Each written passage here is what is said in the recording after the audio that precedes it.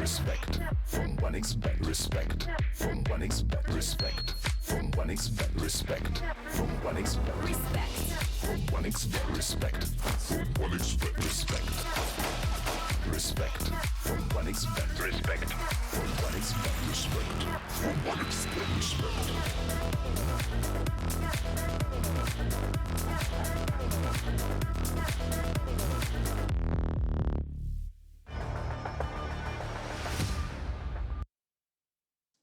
Good afternoon, ladies and gentlemen, and welcome back to another day here at the Oriez Regional Series 4 LATAM. It's a deciding day in the groups. We're going to go through our last very four best of threes, and we are going to see who is going to be advancing into the playoffs and who is going to be sent home. Ted, we've got some bangers in store today, mate. Yeah, we have some bangers in store, right? The last couple of days have been really exciting, Jack. I'm not gonna lie, a lot on the line with the elimination games, and as we move into the decider matchups of the groups, I guess we get to see a lot of new things, right? We get to see some matchups that we haven't really been able to see in the group stages. Of course, some fun rematches as well, which is always interesting. But yeah, a lot to unveil, a lot to focus on. We're going to take a quick look at the groups and see how things have been shaping up. Starting us off with Group A, where I guess flawless is the way to describe Pain Gaming's performance. Taking Crew down in the 2-0 fashion, taking W7M down in the 2-0 fashion, and those are the two teams that are going to be playing each other today to see which one will join in Pain in the playoffs. That's in Group A, of course, and that's going to be our first matchup of the day. We've got over in Group B, a little bit of a different story. We've got Insanity taking on Odic in that deciding game. Of course, Odic managed to get up into that winner's game, but fell short versus Imperial after beating Case Esports in their opening game, and Insanity lost directly to Imperial in their opening match, beat Case Esports in an insane game, and now have a chance to put it up to Odic and be a real shock coming out of Group B, to be honest. But that is going to be our second game of the day. Myself and yourself are going to be continuing to cover it, and then Group C and Group D will be, of course, Yumi and Tea Time a little bit later on today. But Ted, we've got enough time now to just jump into our first match and then just get going, get the ball rolling. And this is it's an interesting matchup, of course, because we've got a Crew team, Argentinian side, who are outnumbered, so to speak, because the sheer amount of Brazilian opposition that we have in this event. So not only are they going to be doing it for themselves, doing it for their organization, you know, in their first and debut event, they want to do it for their national pride as well.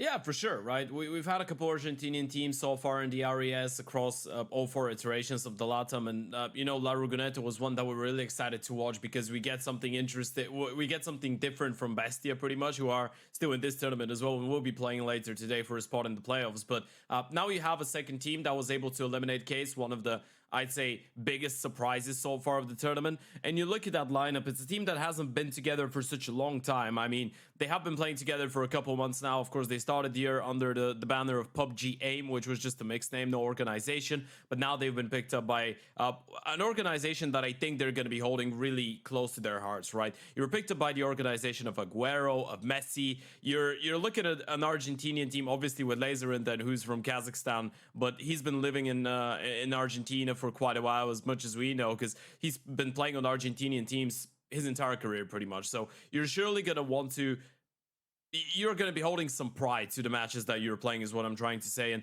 the level that we saw against Case was not low. We saw some great stuff from Ataraxia on the AVP. We saw some great stuff from Reversive, from Riggy, from the more experienced players on the team, and I'm really looking forward to seeing if they're going to be able to match up against the Brazilians today.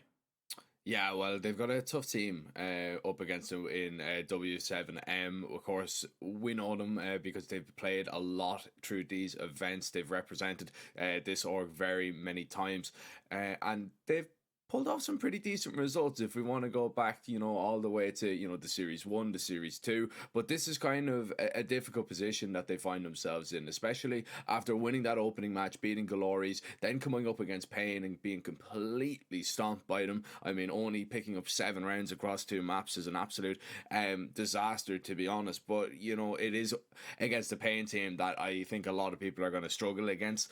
This W7M side, though, it always is exciting to watch them play. I mean, if we look at Sadson on that AWP, we know what he can do. He can really just turn it on at any given moment and really, really put you under pressure, make your upper sweat a little bit, trying to, take him down in that 1v1 op matchup. And then you've got Fokyu leading really the charge with the IGL.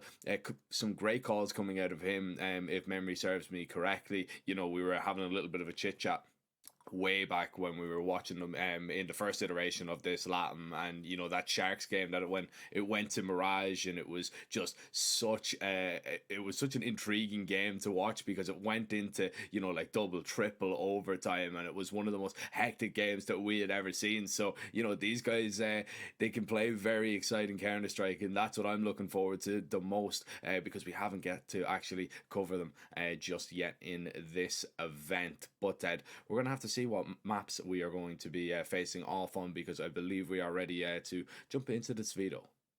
Yeah, we are ready to jump into the veto. A couple of expectations, maybe, especially on the side of W7M. You have a pretty clear punish, I guess, if you want to look at an Ancient potentially. Crew, again, a team that hasn't really played too many officials so far this year, but what we've seen so far from them has been nuke after nuke after nuke, and this is what they will go for straight away. So I guess an Ancient coming in for W7M, a nuke coming in from Crew, expected response. And then if we get to the third and final map, we actually get to watch potentially a map that Crew hasn't really played on HOTV so far with their lineup. As we pointed out, not a lot of reps for the Argentinians. We get to see an Anubis, which was a really good map for W7M at the start of the year. Recent results haven't been great, but we know that they can pack a punch on it. Question here is, Jack, does it get to all three maps? Because I feel like we have a clear favorite going into this one, and even though the nuke has been looking solid for Crew, it's not a bad map for the Brazilians either. Yeah, look, all I'm going to say is W7M have kind of struggled a little bit in terms of form. If we want to go and just look at the last month as a little bit of a sample size, they've only picked up 4 maps, I believe, out of 13. Now, some of the opponents that they've been playing against are, some of the top tier. You've got the likes of Payne in there, you've got the likes of Odic, you've got Red Canids, you've got MIBR, and, they're no easy matchups in any mind at all. So maybe Crew have that going for them, but yeah, this is going to be one of the toughest matchups that we've probably seen them face off against. Of course, we're expecting nothing less. It's a deciding game of a group. They've managed to, against all odds, I would say, beat a favored Glories team once before to make it here. Why can't they just do it all? Why can't they just knock W7M out and then advance into the playoffs, and we can wave that Argentinian flag pretty high then? We're jumping into Ancient, but we've got a little bit of a technical pause before we do get going. I'd love to hear your thoughts on that, though, Ted. Do you think it's going to be as clean cut as maybe a 2-mapper? I want to mention something else before talking about this, by the way. Something that we didn't mention in the pre-game is the fact that we have a roster change in W7M, which has been going on for the last 22 days, if I remember correctly. No, it's 20 days, actually.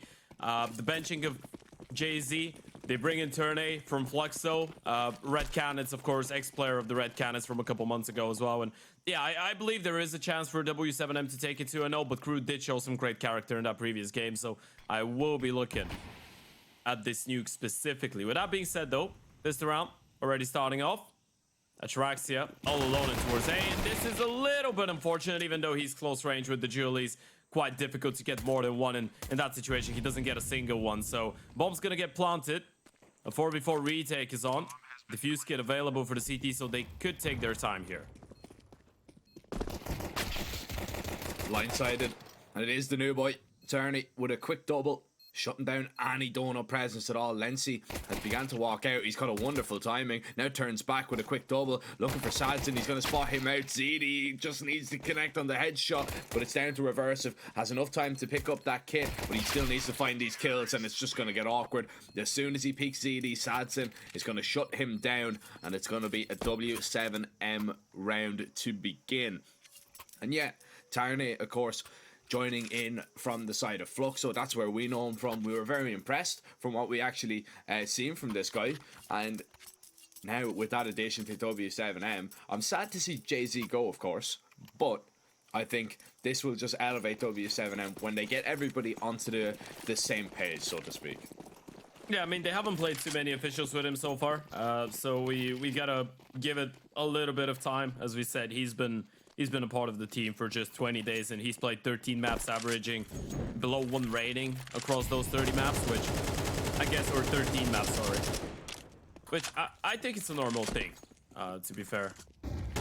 You're a new piece in the team, you're probably going to need some time to get accustomed to what's going on, and you know what, if the team is winning, you're going to be alright. Clean anti-eco as we take a look at the 1xbet odds. Favoring W7M for a victory here, and for them to qualify into the playoffs, something that, as we pointed out, they were able to do once so far in the RES, was not that easy the other times, and the only time that they were actually able to make it into the playoffs was in the first edition of the tournament, right? Beating both Corinthians and the Sharks in the group stage, and then losing to Bestia, another Argentinian team. Then in the second and the third, they couldn't, unfortunately, get out of groups.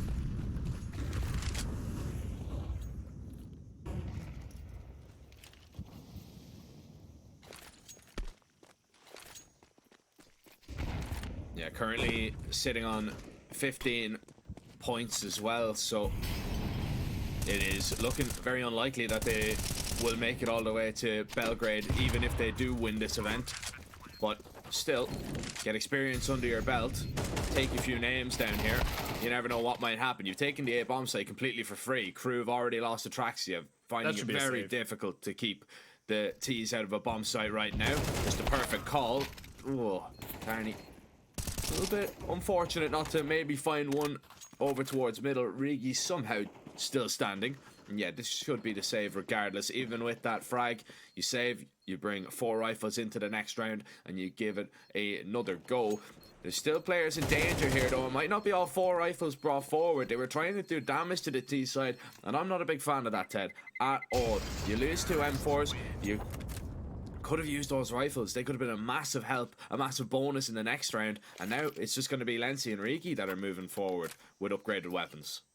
Yeah, quite aggressive there on the holds, leaving a lot of people in close range, and this is a great start for W7M. I mean, straight up, it should have been 4 guns being saved up for crew. Didn't really happen, so now you have to buy your way around it. I mean, you could have been able to buy back-to-back, just drop a FAMAS over maybe to the one and only player that you did lose in the previous round, but now you get to play it just with the pistols. A pretty decent amount of smokes, though, so potentially hoping for an early opening kill and then falling back and trying to delay things a little bit further. Oh, Lenzi gets spotted, but they have no idea that there is a pistol nearby. Atraxia gets one, tap it away. Surely you don't let him get away with a second, and a great smoke in towards A main. Actually, that was Lenzi's smoke to sail the bait, but it's what isolates him from his teammate.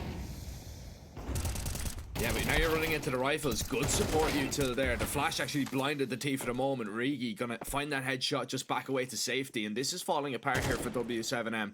Not an ideal scenario at all, especially if you get laser and reverse it up close with those pistols. Bomb is going to be tapped to see if the CTs are going to try and swing on in, and they have. Sadson now needing the support of ZD to come back. He was going walkabouts in towards Temple, but Sadson will be going absolutely nowhere. His body lies lifeless now on A. ZD has to try and breathe a little bit of life back into this round because the CTs are swarming around still, and ZD panicking. No, that time is not his friend. But still, that HE could chip away a little bit more health, and it lands flush. Laser down. It's just a 1v1, but where is Rigi stepping from? ZD plays it to perfection. He's even going to save that AWP, and crew, they just get so close. But Ted, we know close is never going to be enough.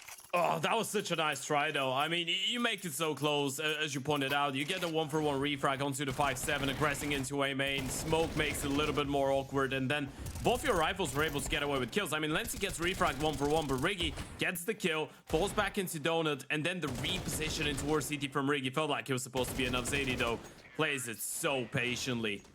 Not really rushing it. Using every single second that he had on offer from the clock. So W7M 4-0 up. Another buy coming up from the defense, though, and this start is a lot better here. ZD continuing to turn up the heat on this bomb site. W7M are not going to be denied out here. And ZD, even low HP, finding that headshot, taking him down. Rigi tries to get ahead of the smoke, and he's just going to be punished. W7M, they're taking Crew for everything they are worth over here towards this bomb site. And ZD just posting up with that AWP. He's a jack of all trades, then he can do it with every single weapon. He's 11-1 right now, and W7M are going to be 5-0 up, and especially because Reversive won't even get away. It might be panic stations now for Crew here on Ancient, because so far they're being taken for a ride. I'm not sure what's going on with ZD, by the way. I think this might be the most impressive start of a map we've seen from him so far this year. That has been outrageous. In towards the A-bomb side, they just haven't been able to deal with him. Great openers. Nice shot from Sadzen, by the way. Not an easy one to connect. You can just see the head of the CT towards the back of the box. But yeah, if you're Crew, you're going to be a little bit disappointed of how this one goes down. You get the opening kill in towards middle. You deny the T's from getting that fast space in towards that part of the map, and then it's just one player getting ahead of your Molotov, winning the straight up 1v1 against the A player. The Oper going down as well. You just feel like you provided a lot of individual fights, and ZD was able to single-handedly just storm his way into the round, take it over the finishing line. We could be looking at a 6-0 score, and we just started things off. If you're Crew, you gotta be really careful you don't let this one just run away before you were able to say anything about it. Ooh. Oh my. When it rains, it pours, unfortunately. That At is least they've been able to keep a lot of the rounds close so far, but what you're not after is allowing W7M to get one with 4 or 5 surviving right now. Yeah, no, not at all. But it's not, even like this round, it is non-competitive. And I really do worry for Crew. I know this is only against the Pistols, and maybe I'm reading into it a little bit too much, but W7M, the peaks that they are going for are just so confident that, you know, Ted, when somebody gets confident against you and they just feel like they can peak anything without being punished, that's when the problems begin to arise. Because that's when, let's say, the more composed, the more calm, the more collected Counter-Strike is stopped being played, and W7M are just going to swing, take a raw aim duel and skill check you. And sometimes that can be a very, very quick day in the office. Nice shot there from Atraxia to maybe get his hands on a rifle here. No way they're going to get near the round, but you might be able to save a gun or two. Never mind, the one kill is all they come away with. But do you get what I'm trying to say here? Like, you know, if W7M just continue to go with the confidence that they're playing at and the pure speed that they're bringing to the table in these rounds, I think Crew are really going to struggle to get back into this game and just keep them off any bomb site at all. Yeah, that's why you can call some anti-ecos confidence builders. I mean, if you get a really convincing one with just clean shots, you don't really care that there was pistols on the other side. Especially when it's pistol armor, we know how dangerous the rounds could be. So yeah, confidence is a universal thing. Of course, you're going to be feeling a lot better when you ace it, let's say, against the gun round with all headshots, but if it's really clean kills and they had no chance to react up against the pistols, you're still going to be feeling quite good about yourself. You don't want to let this one turn into a momentum game right now if you're a Crew, or, well, it could turn into a momentum game, but you'd be hoping the momentum to be on your side, so to speak, and this doesn't really look like a possibility anymore. Now, thankfully, they have been able to keep a lot of those buy rounds close so far, and now they have another one with the guns. Atraxia on a Nope. Had a great showing on Nuke the other day. You'd be looking to repeat that here on Ancient. So you have a chance to put a foot right. You have the right read, 3 in towards that B bomb side, but you needed to hold on. Laser needs to be really careful. Timing's not going to work for him here. Sadzen, he's just got the perfect time for Laser to jump spot, and that's a big danger when you don't realize they're boosted up on top of the box.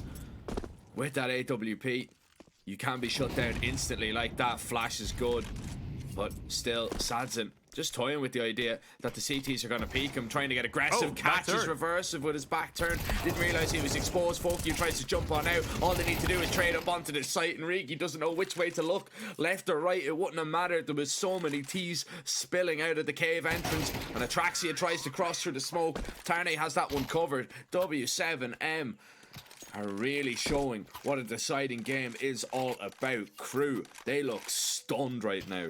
Yeah, it's time to ring the alarm now, boys. I mean, I didn't want to say it early on because obviously it's just a couple rounds. You could have still gotten back to it, but now it's panic stations. Yeah, this round just looked a little bit discombobulated as well. Quite uncomfortable there for the player just wandering around the middle of the bomb site. I think it was reverse, it back turning towards the ramp. Not really ready for anything like that before the smoke goes off. A pretty simple approach so far from the T's is now against the pistols. Once again, they go back towards the A-bomb side. That has been the trend so far up against the low buys of the CT side, but unless Laser goes huge long range with a 5-7, this round could be going the same way as the previous 7, and unfortunately for him, he's going to be going down 6 feet under. And that's where Crew's hopes for this map might be going as well. They're calling off, well, another... I guess not really safe. You're going to be trying to lock down those rifles and potentially get away with something to bring forward. And Zadie's going to hear the steps. Gets 1. That's a good refrag. You get 1 AK to bring into the next round. You're still 0-8 down, though. That quickly, by the way. We've been in the server for a little bit below 15 minutes. I would say probably 12 minutes. I'm not quite... I think there was a slight delay, yeah. Yeah, there was a little bit of a delay. So I'd say this game has been live for about 12 minutes. Well, not including tac pauses. I think we've seen one of them.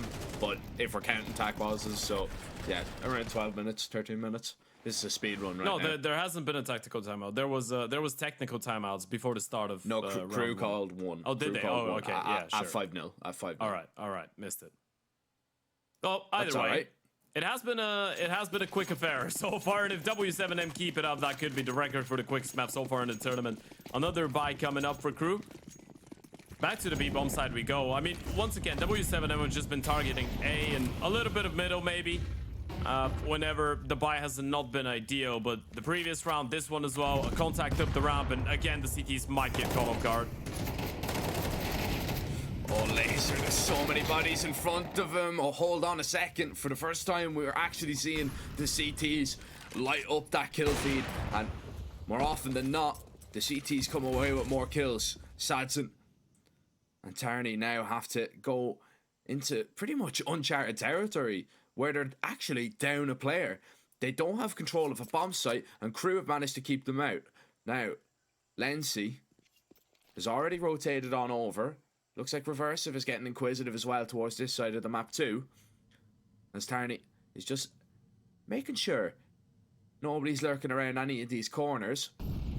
Molly over towards A main. He knows that came from CT surely. And a mid-walk about to happen. Oh, this could go against Crew here, Ted. This could be an absolute disaster right now. Steps not being heard. Tarney's just going to shut down Reversive for free. And he knows that if he's probably walking like that, maybe there's another one with him. Surely he's going to turn around at a moment. But he has to go and clear out the site for his teammate. And the timing just does not favour him this time around. Sadson going to go for that plant. Not going to be spotted by Rigi just yet. This is going to be a very difficult fight right now for the Opper, especially if he gets blindsided from behind. Lency toying with him, spotting him out. Sadson tagged up very low. That HE not going to seal the deal just yet. A 1 versus 2 though, and Sadson doesn't realise he's already crept out. The scope covered him, and Crew finally hold on to a bomb site. It's not going to be a clean sweep. It's not going to be a whitewashed head, but still, there's a long way to go in this game before we even think about a recovery. Yeah, it was still a good hold in towards B though. The support utility was good. Flashes going high. All 3 of those players just stuck in towards the middle of the bomb side and in between CT bodies. That was a really intelligent play, by the way, from Turnay. It was a great read on the situation. And the 2 versus 3, you know, it's highly likely the CTs might want to have some extra information on what's going on. You spot that Molotov coming in from CT and towards A main, and you realize that it could be just to buy them some more time so they can justify going for a mid push. Pieced it up really nicely there. Leads him to getting the kill. This time around, though, Crew with a great start. Both players fully blinded. Doesn't stop them from getting a double opener. It looks like it just took them a little while to get settled. Now they're finding the openings. They're stopping them. This is... I'm not going to say a competitive game just yet, but it's promising if they continue to build. Now, worth nothing if this 3v5 is converted, mind you, but we will see. how crew are going to approach this one. Atraxia smoked off. He's going to just begin to move away. Red Room walk about to happen. Rigi's going to try and take point with this one. This angle in front of the box might not be the first one that you check and you clear. As W7M, they just begin to slow it down. But if you're crew, you've got everything covered. You do have everything covered, but you have 1v1s. It all depends on whether you clear out Riggy. Now he's heard his steps. Timing is going to be everything. He comes in. There it goes. One refrags instant. Oh, position really nicely though. Atraxia is going to cover that, but Laser goes down. And this is big issues. The B-bomb side's completely clear. Reversive needs to sprint his way back there. Oh, Sadzin's hearing the steps here. He taps the bomb. He's going to go look for Reversive, but instantly Reversive and Lency, they're just too quick. They managed to save that one, but yeah, that one really could have got out of hand, especially if we've got smokes, if we've got mollies on the T side. They just put them down towards the ramp area. And then maybe, just maybe, even if the op lands the kill there onto Reversive, they could have traded out. W7M could have been back there. Crew, get that one over the line, but it's not as clean cut as they may have wanted, but still. As the saying goes, Ted, it's not about how you win them at this stage as long as you're winning them. And crew have got a second. A third would be perfect. And 4 would keep at least a small bit of hope alive. Yeah, gonna keep you level-headed. Still though, W7M getting really close in a lot of those situations. I feel like the previous round was, I guess, the proving ground for the CTs. You're not gonna let W7M just run over you in every single round, and now you've made them respect you a little bit more. Go for something a bit slower. Riggy has to be careful not to go down though, and the fake is being thrown in. Flashes, great. Riggy gets one, but the refrag is instant. They don't realize it, but they have an empty bomb site to work with once again. Yeah, they're gonna go up and find out pretty quickly. Oh, but they really need to worry about the flank here. This could be the real danger. Slowly approaching from behind. The ops being spotted jumping across. Flash is going over. Atraxia completely blinded. Just so much support util that the opera couldn't handle. Now it's the double flank once again that's going to have to come away with everything and more. Reversive and Lency, the exact same two in the exact same positions, but this time Tarney was the unexpected element. Sadzin shuts down the next, and W7M back to winning ways, a 9-2 lead. You know what I'm noticing, by the way? I've always liked Turney for the IQ that he has as a player. I feel like his career has been the definition of unfortunate in the last couple of years. You look at all of the teams that he's been a part of. You look at Fluxo, the amount of times that he gets benched, he gets brought in, he plays for a little bit, then he's not playing anymore. Then you look at the Red Canids, you look at B4, you look at all those teams where he spends on paper a lot of time, but a lot of it he's on the bench and he's not permanently on the lineup for more than 4 to 6 months, right? So quite rarely he actually gets given the chance to play within a team and get comfortable, but you can see by some situations like those that he's got the experience, that he's got the IQ to make the right decisions.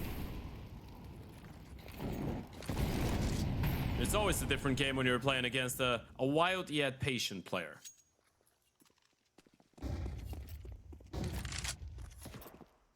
Look at this, Reversive all the way behind them already. This is a huge right now. W7M don't realize it, but they're being boxed in. But this is going to be worth absolutely nothing right now if they just accelerate into the bomb site. However, Laser goes down. Reversive's going to try and strike. There's the refrag from behind. The swing coming in once again. And Voki is just not ready. He's lost really the brunt of the hit that was about to happen.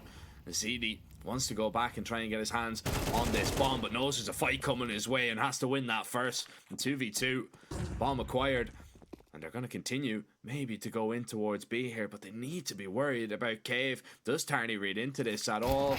Oh, timing is everything here, and a glimpse, a left shoulder spotted out. He knows that both of them are here. The swing is not going to be good enough, and crew, they will finish with a flourish, at least a third on the board.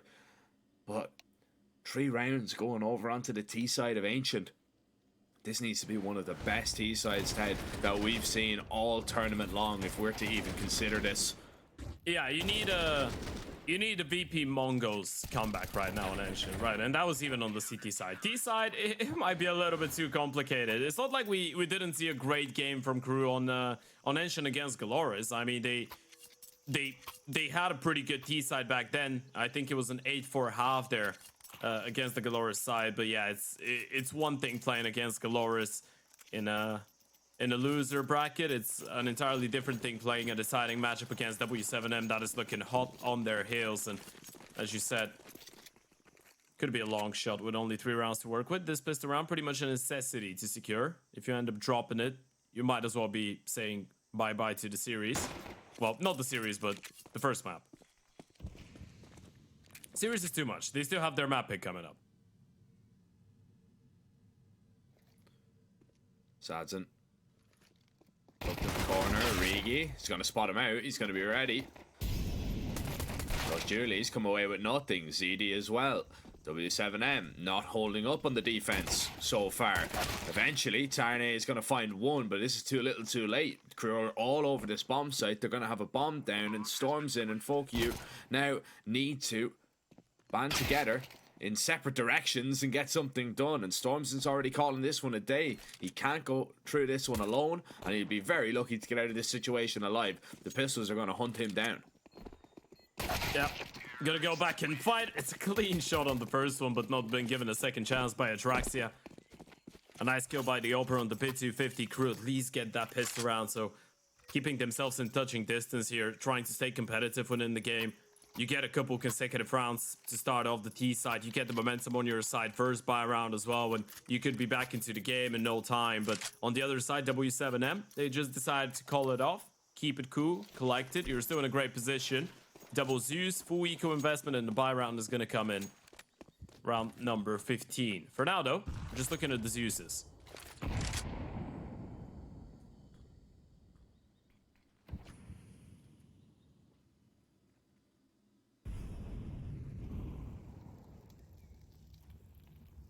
Oh, look at Sadzen. Oh, yeah, baby. He could get a little Galil upgrade here.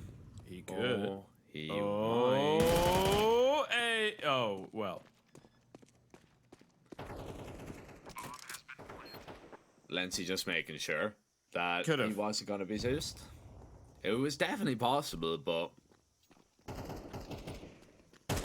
doesn't really work out. And as you could expect, it's the rifles wreaking havoc versus the pistols.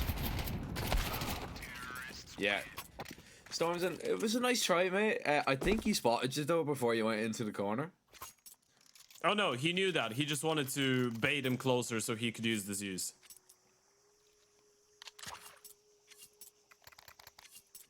It wasn't like a Scooby-Doo moment where, you know, No. like they hide in like a suit of armor. No. He knew. He knew he was spotted. Just wanted to sell him that false sense of security. Lure him closer to the good almighty Thor's Thunder. With that being said, though, first buy round on the cards. Fokyu, quite aggressive in towards the lane. He's gonna stick around. 9 bullets in the chamber. Might want to reconsider at this point. Spam keeps on going, and we'll get the hell out of there for now. Early on, the CT's heavily leaning in towards the A-bomb side, by the way, and as no A play is actually coming in, we might see a bit of an aggressive play. That's going to take a lot of space. Question is, how long will Crew take, and will they actually allow that play to come into fruition and have any impact on the round itself? Yeah, I mean, it's a good adjustment from Sadson to rotate back instead of 2 players pushing through A main. It's kind of overkill, especially when you know that there's literally no presence being felt at all. There's a lovely opener. Baited into the high-low, I believe, from Sadson. I think Sadson went for a little jiggle there towards the cave. They thought it was only 1 player, and then they still peeked into the high-low. Lency's just going to walk right into Storms and might be aware that somebody's up close, and oh, there's the entry they were after. There's the reroute into this bomb site, and Tarnay is the closest player here. Now, he could find Lency. This is a big kill. over towards a main. Spotted out. One bullet will do. Needs to try and get these off the bomb if he can, but crew are holding on.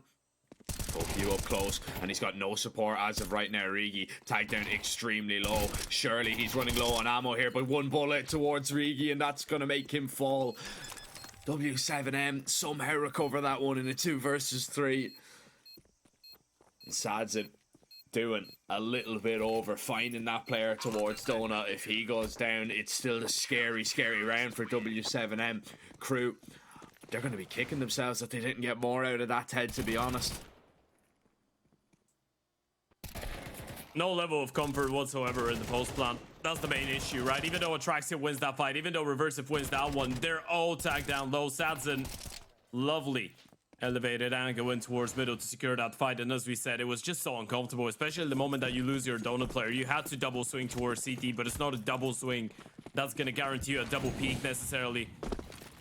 As soon as Fokyu gets the first kill instantaneously, he gets 2 1v1s on paper, and he makes both of them work out perfectly. Thinking about going for a late play through the smoke potentially though, Fokyu. This could be interesting.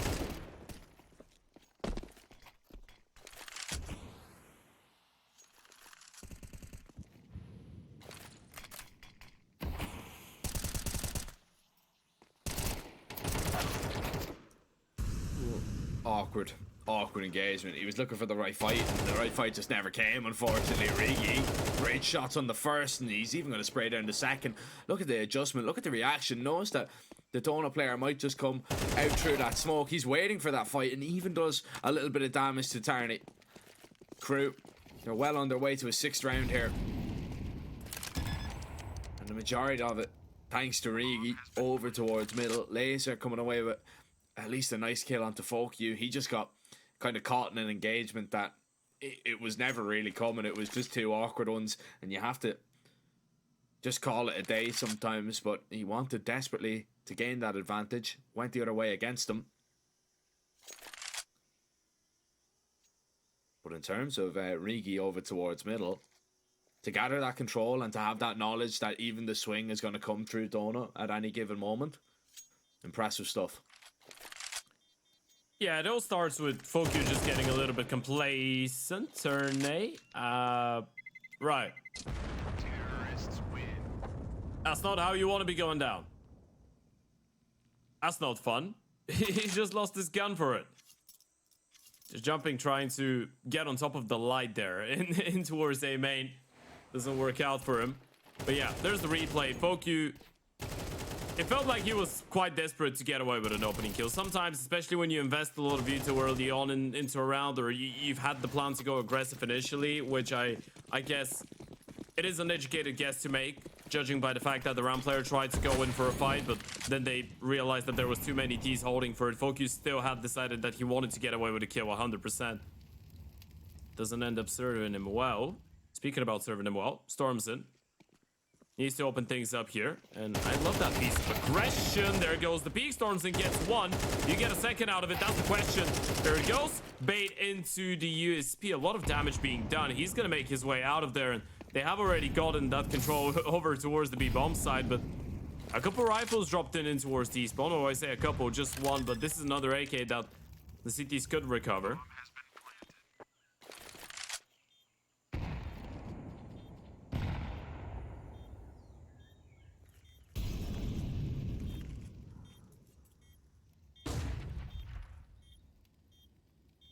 7-10, and crew are making a game out of this, to be fair. We were looking like this one was going to be done almost as quick as it started, but crew are showing some very, very promising signs right now. W7M have only picked up a CT round, a singular CT round. Now, they have 2 AKs to work with. That'll at least soften the blow of the amount that you have to invest into this next round, but it's about time that you get some reward from your investment, some yield from your investments. Crew Esports, their odds currently dropping, actually. from 1xBet as they slowly claw their way back into this game. If you want to take advantage of those odds, you can head on over, click the banner below the stream, and sign up using our code 1XRES LATAM for up to 130% deposit bonus on your initial deposit. And of course, you might get some great odds in terms of if Crew actually manage to pull this one off and come back in the series. But right now, still a little while to go about it. Rigi over towards middle. He has these mid players surely pulling their hair out, and he's absolutely firing on all cylinders. Everywhere he turns, he gets a kill. That's such a big issue as well. You get the first kill into the A player, then you kill the donut player. You know the A bomb side is completely free for the take, and Atraxia shut down another one. This round is completely over. W7M once again tried to go for those, not even, I wouldn't even say aggressive peeks. They were just trying to hold it towards middle, just trying to spot for the cross, but Rigi walks in, finds the first one, waits for the reaction from turn A, gets away with a second. Phenomenal impact by Rigi, and Atraxia is already posted on the angle. He's going to try and get on those rifles on the way out. There's no way out. Well, there is, but it's not the one that you like. Turn A, a 1 versus 4. You're just praying that they let you hold on to what you already have. 1 AK, a smoke, and a flash, but hope starting to slip through the fingers of W7M right now. You did feel like a 9-3 first half should have been enough for them to close it out. Now Crew have made a game out of this officially. We picked up 2 buy rounds in the second half, all the conversions. It has been looking clean. Not too many clutches going your way. And there you see it once again. Check this out. This is so clean from Rigi. He's done that twice in a row now in buy rounds, back to back. Double kills in towards middle. Oh. Didn't realize that shot was, yeah, unlucky for Foku. Oh, half buy here from W7M, not going for the full investment. Probably want AWPs out. First things first, need to stop Rigi. Over towards middle. He is getting way too much space and way too much respect for free. Oh, this is a big risk right now. They're just going to burn up. They're both standing in Molotovs. This is crazy right now. ZD's down to 7 HP and eventually he's just going to be sprayed out. This half investment just completely botched by W7M.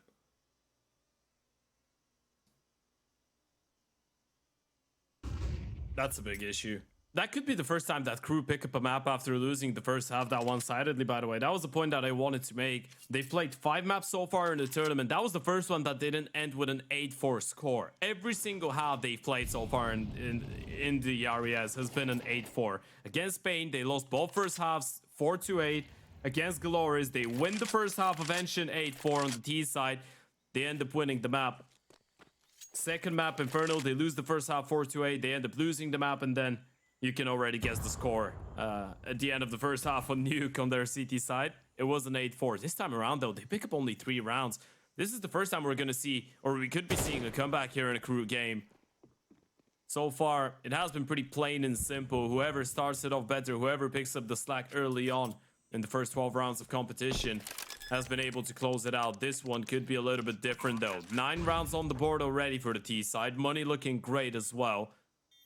People getting a lot of confidence. It's not even one player only going huge. We did highlight the impact of Rigi and buy rounds, but Reversive's had a couple good moments. Lency as well with Traxia. I guess Laser has been a little bit more quiet, but looking at a more supportive element within the team. And you know what, as soon as, or as long as the team is picking up rounds, you don't really care about that stuff. Turn 8 might be able to hold on to the AK-47, which at this point feels like it's detrimental. Any monetary bonus that you can get right now on the CT side, you will get. But you need rounds as well on the board check. You need them now. Chris coming.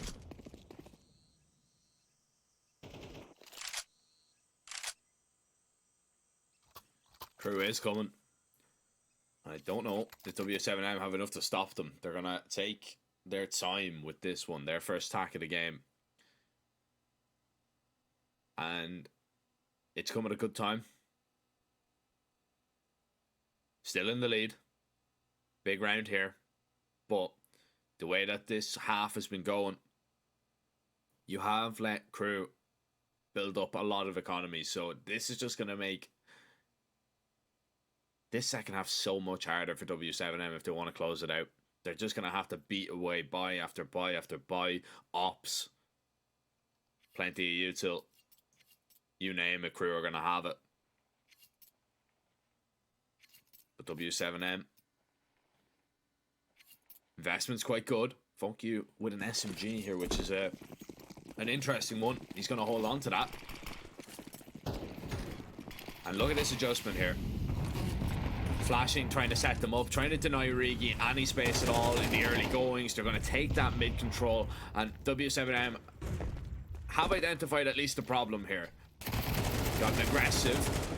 That's Fokyu shut down. Oh no, they get aggressive towards middle, and all of a sudden B's falling apart, and now they're going to strike from behind. Lency's looking for this kill onto Stormson, and he's even calling them back. Lency gets this kill. He's pulling the rotate of the upper over towards B and mid. And Crew, they're going all the way over to A. What a call. I mean, even if they still wanted to play B, it's a 4v1, right? Even if he's in the right spot at the right time, you're never gonna have an easy one getting away with this. And if you're Assassin, you should be considering the save. Flashes, Molotovs, sound cue's gonna give it away. You know it's an A play now. Bomb's gonna go down as well, but you're just thinking about the save. That's all on your mind right now. W7M are crumbling under the pressure. That was an 8-0. 9-3 half. And it could be slipping right through. Going out the window. That's the performance that we saw from Crew against Galoris on the T side. And once again, great reaction. W7M trying to force the issue. Fokyu again trying so desperately to find those opening kills in towards the round. But Crew have been doing a great job at just playing reactive Counter-Strike right now. And they're going to be on the prowl. Sadzin, you better believe it's not going to be easy to hold on to that hope. Atraxia might catch him from the back, spot it out. Everyone else going to start sprinting their way back. Sadzin gets one, sees another one, switches to the pistol, might be able to stay alive in the end of the day. Oh no! Laser takes him down, and that was from the ramp. That wasn't even the player coming in from behind. That must have been a sick shot from Laser. He jumped right into his view here. This was lovely. The mid play just springing into action as the B players are gonna rotate on over. The B players just take so much space up there by getting those two kills that they knew the W7M were getting aggressive in towards middle. And what's the reaction? Try and jump up shelf and try and maybe stop them from just sprinting into the B bomb site. Nah, Crew had two players ready to run through a smoke and shut you down. W7M, I mean, they're just being outcalled right here. This is a nightmare, to be honest. I said we needed to see one hell of a T-side, Ted. We're getting it. We're seeing it. Yeah, and W7M is quivering right now. Quivering hard. You're not necessarily sure what's going on.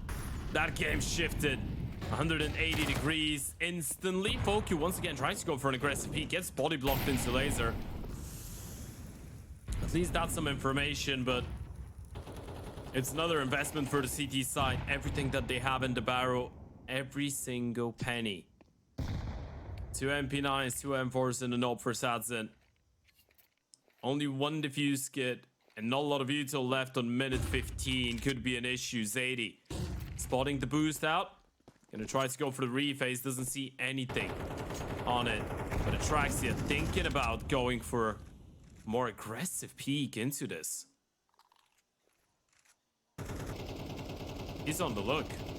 He's on the prowl. He's gonna walk up and just shut down that player. The flash came too little too late. Atraxia is just gonna be holding. Now knows that there's a player towards the pillar. Saw him jumping in. Yeah. He knows that there might be a K push coming. Surely he's going to be warning Laser, who's just going to shut him down. W7M are falling apart at the seams here, and there's nothing that they can really do about it at all. Stormson catches one on the cross. This is the most competitive round we've had in quite a while. Stormson tries to get a little bit closer, but Reverse was just waiting to hear the steps to go for the peak, and W7M have to go for the save. They've been shut out of yet another round, and Rigi might be on the case once again to punish the economy of the W set the Emmy, boys. Sadzin needs to be so quick with this reaction, and he is lightning fast. But now he needs to get out of there. Now they know it's a save. Crew can go hunting if they want, but their hunt for the lead is over. They have it. It's a nice first shot, but you gotta stay alive against 2 more rifles right now. If you're Crew, you don't really give a damn about money. You're not thinking about investments. You have so much cash in the bank accounts. All you're thinking about is getting those guns out of the hands of the CTs, and there goes the first one. This is huge. Laser up against the over. Satson needs to be as quick as possible, and he lands the shot. Reposition, ready for the other one. Satson passes the test. It's a nice triple. You will stay alive, but it's just the one hope that you will have going forward. Now, because of that, he can drop over an M4, and you can have everyone on M4s going into this round. W7M, go for a tactical timeout, but I fear it might be a little bit too late. Disturbed. And that's the name of the coach, but the state that they've been in so far on that CT side has to step it up massively. I don't know what you can say to your teammates right now. They've been completely run over so far in that second half. Picking up only 1 round, and Crew is looking locked in on those 13 rounds. If there was a moment for one person to step it up, have a once-in-a-lifetime round, get a crazy triple kill out of nowhere, it would have been now. It's even a double tactical timeout. Yeah, that's when you know they're in trouble, right? When you see a double tack, that's when you're like, oh, okay, right, they're taking this one serious. And if you're a Crew, by the way, you have 2 approaches going into this one, right? Number 1, you could be expecting them to switch up the approach a little bit and stop trying to go for those really desperate plays in towards the B-bomb side aggressively early on. So you can just wait it out and take the map control as the round goes on. You can just keep it slow. Or you just throw in a massive spanner into the works and a straight up shutdown call. Something really quick if you want to surprise them. It does come down with a risk though.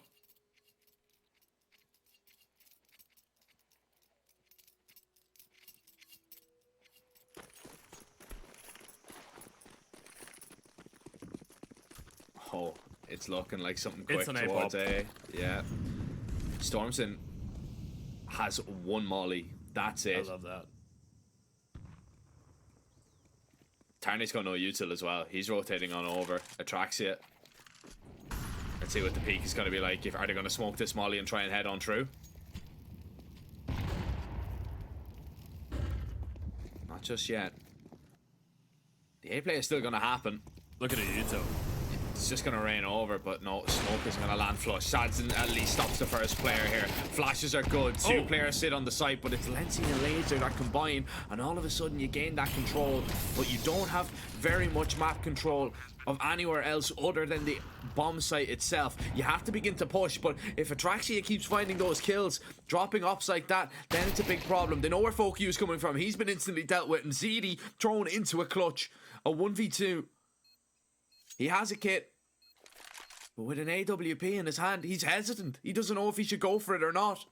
He knows money is a massive issue. This is a big risk if you go away and save, but it's an even bigger risk if you go for it. And he tucks himself in towards the corner. He's trying to be sneaky, but he's already been spotted. The ninja never going to work out, and Crew will hold on. This is going to be 12. And they already have a map point. ZD at least will hang on to that AWP. That is a bonus. But when you look at the bigger picture, when you look at the grand scheme of things, Crew have fought tooth and nail to get back into this game. They've won 9 out of the last 10 rounds. And they have absolutely shattered the money of W7M. This is for everything here. For all the marbles is the term that you can use right now. This is huge, and W7M just probably lost their best chance of picking up a round. A 3 versus 3 post plan in towards the A-bomb side with no comfortable post plan positions for the teams, but the Ob just does so much to alleviate the pressure. And you've already spotted out Sadson. You can start taking space in towards B if you want. Laser's thinking about it. A quick scale up the ramp has been working out for you so far. You have 2 chances to close out the map here and now, and that would be the most unpleasant of beginnings for W7M. Feels like that was their best chance. Feels like it still should be their best chance on paper to qualify for the playoffs after the first edition of the RES. Had to play their deciding games against teams like MIBR and the Red Canids in the 3rd edition. Had to play their deciders against Team Solid that ended up picking up the competition, winning the entire team and the Red Cannons again in the second edition of the RES. And now you're playing against a team that's making their debut. A team that has no expectations going into this one. A newly entered Counter-Strike organization of 2 football superstars. And you still might be going down and out. Of course, this is just map 1. But it's so convincing in the second half. Opening kill. Evading them for now. But it's a good nade to tag down Zadie. So it's a fake. It's a ruse. They're going over towards a Sadson though. Near perfect when he's needed to be. Great shot to stop Reversive, but Crew still have a chance with 20 seconds. You need to get that bomb and you need to get on over. W7M are going to have everybody here defending. This is going to be difficult for Crew. They're running out of chances though, and they need to go quickly. Jumping on past Laser finds that first kill. The trades need to come in and they need to try and get this bomb down, but it's just Atraxia left and he doesn't know which way to look. Finally, those flames are gone. W7M, the round that they seeked for so long, finally comes into fruition just in time, just before it is too late, and overtime possibly could save them. Yeah, could have overcomplicated a little bit there if you're looking at Crew, right? Try to have the perfect call, but then inevitably you just run into the AVP of Sadson for the first time in such a long time. He gets to actually be involved in the round early on. They've been doing such a good job at isolating him from the action. They get one more shot at it though, and look at Atraxia. He's gonna try to find the opening kill once again. So quick, so aggressive. Haven't spotted him out, but the rifle's going to accompany him. Now one player has been spotted out. Zadie's not ready. Reversive finds one, turns around for a second. This could be the end of it. Oh, Sadson gets one back, and Reversive doesn't want to peek into him. He knows that Sadson is a real catalyst to coming back into this game, but he's already passed the smoke here. There's the peek. Didn't realize the AWP was ready to receive him in that position at all. The util is looking short, it's looking sparse. The smoke, a molly and a HE, and all of them already used. AWP spotted towards the ramp. Lency is going to be wheeling it this time around. Not even your usual opper, as the retake is about to happen, but the CTs need to find the kills. They're going to try and run them down, dodging the flashes, trying to stay alive. Riggy now knows he's not on time. it. Sadson does not have the time. He's going to try and run him down, but Crew managed to steal away the map pick. W7M, they fall on their defense, and Crew put up an attack that even Messi and Aguero would be proud of. Yeah, I mean, they would be proud of it, right? That was a great result by the Crew boys. We didn't expect that to happen. We expected them to maybe take away Nuke, maybe take us to the third and final map. Yeah, sure, if you're able to put up a good fight on Ancient, that would be welcomed, but not that good of a fight. You ended up being completely blown out of the water on in the first half on your CT side, and then once again, the same story that we did see against Galoris. A fantastic T side coming in from the Crew boys. Reactive Counter-Strike, pushing the aggression, capitalizing on the desperate aggressive plays coming in from the CTs on the other side, just playing like a solid team, man, and that was a deserved victory. I can't believe I'm saying it. Crew was the better team on Ancient. They were, man, and it was shocking to see because they were 8-0 down. They were 8-0 down. We were already thinking the game was over. In my mind, I was thinking the game was over. I was like, there's absolutely no way. Just because the sheer way that W7M were winning rounds, they were just running over them on the A bomb site. All of a sudden, Crew, they just got going a little bit. It just took them a little while to kind of get settled into the game. And then W7M, I don't know what happened. The wheels came off the bus and it fell apart. And all I know is they're going to need to call a mechanic, get those wheels back on, Ted, because if they don't get the rack together on Nuke, they could be going home, and Crew on their debut could be advancing into the playoffs. Ladies and gentlemen, we've got a short little break. You don't want to miss map 2.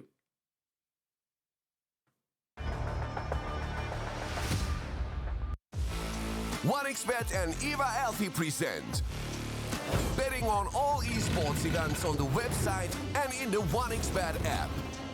OneXBet. Play with Eva.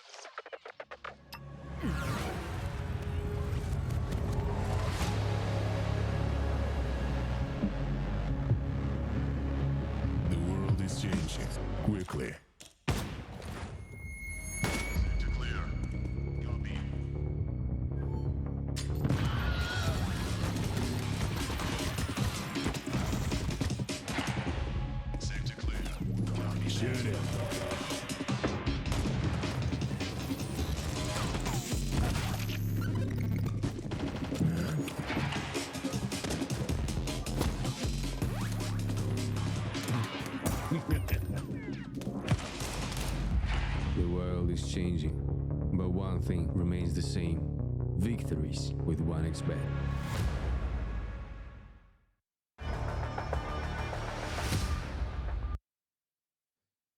Welcome back, folks. It's deciding matchups day here at the group stage of the RES Regional Series for LATAM. And we've had a pretty exciting one so far, Jack. We started off with an Argentinian-Brazilian derby. Korea Sports, though, looking much better than what we expected on the map pick of their opponents of W7M. And now moving into a nuke, a map that they've played so far twice in the tournament, a map on which they were able to get 8 rounds off of Pain, a map on which they completely obliterated Galoris. Crew, things are looking good for them going into that second map of the series, aren't they? Yeah, I think so. Look, I think their confidence is going to be at an all-time high, especially after a comeback like that. You know, to be 8-0 down at the very beginning, to be losing a half 9-3, and then all of a sudden to win that in regulation, 13-11. Even though, you know, like there was a possibility it could have been a 13-10 there. They really could have just closed out. But even you know, losing one round in there isn't really going to make all that much of a difference. I think W7M are going to really have to find something more, find that form that they had in the opening of the game, especially early on their CT side of Nuke.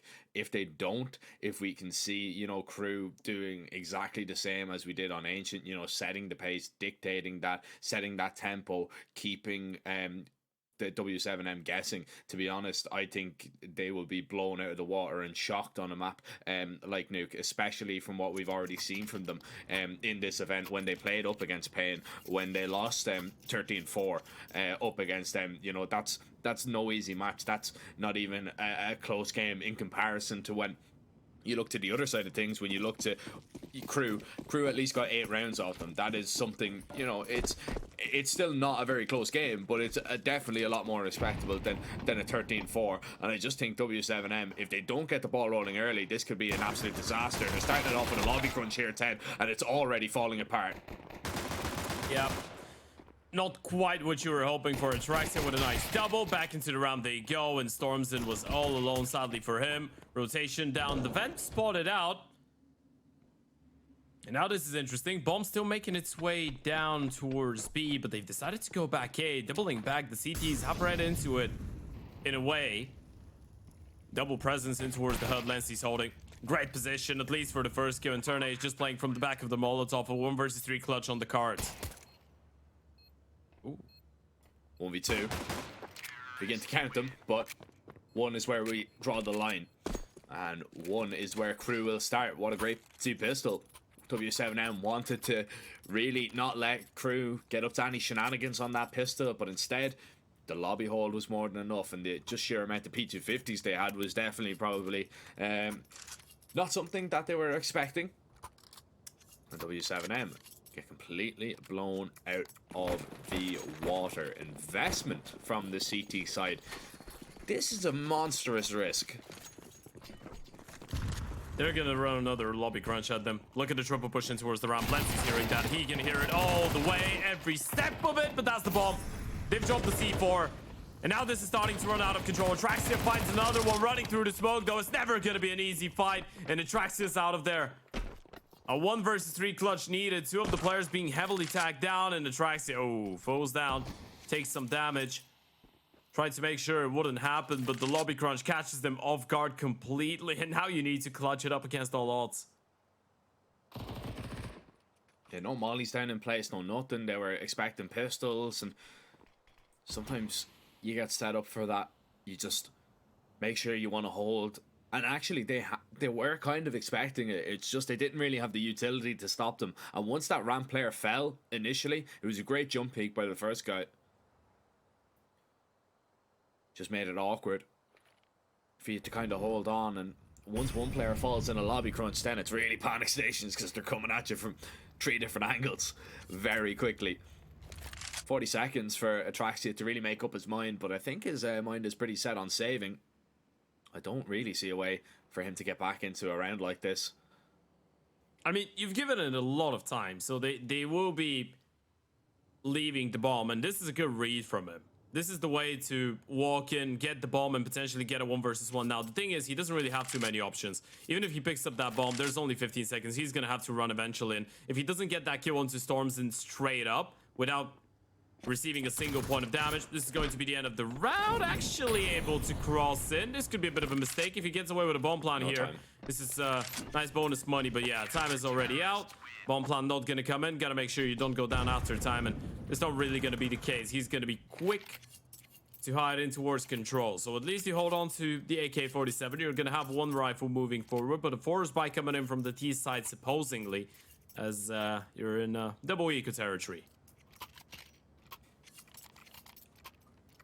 Yeah, that was a big risk from W7M. You know, if you go for a force buy and you lose a round like that, you're basically handing through, you know, 3-4 rounds off the rip on the T side, which is never gonna be any good at all. But when you win a round like that, all of a sudden, oh, you're in business. Now, worth nothing. If crew can get close with these pistols and cause you a headache, they're already down secret.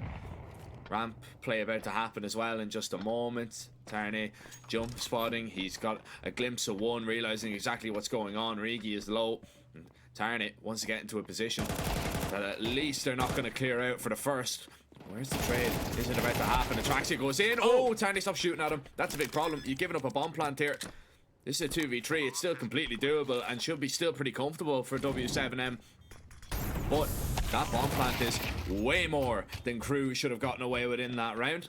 But they will get away with absolutely nothing else. 3 survive for W7M. But Tarney, oh, he's going to wish he had that one back for sure.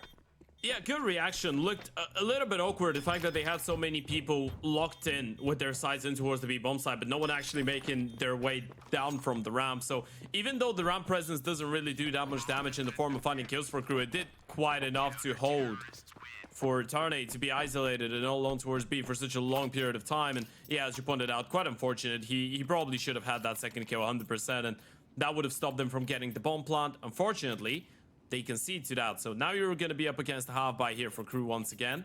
A couple of upgraded pistols. Probably not too much though, because you want to have a proper investment heading into the first proper buy round of this map. But a couple upgrades. An HE to supposedly blow the door, and they might be attempting a bit of a vent drop here. Never mind.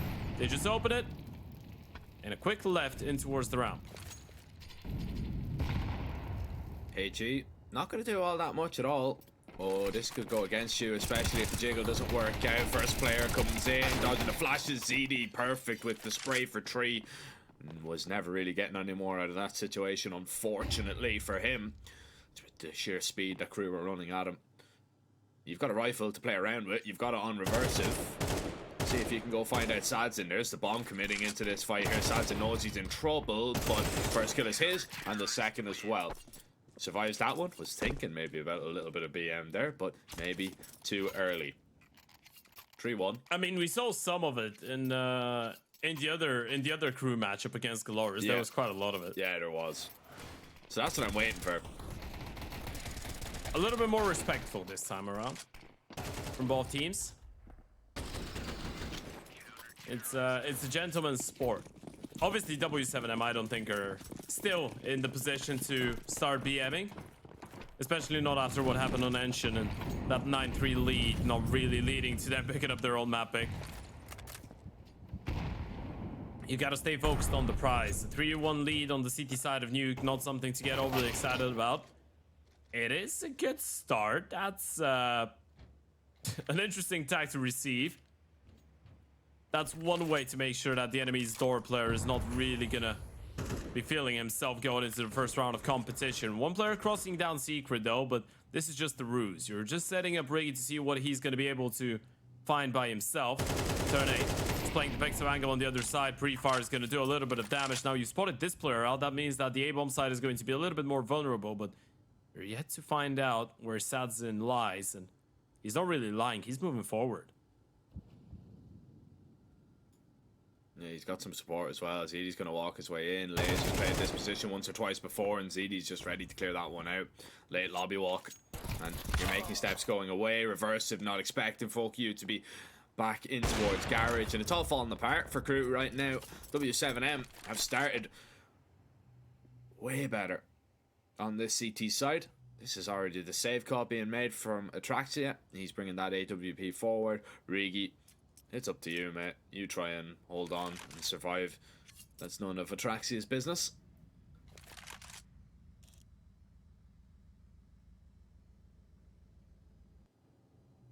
W7M 4-1 lead. This is exactly what they wanted to do, especially after the investment, losing the pistol.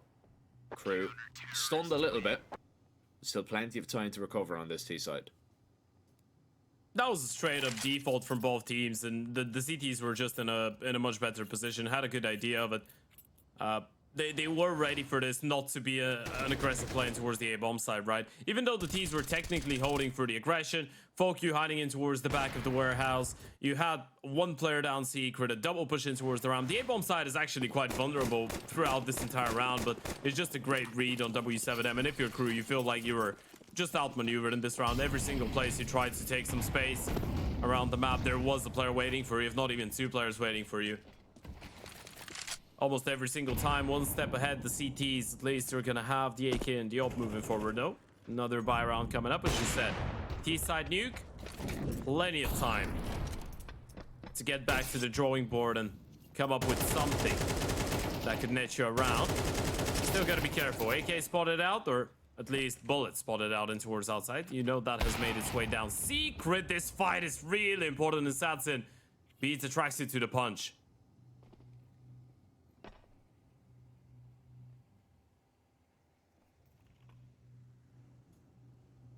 Reese had him rotate away, but he doesn't know if he's just baiting at the steps. He could just try and lure him into something, a little bit of a trap, and he has technically tried to lure him into Tarney, but yet to be spotted. Op going to be acquired. There's a jump across. A lot of damage done. Tarney didn't really miss a bullet there, but it was only to the chest, and Sadzin will continue not to miss. Tarney trying to get above this site. The door's going to be open. AWP spotted. FoQ now down the vent behind, and they didn't see that one coming at all. 30 seconds. And reverse him under all kinds of pressure now. At least stops the first player from getting too close to him. Great shot on the second. This is getting a little bit nasty now in the vent. Doing some damage where he needed to, but it's not really going to do too much at all to the CT economy. It's flourishing. These rounds not really looking as competitive as Crew would have liked them, and we're seeing shades of Ancient early on.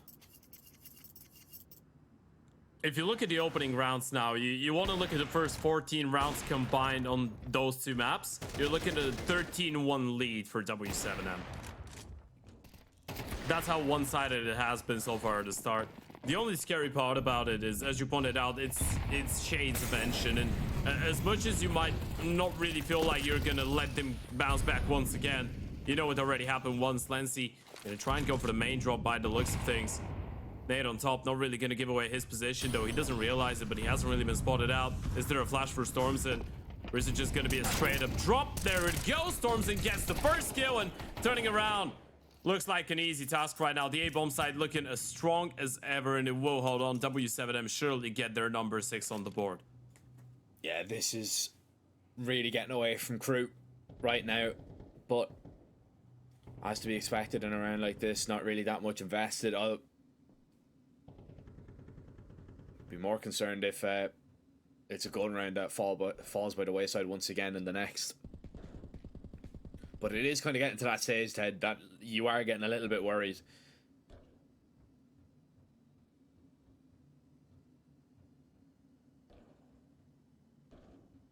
CT's money's just a massive bank behind them as well. You're not doing any damage. You're not even really making them sweat. Rigi, the man that was having all that impact on the T side of Ancient, yet to even register a kill.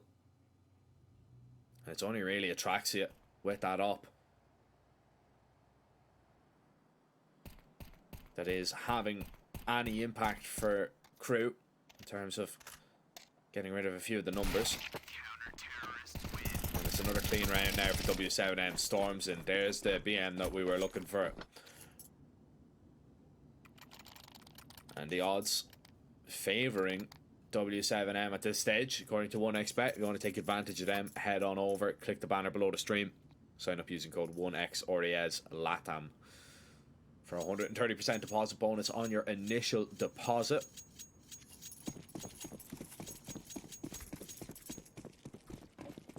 And here we go, crew. Rifles up. Need to get Atraxia into a position that he can do some damage, maybe find an opening pick with that AWP. Need to get W7M worried here, but Fokyu getting aggressive towards outside. He's going to gather a little bit of information and get away, but he's still sticking around towards back red. You might not read into this if you're crew. Might not be ready for it, but he gets forced back by the Yuto. And Fokyu, actually, this is a big risk to cross in towards credit like that. And back in towards hell. Players crossing down secret. A couple of them have been hurt and spotted out, and this is a really heavy rotation from the CT side down the B bomb side right now. Turn 8 already down here. He's hearing the steps. He can go for some support. There's so many bodies in towards the ramp. Just needs to make sure he stays alive though. Trying to bait them in here. Rigi's going to spot him above the site, and Tarnay still comes away with that kill. Damage is being done to the CTs, but just not that finishing blow landed. So now eventually, there it goes. You have to get one. There's Atraxia. They know Tarnay is somewhere. They know he's still down towards B, and that's going to worry you. Definitely. Spotted him above the site. Smoke off towards glass. Sadson, is he going to try and push through? This is ridiculous if he does. He's got a wonderful timing. You are never expecting this. Not in a million years. There's the first one. Atraxia has to turn around and be quick on the refrag, and he's going to get it. Crew finally get onto his site and get a bomb down. For the first time in a very long time, and the double ramp retake is still going to be on. You may as well attempt it. You've got plenty of money, but Lenzi is cutting that retake apart, especially with that kill on ZD. Now Storms in. You might just want to call this one a day. I don't think even you, 9 and 2, are going to be able to pull this one off, but he's still going to have a look in. Still going to see if he can do the damage. Still see if he can keep these bodies here. He gets on it, taps it. Atraxia was ready. That's one too many times now that W7M have tried to be a little bit sneaky with it. But they get another kill there. Atraxia was the only player surviving with that up. Another player that was left in that 1v2 situation. He died in the bomb. Yeah, not too much money for the T side right now, but you don't really think about the money factor. You're just thinking about getting the rounds on the board. You needed a response like that. And it's a pretty simple thing as well. You just send so many players down secret. I feel like a lot of times they've already sent just one guy to try and push them back. So it's a good change.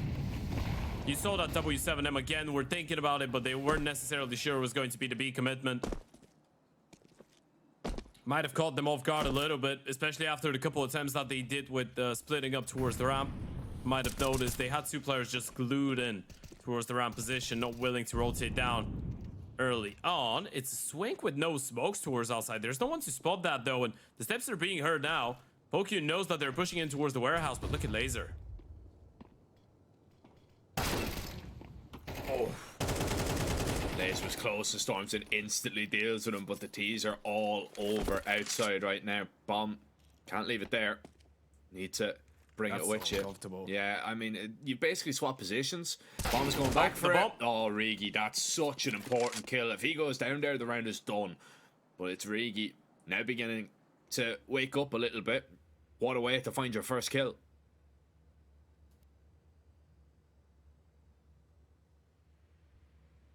Oh, they're all on an island.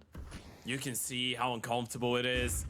The noise towards main, having a possibility. It's a headshot angle, not an easy one for an Oper. The Satson's out of there. You can't possibly wish to hold on to that A bomb side. Player in towards the fence, still waiting to go up. Turn A receives the flash. It's not good enough though. Oper was ready. This is going to be a save. Crew are now making a game out of this. And if you're W7M, you're starting to get scared. Now it's starting to get scary. The start was perfect, but now you've dropped 3 rounds to the T side. Money is still alright though. This is the good factor of it. You were able to get really clean rounds on the board at the start, so you will be able to keep on reinvesting. But Crew are making it competitive, and at this point, let's not forget, we're talking about Nuke here. The fact that they were able to come back after getting just 3 rounds on Ancient, absolutely ludicrous. You don't need many more on Nuke. Obviously, you need a little bit. If you get away with 4 or 5 rounds on T-side Nuke, though, this is absolutely outstanding. Puts you in a great position. And by the looks of things, rather, Crew might be dreaming of a little bit more. Yeah, the problem is, right, that's now 2 rounds in a row, but they're gun rounds. It's not as if, you know, you can kind of fall back and say, oh, well, you know, we didn't really have the best buy. You've had great buys both times. And you're probably just worried that, you know, you started Ancient like this. What's to say that Nuke is going to be any different? That crew just starts slowly, and then all of a sudden, they run away with the game. They get back into the swing of things. They manage to just cut you down and cut you apart. And this opening kill is going to mean a whole lot to either side, whoever gets it.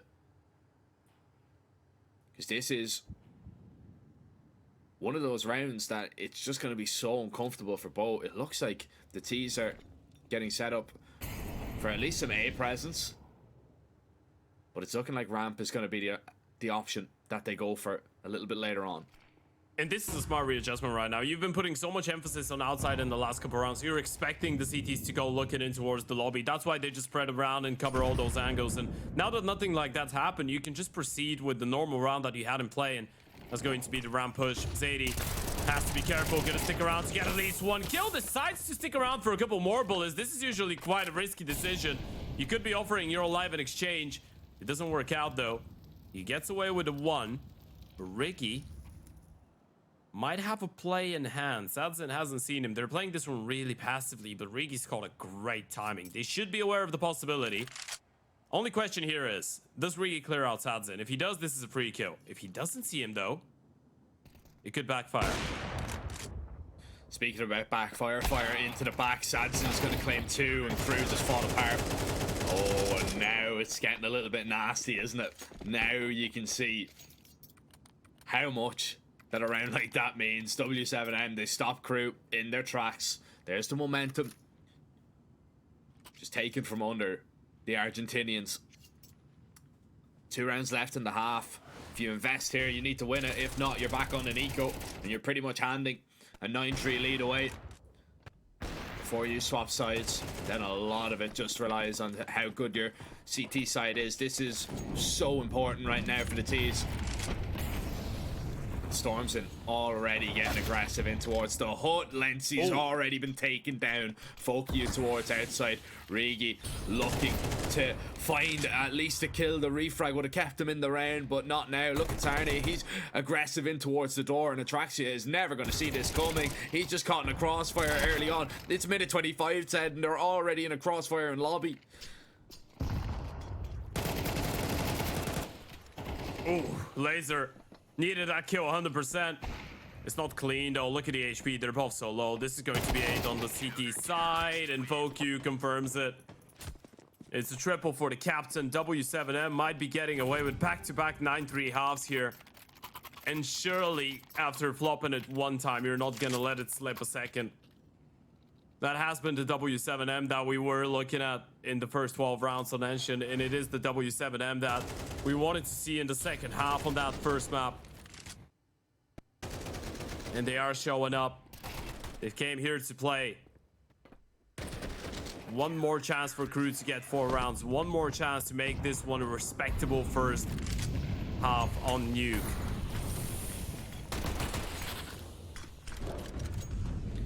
Laser fast down the vent. They bring the bomb down with them. They can get a plant here. This could be great. Zedi has to try and stop this ramp play from happening. They're going to try and jump on through. That's the first one past. Zedi nearly sprays down all 3. Voq was needed to find the last. As now the Tech-9s, they need to play aggressive. They need to go looking for the kills. They need to go looking for the fights. But if they wander too close, they will get burnt. W7M wasn't the most ideal of scenarios the way it finished, but they are just absolutely delighted with a 9-3 half once again. But it's up to them, Ted, just to make sure that they don't let this one slip. All right, even yeah, as you say that, the defuse slips in a little bit. Could be a little bit of BM from Storms, and he's been having a great game so far. You're looking at 13 and 4. Sadzen's died only twice in that first half. Back-to-back 9 rounds. 1.5 for W7M. Still the favorites according to 1xBet. And this has to be a spectacular CT side for Crew if you want to consider this. It is the CT side of Nuke. So at least you have that going on for you. But it has to start it off with a great pistol round. They were able to get the pistol in the first half, not able to get the conversion. Now you need both the pistol, the conversion, and potentially even the first buy round if you want to bring that one back. One defuse kit for Reversive. Everybody else with the armor going into it. Atraxia, the one on the Dualies, and it will be a ramp play coming in for the T side. Yeah, no quick rotation either. This could be a big problem. The Laser has to put up a little bit of a defense himself. Reversive realizing how much trouble he's in if the T's decide to commit, but they're going down right into Laser. Laser needs these rotates and he needs them now. He's doing lots of damage and fair play to him. He's staying alive. Lency's now here to help out, collecting at least one kill, but W7M have control of the site. This is a massive kill. Stormson just forcing Lency back. You can see how he doesn't want to take this engagement alone. It's such an awkward fight right now for Crew, but they're going to go together. They're playing this correctly, and Atraxia finds Fokyu on top of the site. They know Stormson was somewhere still single side, and yeah, so late. Reversive was the second person to take contact towards Hell, and Tarney's just going to be executed in the back. Stormson now spotted, surely just going to be surrounded, swarmed. Atraxia shuts him down, and Crew, they just make sure that they take their time. They have a kit. They'll stick that defuse and they will pick up that CT pistol. The perfect way to start a second half for sure. With W7M, they're going to come back with everything they have in their bank accounts. Yeah, impressive patience there from Reversive, recognizing he is the one with the kit. Not only he can't afford to go down in towards the ramp where the kit is in a no recoverable position, but he can afford to take his time with that fight as well, knowing that they can let this one go a little bit later on. But yeah, forest buy coming up.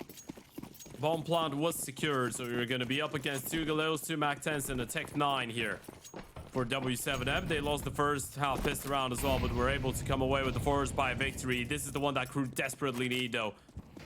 This could be skyrocketing your chances up to 6 rounds here, especially if you don't let the T's get away with a bomb plant. It is looking like another round play, but it could be a B-side split through Secret as well this time around. Oh, that's great damage. It's unconfirmed, but great damage. Laser. Gonna drop. He's gonna stick around. Okay, that's a little bit of a risk, but Atraxia was there, I suppose. So if you stay and fight, you keep them just occupied. However, you now forfeit the B-bomb site. W7M will get a plant out of this one, and this is really up to Crew. What they want to do here. Do they want to go for this retake? You have to. You surely have to. You can't let this one slip. Atraxia is just waiting for the perfect moment to drop down. They're waiting for the ramp players, for Lency to get in closer, but he's going to get mollied off. The ramp players need to initiate first point of contact. They need to create the openings, but a thing coming up, and if they don't find a kill, they might call it off. Reversive gets it. It's doing incredibly late. One Atraxia wins the fight at 1 HP. How's this going on? Time is running low, though. They need someone to get on the bomb, but Zadie's the one man left. He's the last one standing, and there's a player tapping the bomb already. They need to stick it, though. Bomb being stuck. Atraxia gets the kill. Is there enough time? I believe there is. Crew have made this one work. Oh, better late than never. Crew, that will do. How did they pull that one off? W7M. Oh, now it's very scary. Now this is dangerous territory. That's a round that you should not be losing. You should have been winning, especially when you think you get down onto the bomb site, you take so much control, you get into really good post plants. How Atraxia has fallen down the vent on 20 HP and gotten that kill, I don't know. I have no idea. And that's a tilter as well, because you're holding that vent with a Tech 9. You probably should be winning that fight, especially if he's low HP. Oh, Storms is in trouble here as well. That HE, yeah, gonna cut him apart. It was the bullets of Atraxia just to get that one done. Once again, ramp is gonna be the play, and it's gonna have to be everything that W7M are hoping for. But the util just being put down in front of them once again. Atraxia. Yeah, flash. Just lines up both of them. Dodges it perfectly. Oh, I'm worried, Ted. I am very, very worried right now for W7M. I mean, if you get 9-3 leads in both halves on respectively map 1 and map 2 and you're not able to convert, that's gonna sting. And now the thought is starting to creep in.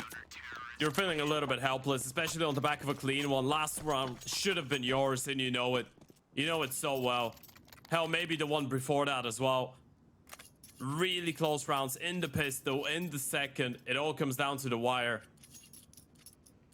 But this one was clean as it gets. Money's gonna be starting to slowly build up here for Crew. It's still not too late for W7. I might say that they still have 3-round lead, so things are all right.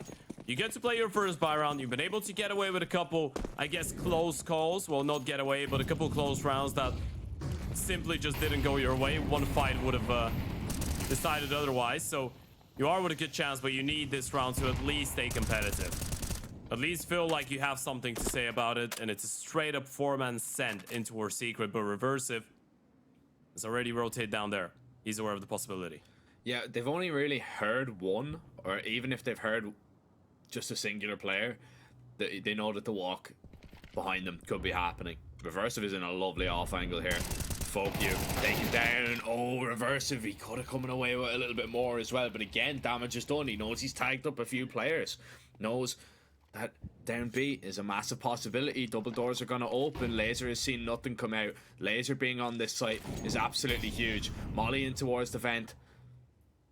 They can call the fake. Yeah. They know what's going on. They have a player in towards the ramp as well. Riggy's not seeing anything. Heaven's not a possibility. There's nothing happening in towards the lobby as well as of right now. Turn A getting that kill is massive, but still no presence in towards B. The remaining two players, they're just going to stay on A.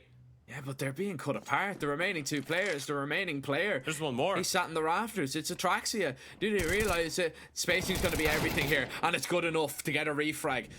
They weren't on top of each other, which really made all the difference. Laser cannot burn in that Molotov. W7M, they made a great call here. A wonderful call. You say a wonderful call. I want to say this round is all on turn A, finding those two kills in towards the lobby. I don't even think the call was that great. I think it's just turn A making so much out of the situation. He wins the straight up 1v1 against Riggy in towards the ramp. Then he turns around and gets another kill onto the second A player. I'd say the setup and the call from Crew was great. I love the stance, but turn A just making all the difference in the round. You can ride this one on him. It's 2 kills, but you can give him all 5. That's 10 for W7M now. And yeah, I mean, that's a fair point. If Tarny doesn't get either of those kills, that round falls apart. If Reversive, even if he just gets one of them, yeah. If he loses one of those fights and he gets away with one, I still would heavily favor the CTs. Yeah, see that the position towards Mustang is just, it's good for one, unless the first player just runs out and just doesn't clear you, which nowadays it never really happens.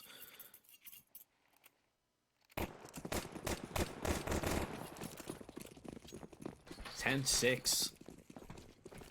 Still a scary time if you're W7M, because you know you're only one loss away from really being on the back foot once again. Even though you have that lead, Foku's going to try and get aggressive in towards the garage here. This might be something that the CTs aren't really aware of.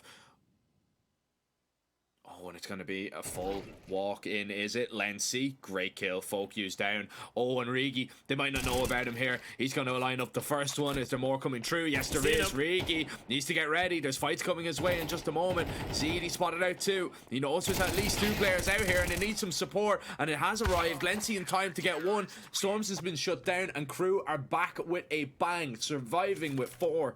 And just getting a little bit of a money cushion should they fall in another round. W7M, their money beginning to dry up a little bit here, Ted. They should be okay to field at least a little bit of a half buy here if they want to go for a hero rifle. And we're going to see a tac pause called from W7M here. That's probably the main discussion.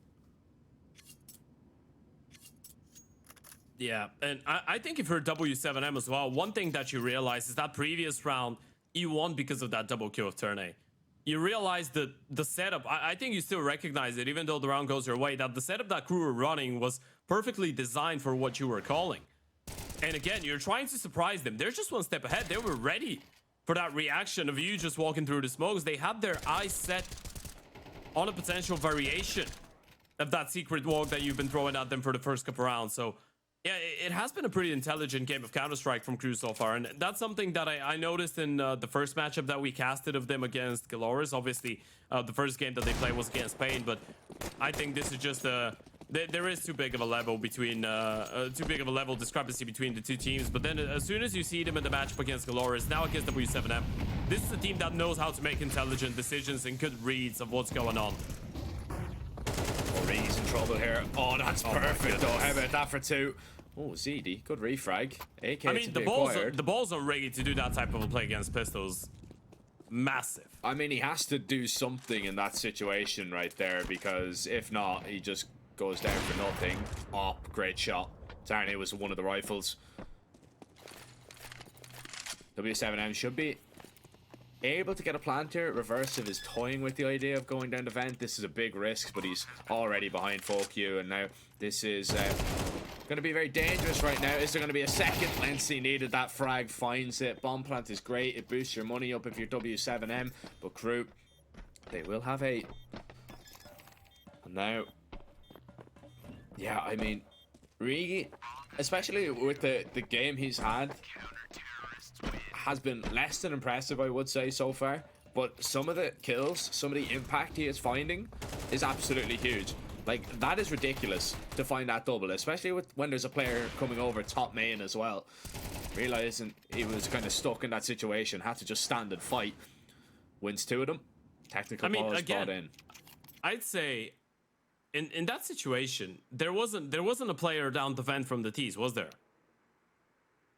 So against the Pistols, against the Pistols, you don't need to push through, go outside and fight. I mean, you can just fall back in towards main and just play it from the back of the side. It's still a confidence play coming in from a player that was 4-13 before this double kill. It's a lot of confidence being shown by Ricky right now. Yeah, I mean, it's just so when he heard somebody on top main though above him when he was in that spot. He was just peeking towards outside, maybe jiggling for information. But when he heard the player, I'm talking about the peak itself. I'm talking about the peak itself. When you hear the player top main, you know you're already stuck. But is the decision making to get yourself to that position where falling back is not an option against the Pistols? That's the point I'm making there. And it is risky, but it's a confidence builder as well. Because you're making those decisions, you get away with a double kill. Ricky's not the guy that you want to get fired up. Remember what happened on Enshid? He was playing outstanding Counter-Strike, especially in the second half. He was playing really well against Galores too. And he's had a really quiet game for his standard.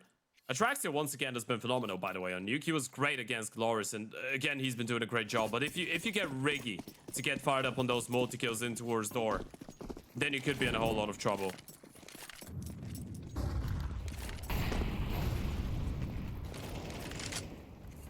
Great opening.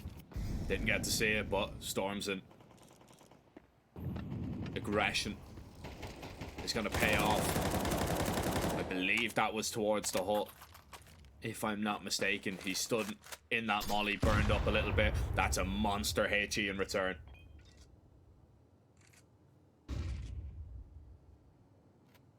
But the HE damage isn't going to be enough. You need to find the kills if you're the CT side, and the execute is being thrown over onto A. Molly down, Lency's going to try and be holding in front of the hut. There is the double, maybe just to save Crew. It's going to be an even fight, but it's still a risk if you want to go for this. Bomb is going to be planted, and the util continues to rain onto the site. All of a sudden, an op has appeared. They've run right through the smoke. Everybody coming on the heavens. Atraxia is hitting everything on the screen, and the pistol will shut him down. Atraxia, he is the hero once again for Crew. This man is a maniac. He's a demon. He's an absolute demon. How did he make that work? What is he doing? He just jumps from heaven, lands on the bomb site, misses the first one, and still gets a triple?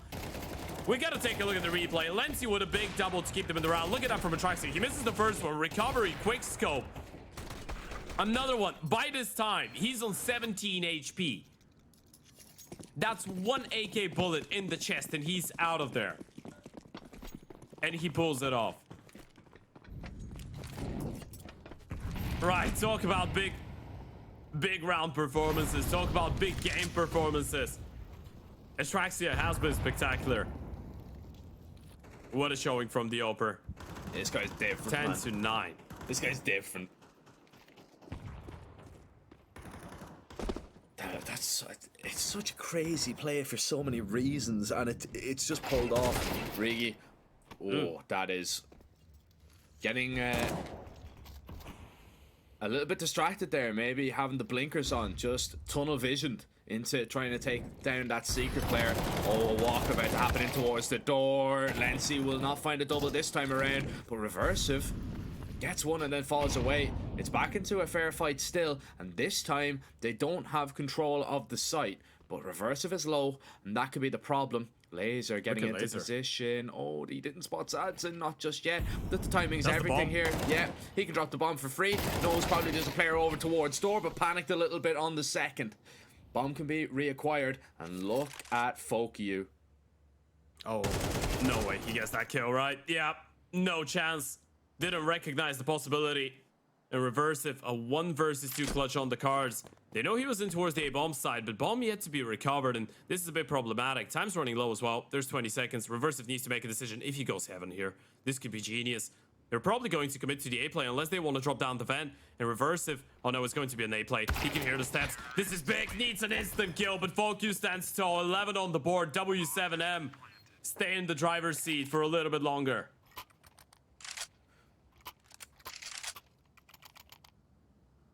This is where maybe it's a bridge too far for Crew. You look at their money, it's not in a great situation at all.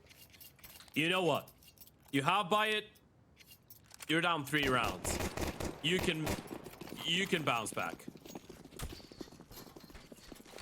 Traxxas gonna have an op. I love the confidence. I think this is the right call right now. Yeah, I think so too. That's the I believe in myself call right now. If you're Crew. Oh my, they're gonna have a B stack. Surely the T's don't drop the vent, right? Oh. Right. This is probably the most favorable 1v4 fight you can have against pistols when they're peeking you from the vent and you're just sat there with an AK spamming them down. Turn 8. Yeah. Having some fun there with the 4K. W7M get up to 12. 3 chances to close it out and send us to an Anubis. Crew, though, have been comeback menaces so far in this series, so you can't really write them off, can you? They just need 3. And it's far less than the amount of rounds that they needed on Ancient.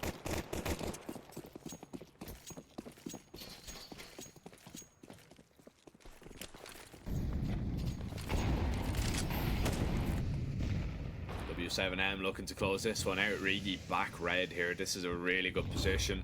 If it's not cleared out, Fokyu is not going to be expecting this. He's just going to walk right in and Rigi will sit him down. Trying to dodge the flashes and maybe try and get away. Worried about Silo. Flash in. Here comes the swing. Oh, a little bit early. That was just a little bit of a mistiming there. There was a support util coming from hell. There was that flash thrown. He heard the T-flash. Yeah, and he thought it was his mates. Tracks, yeah. Oh, he's down double. He's in the glass already. A great flick on the first. He has to try and stick around in towards the window. If he goes back, he will fall, but if he goes forward, he'll walk right into that AK. This is still such a dangerous round for W7M. And Laser. Oh, this is he gonna walk through? This is ridiculous. This is such a risk. Stormson has delivered the bomb on his lap. They've got control. No way. And he's moving forward. Spots another one. Turn A.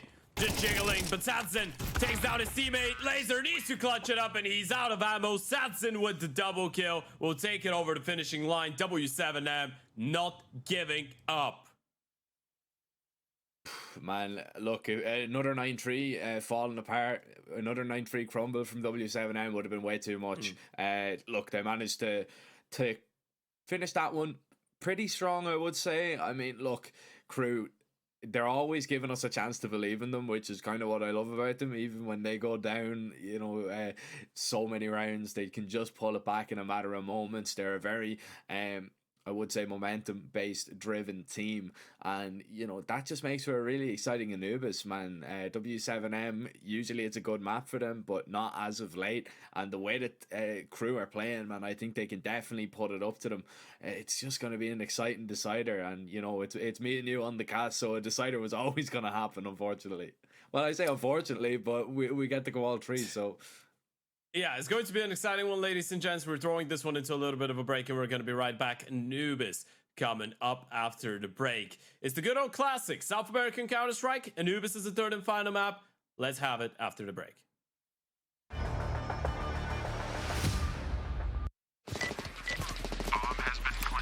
I have a very complicated job, but I love simple things so much. One move, one push.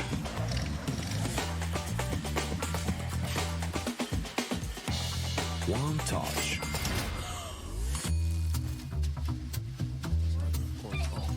One love. One click. One XBet.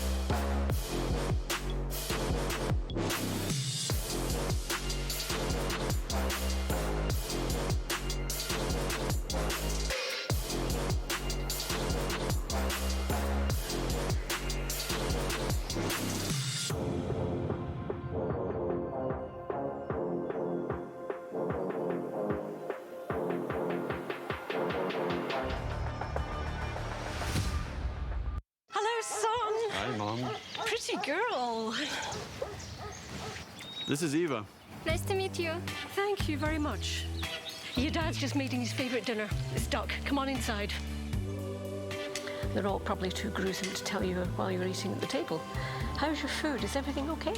Good, good.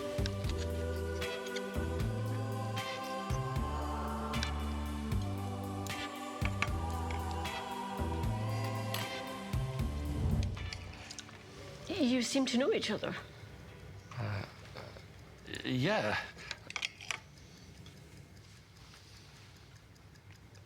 This is the new ambassador for 1xBet. Oh, I see.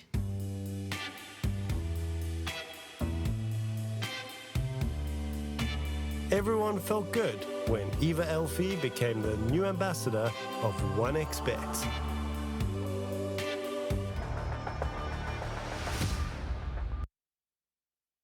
Welcome back, folks. You're watching the RES Regional Series for LATAM America. Deciding day here at the group stage of the tournament. First day of the playoffs tomorrow, but before that, we got to find out which are going to be the last 4 teams to qualify for the direct elimination stage of the tournament. Map number 3 of series number 1 of the day. About to start us off, Anubis.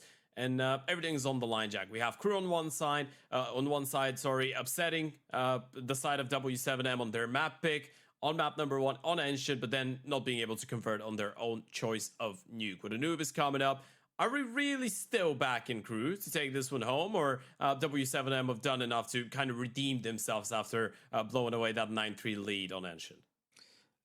Look, I think I'm not even going to make a prediction, to be honest. I'm just going to sit back and enjoy the game. I think, look, Crew, if they can kind of figure out that kind of slow start that they're having, you know, that being 8-1 down, being 6-1 down, if they can kind of figure that out and get to terms with why that is and maybe start a little bit better, I definitely think they can take it. But W7M, that nuke was going to be a confidence builder, right? Because even though it was 9-3, even though it kind of went a little bit close towards the end, you still did manage to close it out.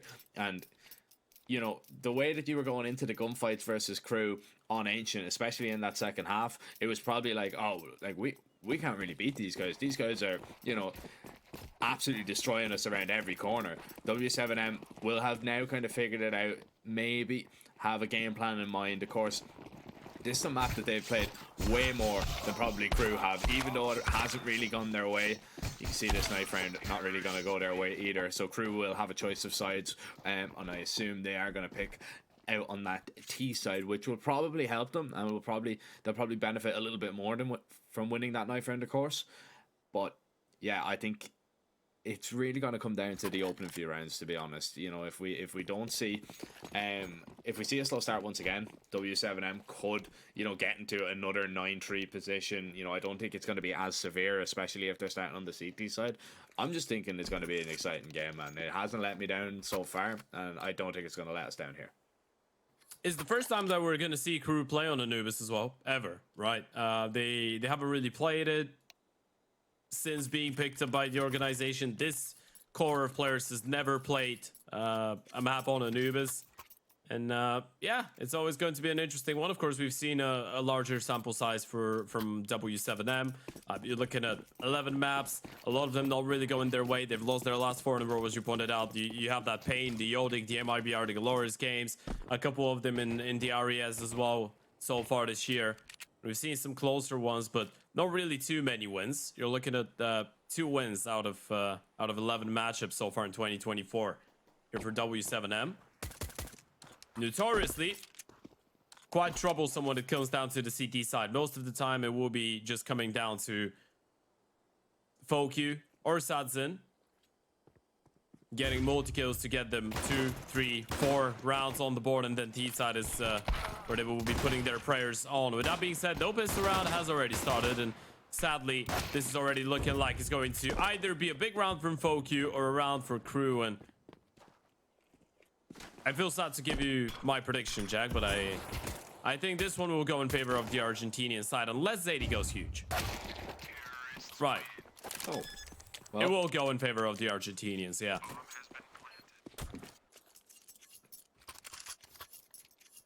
Well, that's sad. Pistol in the box for Crew. And, oh, 1xbet have them as clear favourites, Ted. This is an intriguing development in terms of the odds. I wasn't expecting Crew to be as heavy a favourite. You know what? If Crew are in the lead 6 rounds into the map, I think they will win it too. Well, only 1-0 for now. 2-0 on the horizon. Yeah, so you're 33% there.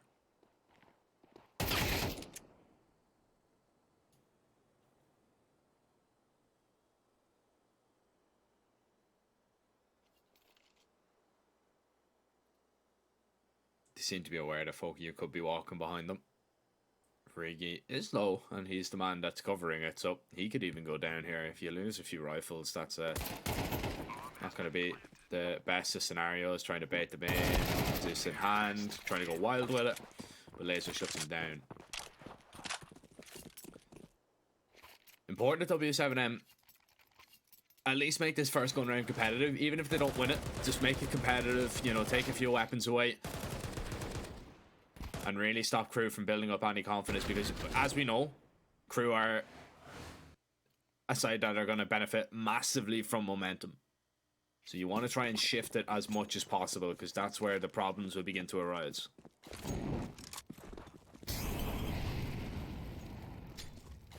Early U2 in towards the B lobby. It's a 3-man start from the CTs in towards that B bomb side, by the way. And the T is just playing a bit of a default, but it's looking like it could really easily start leaning in towards an A play with the double presence in towards main. Now the Uto to push Stormson back. Reverse if it's picked up a kill in towards middle. That opens up a bit of a gap now. You can make an educated guess.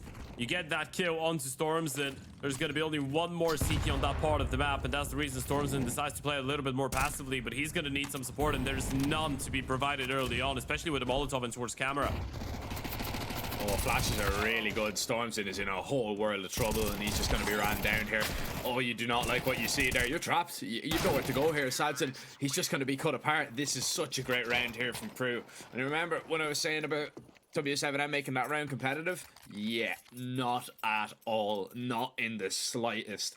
That is a statement coming out on the first gun round early on. And W7M back down to a little bit of a half bite.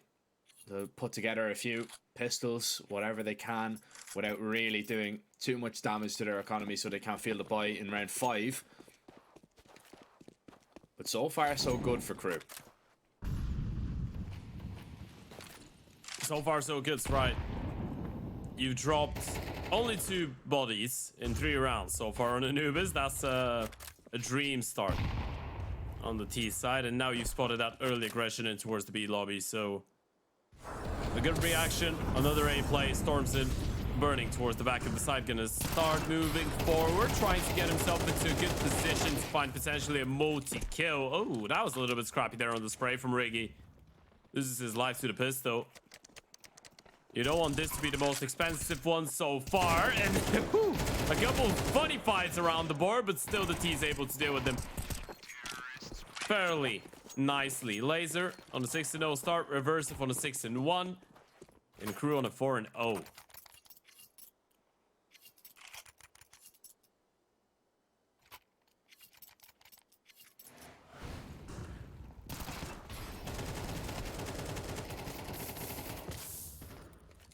Now we are getting to the stage once again where if this buy round doesn't go in your favor, then it gets scary. Crew need to be a little bit cautious. Something's going to be thrown, something out of the woodwork here. Something a little bit dangerous. So Atraxia's already spotted. The fact that he gets a kill there is absolutely magic from Atraxia. A one and done out of that situation is completely fine. Lency, you need to be careful, mate. If you swing through that smoke, you better be ready. Tarny on the other side of it. Tarny's completely alone though here. Sadson trying to rotate into position with that AWP to make sure nobody's going to cut him through camera, but he's going to be smoked off. W7M need to start making adjustments here, but if they're going to make the adjustments, they need to go the long way around. They're going to at least have 2 players over towards this A side, but Crew on this T side, Ted, they're very good at making you think that you know what's going on, and then throwing a fake into the mix. Yeah, that's the thing. You feel a little bit pressure because of the A finishes so far, and Zadie's aggressive position in towards the B lobby gives you somewhat of sense of security, but he's still all alone in the end of the day and doesn't have any deep control. He could get caught on the timing, and if he just gets spotted out and doesn't get a kill instantly, he's in a whole lot of trouble. Yuto spotted out. Boku needs to start making a move on Zadie. Needs one and potentially a second, but the refrag is great from Laser. Boku quick enough on the rotation. We'll find that kill. Bomb can get planted, but W7M with a great chance to pick up that round. Yeah, they do. Crew are very low. The walking wounded on this B bomb site. And Lancey tucks himself close to that smoke. He's going to realise that there's nobody coming that way. Turney spotted. Here comes the swing. Laser goes for the one, trying to get away safely, but Sadson shuts him down.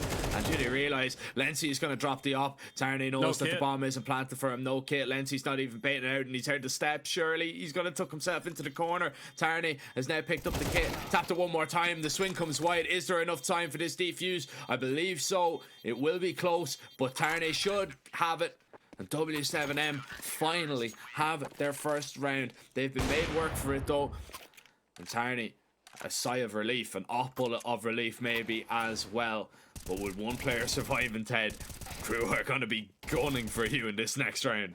Yeah, he's the lucky man that there was a kid dropped on the bomb side as well, right? That was the one that Fokyu dropped down. If there wasn't a single one for the final player to pick up there, that could have been the end of the round, and Tarney baits him out perfectly. A 1 versus 1 that they desperately needed, but as you said, money is not great. You've still lost 4 players. You need to get consecutive rounds. If you just get one and drop the following, it's no good. And Tarney gonna go for an aggressive play. There they go. Satsin gets one in the midst of things, but Ricky just down Tarney, and the complete shutdown all around the map. So many fights going left, right, and center.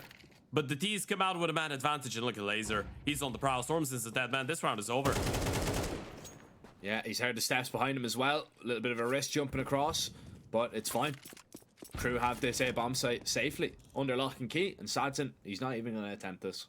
This is a save from him. This is 5 for Crew, and the problem with only one player surviving in that 1v1, you know, to clutch up in that last round is that your money is just going to be really put in the bin here.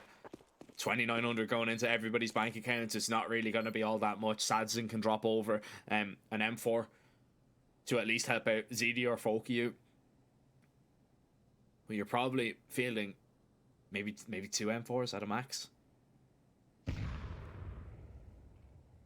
I'm not sure if you want to invest into the next round, to be fair. But I mean, behind an op though, that's the only reason I'm saying it, is that you know you have the opposites in, so you don't really want him to go alone. Like, you can still get 2 M4s out and a FAMAS, and then maybe like Fokyu has loved to play an SMG, so you probably give CD an M4. Look, I see your angle. Yeah. I still love them to go for a Habai here. I don't want them to oversell things and rush it into going for an investment that's not going to be ideal. It's going to consist of good weaponry, but it will be far from great, especially when you've just played your aggressive round in towards Canal's card. On the back of this, I think it would have been great if you could throw something a little bit more aggressive. Maybe set up the Oper for an early opening, or throw in the MP9s and FAMAS's early on close range to look for fights. But you just did that. It didn't work out. And now you're a little bit strangled for options. And the thing is, if you let Crew get 6 rounds on the T side, I don't think it's too big of a problem. You can still be competitive with a Habai here, but if you send it, which they will go for, Crew could be getting away with 2 for 1. And this is W7M just wanting to stay competitive. You don't want to let Crew get out of hand. And as you said, it still will be a fairly competitive buy. But even with the M4s, look at the state of the Yuto. Yeah, it's muck. That's the nice. That's the nice way of putting it. It's muck. That one caught me off guard. But yeah, it is muck.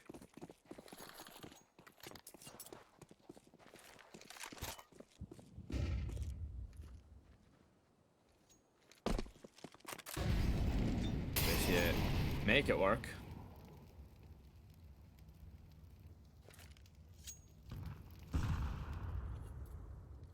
That can make all the difference here. Flashed off the offer. Really good protocol there to force Sadson back. You've heard a step. You don't know really if it was the AWP, but You're not going to risk it anyway. You know that the op is still in this round.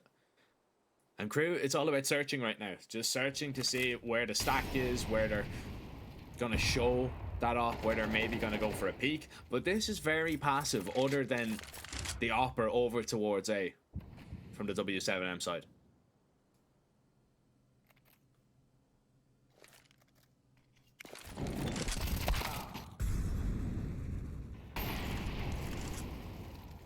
Fuck you. What a big pickup. Denies the first one. That's really gonna shut them down in towards the B bomb side. The thing is, you still have Laser's position, especially if he finds that kill. But Zadson drops him. And that's gonna close out another avenue for the T's. Pretty much strangled for options right now. You're just hoping that someone finds a way back, and Lency will try and throw in a fake with the heaven smoke, but there still is 3 CTs towards the B bomb side. There's no way they make this one work. Oh, this would be absolutely magic if they do, but no. 2 players fall. CD trying to jump down and catch out Lency. Oh, he can still do some massive amount of damage here. I say that. He's been cut short, and 1 kill is where we're going to draw the line. Good investment. Double up. Ooh, W7M. Getting a little bit tricky with it early on. I mean, double up on Anubis, it's not a foreign concept, really, is it? It's something that a few teams like to play around with, mess around with. And it can be pretty good if you're struggling on the CT side. Yeah, it can be pretty good to, you know, get a few rounds on the board. That double up, find an early opening. Sadson looking aggressive towards B with it. Storms in, just gonna post up. Storms in. Oh, that's what happens when you're not a main opper. Sometimes you get the timings wrong. Yeah, that was... I wouldn't even say that was the wrong timing. I'd say that was... yeah, he wanted to play it as if he was with a rifle. That was odd. At least Sadson gets the refrag, but you've had no presence in towards A for such a long time. The thing is, the T's don't realize that. They're still lining up for an execute, thinking they're on the right path to success, but W7M believe they're just walking into a retake, and now they realize they have a 4-man setup, a 4-man stack on the bomb side, and the T's are just starting to make their way in. Look at all that util just raining over on top of the site, but it's doing no damage at all. Reverse is the only one that's taken any damage, and it was only 2 for the minute. Now the bullets are going to get in on the action. Yeah, you've nowhere to go right now if you're the CTs, so you have to just let this bomb plant happen. But the T's don't really have any util to hold on. They're going to have to do it with the rifles, and they've lost one of them already. Flash is going to be good now. AWP connects, so Reversive making sure he was not going to go down for free. Tornado already up close. The upper found out. A main player dropped, and Laser could not stop the remaining retakers, as W7M will prevail. That is now 3. And now we're getting to the stage where crew have to make a little bit more cautious decisions about what they want to do with their money. Hasn't been payday for a while for them, so they need to start budgeting. Yeah, and it's all the decision to slow it down, right? We've been praising them quite a lot for being really patient with the way that they've been approaching their T sides, especially on Ancient. They were really good at playing reactive Counter-Strike, but this time maybe you can understand why they didn't want to get on the other side of the smoke, but maybe playing a little bit quicker would have served them really nicely. And yeah, now you're down to the pistols, and look at W7M go. They're starting to get their confidence up. ZD farming the multi-kills, gets a triple, looking for the 4, spots out Riggy, will still go down. And there is an M4 to be picked up in towards B main for Lency, doing a little bit of damage. Now, you've spotted all those players. You know the bombs in towards B main as well, so you can rotate pretty much everybody back in here, but you want to make sure you're not giving fair 1v1s, and it's not like the T's are really forced to play into the B bomb side. They have plenty of time to work with. Bomb's gonna get recovered. Lency is still full on HP. Riggy might be low, but they can join in and play this one together. Make sure that Riggy's in a position where he's at least refraggable if he goes down. And the CTs will start pushing. Turnate doesn't realize that there's 2 T's walking in towards him. That fight is so important. Oh no. And Lency caught a glimpse. And he didn't see the second player as well. That's a big issue. You've seen one, but as long as as long as you don't know where the second one is, you're gonna be nervous about middle, about connector. You have no idea what's going on. You're just looking for Riggy right now. And look at him go. He's gonna come in from the back lines. Doesn't hear the rotations of the player towards CT. This one is too far away, but now he's heard him. Now he knows exactly what's going on. If he finds Zadie and he recognizes this is a possibility, but it's all down to the timing, and he's getting scared. He's being so terrified, gets the kill. That should be enough to seal the deal. Lenzi, a 1 versus 2, but the Ober's posted on the angle. No way. He baits out the shot. Needs to stick the plan, though. There's the tag. Doesn't get the first one. Oh, finishes it off. Does he have enough time? There's 3 seconds. I don't think he's got it. Nowhere near. It's just a really good. Really good. I mean, surely he's got it if he confirms the kill straight away, right? If he doesn't spend the time just having that extra movement of turning left and then turning right again. I mean, we've seen it with Tarney on the B-bomb side of Nuke, right? He turned away before he got the kill. That's exactly what happened there as well. Thought he killed him. Didn't happen. Wanted to get the plant down straight away and was kind of focusing on the next task rather than making sure that he finished the first one. This is a sheer aggression here from the CTs, and the Fokyu is going to find 2 easy kills, make that a third, as ZD is going to add 1 more on top, and this is another round for W7M. This is a leveled up game, and this is where crew is beginning to fall apart a little bit for them. This T side was meant to bear a lot of fruits, but instead it's W7M that are putting up a stellar defense in the last few rounds. They're hitting their form. Oh, didn't he see the second one? No, he didn't see Storms in there, surely. Reverse was looking for him, and he might realize it. Yeah. And now Laser realizes it, but it's too little too late. There was a chance for a double there. He doesn't snatch it away. And instead, W7M are going to snatch away that lead from crew. 4 in a row. 5 out of the last 6. And it's not going to get a whole lot better when you look at the money of crew. This is going to be usually a round actually where they make their money. The Tech 9 rounds, to be fair, the crew have brought to the table so far this event have impressed me. And they're going to need another one. Yeah, it's a difficult angle to see. I will give him that. Maybe his eye's not focused on the right area. No, I'm surprised that a teammate didn't communicate it with him. That's the angle I'm looking at. Like, if you don't spot him out straight away, understandable. He probably had teammates looking, though. That's why it's really important to stay present in the server after you die, ladies and gents. You can help your teammates out with details like those. All right, Riggy. We're listening. Apparently, he's got something to say about this one. Surely you don't get a third, right? Oh, my God. Reload it. Nate might be the end of him. He's still able to get out of dodge. And you know what? This is really big. Focus alone towards B as of right now. Yeah, Fokyu needs to stand tall here. No chance of a refrag. You've dropped the bomb, and you know exactly where Iggy was. You know that he's synced up. This should still be pretty comfortable for W7M. Just to put the finishing touches on it. ZD is slowly closing the gap. Sadzin might get there first, and he will. On fire, 5 in a row for W7M. Looking to make it 6 before this half is signed and sealed. And 6 rounds on this CT side, Ted. You know, we were bigging up crew and how it was such a great T side to begin with. This CT side, man, it's looking dominant, and we know how valuable those CT rounds can be.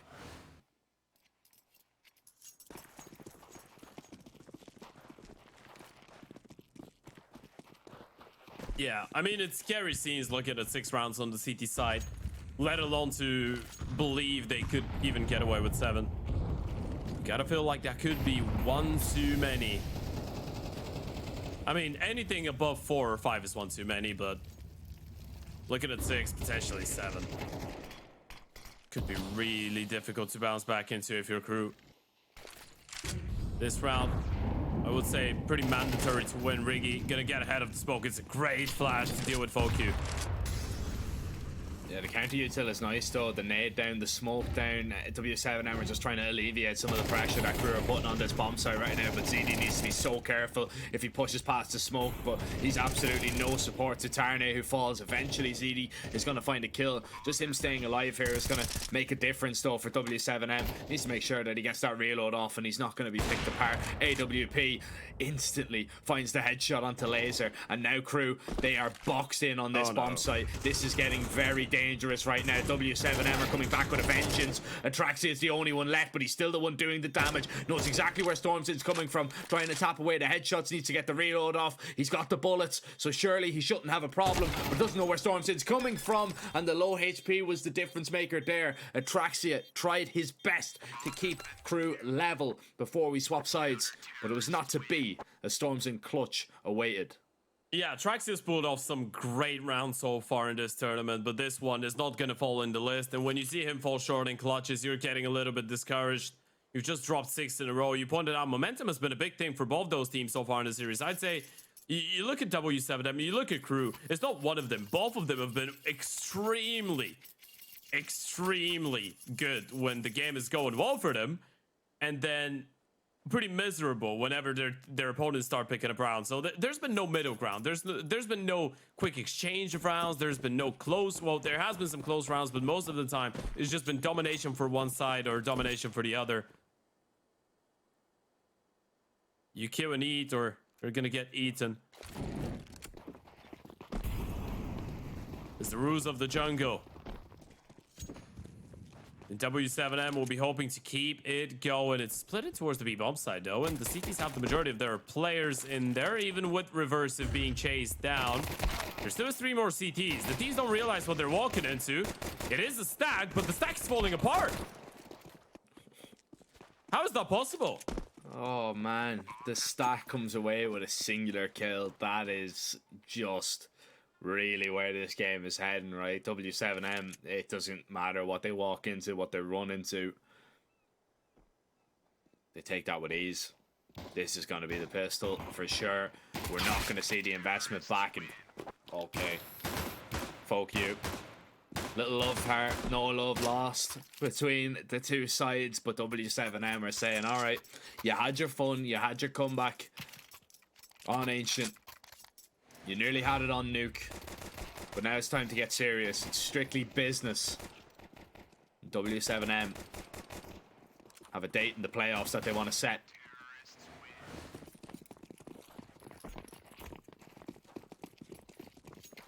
And even though the graphic is gone, W7M still on fire. Yeah, I believe it comes back after one more. They've won how many now? 7, right?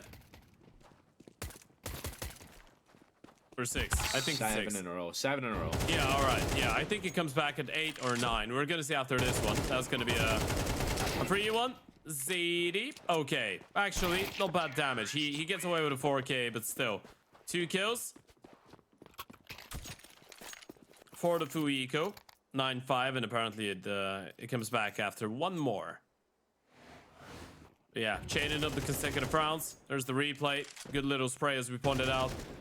It's not the impact of the kills, it's the fact that you're confirming all of them, building up that confidence.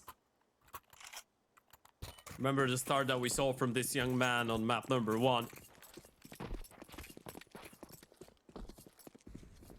I say young man, I mean the entire team of W7M is quite young. You have Fokyu, who's 25, and then Turnay is the second oldest on 22. Everyone else below that. W7M though, first buy round of the second half for the CTs, and they will try and force the issue in towards middle. First kill goes in favor of Reversive, but Atraxia still might need a little bit of support to deal with that split coming in from camera.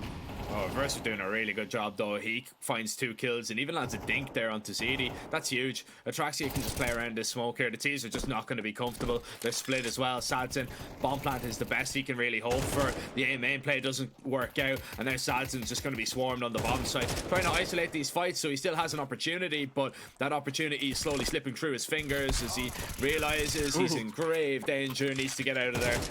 And Atraxia, ooh, BM in retaliation. Crew maybe not done just yet. It isn't over, Ted. We're going to have something spicy towards the end of this one. I can already feel it. I mean, could be. This buy round works out really nice. It was a great setup. Reversive doing God's work, getting that first kill, instant repositioning towards CT. He was quick enough to get the first kill there, and from that point on, you feel like if Atraxia and his teammate in towards the A main, Lencia, I believe it was, yeah, that's right.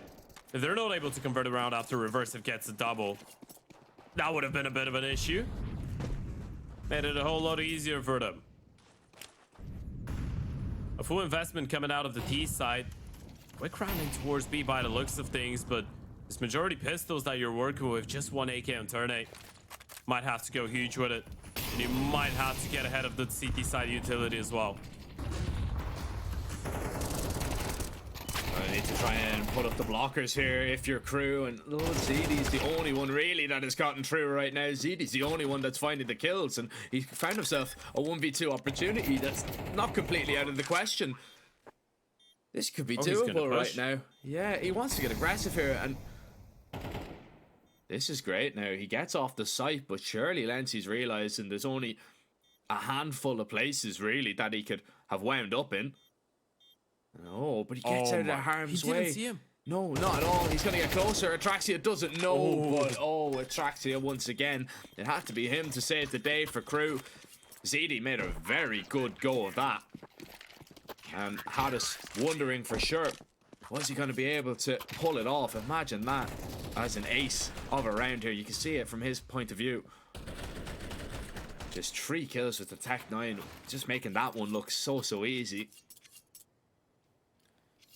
But Crew, that's 2 in a row. W7M's money, even with that bomb plant, it's still not going to be enough to fill the buy.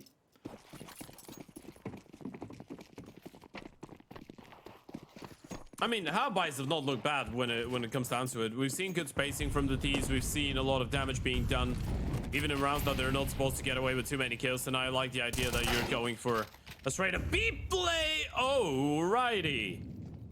Hit 250, rocks your world. How you feel about this one, son?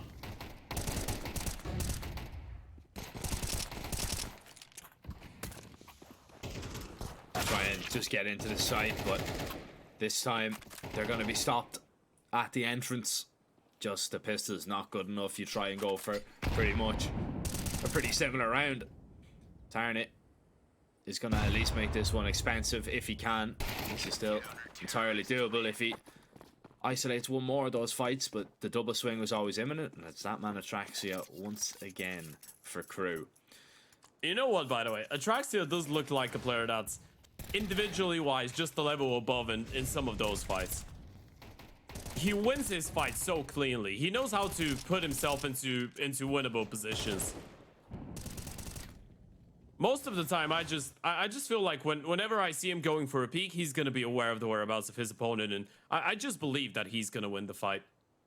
It's a really odd feeling that you're getting with players that do have the potential to take it up a level. Of course, we haven't seen enough of him to say that for sure, but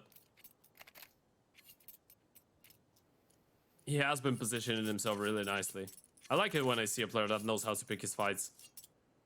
Atraxia has been looking like one so far. And Crew once again making a game out of this, but now you're on the CT side of Anubis, so this is the final boss of comebacks.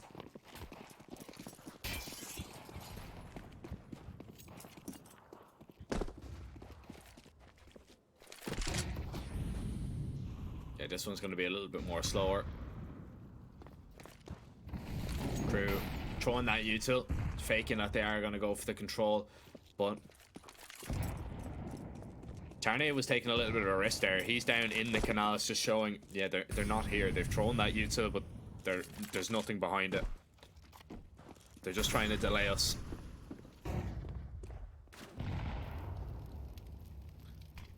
So that information early on is going to be good, but the CT should now know that the T's are just inching a little bit closer to the bomb sites. You can see middle is being left open, as Crew have decided just to double up on B. Make sure that they've got everybody on hand in case it is a hit happening over towards that site, but this is A all over it. We've only got 2 players, and now you're hearing the util. Now you're realizing great Molotov to try and isolate storms, in which you have done. Even the flash is good, but Lenzi shuts down the first man, and that has taken really the sting out of this attack for now. But the HEs are going to land on over. Both players behind default, and Lenzi's the only one to get one more. Reversive is the next closest player, but can he contest early, or is he going to wait for his mates? And well, he's going to swing out and deny the bomb. This is huge. Reversive looking for another one, and he's got it. Sadson thrown into the clutch, flashed, blinded, and surely they know that the Opper is trapped in towards A main, and he has to save this one.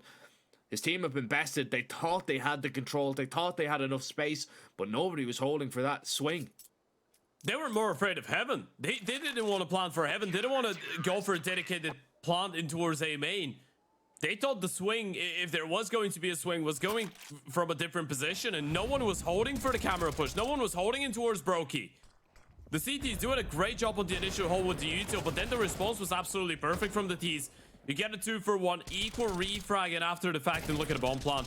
There was a smoke in towards Heaven as well. You could have planted safe here. And the second player that was towards the side, he was holding the smoke. You thought this was where the peak was coming from. It was just the wrong guess, though. We're leveled up once again. 1xBet still favoring W7M, but I'm not sure anymore.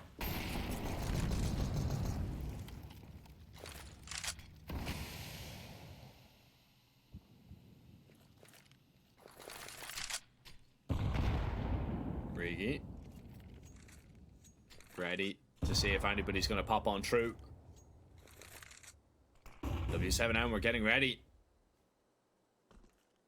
for that play. Doesn't really happen. Not yet.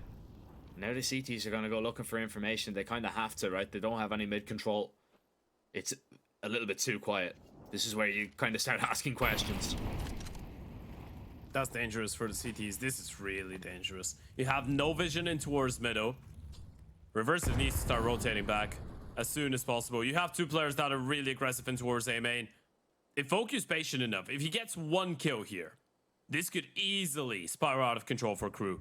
That's a good reaction from the 2 A players, but Focus aware of the possibility. Oh, that's an issue. Thing is, the bomb site has been lost. That's going to be an awkward retake.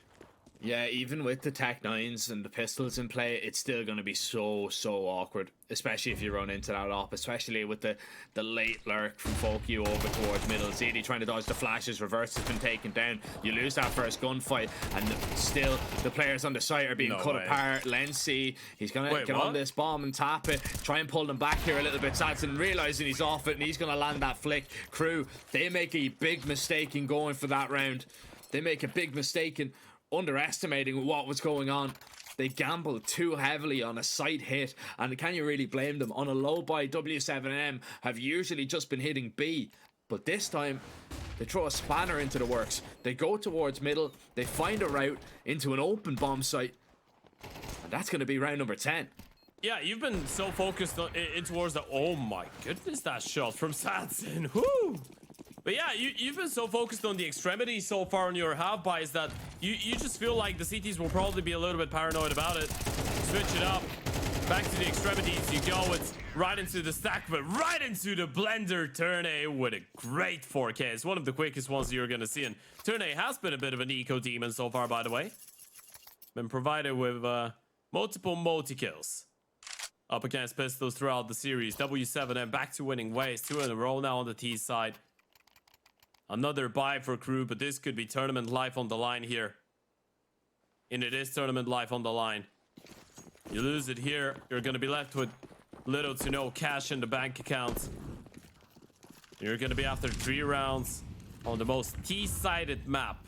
And you're on the CT side, by the way. To win, only to force OT.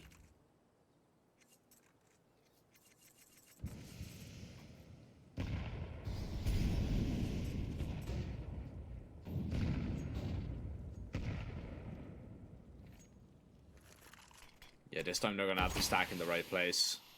Oh, but they're going to go through this. Once that smoke goes down, they're getting ready. Util's going to go over. Fokio waiting for the aggression in towards Connector, but it buckles. Only with a single kill. Smokes are down. A little bit of damage exchanged. W7M not comfortable on the site, but they at least have the control. They know Atraxia is here now, and he's going to just try and get away to safety as the numbers are going to be punched in, but still W7M are hemorrhaging members. And the smokes are eventually going to fade. It's going to be the bomb plant turn. He's stuck on the site, and he has to fight from the front line. Stormson has wasted a lot of bullets trying to take Atraxia out of the round. And a few bullets too many. Atraxia only needs one, and that is Crew getting another one on the board. 10. They deny W7M that map and series point.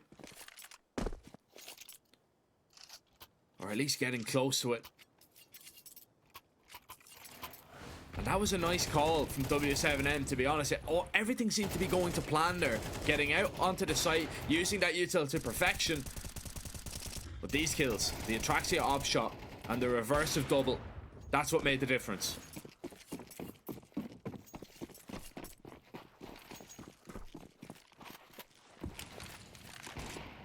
Another investment coming in.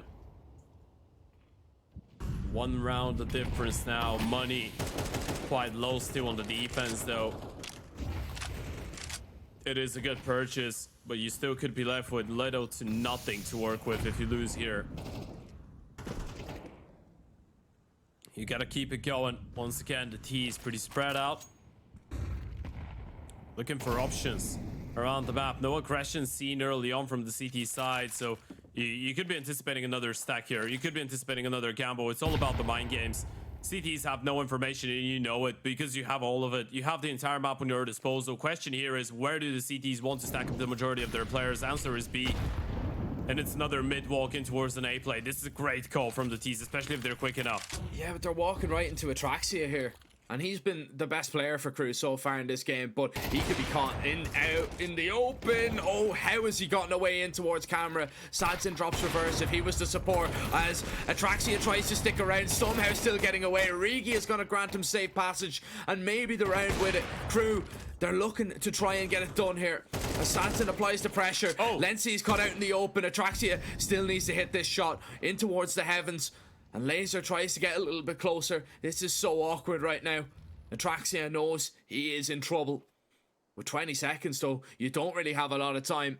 And Sadson's seeing nothing. Surely he's realizing that Laser maybe is flanking from main. They're going to flash him completely blinded. That might be the difference maker. There's the bomb down and Atraxia needs to go, but he's low HP and nobody has an op. It's AKs aplenty.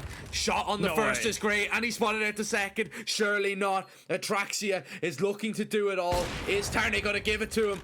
As now Atraxia, he has no bullets. He's out of ammo. He has to go forward with the pistol, but 30 HP. That will do. Tags him down low. One more bullet just needs to connect, but Tarney wins it. Ice cold. Didn't want to give the opera the fight, and he wins it in the end. W7M. That nearly goes all sideways for them. But Crew,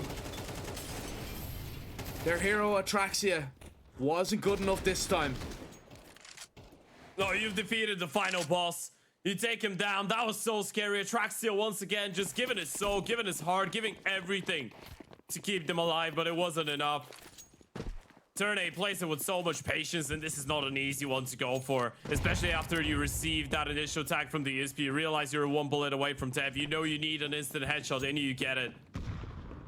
And look at the money now for Crew. It's desperate times. They go for desperate measures, but what can you really do? You just have 3 pistols, 2 SMGs, 3 smokes, 1 HE to work with, and a whole lot of hope, a whole lot of despair. Sadly, this is the best chance W7 will get into closing things out, and they get a 2-for-1 to start it off. This is your chance. This is the series on the line. This is playoffs. Still walking into a stack-ish.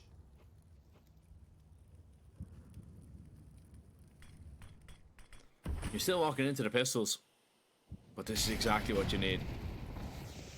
Just to get this round over and done with. Atraxia though up close. Oh, surely not. They're being ripped apart by pistols. He wasn't the hero last time round. He couldn't do it. He wasn't strong enough. But this time he only has a 5-7. And he finds 3. Laser blindsides Folk Crew. They won't die. If Crew end up winning that game, by the way, I want to see an Atraxia statue right in the middle of Buenos Aires. He deserves it. This man has been playing outrageous Counter-Strike. How many highlights is he gonna get away with? I mean, you can do a 15-minute highlight reel of Atraxia only off of this best of 3. If you add the previous series that he's played in the tournament, you're probably going at 40 minutes of Atraxia highlights. This guy is magical.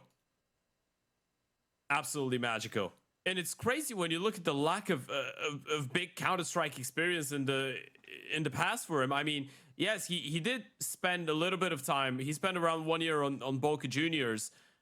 He did play on River Plate back in 2020, in 2022, but you're looking at a player that has, I think, throughout his career, a little bit over 350 maps played on HLTV, which is close to nothing.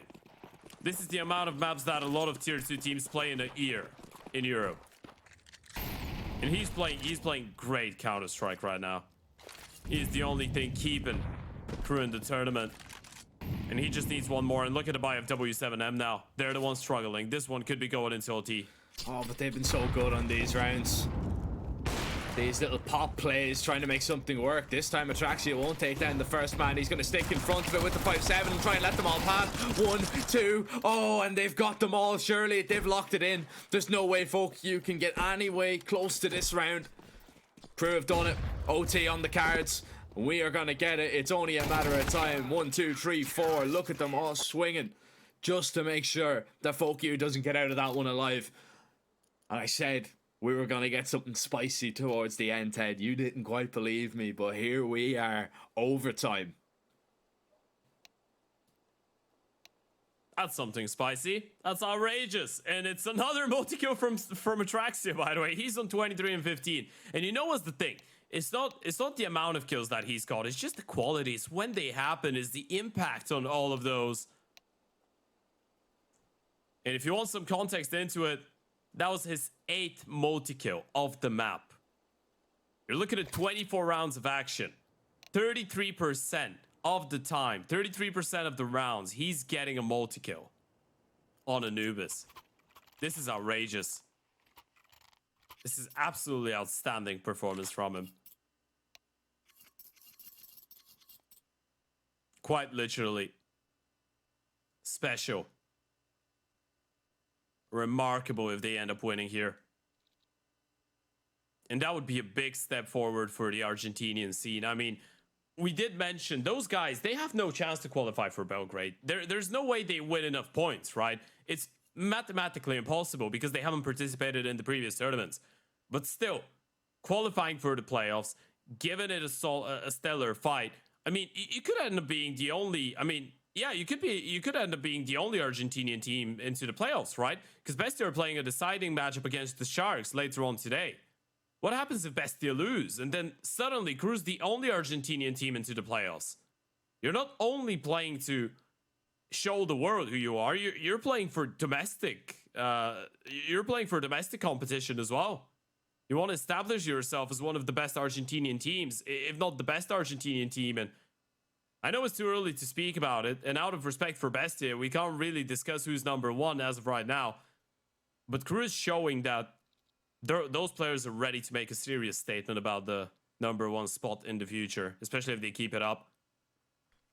I mean, this is your debut event as well under this organization. This is the first time you're playing under the Crew banner. And you're turning a lot of heads, for sure.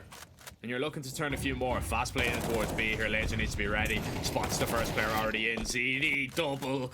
Oh, W7M did a great job of avoiding Atraxia this time around. And well, they are going to find yet another kill for free. Storms and is the law of Counter-Strike, by the way. You need 1 round out of 3 to close it out in regulation.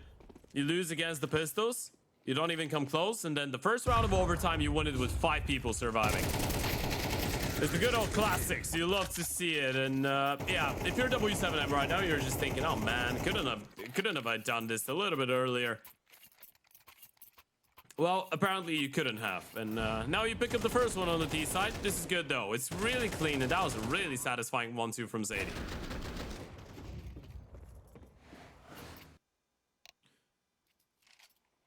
Tech pause just being brought into effect here. So a little bit of a... Oh, no, never mind. We're back. Hopefully it is for good. We want to see the conclusion of this one, Ted. We want to see what's going to happen. We want to see who's going to move forward and who's going to go home. Advantage, W7M. No delays. Just straight in. Pure carnage, pure chaos. And once again, W7M are going over towards B. I can't help but feel that this is just to avoid Atraxia on that up, but you run right into reversive with that M4. You spot him out. You know he's close. Smoke is going to go down. ZD's going to run in and try and find a double entry. Won't be that lucky this time around. And Stormson cannot afford to send everything through that smoke to try and capitalize off the single frag he's been able to find. Still a good kill though. You gotta imagine we lived in a world where that player going for the swing gets the kill into the right hand side player in towards the pillar. Stormson either way was getting the kill onto the swinging player from the back of the side through the smoke. And they have been able to get Turner in a really good position. The CTs are thinking about it. They know it's a possibility. The question here is, do you really think that he had the timing to sneak into our CT spawn, or you just are afraid of the middle timing? They're not thinking about it. Oh, that's a big issue. He can get both. He can get two out of this. Serne, there he goes. The first one spotted. Damage on the second. Reversive still alive from the back of the side, though, and Reversive goes absolutely nuclear. It's not only Atraxia that can come away with the multi-kills. Reversive doing it too. The crew want this advantage. They want this CT side swing to go in their favor. W7M, what's the approach going to be this time around? They've gone B twice now.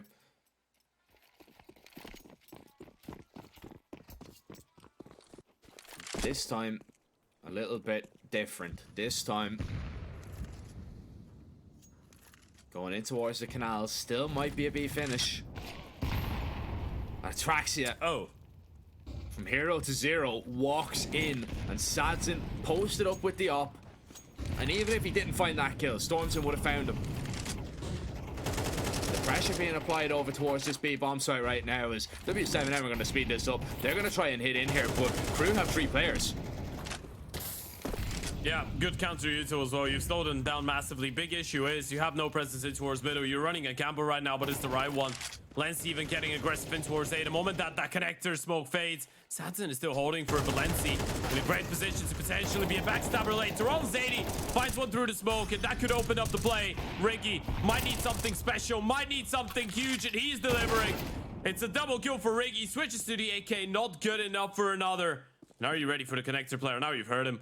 Lenzi going for the peak turn A solo. He needs an instant headshot, or he needs to find the other player, and Lenzi's turning around. This is a little bit out of hand now. They can isolate the fight onto the other player, and now they know exactly where he is, but the bomb still not planted, still dropped.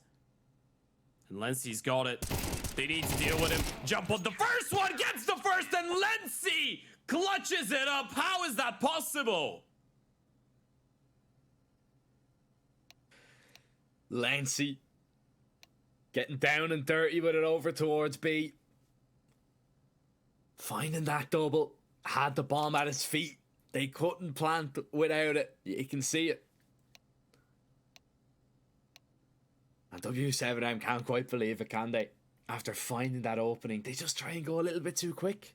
They didn't give enough time for Crew to really rotate away, did they?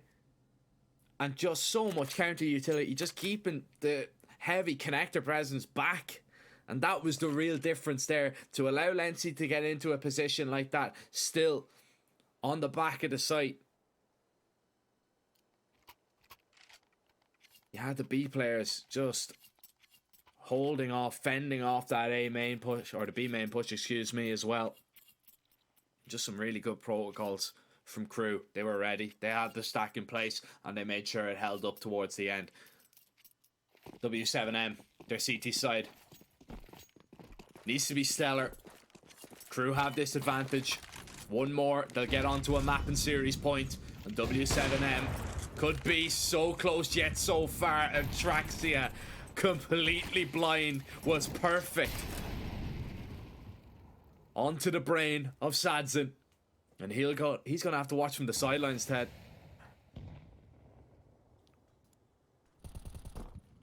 For the first time in a while. Satson deleted early on. Turn 8 caught. Trying to get out of dodge, but just jumping into the wall, blocking himself. Not really going to help in that situation. The CTs are just falling apart one after the other. Crew could be going up to map and match point here. They just need a couple more, and Atraxia is not missing. Reversive is not missing a beat out of those refracts either. 23 kills for him, 26 for the Oper. Crew get 2 map and match points. It's desperation for W7M.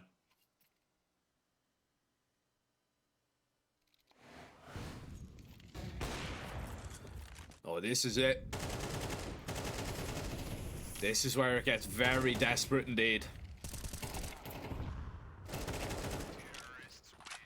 A series that could have been done in 2. If you took your map pick, if you took advantage of the 9-3 half you had.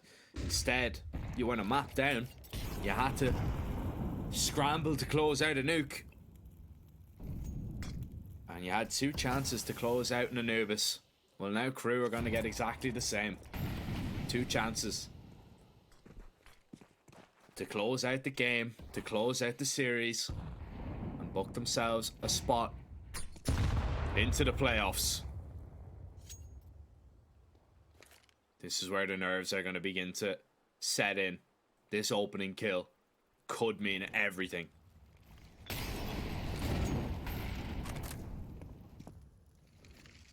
It could. You don't want to be the first player to go down in a round like this. No one wants to be the first player to go down in a round like this.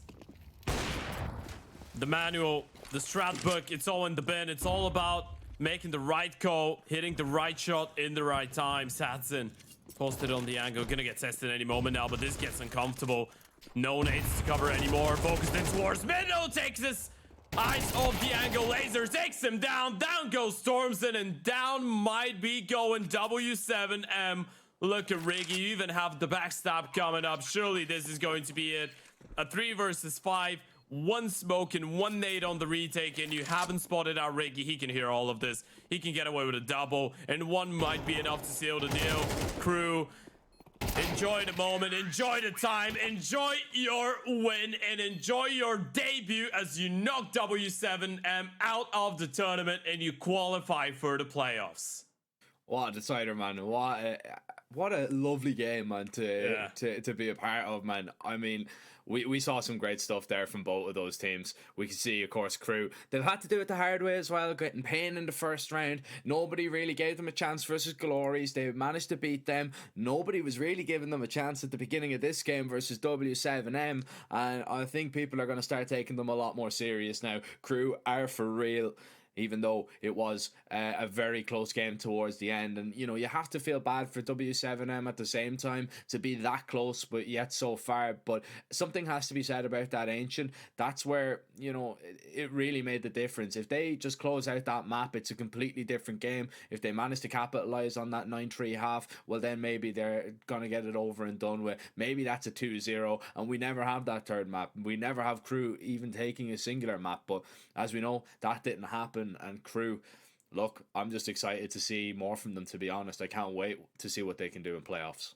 Yeah, can't wait to see what they will do in playoffs. Unfortunately, though, Jack, we are running after a set schedule. So Argentina takes the better of Brazil in the first game of the day. We're going to have another one of those derbies in the final matchup, but we still need to keep it moving. Ladies and gentlemen, setting it into a short little break, and we're going to be right back with the second game of the day, where it's not going to be an Argentina versus Brazil. It's going to be a Brazil versus Brazil Insanity taking on Aldic in just a couple minutes' time.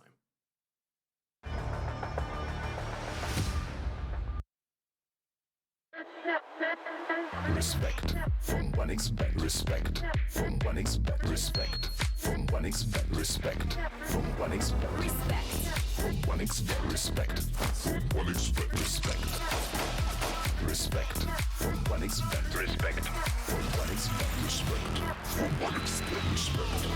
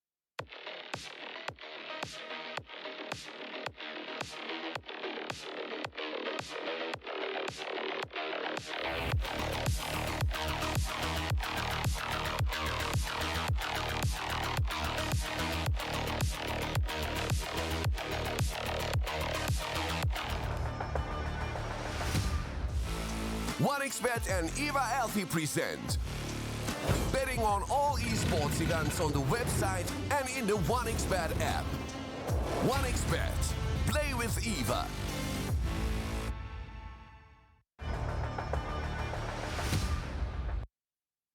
Welcome back, ladies and gentlemen. A short little break, short little interval, and we are going to get back underway. We've got still 3 more games of Counter-Strike, 3 more best of 3s, 3 more deciders to get through in Group B, Group C, and of course, last but not least, definitely Group D. Looking forward to our next matchup, Ted. Insanity taking on Odic. This should be a really intriguing one because, you know, it's one maybe that a lot of people didn't see coming in terms of Insanity taking down Case in that lower bracket. It was always really between Case and Odic for that kind of, you know, second place, so to speak, out of Group B. I think Imperial were going to be clear favourites going through that whole entire group, but Insanity have been, you know, a pleasant surprise, I would say.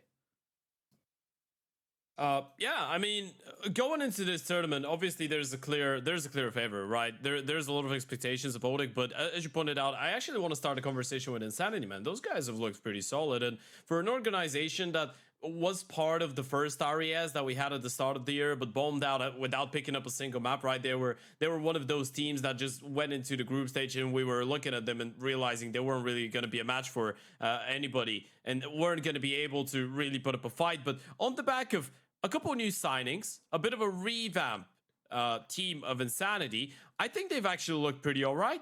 You're bringing in Caston, you're bringing in Fasten and Shuz. Obviously, you have a new coach as well, which is something that we didn't quite mention that much last time around, but you bring in Chaos, and you know, interestingly enough, their style of Counter-Strike hasn't really been too chaotic, but now you have a lot of firepower on the lineup. You have a lot of capable riflers. You have an Oper that has been struggling a little bit, but if he unveils, you could be able, or unlocks rather, you could be able to present us with a good show, and then you would need a good show, and you would need all your riflers, and you would need to be firing on high cylinders when you're facing off against a team like Odic, because as we pointed out, there should be a pretty clear discrepancy between the levels of those two teams. There should be, but you know, that doesn't always transpire into the server. Although Odic looked pretty good against Case in the maps that they won, beating them 13-8 on Inferno and 13-1 on Ancient. A close nuke 13-11 that they ended up losing. That was map number 2 that sent it to a decider. You know, Imperial pretty much walked over them, but that was to be as expected. Imperial really weren't caused any problems by anybody in this group, and you know, Odic, they do have some great players in there. Everybody was dominant in that game versus Case, and you know, everybody came away from that matchup with, you know, feeling pretty confident, especially, you know, when you 13-1 somebody on a deciding map, you know, you're going to be confident going and moving forward. Sure, yeah. Maybe not against a team like Imperial, but yeah, we've got some heavy hitters in this team from Odic. You know, Woody on the AWP. You've got the likes of Turtle in there as well, and I'm excited to see what they can do up against, you know, the new blood, the young blood, so to speak, of Insanity, as they are, of course, still making their debut in this event. We'll jump forwards and we'll look into this veto, and we'll see what maps we should be expecting to see. Insanity have gone for either a nuke pick or an ancient pick in their last 2 games. We see the Mirage and the Vertigo ban coming out straight away, but it's actually Odic to pick into nuke straight away. So maybe seeing a little bit of a weakness, considering Insanity have lost it both times they played at this event. I'd say it's not really a weakness. I think if you're Oleg, you're just going into this matchup realizing that you are the team that on paper should be the better one. You've been together for much longer now. You did have the addition of Lineco or Lineco. Lineco, I guess, is how you should be pronouncing it. The coach of Oleg now. He's been there for a little bit under a month. So you have been switching things up, but I feel like this is just to add a little bit more tactical depth to the team. But in general, Woody has always been a really good IGL when it comes down to Nuke. I feel like most of the teams that he's always been part of, even if you want to go back to the time when he was on MIBR, they were playing quite a lot of Nuke back then, right? He's always been really comfortable with the map. I feel like this is just Odig going with their strengths, and it's just a great coincidence, I guess, that it is a map on which your opponents have been struggling. And as you pointed out, it's a map that Insanity have been playing, but a map that they haven't really been winning. So going into this one, I guess if you're older, you're just thinking this one should be a pretty simple and clean one. The Inferno is going to be really interesting, I believe, right? I think Insanity have some good Inferno players. We haven't really seen them play too many Infernos so far, but all things considered, bar that one game which we've seen, which was a 13-9 win over Case, I think they have a lot of potential to upset. You're looking at players like Fastsin, like Shells that I've always considered good Inferno players. You're looking at Pasadello, who I think has been making a good account for himself. So an exciting one ahead. With that being said, though, Jack, this round's already started. First couple fights already coming in, and that's one of the craziest interactions we've had towards the round, and it's not really going to slow down. No, not at all, as it's getting down into a 2v1, but Marios is going to be able to prevail in that one. Insanity are going to come close, but not close enough on the pistol this time around. We will get that HUD flipped, I believe, as quickly as possible. Oh yeah, Odik won that round. Odik have taken the lead, starting off on that T side. And yeah, it was a little bit hectic. They went for a lobby crunch. They had the Julies in hands, and I mean the flash just blinded absolutely everybody. So extremely awkward once again. This is going to be a ramp play that you're going into an Astralis stack, which is a bit of a new one. It's a bit of a weird one. Once you see one of them, yeah, okay, run out turtle, take a little bit of space, get that molly up towards heaven, and casting the stop. You're not going to stop the swing. Actually, the molly fails, but it's not really going to matter all that much. It's a 2-0 lead for Odik, and it is going to be Insanity's first buy early on. Cassin instantly taking a little bit of a risk and pulling out that glass cannon. Now, he's somebody I would love to get a conversation going about, because he hasn't really performed to, I would say, a level that we probably expect, especially from an Opper. He seems to be struggling a little bit in this side and in this event. Yeah, he's on 0.75 across the 5 maps that he's played so far with Insanity, right? Which, when you compare it with the success that they've had, you can see that a lot of it has been going down to Fastsin, Shuz performing really well. Pasadello's been a pleasant surprise, as we pointed out, but I completely agree with you. I feel like if you want to be a household name in Brazilian Counter-Strike, you need Cassin to perform. But I mean, man, come on. How can you really perform when you're getting killed like that? And, well, that round was a great example. Orb goes down, but the rifles keep you in.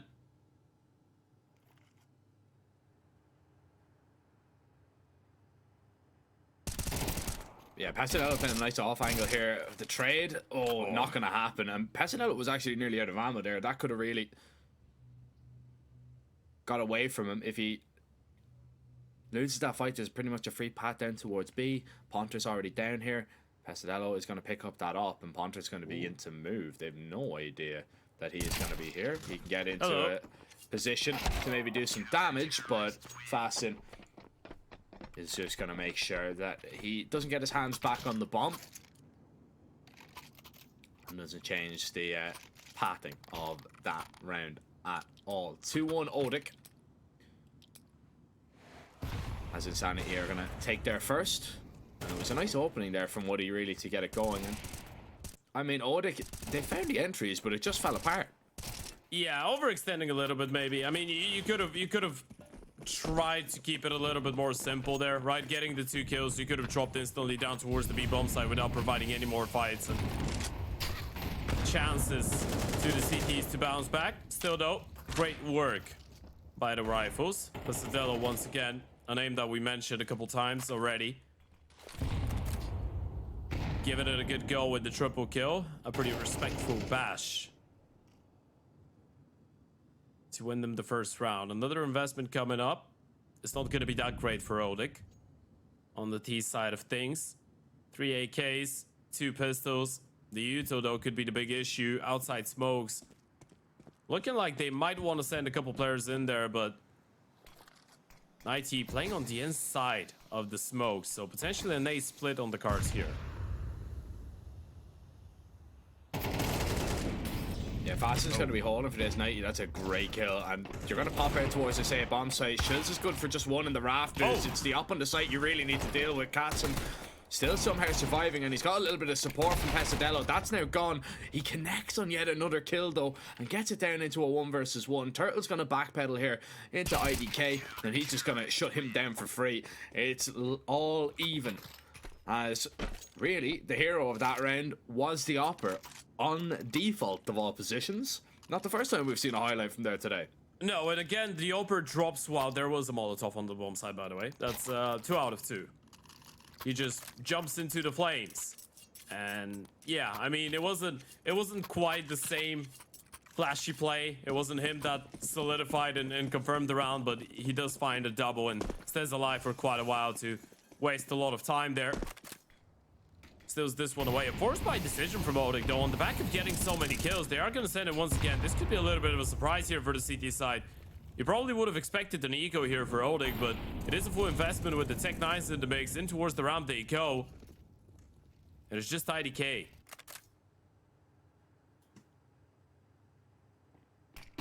Yeah, Flash is going to catch him right between the eyes, so he cannot even stay and fight here. He has to give this one up. Cassim realizing if he goes in any way close to hell, the pistols are going to catch him. So he has to keep an eye, make sure that nobody's wrapping towards hell, but also make sure the distance is going to be open. Fasten on the flank, good for just the one. Tech 9 at medium range, and Schultz is just going to shut that down with the rifle.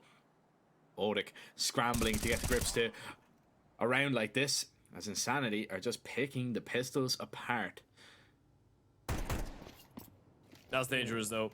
Shuz is just giving away a rifle, and they still have 45 seconds to work with, including the bomb on their backs, and oh my goodness. This one could be falling apart. Pesadello goes down to the Tech 9. They can drop down. IDK gets the kill, but it's not the one with the bomb. AT still gonna get a 1v2 out of this one. You know where IDK is. He's down there in towards the vent. It's all about finding out Cassin at this point, and he's pushed in towards Squeaky, in towards the lobby, playing it safe. IT might want to go up the ladder here in towards an A play, and getting away with a bomb plant doesn't look overcomplicated right now for him, and he's going to realize it fairly quickly, I believe. Cassin, not really going to give him the fight for now. He's going to try and close out the distance. Oh, shot baited out. 8 seconds, Cassin. He can just run him down, and the bomb plant gets denied. This is big from Cassin. Yeah, a little bit wild, to be honest, this kind of round, but Cassin, I mean, he hit the shot he needed to. Made sure to deny the bomb. And the Opera is having some nice impact. He's getting himself in some nice positions, some unorthodox positions, mind you. But so far, he is responsible for 2 of the rounds.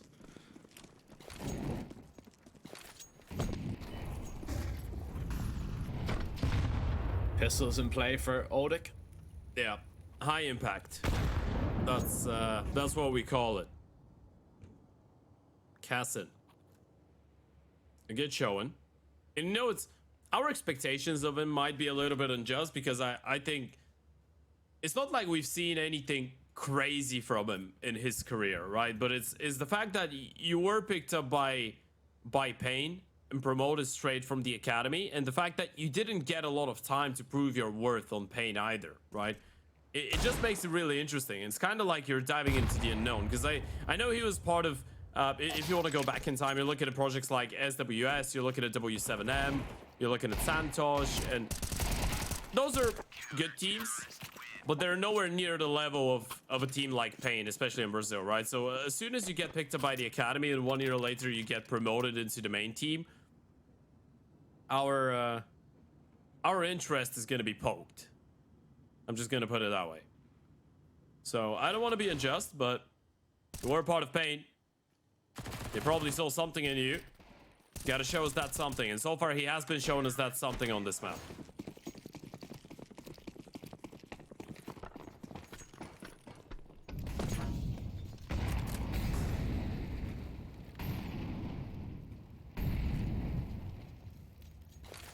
Insanity building up a little bit of confidence on there. CT side for sure. I mean, we didn't really mention an Insanity 2-0 in the discussion at all, so it would be absolutely outrageous if they just run away with the most flawless CT side in the world here. Yeah, I mean, it'd definitely worry Odic for sure. If this continues the way that it's going, Cassin. Hello there. Oh, he spotted a glimpse of Woody. He's going to stick around in the molly, just take a little bit of damage, but it's all worth it when you can drop the opper. He had so much time to get that kill as well. And now they're going to try and scale down, but Cassin's still there. I mean, he's jumping around a little bit. He's repositioned to a more passive angle, but this is looking really good right now for Insanity. And he's got a smoke to deploy as well. He just needs one more kill out of this, and he's done his part. He can dance around the vents as well. It could feel a little bit suffocating to be stuck there with the ult, but if you land the first shot, then you're able to choose a nice second fight for yourself. You could be in a great position. First one misses. There goes the repeat, and this is the worst case scenario. He goes down without a single other one, and now the rotation down the vent is a really risky one. Bomb still somehow staying alive. This round is all over the place. Yeah, but okay, Fasten, he's gonna run down Secret. Surely that's been heard as well. Oh, they probably know where he's coming from. Shuz close. Op is gonna go back to cover.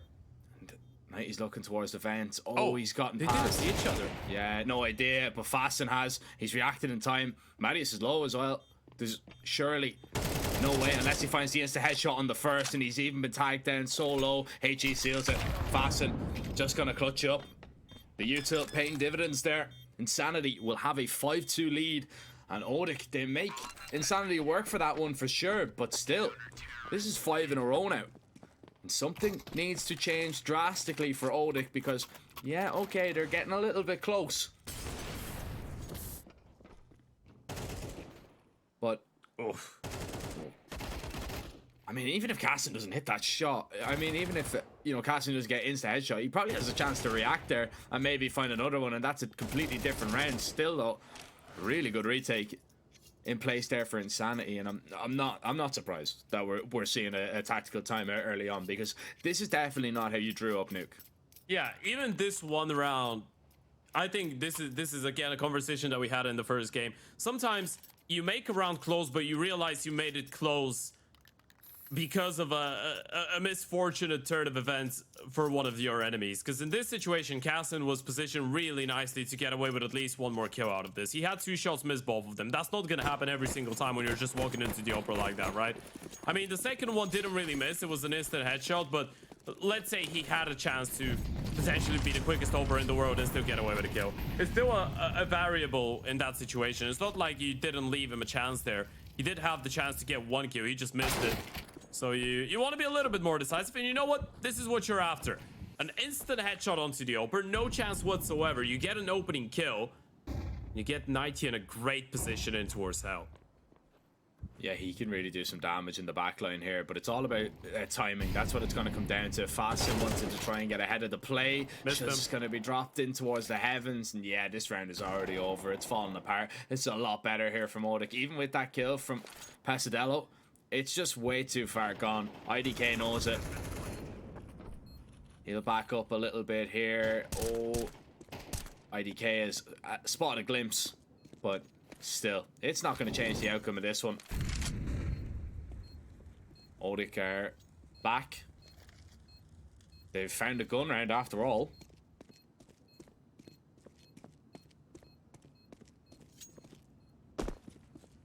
And Insanity, if you are on the city side, you have to be a little bit worried about what kind of situation your money's going to be in. Now, you're not going to be hunted, so you're going to bring these rifles forward.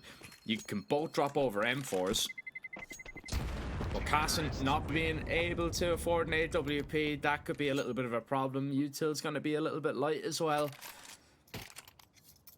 If I'm Odic, I'm licking my lips at this one, because I know that you cannot hold on to the bomb sites for very long at all, especially with just two Molotovs in the equation. I'm more interested to see what type of round Insanity go for, because so far it's been extremely yard aggro for Odic. The majority of the success they've been finding in towards outside. So do you really want to bring the fight back to them, or you want to try and react in towards the lobby? And we're seeing the T's once again. A pretty similar round, but this time it doesn't work out. Well, we get our answer. You wanted to bring the fight to them, and Pasadello does exactly that. A great opening kill on that aggressive maneuver in towards the back of red. They have nobody on A. Shuz disconnected. Yeah. Wait. No. Wait. He's moving.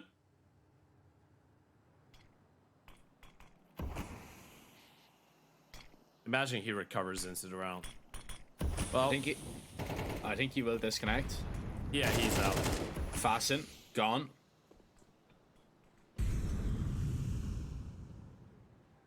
Pasadello is still just lurking around these smokes. He's found one kill. Big. You have no idea if he's walked down into her secret though, or back into the warehouse, right? So you're gonna have to be wary of all those angles. And Serto has been tagged down really low. Casson finishes the ball through the smoke. This is a big kill. And look at Pasadello. He's just been a nightmare, and now he spotted out Woody as well. And you know what? Chess might have lagged out, but he's in towards the ramp. He's like a cameraman in there. You know there's no players in towards the lobby, so he's still getting some information. And with 30 seconds on the clock, Woody doesn't know that Chess is lagged out. So yeah, now he realizes it, but it's too late to attempt the round already. You've committed to the save.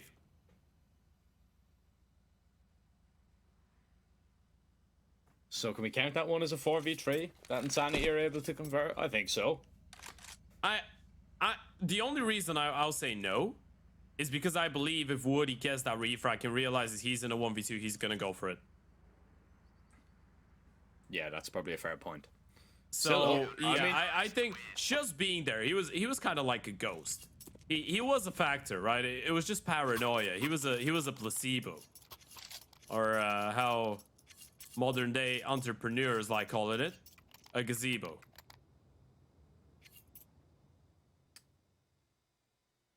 Don't know about that one, Chief. You haven't watched The Wolf of Wall Street? I have, but I don't remember that bit. That's how you remember the scene about the placebo. Like it's a woozy, is a wazi. It doesn't exist. It's imaginary. Blah blah blah. Oh no, I actually, now that I'm trying to like recall anything about that film, you just don't remember anything. Yeah, you know you've watched it. All right. Yeah, sure. I've watched it, but not in years. Like. Yeah. Okay. Probably since when it first came out. It's the badass like entrepreneur that is teaching Leonardo DiCaprio how to be a stock market mischief. Matthew McConaughey. Yeah. He uses the term gazebo. Ah, okay. Oh, that kind of rings a bell now. Now when I know what part of it kind of rings a bell, but still, not really. Turn up the pace here, maybe? Oh, okay, no, slowed down. Thought we were going to get something extremely quick, but Odic are going to go back towards outside, it would seem, with a few smokes. Shuz is back and present in the server this time around. And, I mean, there's probably no better feeling than coming back into a game and realizing, we won that round. Never mind. It wasn't fail smoke. I just got a little bit confused with the CT side smoke in there. Wall in. Player on top of main though. AT just looking for something. Someone to punish. Unsuspecting. Oh, he's been spotted out. Miscommunication though. Passes. Doesn't react to it. Doesn't turn around. Refracts coming. Pasadello with another double. Gas is in a great position though, and the bomb's just going to be delivered. Turtle finds that kill, but Pasadello is still just doing the damage, man.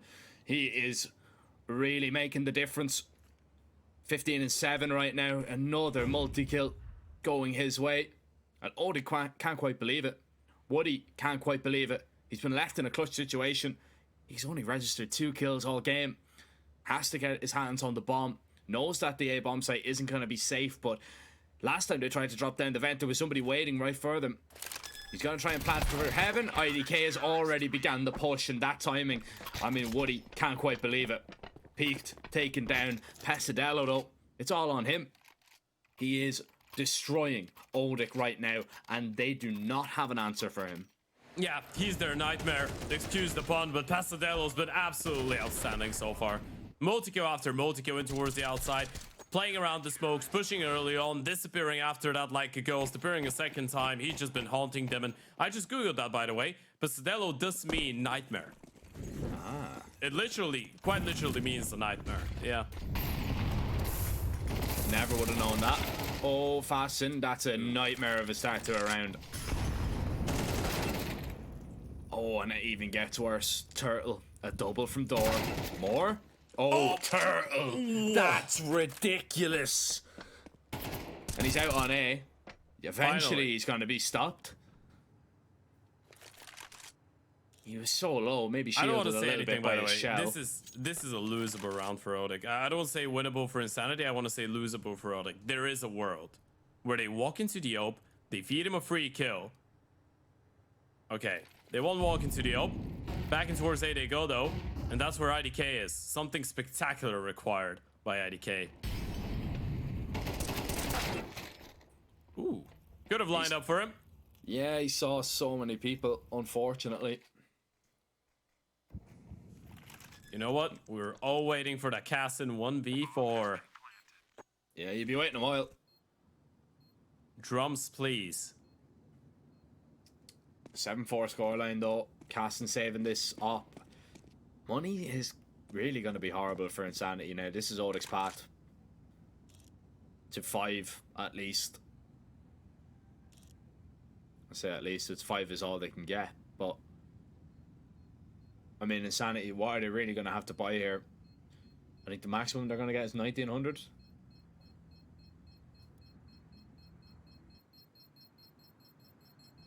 I believe so.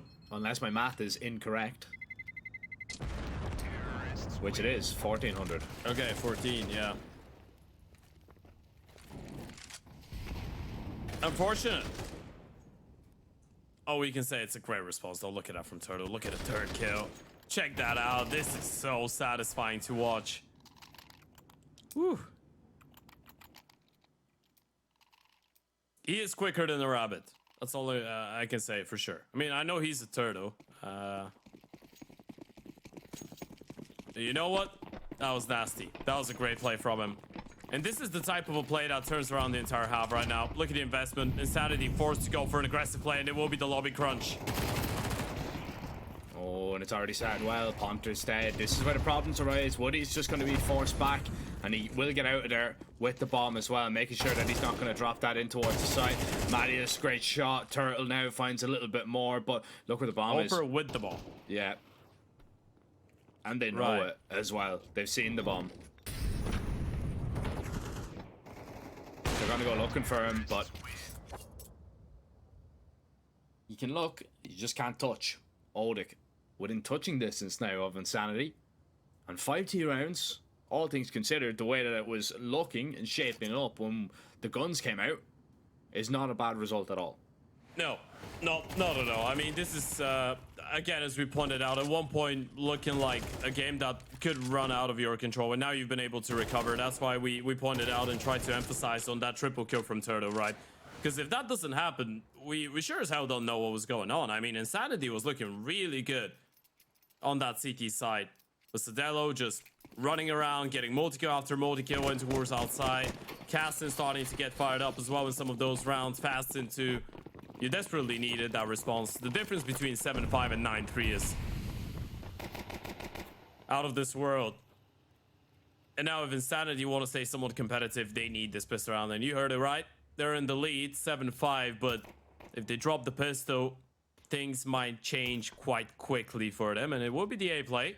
Turtle spotting out one already, but into the meat grinder they go. And the ESPs might be getting away with a couple cheeky headshots. Julie's on top of Hut. Wait a minute. The A-bomb site just collapses. How did that happen?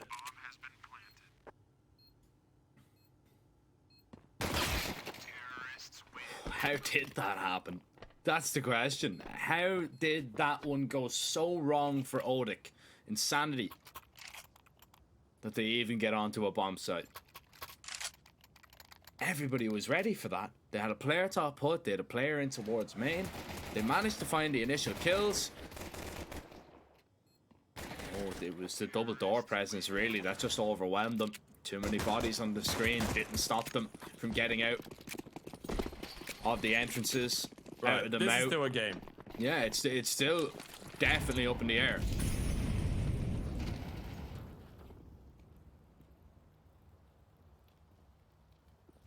There's still a chance Insanity close this one out, man. Like, If you're Insanity, by the way, you get that anti-eco, you're looking at a 9-5 score. You know what's the right point to, you know what's the right way to actually look at the game. You're like, okay, guys, it's like we had a 9-3 first half, but we lost the pistol in the conversion. And now it's game on. Now it's buy round time, baby, on the T side, and they could run away with it. I mean, you would be favoring them if that was a 9-3 and Odic was just able to pick up the pistol in the second round. You would be still favoring Insanity to run away with it, right? Despite of the pistol round. That's the angle we should be taking. That's the angle Insanity should be taking right now. They're in a great position. Just look at them get fully USP'd after me saying that, by the way. Just watch. I don't like how long they're taking, to be honest. Like, 45 seconds left and you've got zero control anywhere. All it takes is Turtle to cause just chaos here. And this round is as good as done. Turtle's going to be an early warning sign, and they're all going to get down the vent. You're hearing the steps. He's calling for the rotations. Turtle's even going to take one down from behind. Insanity are going to lose this round unless they're very careful. Ooh. And IDK, at least, is the man to find that quick double. USP over the top, trying to land on, and IDK is trusty Glock in hand, eventually deals with it. But you can understand my concern there. I mean, you leave that one very late. If it's not for IDK going absolutely huge, and not so much even with the last three, but those first two kills, just stopping those pistols from getting down the vent, if they get there, beat you to the punch, 100%, that one slips through your fingers. I mean, you can't say 100% it slips through, but there was a big chance that could have gone wrong, right? It could have gone south. It was scary, yeah. But that's why eco kills are important. You get those, the team wins the round easily. And now we're 9-5 up for the side of Insanity. Odic, first buy round on the CT side here. And instantly Turtle rotating down into her secret. Nady on the other side looking for a player on top of main. He's heard a flash. He's got the confirmation, but Bassin goes for the fight in towards the warehouse, and suddenly they lose two in towards outside. Nady's still alive, still rocking, still kicking. Fighting kills in response, but the T's have gotten a lot of space to work with.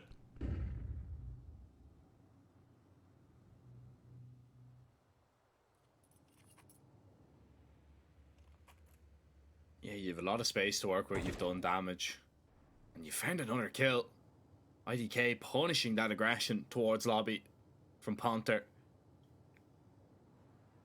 And Insanity can continue to play this one slow. Manius, is he going to be spotted out? That's the bomb. Oh, Pesadillo just pivots and shuts him down. And now it's only the low HP of 90, but you might be walking into him. You know he's over towards A. Now you know exactly where he is, and 90's missed his chance. IDK surely is just going to shut him down here. Never mind. Oh, what? Through the sight. Pesadillo. Another multi-kill. That is ridiculous. Yeah, this is outrageous. This guy's not losing fights right now. He doesn't even need to see you. He can just shoot you through everything. Pesadillo. That's a tilter. That is a tilter right there. That's 4 multi-kills for him so far as well on Nuke, by the way. And correct me if I'm wrong, but I believe it wasn't his first triple either. He's had a couple. It's an instant headshot as well. It was so clean. You don't even get a chance. I mean, if you're an 80 in there, you get the first 2 kills. You're low on HP. The moment that you flop the first couple of shots on IDK, you just think you're dead. Then you win a fight you're not supposed to, and you suddenly believe you have a chance to win the round again. And then you receive that. Through the yellow on the side. Quite painful, isn't it? 5-10 down. Another half by coming up. I know we said Odic should be the clear favorite going into this. Apparently Insanity had other things in mind. And Pesadillo had other things in mind.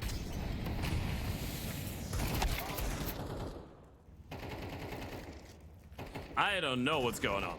Oh, Oh, insanity are happening. But I'm That's- loving it. They are inevitable right now, and Oda can do nothing to deny them. Just to bring in some context as well, by the way, you're looking at a team that had 5 maps on HLTV before going into this matchup, and those 5 maps were in our tournament. Nothing played before that as a 5-man lineup, right? You're looking at the 0-2 loss against Imperial, that was their debut, and you're looking at the 2-1 case win, that was their second match and first win with this 5-man lineup. And you're looking at such a great performance, especially against a team like Kodik that, as we already mentioned, it's quite a rarity to see a South American team with no roster, well, close to no roster changes in recent times, and they haven't made a single one in 7 months since adding Ponter to the lineup. This could be a good result. This could be a big result for Insanity if they're able to take it over the finishing line. And look at it. Early opener, and then they just freeze. 30 seconds, and the play comes in. Forced out of positions, trying to look left and right, and you end up looking absolutely nowhere. Pasadello, another multi-kill. He walks out, finds a double himself. Nighty trying to have a look in, just peer in, see if he can save it. Casson just holding deep, and this is another Insanity round. They're just playing this one to perfection right now. Oda can do nothing about it. This is a statement coming out the gates. And Casson, oh, if Nighty walks forward there, he's a dead man, and he still might not get out alive, might not get away safely, because Shuz is beginning to walk him down. 90k is just causing the distraction, just baiting out the steps. 90 catches him looking the wrong way, so it will at least be an AK moving forward into the next round. But still, this is an 11-5 scoreline. This is Odic's map pick. They haven't picked up a single CT round. They just cannot keep them off a bomb site. It's so scary how easy it looks for Pesadello, by the way. You're looking at a player that has been around the Brazilian scene for such a long time, but never has been able to have his breakthrough, right? I mean, one of the people that he actually played with on Team 1 for 3 years did have his breakthrough quite recently. We're talking about Maups, who's on M80 right now, but himself and IDK, they've been playing together for such a long time. 3 years on Team 1, and now joining in Insanity at the start of this calendar year, and he's looked great. Of course, he was part of the Red Canids as well back in 2019. 24 years of age as well. It's not like, well, he's still young, but he's not that young. He's not the 17, 18-year-old prospect. He is a player with a whole lot of experience, and we're seeing a whole lot of that experience today.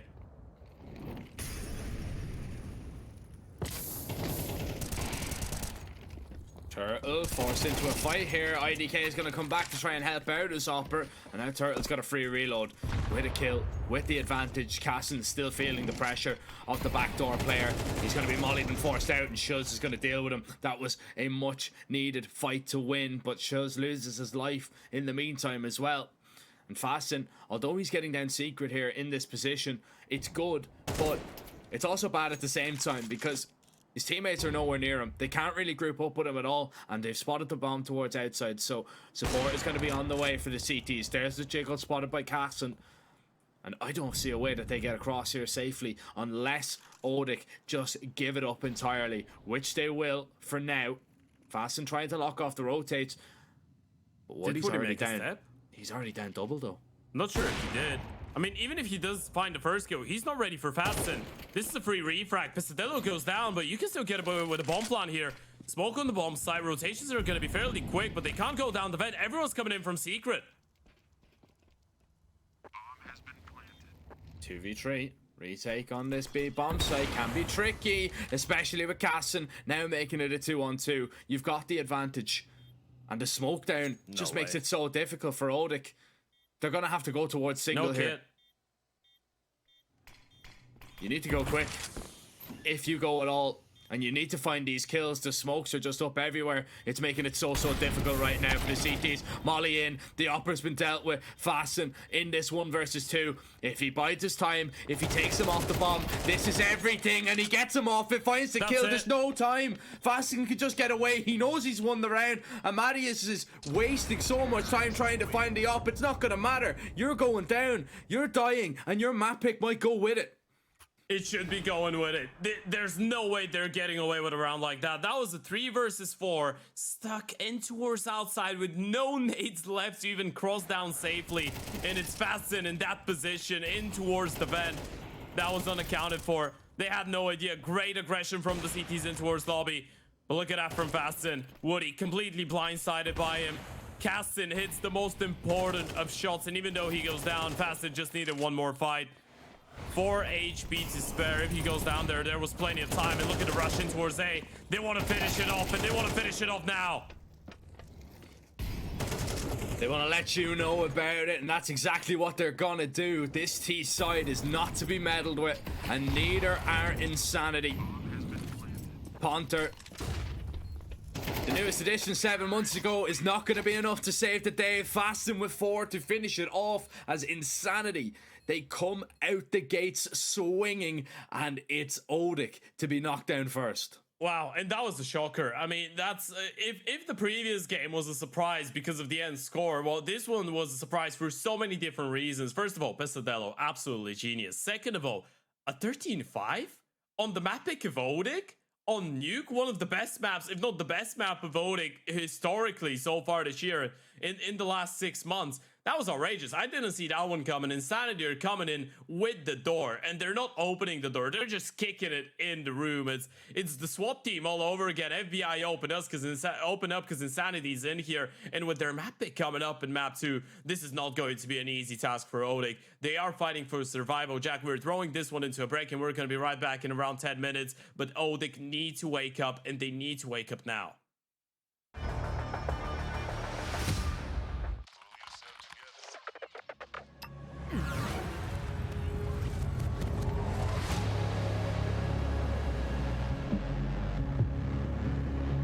The world is changing quickly. To clear. Copy.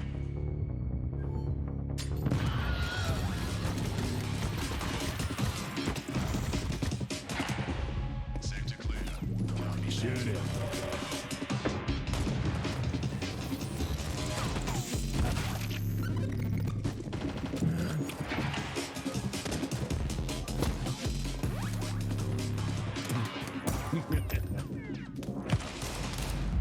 The world is changing, but one thing remains the same: victories with 1xBet.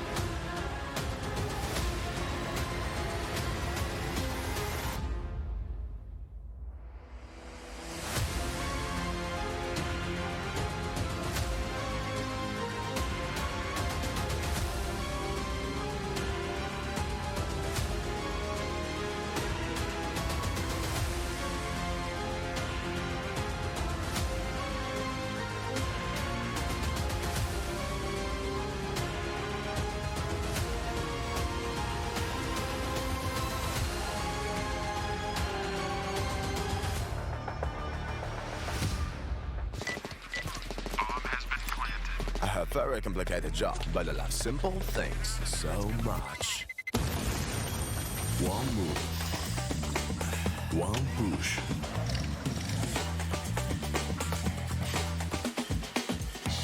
One touch.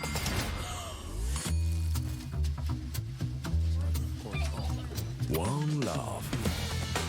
One click. One XBet.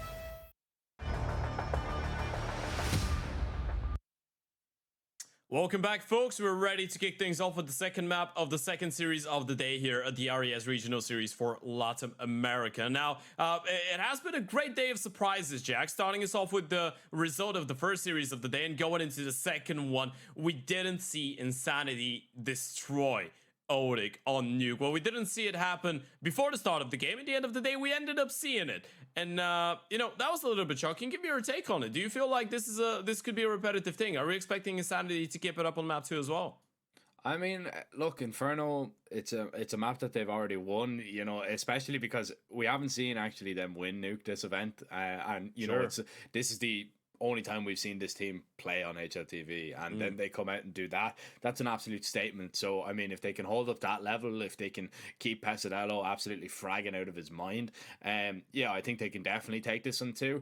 But Odic, that was an early warning sign, right? You know, that was definitely, okay, we can't afford to go into this next game sleeping, or if we do, we're going to be eliminated. So, yeah, I think Insanity definitely could if they continue to, you know, keep that pace up. But Odic, they have their warning. They need to get everybody, you know, in the right frame of mind, in focus, in check, and they need to make sure that Insanity do not run away with this game, because Insanity, they're coming and looking for a statement, and they're very close to getting it.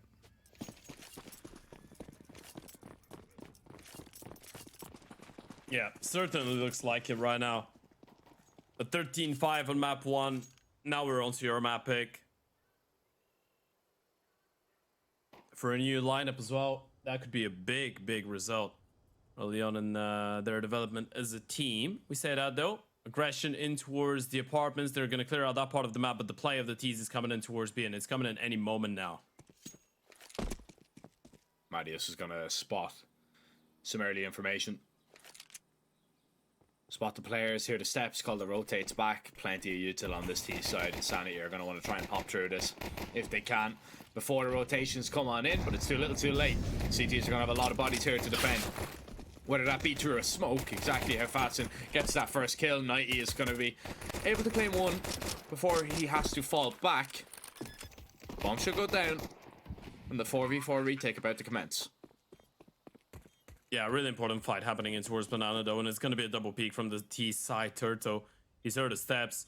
Are they going to clear him out though? Will they be diligent enough? They're still waiting for it. It depends on how patient they will be. Pesadelo, he's going to get boosted. You're not going to be ready for this. This is so smart. Pesadelo blindsides him, and now the retake becomes so much harder. You have a kid, but you need to find all those different players towards the back of the side. Castle with a double, make that a triple, and Insanity get that pistol round.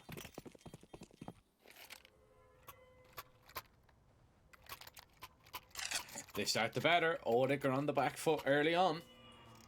And there's no chance of a rebuttal. Not in this round. Lovely from Casson, who's had his moments. 1xbet. Oh, favouring Insanity right now. There's definitely a lot of happy people looking at that. Odic fans, not so much. So if you want to take advantage of the odds, you can click the banner below the stream. Sign up using our code 1XRES LATAM and get up to 130% deposit bonus on your initial deposit. The Zeus nearly happened.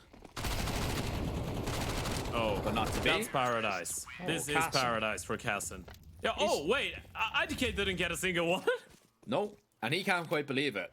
He would have loved that money bonus, but Casson has stolen all of them away with that AK. Bit greedy, not sharing. I mean, he's on a 7-0 start. You might as well let him get away with it, right? Statistically, it hasn't been, of course, joking about it, but it hasn't been the greatest of starts with that organization for Casson. So letting him farm some early kills might spiral into a great confidence boost here for the Oper, even though he's on the rifle still. But first buy round coming in for Odic, and that's when you where you want to start getting them right. But look at the call from Insanity. It's a straight up call off of spawn, going into our second middle and middle quite quickly. And this could be a great one, but the rotations from Odik already coming in.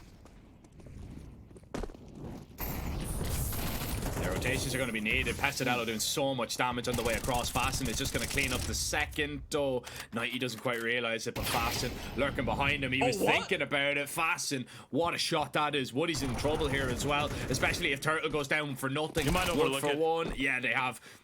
Not aware that he was there. Casson now hearing the steps. Woody looking for the fight right now. Oh, Casson tagging him up a little bit. Woody is not comfortable whatsoever, but he still manages to come away with the kill. And Casson thrown into the clutch. Bomb tap. Ponter though is going to spot Casson going walkabouts, and he still wins it. Casson, he's immortal at the minute. Oh, Ponter's punching his monitor after this one. What a blunder. That was the easiest 1v1 you're ever gonna get, but he didn't believe it. You just see Casson walking right in front of you. He's just tapped the bomb and he's walking in front of you. He's not even looking towards you. And you let him turn around and get the kill. This is disappointing for Odik. He had a great go, rotating 4 people in towards that A bomb site. Fasten winning that fight on 19 HP shouldn't be happening. Turtle doing so much work. Woody, the same, getting away with a double. Look at that once again. That should not be happening. And Odik know it. Early alarming signs right now. Things are just not working out for Odik today. Oh, that is so tough. That's a bitter pill to swallow, mate, to be honest with you. I'm looking It's at easy to start getting under your skin about this game already. Yeah, 100%. There's been some moments like that you're kind of looking going, like, what do I have to do? You know, how have I not killed him there? That's one of those that you're kind of shaking your head in disbelief. Double nade. Oh, nearly takes down.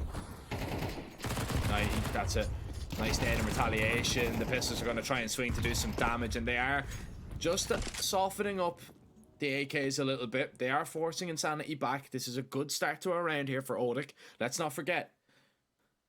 I mean, although it hasn't started great, it's still in the opening 4 rounds of the game. So, I don't know about you, Ted. I've never seen a game won after 4 rounds. And I've been doing this a very long time. No, me neither. Well, it depends. I've had some interesting Faceit experiences. That's all I'm gonna say. But no, not an official matchup for sure. No.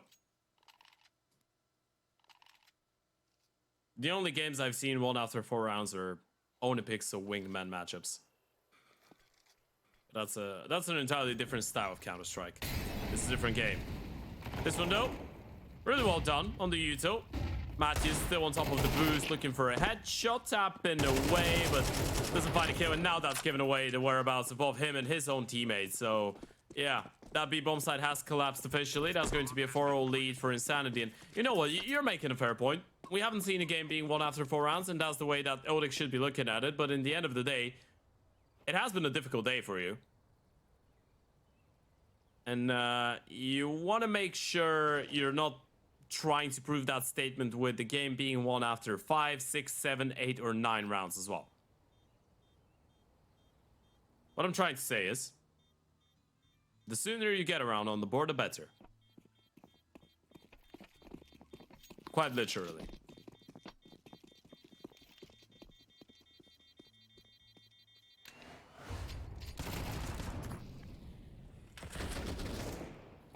Let's hope. For Odik's sake, and for the sake of this one being competitive, it's to come here. You said for Odik's sake, right? Not for Owen's sake. No, for Odik's sake. Oh, okay, right. No, I wasn't going. I thought we were still talking about Onipix. A little callback again. No. Oh, lovely guy. Great energy. Fantastic Counter-Strike analysis. Let's see what Insanity are going to throw at this one. A slow approach up towards Banana. They are going to be coming up against a little bit of a resistance. 3 players, the op of Woody as well. The util beginning to chip away though at the CTs. Schultz is going exploring towards the apartments as well. So not a lot of map control really for the T's to work off, which is good for Odic in terms of stopping the fights early. But when you start looking at the timer and the sheer amount of util that Odic have left, then you're going to see a few problems. 2 smokes and a minute left to hold both bomb sites. That's going to be tough.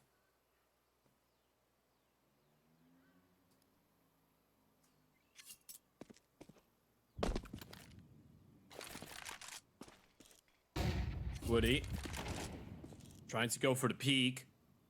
Not gonna happen for him. Oh, still posted on the angle though, and he needs to be perfect. He's all alone right now. Needs so much support. 1 missed shot and he's going down. Boost spotted out Woody. Can't really fall back anymore. 1 kill and he goes down, and the B-bomb side has been completely compromised. But look at Fasten. He's still in a good position. He can cut off some of those rotations depending on how patient does he want to be. But he's cutting them back. They're gonna commit A here. This is such a big risk. Yeah, and Turtle knows it. He's dropping that smoke. Fasten's going to try and play around it. Now you're hearing the steps. Do you know about Nighty up on the balcony? No, you don't. You need to trade him out. It's Pesadillo. And look, there's the kills that come. Oh my, it's fallen. Once again, Odic. They played right into their hands. They didn't move. They stayed in that setup. It was a powerful one. But just the trades from Insanity were all that they needed. Punter, he's going to save the Oppa Woody, but can't save the round. This is 5.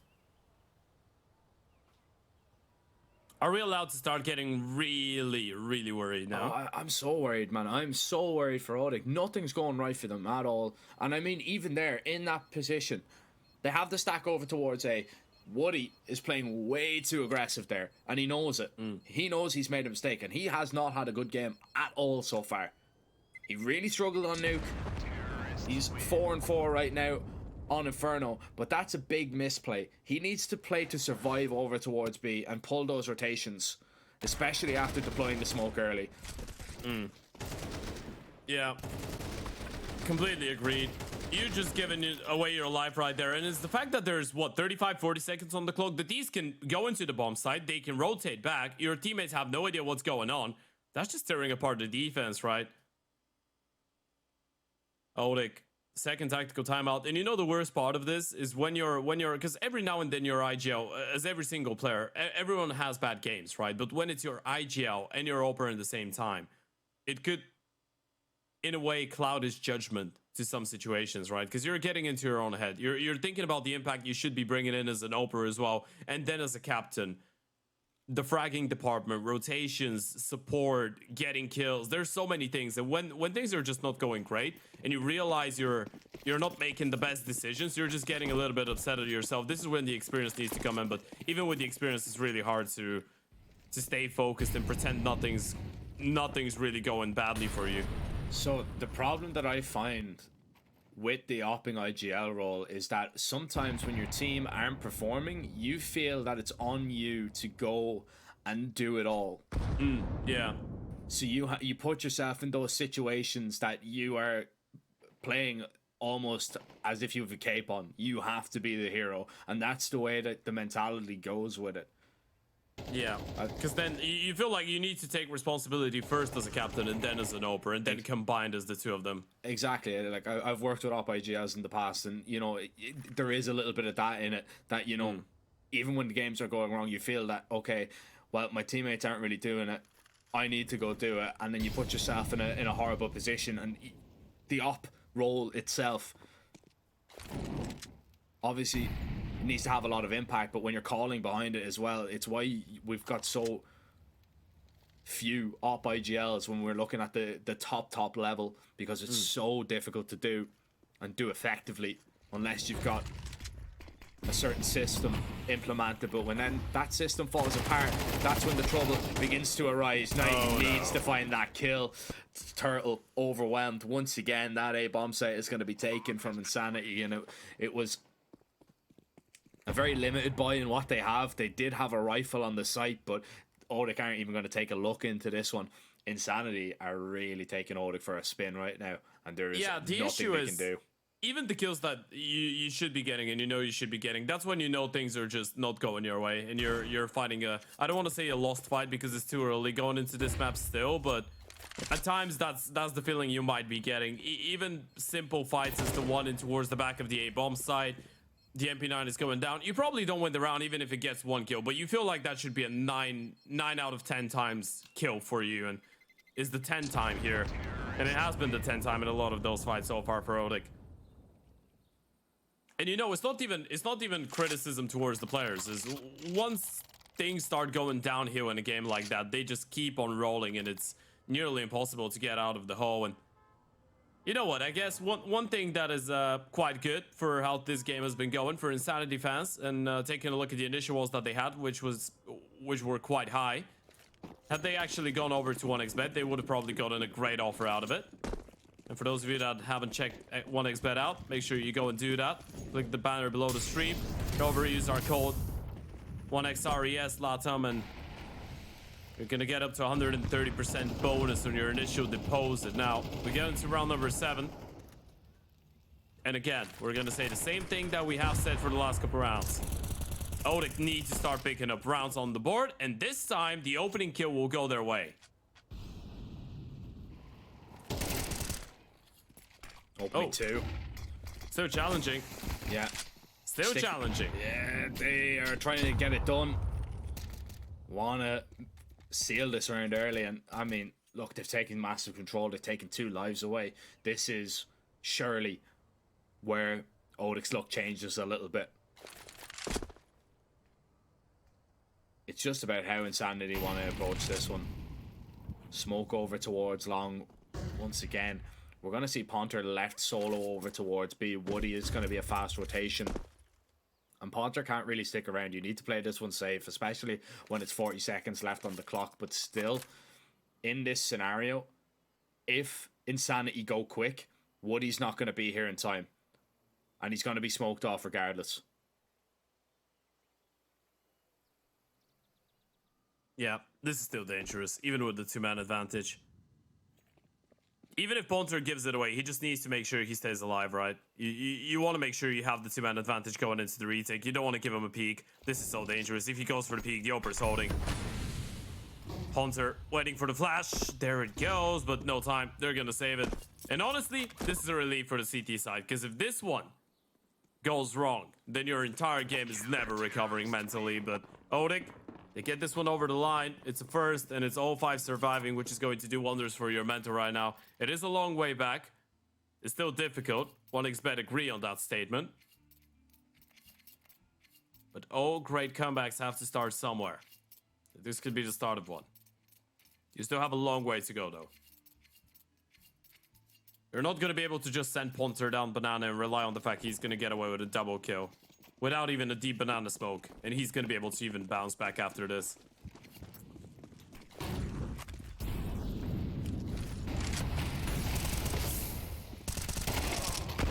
Or you could. You know what? Screw that. You can rely on it. Just sheer aggression. Marius is so lucky to be alive. He's on 1 HP, but I mean, you're stopping the tease. This is what's working. You may continue until Insanity readjust and try and figure something out, but didn't figure it out this round. And again, it's the exact same situation where Odic are going to go into a 4-man A-lean, but Insanity are going to try and hit B out. This time, Ponter has a little bit more util. He's got a molly, but Marius is the closest rotator. Ponter swats out 1. Are they going to try and smoke and send it in here? No. This is where it gets awkward. This is where it gets really, really awkward right now. You might want to rotate a 3rd player in towards the B-bomb side. Peak will, from Woody, is going to come in, but you have 1 CT that's on 1 HP. Mattias is just 1 scratch away from going down. This is still a dangerous round. Execute comes in. Flash hides over. Ponter goes down, and now this is an issue. Mattias, the player on low, is still alive, and you have just 1 smoke, 1 Molotov, and a flash going into the retake. This is winnable for the T's. You've no molly to get them out from behind the boxes as well. They're just going to play it together. Casson is just going to be facing straight away. Scoped in. If he hits this first shot, they're playing the bait setup, and they might not be expecting this. Flash in, doesn't blind them. Opp is going to go for yet another peek here, looking for a little bit more. Shuz now strikes from dark. Everybody's swinging out, looking for the frags, but it comes down into a 1v1. Yeah, Woody needs to go aggressive. He needs to go for it. Shuz exposes himself completely. Is there enough time? No, there's not. Shuz, you've been bailed out there by the time. That was nearly a massive misplay. But Insanity still come away with the round, and that just goes to show Insanity right now, the luck is with them. They wouldn't get a kick in a stampede. That was so awkward. If Woody has a kid, he's got enough time, by the way. If there was a kid dropped on the bomb, or if he had one in him, that was a defuse there. Shuz just got the communication from his fallen teammate that the Opera was falling back into our CT and he was saving, right? On the dead cam. They just saw him try to fall back. That's why Shuz is just bringing this knife out and running in. That was so close to just backfiring completely, but this is still 3 versus 5 that Insanity are able to convert. And this was the thing that Oleg had going for them, that double push in towards Banana, getting a double entry, back-to-back rounds, but this one wasn't good enough.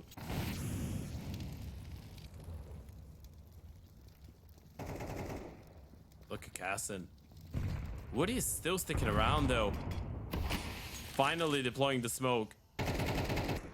But you still gotta be careful. The T's are ever so close. Shell's already in towards the apartments, and this is a big nade. Look at the damage. I really don't like this from Odik.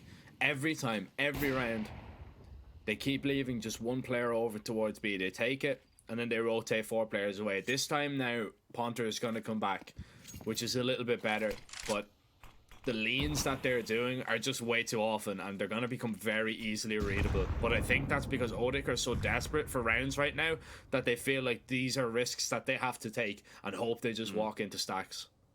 Yeah. Also, on paper, you could be saying it's the right call to go with. It's just the fact that the B players have been a little bit reckless, but now Mattias has got a decent amount of util. You have a 4-man lean in towards the A bomb side, and this is where the T's have headed, so it could work out. Turto just needs to make sure he gets back and plays anti in time. Nady needs 1 kill out of that boost, though. If he goes down without a single one, this is big issues, and there it goes. Woody and Turto find a double in unison, but Woody's just locked out at the bomb side. He can't hold on his own. No, he can't risk it. If he sticks around there, he has to be the hero. And if he falls, the round is just done. He has to wait for his teammates. Molly goes over onto the site. Pesadello drops the smoke and plays a little bit closer. He's not going to burn up by that Molly just yet unless it spreads. But he should be okay. And he can get away to safely. This, by the way. You don't. It's simple.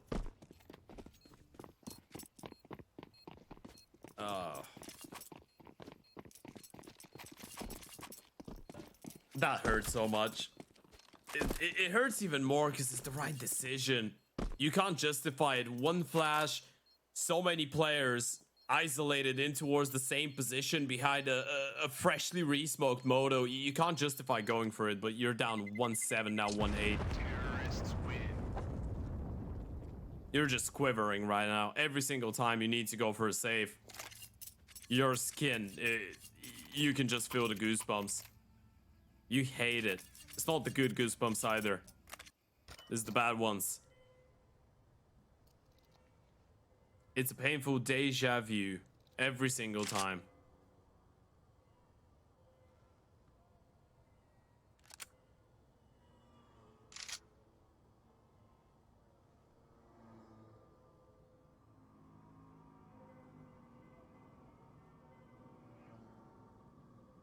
Another tactical timeout, another discussion. That's our final one.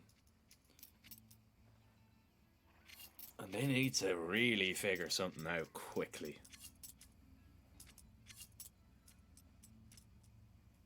Odik have not been present so far in this series.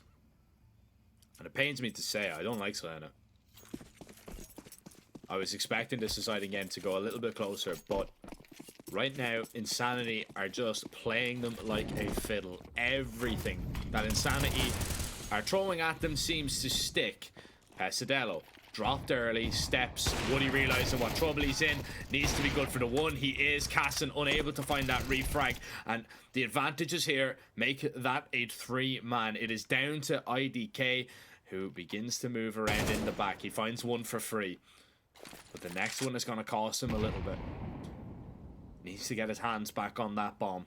And 2 CTs sit in the apartments. IDK knows that banana push might be a possibility. Oh, no. He's just isolating these fights, and you just can't feel comfortable right now if you're the CTs. Not at all. Not the way the rounds are going. He's And got so much time as well. He can go around the world, by the way. He can go in towards the apartments from the backside of it. He can do what he wants. Literally. They're beginning to move as well. Don't they know they have the bomb? They've given it up anyway. They're just going for a reflank. Alright. They seem to be aware. They know that he's coming. If he's coming from anywhere, it's from the A side. And he's spotted. At least IDK doesn't get that into a 1v1 situation. That really would have just shattered the mentality of Odic. And even winning that round. I was getting so scared there for a second, by the way. The moment that he's left in a 1v4, he gets the first kill, and then the banana player just goes for a wild swing. If he wasn't tagged down to 19 HP, I would have started shivering. At least, though, to get a second on the board. A bit of a technical timeout as Maddie has got disconnected, I believe. But now he's back. So we're good to go. 6 rounds between them. You feel like Odic need 0-4 in order to keep on staying alive, and unfortunately at this point you're out of reach for even the song to help you. You need something spectacular right now. You need to change the pace of that entire game, how it has been going. You've been run over on so many different aspects, so many different occasions. Woody gonna try to get aggressive in towards banana. Is the only piece of early intel that has been really working for the CT side so far on this Inferno. It's not too bad, but you gotta be careful with shells. Look at that position. He's gonna get away with a kill, and they're just falling down. This is a complete disaster, Jack. Oh, they do one good thing, and then all of a sudden, Insanity just pick up the pace and just get back to it. Matty is completely blinded. He's lucky even to get in towards the pit, and it has to be him to step up massively. He claims one more. They've spotted out exactly where Woody is coming from, so they can get this bomb down safely. And Casson, he's going to give him a fight here. Gives him away an AWP, so maybe a little bit risky that he doesn't need to take, but maybe felt that he just wasn't going to get out of there safely. And Woody, you have to go for this. It's not a favourable fight. It's not a favourable clutch. But this is just one that you just need rounds. Doesn't even have a kid, by the way. There is one dropped on the left-hand side, so he's going to pick it up, but time is already halfway through. I don't think he's even giving this one a go. I'm not going to lie to you. If you can get away with a ninja, fine, but they're not leaving the bomb site right now. They know what's up. There goes the first one. Second player on top of the balcony. Pesadello hasn't really lost too many fights today, and this is not one that's going to be different. He's gonna stay alive. Money's not great on the T side, but they don't really give a damn. They already have 9 rounds on the T side, and they could be looking at 10. This game just looks over. It looks all over for Odic. It does, man. It really does. And it's so sad to say, because, you know, usually you're trying to hype up a game and, you know, breathe a little bit of life back into it, but Odic, man, it just looks too far gone. Pesadello's going to try and get aggressive, and speaking about losing fights, eventually he is going to fall. That aggression doesn't work out. Nighty just shut down towards mid, though. Really gives Insanity a chance to get back into this one. AWP not going to be able to connect, and Woody knows what trouble he's in right now. They know that there's 2 players over towards B.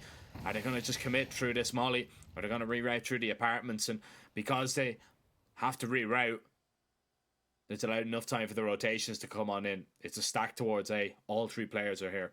Yeah, but they froze it. I mean, look at that. Look at the call, and the CTs need to start walking forward. You've just left B completely. And that's exactly what Insanity want. They want you to walk into them, give your lives away for free. And Woody, they know the upper was in here. One missed shot, and he goes down. There's no Thumbo. And now you're hearing the steps. Ponter needs to be so careful. Caston goes for the wild swing. Gets the headshot. It's a free haircut for him, and Woody needs to clutch it up. A 1 versus 2 on the cards for the OP IGL, and the bomb is yet to cross in towards the back of the side. Molotov gonna make it a little bit safer. Now they've hit him. That's gonna give away his position. Bomb will get planted. Woody, this is just so painful. You have a smoke, you have 2 flashes, a Molotov, full belt of util to work with, and a big green in hand. Crossfire could be nearly impossible to break through, though. Even if you bait the peek out of Cassid. Oh, he's crossed towards the right-hand side. This is the end of the round, surely. It's going to be so difficult to isolate those five. Smoke goes in. First kill is his, but IDK on the spam through the smoke gives Insanity 10 and Odic. This could be Oshi Road. Insanity looking to absolutely bombard Odic. And they're doing a great job of it, man. Odic Didn't expect an hour and 30-minute best of 3 out of this one. No, not at all, man. This is definitely one that has shocked me. And it just comes down to this pistol. If Insanity win this pistol, they close out the game pretty much.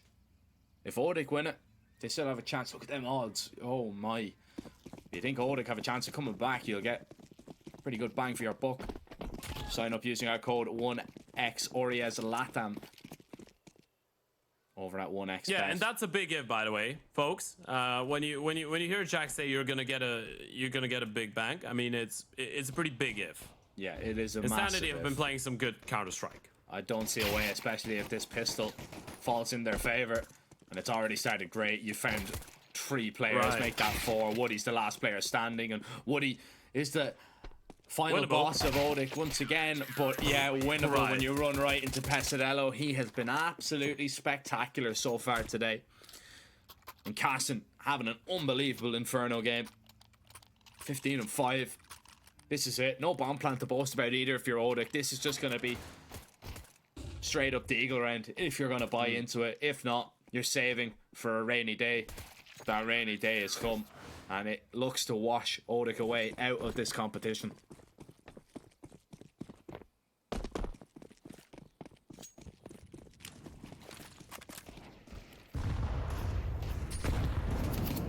For Spy, not really gonna be brought in by the T's. It's just a half buy with a couple of the Eagles, and you can tell this is the type of purchase that you go for when you know you're out of hope. You're just after a couple cheeky 1Ds that could potentially spiral into something more, and you're hoping to make it a bit more competitive. But it is one of those games, ladies and gentlemen, that just feel over. Even though it's not over yet, technically. It has been the feeling we've been getting so far throughout that entire series. Insanity. Every single kill that they get just gets them closer and closer to playoffs, and at this point, the only question is who will they be playing? This round is over. You're looking at a 12-2 game, and Odic either win 10 in a row here on the T side, or this will be the end of the road for them.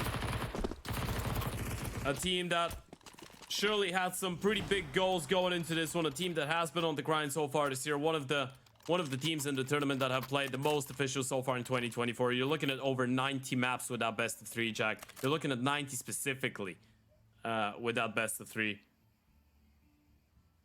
A team that participated in the 2nd edition of the RES. Unfortunately, was a little bit troubled in the group stage. A team that made it to the quarterfinals of RES 3. And a team that unfortunately won't reach playoffs twice in that tournament. Good start to this round. Carson, though, he's fallen. You can make this one still competitive here.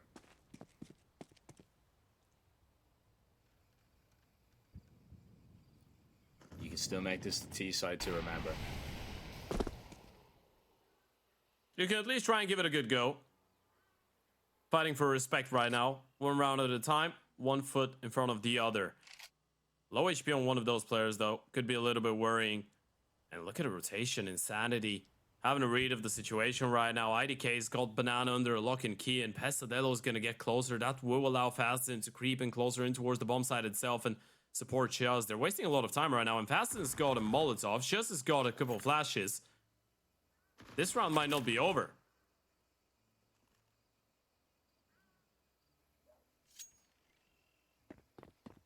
Pesadello rotating away, though, is not going to help proceedings at all.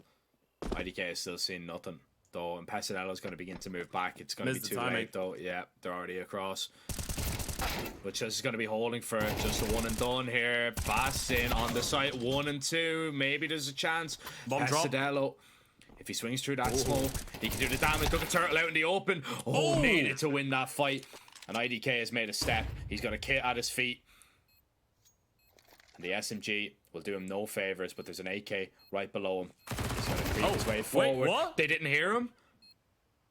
There's no idea. No IDK way. in the 1v1, and he just needs the bullets to connect. Turtle 7 HP. He is so low. One bullet will do. And this MP Knight is going to get in your face, run and jump you down. Odic can do nothing about this one. Insanity, the much better team today, and it is a dream debut. It's a debut that Insanity make it all the way into playoffs, knocking Odic out, and they had to do it the hard way. The lower bracket run is complete. I mean, you say they had to do it the hard way. They dropped 7 rounds in the entire series against Odic. After the 2-1 over Case, there was a lot of talking points, mainly focused on the fact that Case were playing one of their first events without snow. So after a change in the lineup, I guess you were expecting it. That Odic performance, though, this is a statement from Insanity. And I don't know who they will be playing in the playoffs, man, but I'm looking forward to watching that team tomorrow. This is going to be an exciting game, especially if we... Oh, okay, we know who they're playing. They're playing 9Z. Oh, that's going to be a good game. Crew as well, taking on Solid. Oh, the playoffs are getting spicy. They are getting spicy. Yeah, getting spicy, really, really spicy, but we still have Pain and Imperial waiting in there, and we don't know who they will be playing up against, ladies and gentlemen, so 2 more matchups to go. And you know what? Commiserations to Odic. It's been a pleasure having them in the tournament, but this is a great showing, once again, as we pointed out, from teams like Insanity, like Crew, teams that can't really qualify for the LAN in Belgrade. They're not the ones fighting for it. They're fighting for prestige, though. They're fighting for the experience. They're fighting for the chance to prove that they can be household names in the Brazilian and South American scene, and this is what this tournament is all about, and this is a great proving ground for all of those players and teams.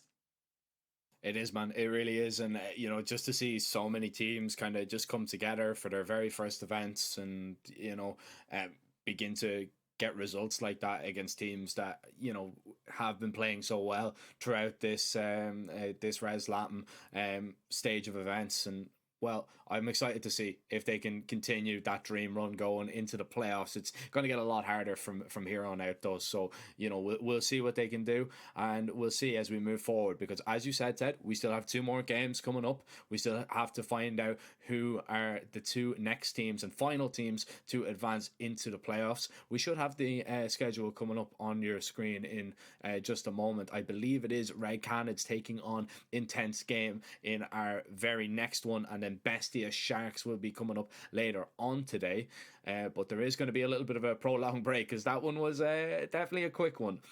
We've got around an hour and 20 minutes until we go live with our next game. I believe it's going to be Yumi and Tea Time taking over for myself and Ted once again. So, ladies and gentlemen, you've got a lot of time to go get some dinner, go get some drinks, and then come back ready and rested for our 3rd and 4th final games of the day. It's Group C and Group D action to finish off the group stage, and you definitely don't want to miss it. We'll see you soon.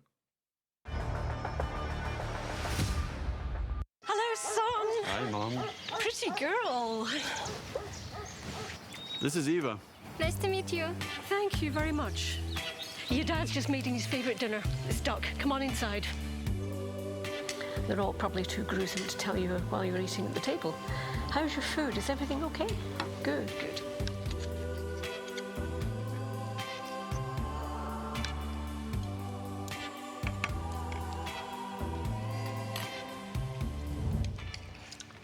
You seem to know each other. Yeah.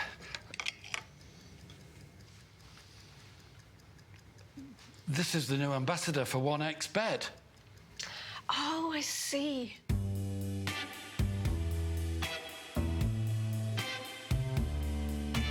Everyone felt good when Eva Elfie became the new ambassador of 1xBet.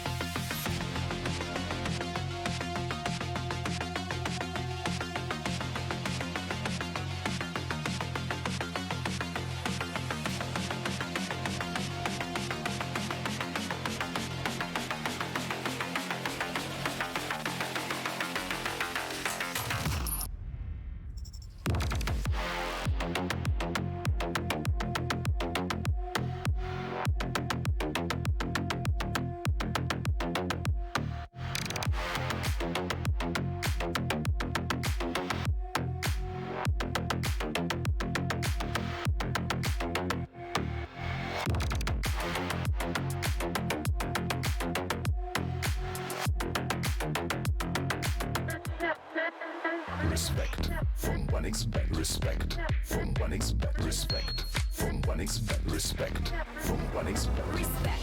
From 1xBet, respect. From 1xBet, respect. Respect. From 1xBet, respect. From 1xBet, respect. From 1xBet, respect.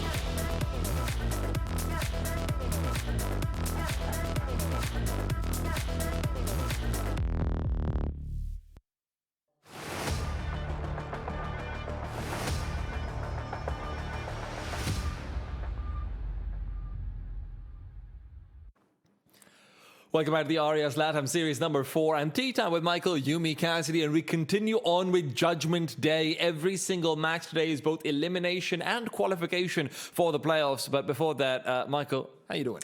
Yeah, I'm feeling pretty good. You know, we've had a lot of teams that we had to keep our eye out for when we were looking at the group stage, and some teams that I think had quite a lot to prove. And we're going to actually get to witness some of those teams when we go through into today's games as to whether or not they can have a playoff berth and maybe cause some upsets, have some surprises to them.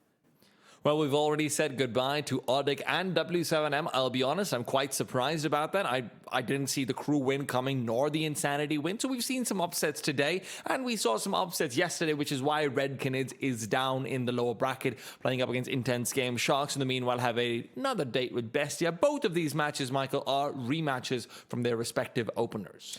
Yes, and both those respective openers did end 2-0. So the fact that we're going to have these rematches, it's about whether or not these teams have been able to learn some lessons from that prior encounter, maybe even come in a little bit more prepared than they did the last time they faced.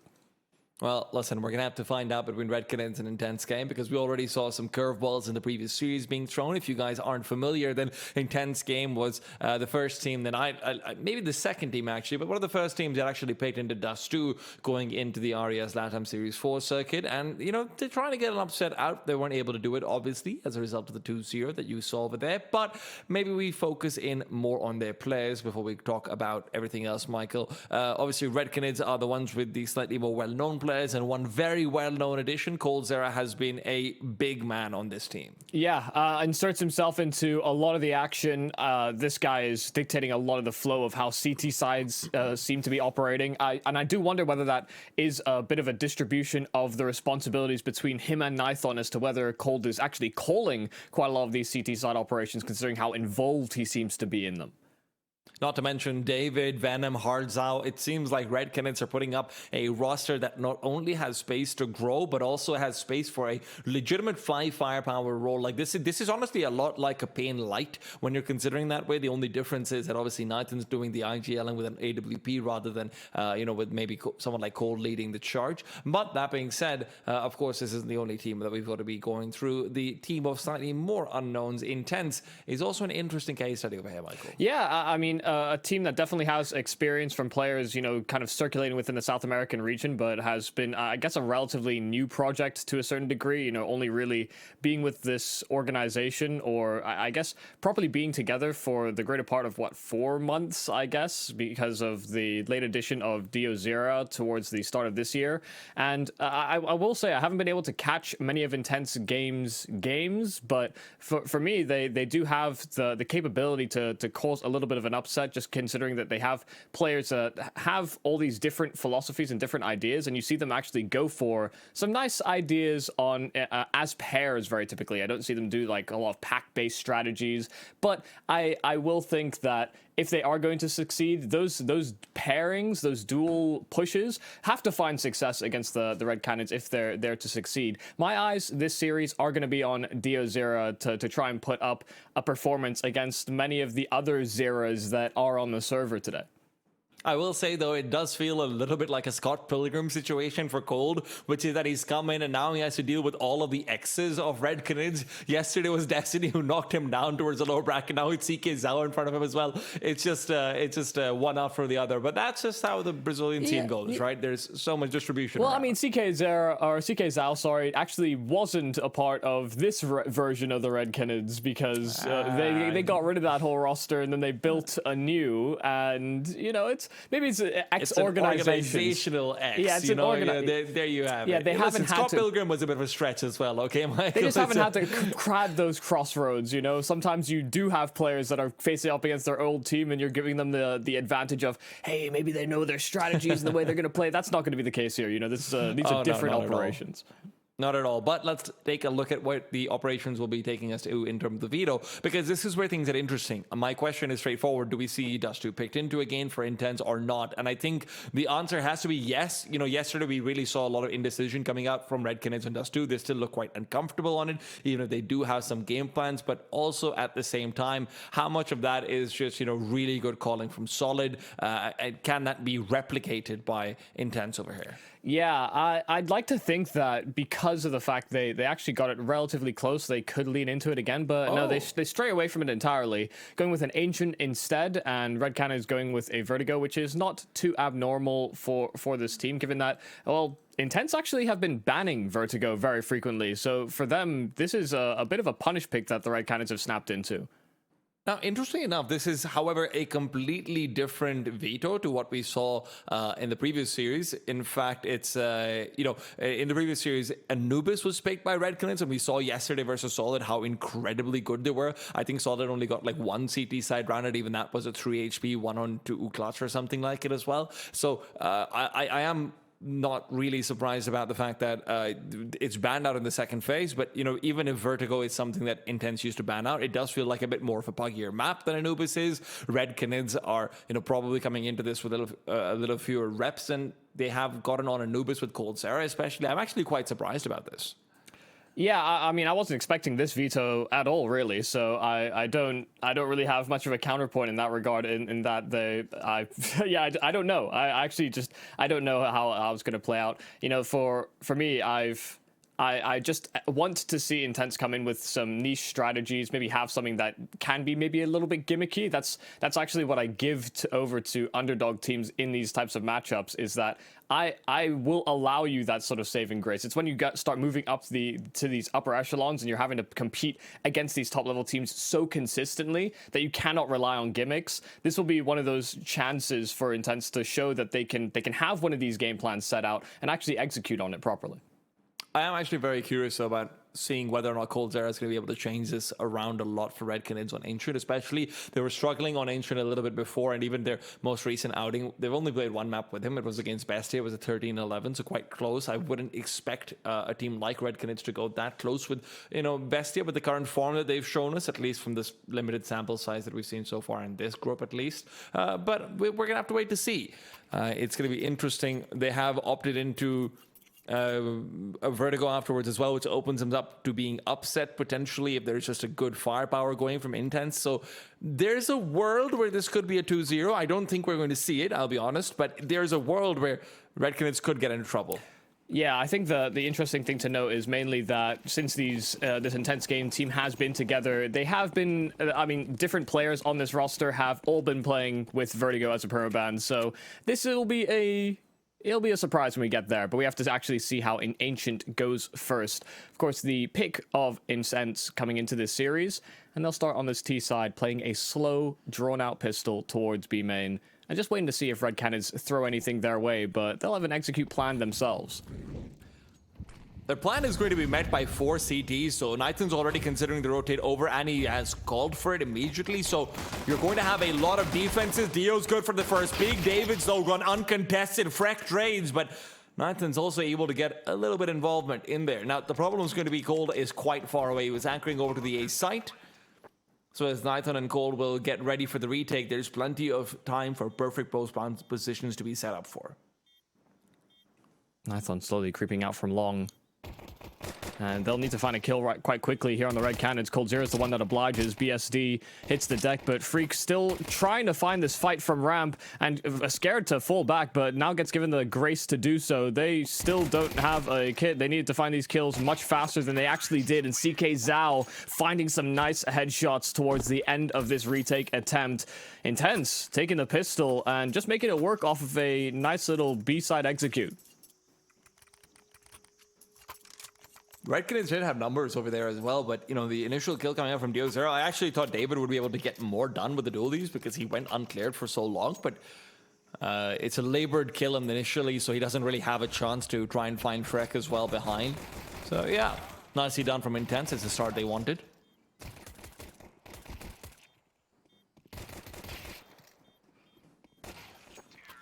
I'm curious to see whether Cole will continue to anchor out towards the A side later on. That does feel like it's not really the full style that we've seen him playing so far. I mean, on Anubis CT side, he was playing such a dynamic mid position, and it does feel like, you know, those experienced, still got it individually kind of players like Elige and whatnot, you do want to see them in mid. Deo, though, taken down in the meanwhile. Yeah, I think it had more to do with the fact that he was just given responsibilities alone. So, yeah, I expect Colt to be active, not in such a static position.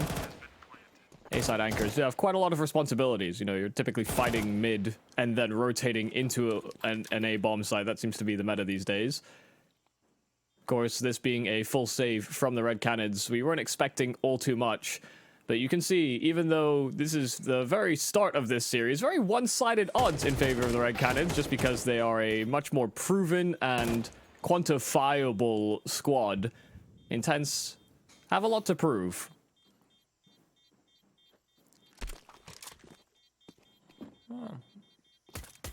Galil's kept away as well. Hard's out though in the meanwhile. Comes out, gets some damage in. David comes out and steals the frag. Thank you very much. I'll be able to get those two Galils if they ascend ledge fast enough. Well, they've got one of them. Oh, that's very good for the CT side. I don't think Intense actually expected them to be able to pursue for that. Yeah, they were trying to mitigate it as well by throwing the gun up ledge and retreating back through spawn, but the Red Cannon's a nice route to have taken, so they soften their pockets slightly and keep hold of some extra cash, even moving into this next gun round. 2,000 reserve on Hearts Out and Davidus. Fight for mid will be here. Coldzera playing around the back of this Molotov, but dodges the flash initially, only to turn right back into it. Deozera able to overpower quite quickly, and this is a straightaway mid-control take here from Intense that nets them an opening kill and the space to boot.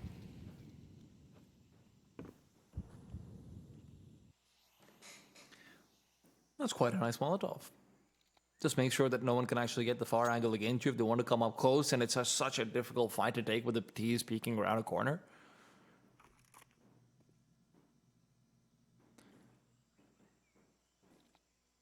Something to keep in mind. B side is empty, and it is about to be occupied. Not by the CTs, though. Davidos had rotated back to middle to try and reinforce. Now he comes back to B again. Now, plenty of noise has been made. The T's are ready and waiting. He didn't get any sightlines early on, so CK Zhao gets an early and easy frag. With that, Red Cannons should realistically be going back to save. Oh, wow. Really a complete shutdown. These did not look like challenging duels whatsoever here from Intense Game, albeit, you know, a lot of it did hinge on the success of Deozera out mid. His teammates had a bit of a gap between him, you know, just to line up a trade. So the fact that Deo was able to come out for this opening frag just meant that the defenses were somewhat stretched thin. Red Cannons did not want to sit and just let mid be fully dominated by Intense. There was a plan to try and take back that side of the map, but Intense were making progress on B all the meanwhile.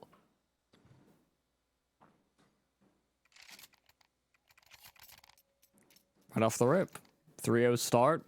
Pretty much exactly what the Doctor would have ordered for Intense coming into this game, understanding that they have to show the Red Cannons and the rest of this RES LATAM circuit that they're a team that are not to be slept on. Of course, prior to this matchup, they've only won one map in the series that they've lost. Yeah. But being able to survive in that lower bracket has to count for something. Wait, sorry, they only won one map? Where? What? I'm a little bit confused. They got 2-0, then they won the next series. Okay, yeah, sorry. My like, brain is frazzled, clearly. I looked at that number and I'm like, wait, that's not even Venom, possible. though, he's going to be interrupting Michael with a nice little multi-kill. David's gotten involved as well, and now Dio's all alone. The nade will do some damage, but he can't even retreat. Well, this was certainly some kind of shutdown, huh? I mean, forward pressure over towards B. Even though the flashes were thrown by Intense, there were flashes themselves for the Red Kenneds, and Venom able to play so close to the action. Just a little bit of run and gun as well, because he knew he had teammates behind him, ready to pick up the pieces should he fall. And he doesn't in the end either. Not even a single frag found here from Intense. This time, Red Cannons take the fight straight to them.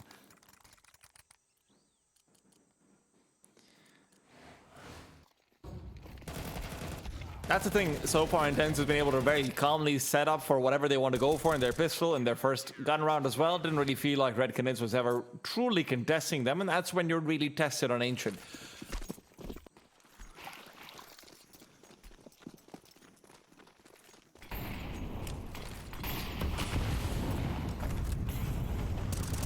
Just Molotoving out the jump up. Again, CTs on the B side are really heavily enforcing it, but then they're backing out very quickly, very ready to try and reinforce in through middle again. Red Canids have certainly put a lot of emphasis there.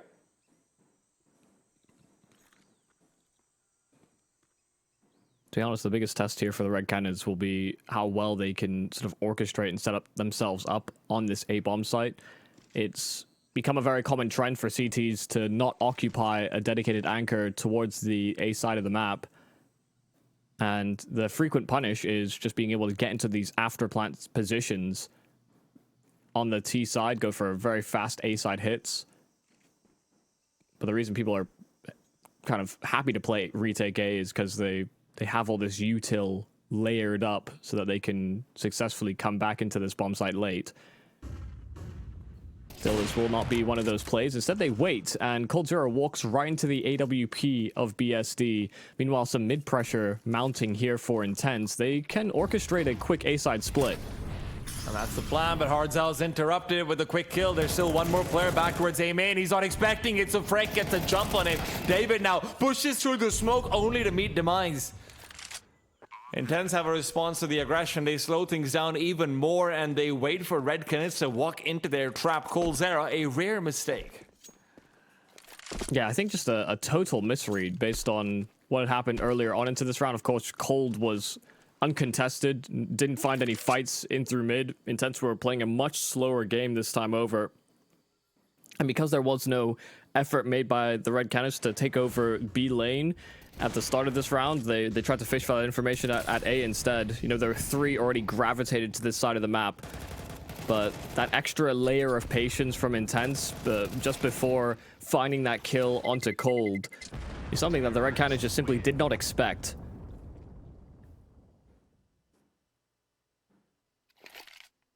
And to be quite honest with you, I thought they were... I didn't think they were going to push towards A main. I thought it would be more likely that they'd try and double push towards B ramp and maybe explore for information that way. But I guess because they had that extra personnel on the I guess the primary bomb site, they thought, why bother making that rotate? We can just get it here and now. It does also feel as though if there's one person pushing for information, it's probably not going to be a stack there. But point is, Intense Gaming getting the better of everyone, including us. And we've got X-Ray. Meanwhile, middle, 1-for-1. David getting another, but Venom's push this time finds nothing. Sikazao, in fact, shuts him down. Intense looking really good on the B control side, and they know David's around the corner, and he's been tagged up. MXA doesn't check it, though, again. It's the same angle, and Nighton with a double miss will mean this round is game over.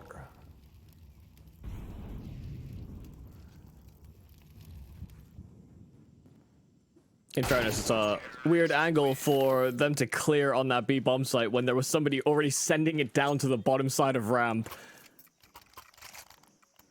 Intense are doing a great job of punishing and finding these rapid fire kills. This is one of the problems with Ancient as well on CT sides, is that you do feel very disconnected at times from your teammates. So even when there are these frags found by Ts, it can be quite challenging to find a trade back. Intense just willing to take those challenges, but they've been mixing up the pace as well. They are playing far from predictable. This isn't an unusual T side, but they have not been caught simply going with the exact same philosophy each and every round. And once again, they change their decision tree. Start with a B side execute right off the rip. There's an AWP in cave that can disrupt. But they're counter smoked. They call it quits. They cancel from that initial idea. BSD is going to stick to this angle. And Nathan's on the other side with the AWP, so you're opening yourself up to being taken down when the smoke does finish, especially if there's a boost on the other side. That's what Nathan's asking for. David tries to jump up and interrupt the smoke, but that won't be happening. Hard to get a chest off over there. They've run out of utility now on the T side. They need at least run out of smokes. They need to use their flashes and Molotovs to get a kill or two, but they're jigging it back over to the A site, and with Hearts up close and personal on the CZ, it's guaranteed 2 kills, almost a 3.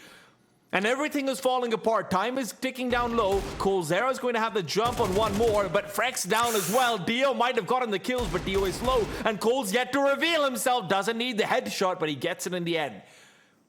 And Dio in the 1-on-2 with no time to work off of has spotted out one of the Zeras. But where there's a Zera, some going on all across the side. Dio's been allowed to get the plant in at least both players' locations, though he's worried about a double up and double peek. Cold down, Venom. Last standing, and although he's picked up the AWP, it won't matter.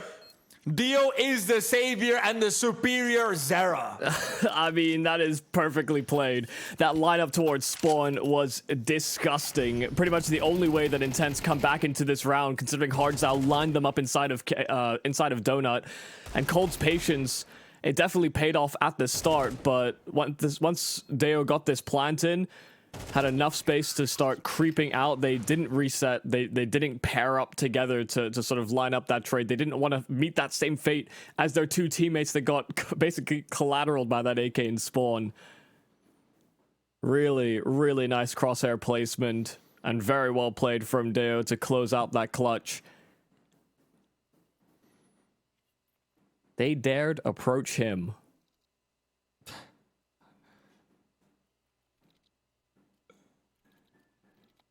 I need to check if he's the Zunga Zera over here. Did you just say if he's the youngest Dio is Zera? 17. Yeah, Dio is 17. Venom is 19. Okay, that's what I was wondering about. Well, okay, Frequency still forced to go in through the Molotov, but he's got the kill. As a result of it, Hardzao taking down CK Zhao. Oh, freaking trade. CK out, watches out for David. David's been getting very antsy back in Cheetah, but that is very seldom reinforced. So CK thought he had free territory. Instead, he's been forced to be traded. Venom as well has been getting aggressive consistently, so the smoke from MXA really showing good prescience. It feels like the round is going to be tied into Cole's hands. He finds the first. This time, Dio cannot survive. Yeah, maybe a little bit of revenge here for Cold Zero. MXA trying to hold the angle, and we'll catch Cold in transit. Venom just on the wrong bomb site. They weren't sure where this bomb was headed. And Venom now quickly realizing that, I mean, now that with that extra space that was granted via MXA, this is an A-side plant. Venom's still going to try and swing at this. Don't think there's a kit on his path, so has to find these kills quite thick and fast. He made a step. They know he's approaching in from CT. BSD can simply hold his teammates back. And while that shot is baited out, this is a long wrap back to spawn. MXA is trying to play the long game, but BSD closes it out before it even gets close. Intense game, starting with a very, very solid T-side engagement. The Red Canids have not put up much of a fight. One of the things I really like about them is the about Intense is the fact that they've got this really good baseline awareness on, it feels like all of their players, you know, so even when they're going up against the Force Spies, they're trying to throw the smoke for a cave that's going to be blooming across the entirety of it, so they can't be a push from jump up either, even if there's someone who's, you know, got a boost or something like it. They're smoking off angles that are commonly being pushed, they're checking these things as well, they're trying to exploit tendencies consistently on individual players. I'm really enjoying this from an underdog team.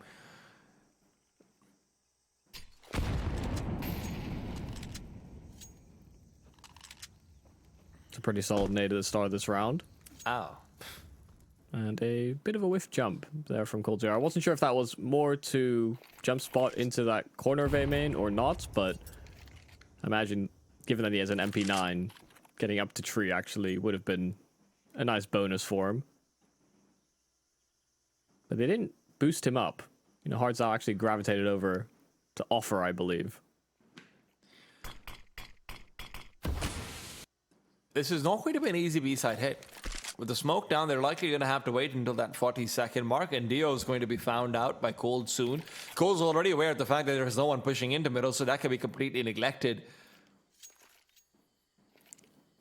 It all comes down to Venom and whatever he can get done here. Unless they're going to pop the smoke with the grenade. No, Venom's gun is going to stick out soon. He didn't see it. I think if Zhao goes a little bit further ahead, well, he's clearing it out at least. David gets the trade, sure, but really doesn't matter. CT's gunning it back to the B side, and MXA is just clearing out every angle. Hardzao, close range, will have to deal with the AWP, and he's got the weapon to do it, but doesn't want to continue contending. There aren't any smokes, and that could actually be beneficial for the T side. The pistol's not given the most to work off of and get close, but Nathan's done it anyway. And now David finds Dio as well. There's been a couple of tragedies that Intense have avoided. Feels like this one will finally strike unless Freak can do something about it. Nighthorn with the missed shot gives him a chance, and a Molotov will continue to delay. That might actually be enough to stop them from getting the defuse. There isn't a kit available. Yeah, they've jumped on it too late. They couldn't sit through the Molotov. No one had the health to really trade it. They could have tried to time it, but just enough done here by Freak. By getting that Molotov down there, like you said, there was no kit, so they had to go for a 10-second defuse, and there just wasn't the time in the round to exchange. And the Red Canids played this well, you know, hit the shots they needed to, understood, and read into the fact that Intense would try and just protect that AWP. That's a way in which this round could have gone wrong very rapidly, but it worked against them. And sometimes all you need is a Molotov. Maybe what you need, though, if you're into betting, is to pair up with our partners over 1xBet. Scan the QR code on the screen to download the iOS or Android app and help us and help them help you with a nice little signing bonus of up to 130% using the code 1XRES LATAM. Now, A side being attacked, and the assault has found death, but that's been traded. Oh, they're still trying to fight through these smokes, and Cold Zero gets caught. They spot him just barely around those smokes. The AWP is what takes him out, and the Red Canids now, as these smokes dissipate, will still give a good old try to it. BSD spammed by Venom, and into a 3-on-3. This time they have kits aplenty. Practically stole many a weapon from that last round, and so that extra money will serve a purpose. But they need to get this smoke on the bomb. They'll smoke off Brokey. That'll be the angle that they'd hoped to actually cancel the defuse attempt on, but they neglect Freak's angle, and CK Zhao goes just charging through that smoke. Intense just will not be denied. 9-1 versus the favorites in the Red Canids. It's a really nice combination between Freak and CK Zhao. That CK Zhao's, you know, with the pack, he's playing aggressively early on. He's really good at being that second man in and just finding a gap to get an entry with. But also, Freak in the late round has got such a good read of keeping himself alive and coming in at the best time. I've been very impressed with his duo.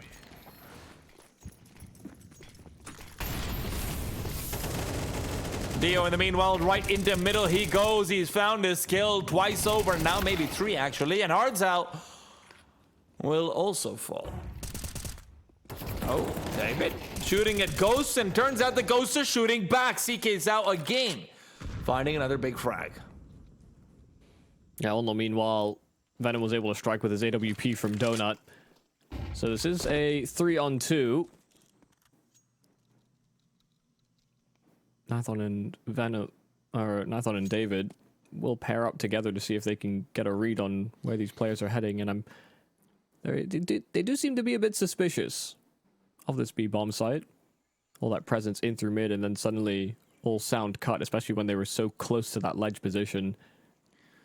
The call is on the money, but CK's is going to be holding this angle over here, Michael. Oh, and they're going to line up for him as well. Nathan getting the better of both those players, not looking the right direction. Didn't expect a late long peek, but bomb still on the back here for Freak. The AWP for David does strike and miss his mark, and Freak is trying to cut them off, but Nathan's already accounting for this, holding for that red room cross.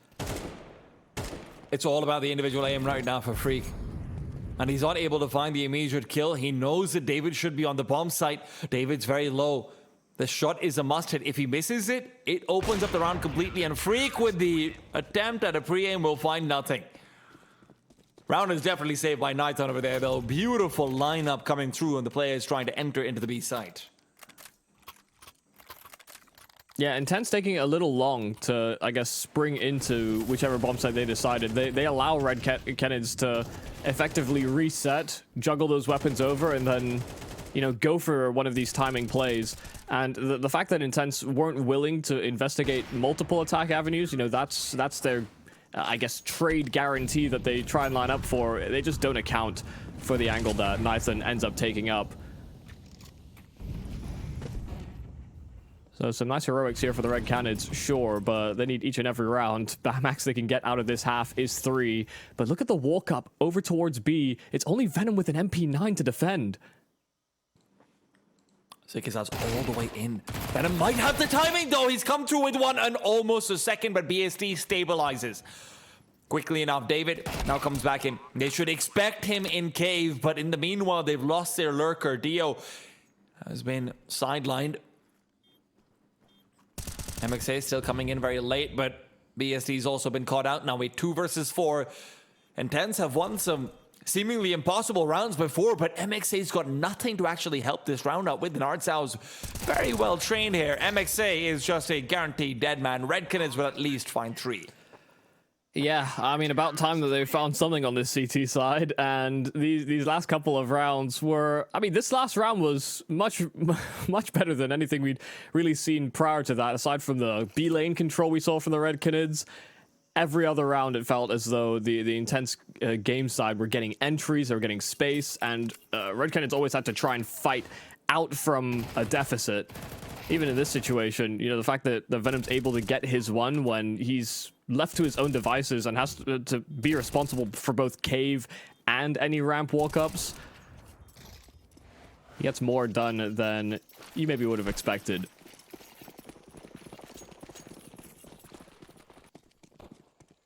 Still favored odds for the Red Cannons, even with a 9-3 advantage here for Intense Gaming. It's not much of a crazy upset this is. Still not got our partners believing, but BSD and Cold already duking it out over towards B. Cold finally found out. And a man advantage here for Intense Game, but Dio's not exactly a healthy man, and MXA does have a kit available should a plant come down. The Red Cannons have to effectively continue to commit, because these smokes are not going to last forever.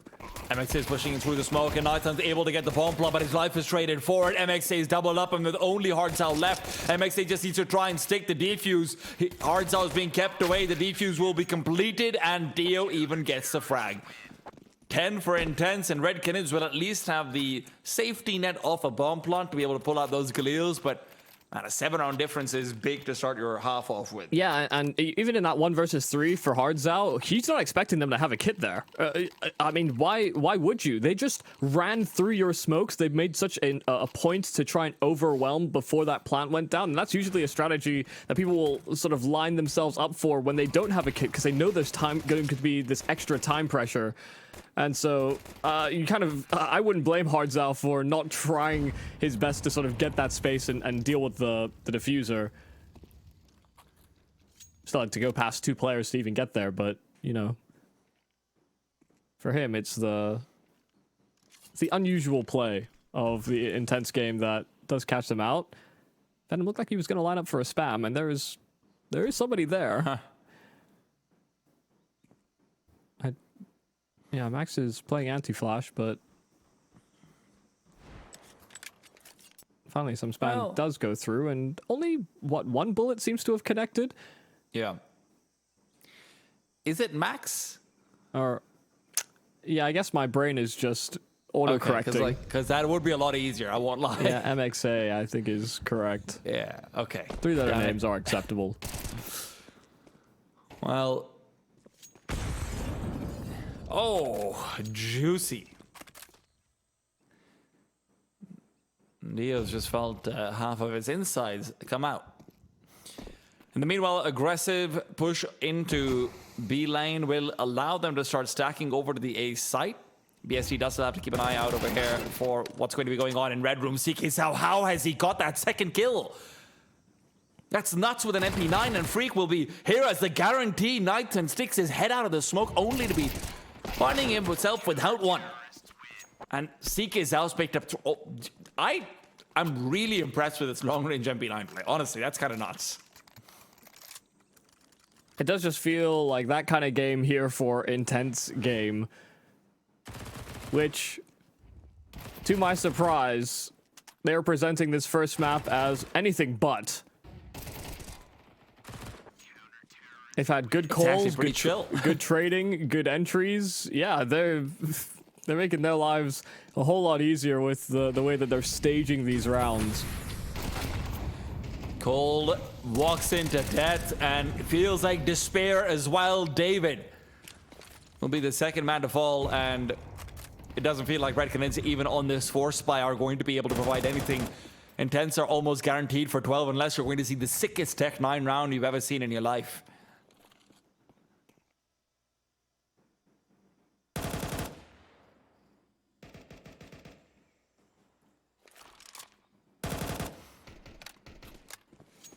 I'm not fancying their chances, I'll put it that way.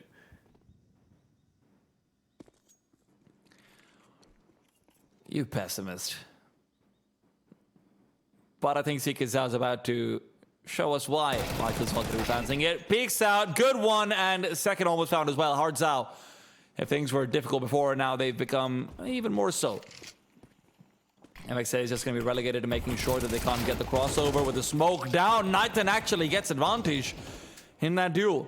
So right back to a 2-on-3. And listen, if you're able to find Freak on the lurk back into middle, maybe you can start to make a case for this. But BSD is such a troublemaker. He's pushing in through the smoke, waiting for the bomb to be planted. Both players have been brought down low.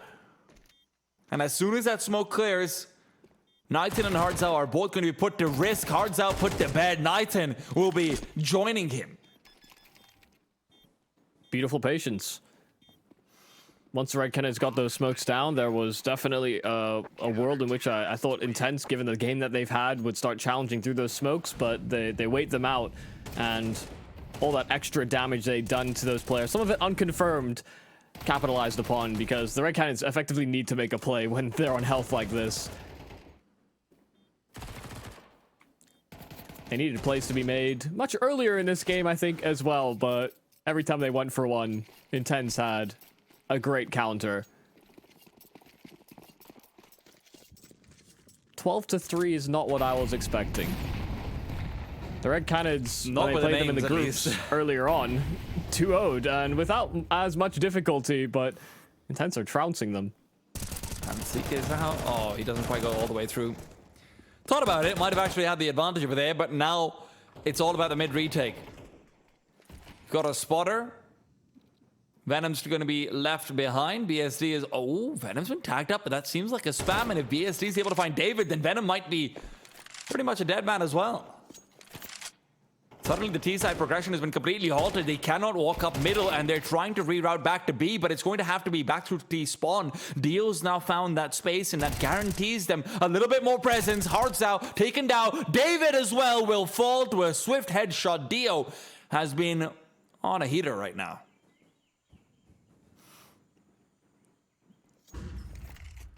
Whether it has been Zao's or Zera's, they have come to play here for Intense on Ancient. A 3-on-5 that will be hard for the Legends on the Red Canids to really combat. Looking at you, Cold, playing forward from ramp. He is hoping for some of his magic to suddenly strike. First peek in, but ZK now knows where he's located, and Freak as well will find great timing on the flank. Cold has to fight forward, but he falls right into the blue screen of death, and Venom does get flushed out by Freak. This ends 13-3 in favor of Intense game. Not the result that we were expecting, not the fashion for it to happen either, but Intense pulling through on their pick, prime themselves right up for an upset. And listen, I know I said that this could be a 2-0. I did genuinely think Ancient could be an upset, but I'm thinking more of like a 13-11, right? Maybe a 13-10 if they're feeling really good about it. But the fact that they're winning these clutches, the fact that they're looking like they're in an advantage consistently, it really felt like they had their number and were just dialing it and dialing it and dialing it all over again. Yeah, the level that Intense showed here on Ancient, where they were just not getting caught out by some of the control plays that Red Cannons were going for, which has been a great success for them so far within this RIS LATAM series. Since they've brought in Cold, it seems like that has been a key emphasis point. All of that seemed to be mitigated. Intense came in with a very nice game plan. They had some nice adaptations to what the Red Cannons were offering. Aside from getting caught out, one push on B lane, it felt as though Intense had some great solutions throughout. And as well, they had some clutch factor added to the table as well, with Deo having that nice little 1-on-2 towards the end of regulation. Or rather the end of that first half. I'm very impressed with what Intense game have brought to the table in today's play, and it seems like they have leveled up the more that they've been able to play. You know, that win over UR, I think, as well, has added to that confidence now as well. Like you said, maybe an upset was possible, but for them to destroy the Red Cannons, I kind of don't know what to expect moving forward into that second map in Vertigo. Well, listen, if there's one thing we know, Red Cannons do have the mental wherewithal to be able to recover. You know, they've got the veterans in there. Yesterday as well, we saw after a pretty bang-up job from Solid on Dust 2, they were still able to look a little bit better going into the third map. But the question is, can they do it after such a dominant performance? We're going to have to find out after break. 1xBet and EVA Alfie present betting on all esports events on the website and in the 1xBet app. 1xBet. Play with EVA.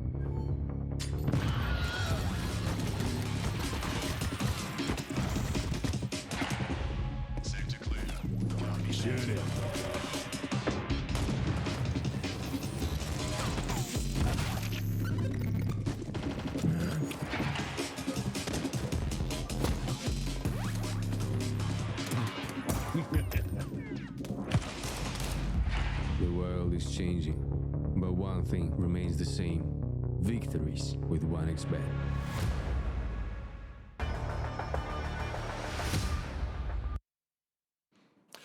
Welcome back to the RES LATAM Series 4. We've seen a pummeling, and boy, was it not from the side that I expected it to be. Intense Gaming taking down Red Canids in map number 1, 13-3, Michael. And we're going to be heading into Vertigo, a map that is honestly not the best for Red Canids either, and yet they've still picked into it.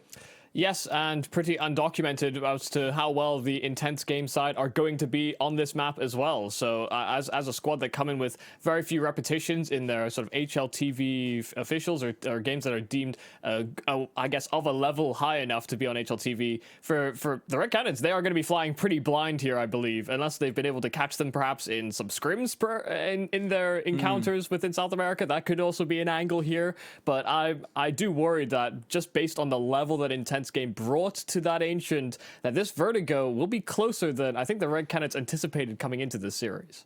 Red Canids have also not played Vertigo a single time with the Cold Zero lineup so far, and that's not to say that they haven't played it with their core. Of course they have, but when a player like Cold comes into it, very likely going to be taking a role like middle, I would imagine. If not middle, then maybe A-site rotate. That's the kind of role which changes a lot on your team. So some of the indecision that plagued them versus Solid could become a factor over here as well. The question is, can Intense close out what they've started, or are they going to be just a one-map wonder? Yeah, a lot of questions to be answered, and immediately a CT side start here for Intense Game. Dualies for CK Zhao in position close to that tarp, but they wait to hear those steps. They wait for that contact, and they burst straight into both the faces here of the Intense Game side. This A defense already losing 2 members. Rotates are coming in here for Intense, but Red Canids are just waiting to set up utility, but Cold faces before any of that util sends out. Flashbang actually to try and recover a kill onto Nighton as well. You're back to a 3-on-3, and Freaks made it one better. They aren't going to be able to scale onto the site. The util came out towards Elevator, funnily enough.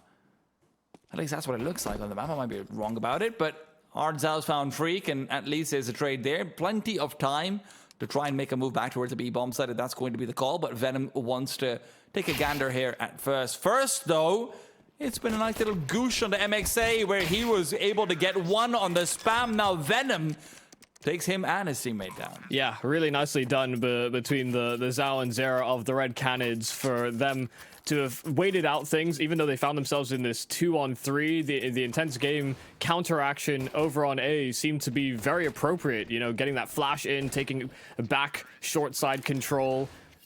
There were a lot of ways that this could have gone wrong here for the Red Canids, given that they didn't wait out for that utility. They were trying to orchestrate themselves, but not everybody was playing to the same tune.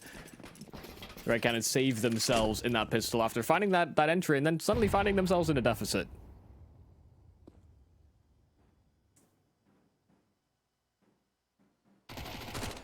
Cold's about to make so much money. And no, I'm not talking about the Red Canids contract. He didn't actually make that much money. Damn it. Yeah. I was really committed to that one. As soon as he got his first kill and started backing up and you're still on that, I was like, yeah, well, you know, some of these are headshot angles. The SMG is not, like, I guess, I'm not going to it. interrupt the line, okay? I'm going to commit at least. And in the end, Cole does as well. And he makes his money back at least. Yes. A little bit of change on the side. Mac 10s aren't that expensive.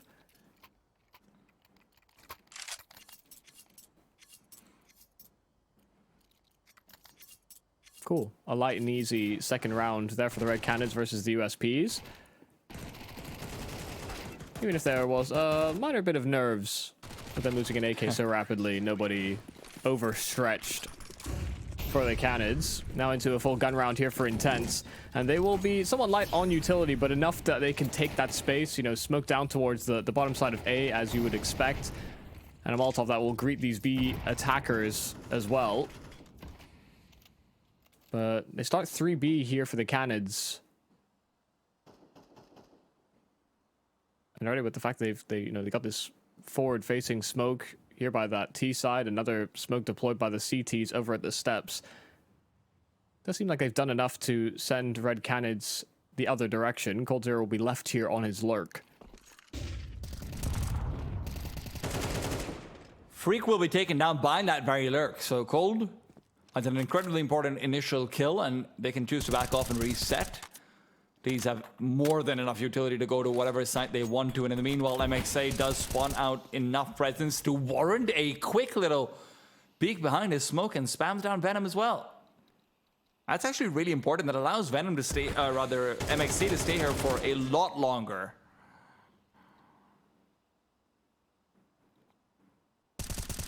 Yeah, Cole was just about to start peeling away from this B bomb site, but he's been called back into action because they're scared away from the A side attack instead. Cold first kill in, but he jumps as soon as he finds that kill, maybe for joy, but things have been turned quite quickly around back into a 3-on-3 BSD. The Molotov spreading to him, and he didn't have really many safe places to stand, but his trades back and forth consistently, 14 seconds, and Dio still keeping that pressure applied. He finds that extra frag, and before that smoke blooms, MXA catches a whiff of hard Zao as well. It comes down to that final man, but Intense pull through in their first gun round.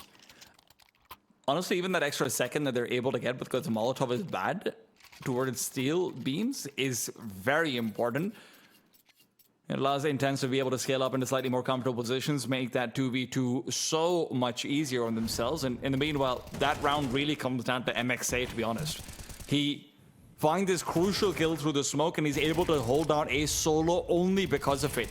And that forces Red Canids back over to the B bomb site, where Intense never really traded positions from the three players that settled there.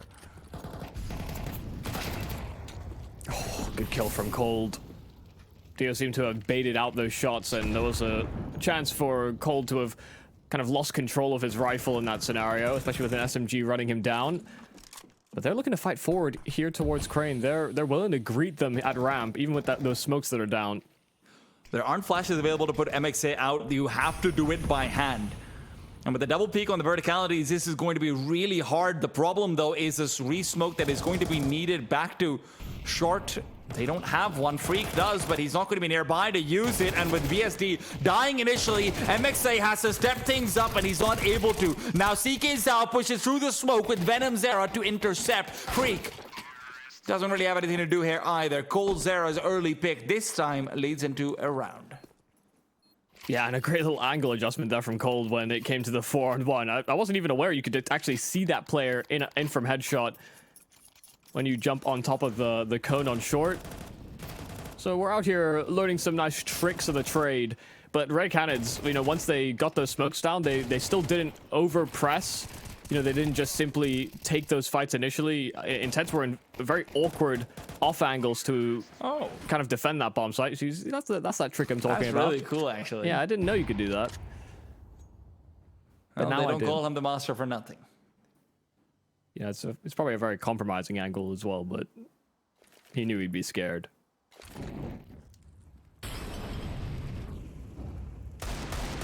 Oh no, this is such an annoying angle to work against. Dio is able to finish off what CK has started, and although MXA is traded, there's still a lot of contest. That contest, though, is like bowling pins. They seem intimidating until you accidentally touch them, and then they die. What is not alive can never die, really, but you could say the same about eco rounds. Right, you've lost me now. They're never really alive, let's be honest. They're just waiting for that. I've seen a lot of eco rounds. I've seen a lot of scary bowling pins, all right? Huh? You haven't seen those animations. I don't remember you being traumatized. Gutter ball. I don't remember you being traumatized when I went bowling before. Three-man setup now over to the B-bomb site, but that's not much to talk about. They're already moving away. What we can talk about, though, is the fact that we've got an nice little event going on with our partners over at 1xBet, the Esports Era event, which means that if you place a correct score bet and you lose that one, you could potentially get a free bet. So go check them out. Links in description and chat. So go check them out. Yeah, a nice little safety net for you.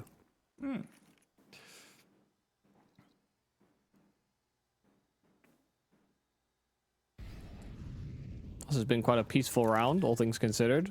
The kills have been quick, no laborious sprays, and the Red Canids walk themselves into B. like a really relaxed RPG. Yeah, it came through and destroyed the low-level thugs.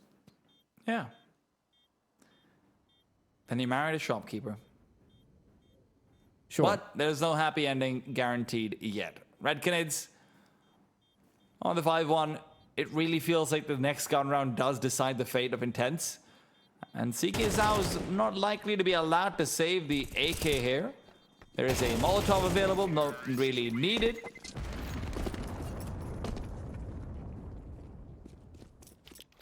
And now come the questions.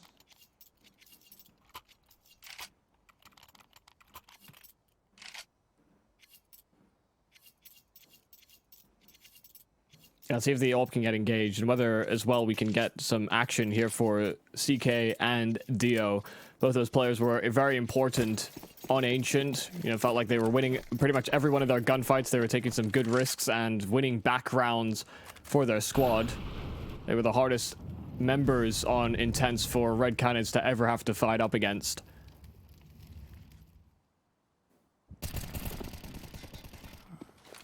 Oh, this nade could be big. It's got a peek behind it as well, but Cold will actually find CS2, so the damage doesn't feel the most significant. It's a 1-for-1 trade. Tees will be happy with it.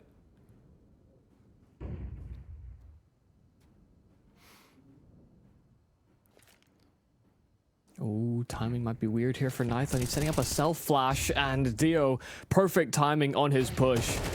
Had they held for it, there was certainly a chance for a kill to go the other way, but coldzera, even if he gets blinded, finding his kill over on B. So 3-on-3, and Hard Zhao's swing is very, very well placed. Still BSD here with that AWP, though. And the Molotov that's down won't do much to distract him from his angle, and now a 2-on-1. Cold closing the gap towards the generators.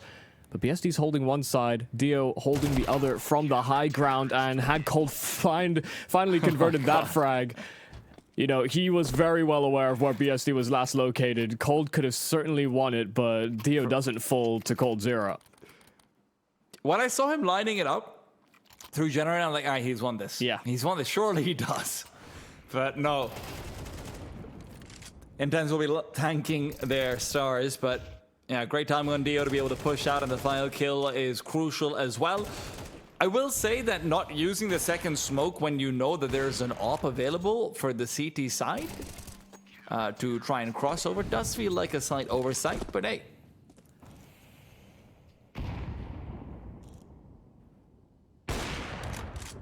Ooh. He's a leggy gamer. Freak in the meanwhile, MP9 locked behind, still gets one. I'm surprised. Pleasantly so, perhaps, but in the meanwhile, David is still fighting back, spamming in through the smoke, and the early A concentration means that it's going to be an easy B take. Yeah, those double nades from spawn, though, did a lot of damage onto coldzera, down to 16 HP. So even though it's 4-on-4, one of these players is walking wounded here for the Red Canids. Good counter nade, though, to soften up the Intense game side, and that actually might be enough to deter them. Yeah, they're not liking what they're seeing, and they're going to save in this 4-on-4. They'll be allowed to as well, but I do wish they'd gone for this one. Yeah, I don't like got so much util. I don't like the call for exactly that reason as well. Like, sure, 3 they smokes, an incendiary, and a nade. Yeah, it's more than enough, huh? And, you know, from their side, they don't know that coldzera is low. They don't know that they guaranteed got that damage in. But even still, you know, you've got smokes that you can deny vision from main. You've got Molotov for quad or white. You know, these are troublesome positions. You can even throw that Molotov towards danger or the B steps to limit the angles. You know, there were ways back in, but Intense didn't feel comfortable. And now they need to win this one out, but they've not started up very well. David with a double, and Venom makes it 3. Well, you know what? Cold wants a piece of this action as well, and with CS2 looking as tasty as he is, David will still be the one to collect. You may not have liked your chances in the 4-on-4. How about a 1-on-4 instead? BSD does make it 3. It still has 3 more to find. And they could be absolutely anywhere. Bomb making its way up ramp towards that A bomb site. And David is low on his lurk at B. BSD should clear for it, but David faster on the trigger, holding for an eventual push. 7th round found for the Red Canids. They overwhelm after Intense go for that questionable save. They get blown out the water in the opening 15 seconds.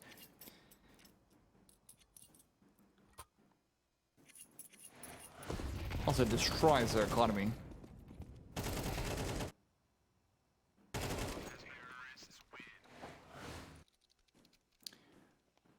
David's a bit of a beast himself. Obviously, a lot of the limelight will be taken away by the Brazilians on this team, but David is a very worthy import.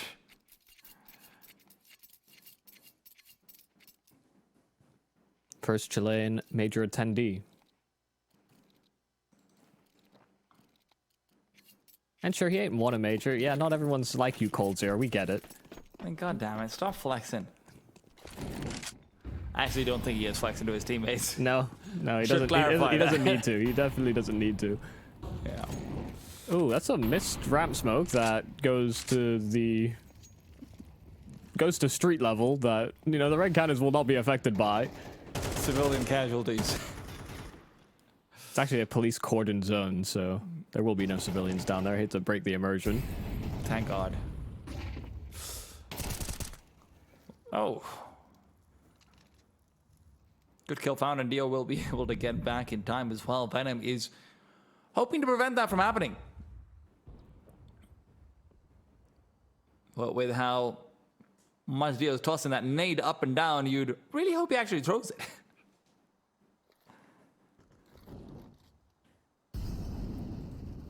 Yeah, doing this with an HE isn't quite as threatening as doing it with a Molotov, but Dio's having to make do. Oh, careful. Don't want to make any sound over here. They also said that they fixed the clipping issues, but, you know, that still happens, clearly.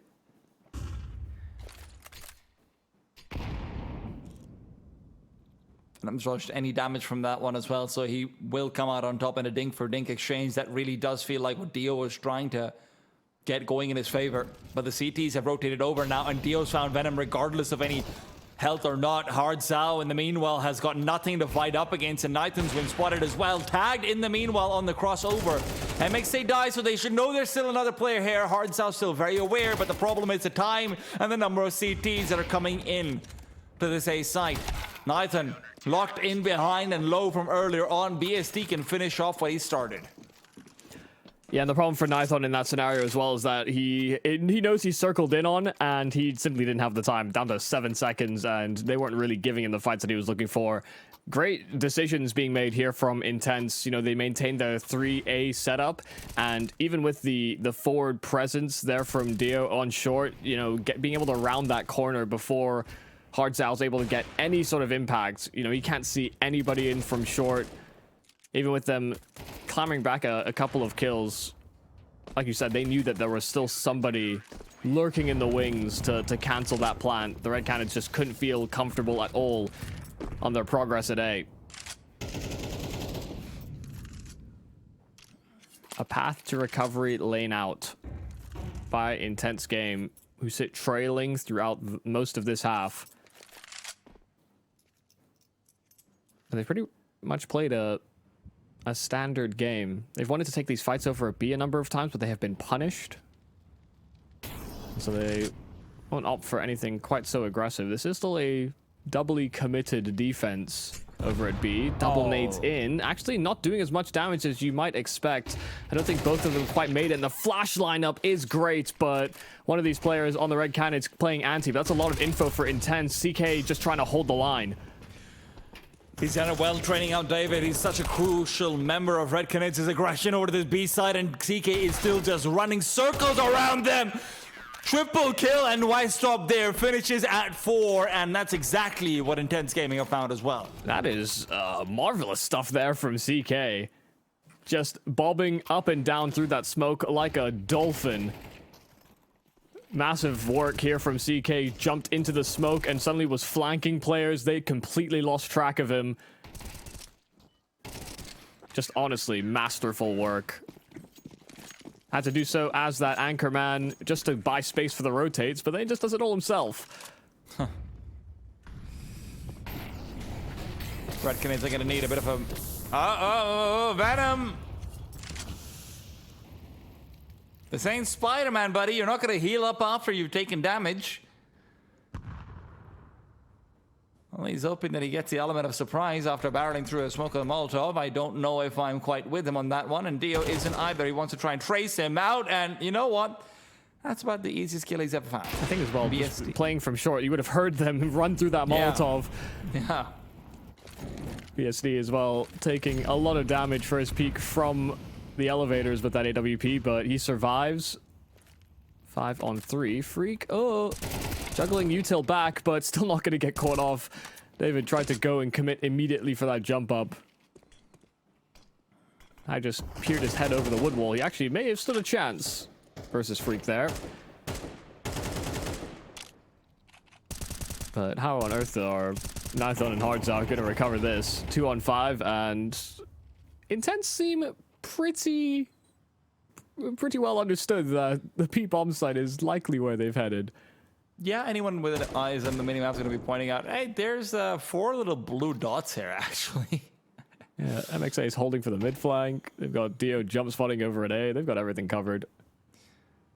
Freak's even playing anti-flash or trade, whichever one you'd like to go for. Just swimming. You know what, CK, you take the peak. I'm going to bait you completely. Actually, I'm going to just guarantee the round out. And with BSD missing the shot, maybe Freak will be unexpected. He is, but he doesn't get the kills. Now BSD with a nade as well, and that nade won't be needed. So they recover. You know what? They recover. It's okay. 5-7, honestly. Ever since BSD's picked up the AWP, Intense has looked like a completely different team. Yeah, when he started to have that up in his hands, he was at 1 kill for the longest of times and was able to have pretty consistent impact on their run right back, but still the riflers came online as well. Maybe just having that extra confidence on knowing that BSD could eliminate some of these angles and kind of brought forward some of the battle rifle work for the rest of the squad.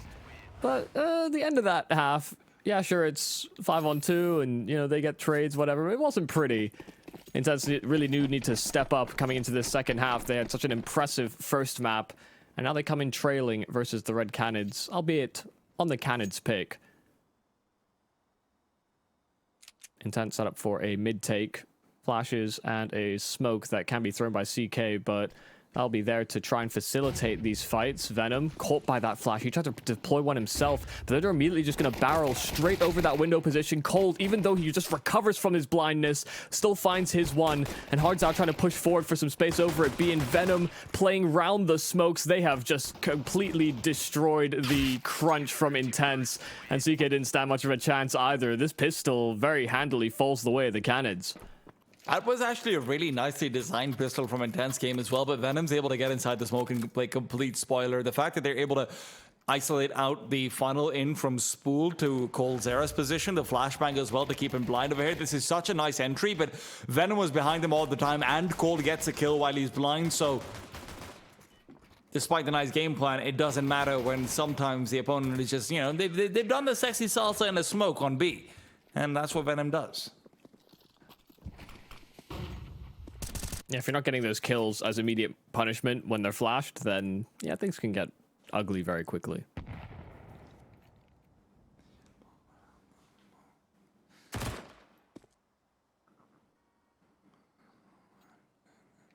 All right, they've been scared away. 3 bullets, that's all it took.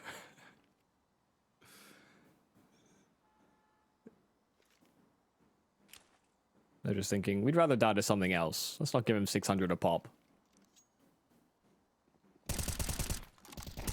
Pick your poison. It's either 600 a pop or a much more confident IGL. Either way, feels like a losing battle, but it's not a losing battle for you if you're signing up with our promo code to our partners at 1xBet. You can use 1xRESLATAM, that's 1xRESLATAM, for 130%, up to 130% bonus on your first deposit.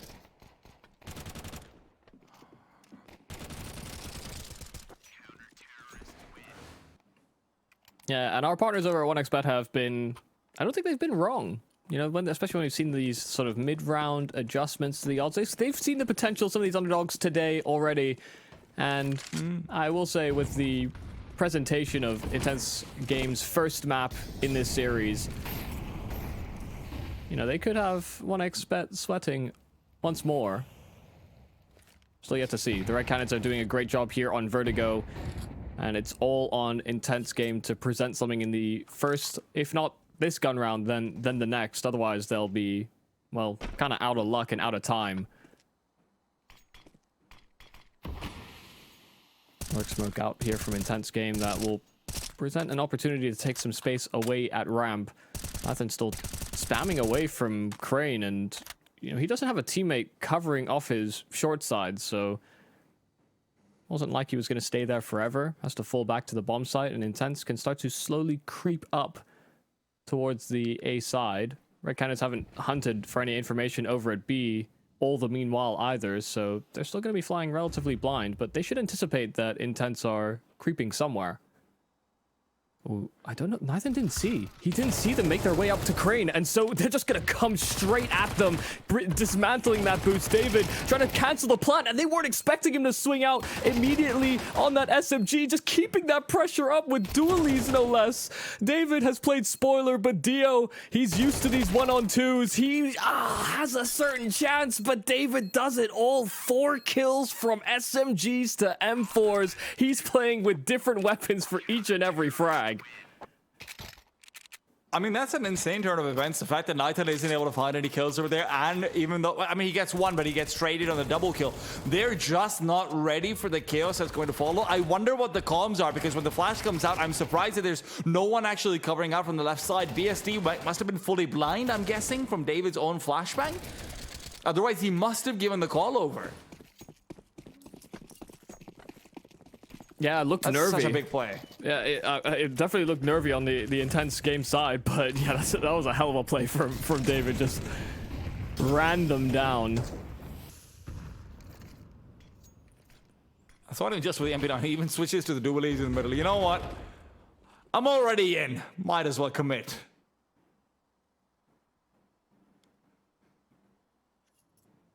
A ridiculous turn of events. A bit of a kick in the teeth, perhaps. But Intense, they did get that plant, and they go straight in for another buy.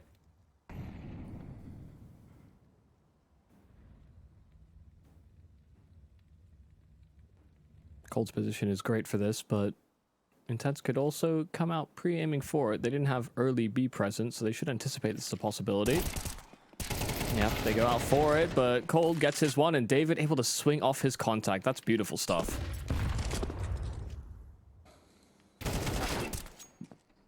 Dio doesn't even find his one. Hopes and signs of life for Intense and Vertigo, but it does feel like Red Canids are firmly stepping on their throat now. MXA caught with the flash in his hand after the initial kill, was really hoping there would be only the singular defense, but no such good fortune will transpire. David continues to be, honestly, just an absolute stud on this map.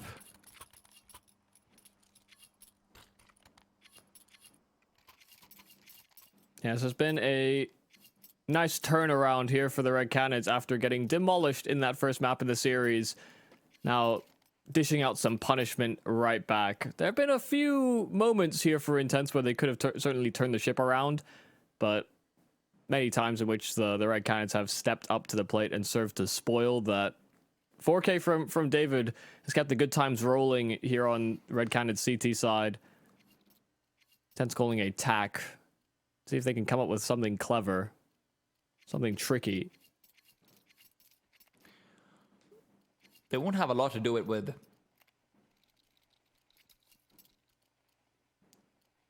Set of Galils, 3 smokes, 2 Molotovs.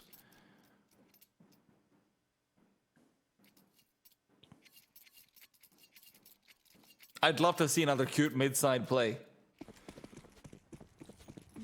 Try and isolate out the one duel, see if you're going to cover any utility from the fallen body, anything like it as well, but it'll be tough days. Something akin to what they did in the pistol. Yeah.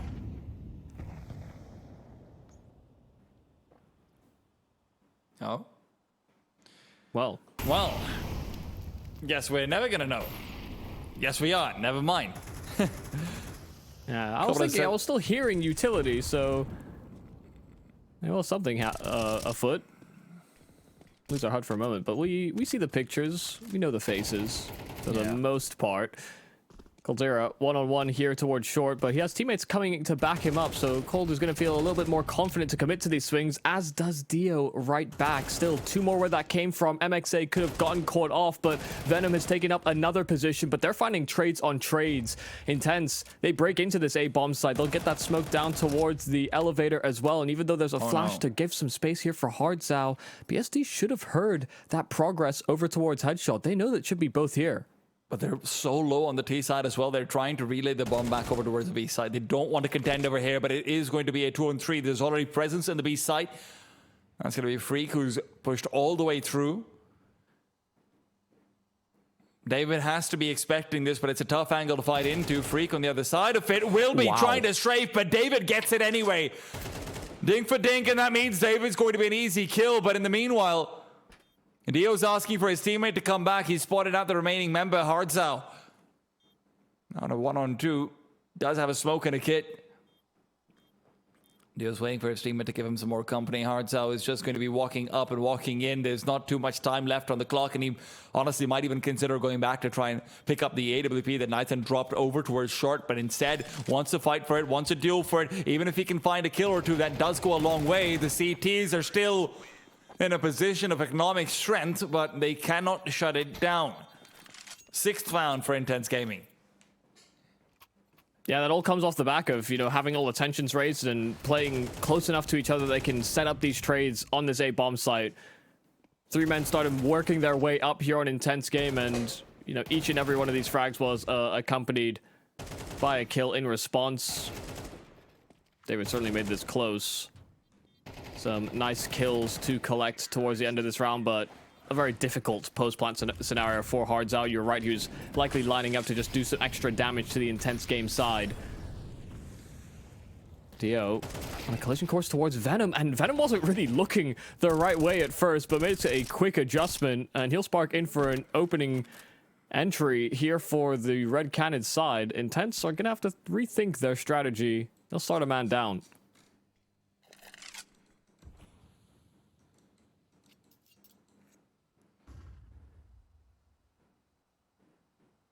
David's also just such a man, just such a madman. I was about to say just a man, and he is. Honestly, Such a David man. is. He is such a man with this MP9, swinging around smokes and flashes and everything, just taking the fight to them. He knows what he wants. He wants blood. And he's going to find it. Smoke actually might obscure this for him. Oh, he God, hasn't spotted any of these T-side players so far, and they are boosting back. I think CK Zhao might have been just a little bit visible over here. David's ready, shuts him down. Hardzao as well, picks up the boost. And with Freak's demise met, it does feel like Intensa destined for the 3rd map.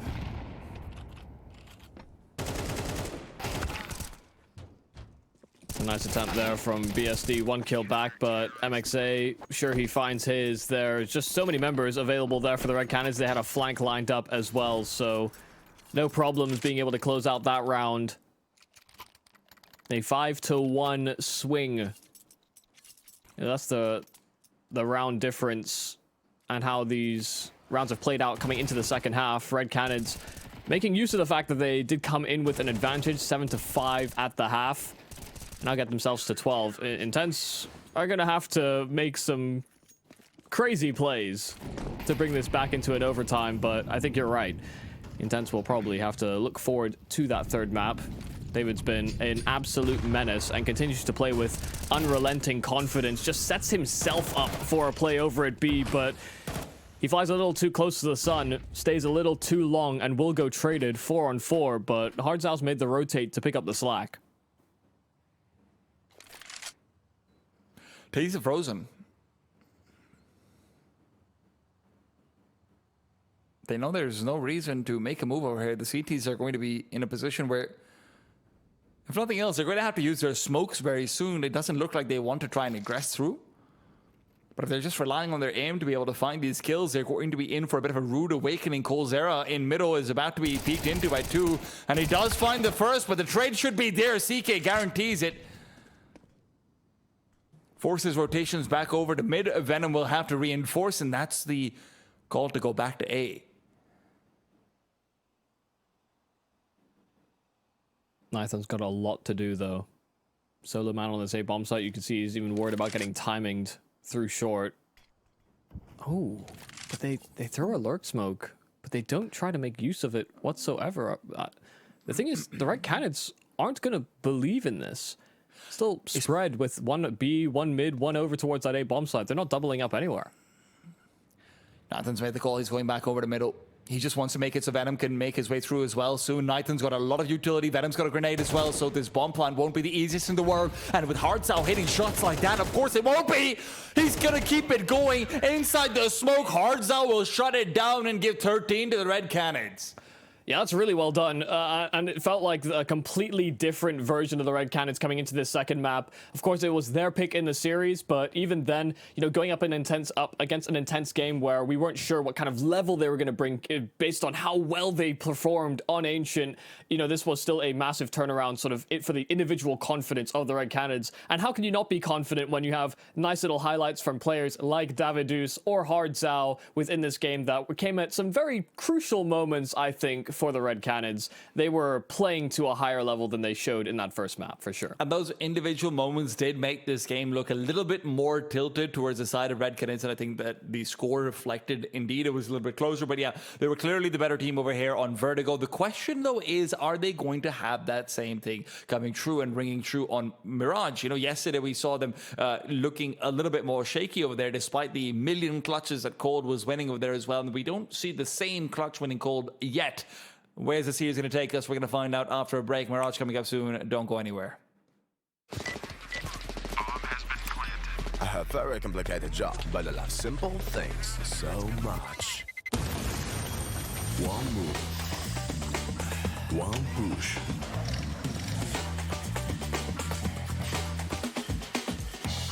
One touch.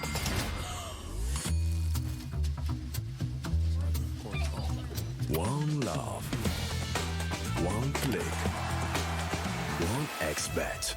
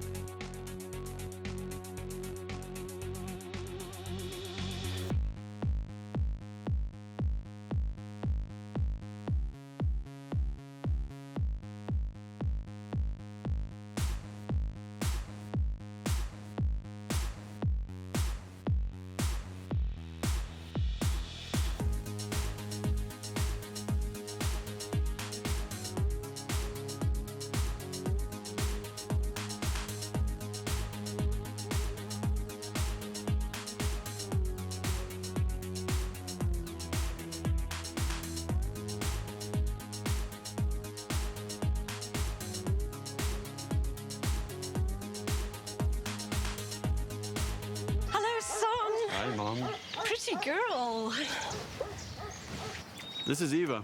Nice to meet you. Thank you very much. Your dad's just making his favorite dinner. It's duck. Come on inside. They're all probably too gruesome to tell you while you're eating at the table. How's your food? Is everything okay? Good, good.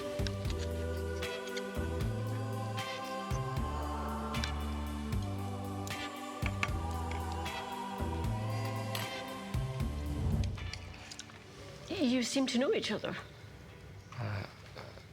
Yeah.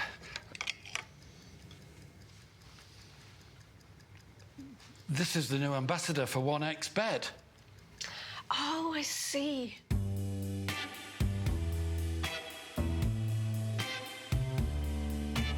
Everyone felt good when Eva Elfie became the new ambassador of 1xBet.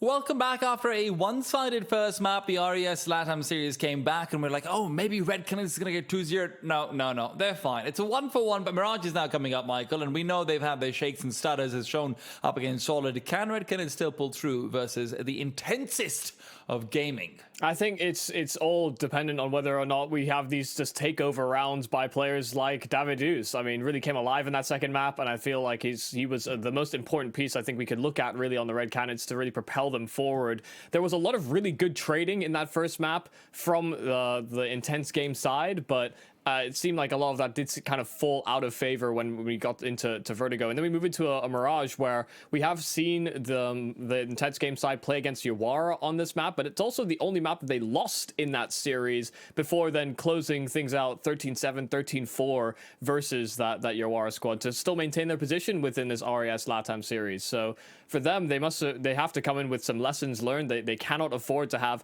as poor a performance on CT side as they did against Yawara. They only mustered 1 round out of 8 when they faced them in that second half. And for the Red Canids, they're here to play. They've come online. They start a little slow perhaps on that first, but they've come to realize that intense game, we're going to present a stronger game than maybe I think the Red Canids had prepared for. Okay, but hear me out, okay? About the Yawara loss, that was their first map going up against another team after they've been smacked out 2-0 by the Red Canids, right? They're feeling really underconfident in themselves. They're doubting, oh, should we even be here? Should we have been invited, this and that? You know, you've got all of these things going through your head. This is different, Michael. You've already beaten them once earlier on Ancient. You already got your notes forward. Intense Gaming are doing it. As in, they're going to make this a competitive map. I don't actually know if they're going to win this or not. That's not my job. Michael, predictions, please. Go for it. Yeah, I think the Red Canids are probably going to come through here. I think just the way that they were playing, the ability for them to sort of whisk away in these multi-frags and actually kind of lean themselves into the chaos, I think will be a massive benefit to them. Of course, now coming into the knife round, they don't have the benefit of getting the choice of sides, but Intense Game will have, again, more questions, more solutions to have to offer up. And Intense Game will stop for, or opt for, a CT side start. This is the side they struggled with against Yawara. I like it. Fight your demons early. Yeah, that will be the objective. Yeah, so far, nothing out of the ordinary for Intense Game. So far this series, they have liked playing in these sort of segmented packs, you know, coupling in pairs, trying to take space together, and, you know, whether or not that pair activates or not, they leave their options open for multiple potential opening picks. That didn't really work for them on Vertigo. Maybe it can change here on Mirage. Final map within the series to see who moves through to those playoffs and who gets sent packing. The Red Canids on this T side already setting up for 2 men to start converging over through mid. 2 coming up from the underpass as well. Connector will be a priority, a top con smoke that will allow them to stage over towards this A bomb site. And out of the smoke they go into the jungle, but Dio's interrupted them before they can go chopping trees. Dio still alive, backs off.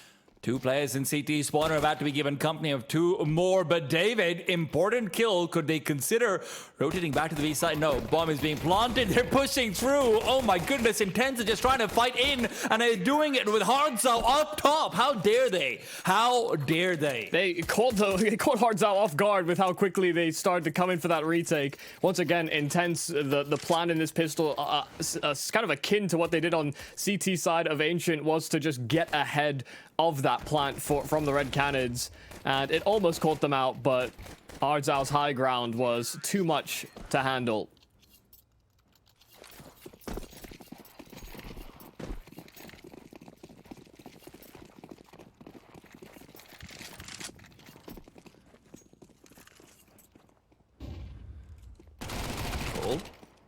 Oof. Now that the Red Canids have stabilized back into a 1-1 within this series, our partners over at 1xBet are heavily in favor of our favorites in this series. Isn't that the truth? Flashes and flashes, and Cold is just funneling his team back to B. He knows the money's in A. He's keeping it all for himself, rubbing his hands, licking his lips. He's really not. He's just backing off and waiting for it, just in case there's any stragglers.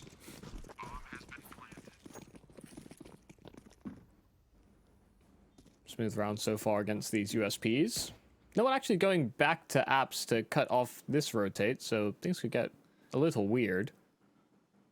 Ooh, but they're not toying with the idea of looking through those apartments, expecting somebody to exit that direction, but the Red Canids have other exit paths. Man, every single time I see someone like crouch walking forward like that, I just get scared that they've disconnected or crashed. I've been scarred. Yeah. Well, you won't have to worry about players crouching forward on a crash, because I think as soon as you have that crash, your crouch input is overwritten. So really? Including the alt-tab crash? Yes. Yeah, it would be. Okay. I've only ever seen people standing up and walking into walls. Never crouching. You learn something new every day when it comes to crashes in Counter-Strike. Yeah, we're getting very familiar with that particular crash, unfortunately. Gun round out now, and it's all about Dio. He's gone for the aggressive peek. Oh, playing right up next to the top mid smoke. He's going to be looking for anyone crossing over to the sink as well, but Venom's found one, only to be traded. Can Dio keep himself alive? Absolutely not. Cold on the staggered peek gets the better of him.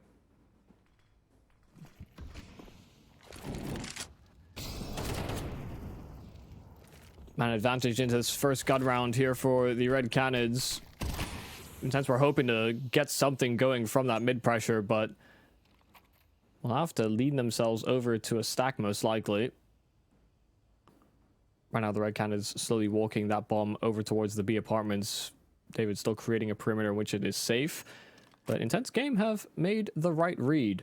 Rotating in through market, they have MXA on the balcony of these apartments. That could be a pretty bad wake-up call here for the Red Canids.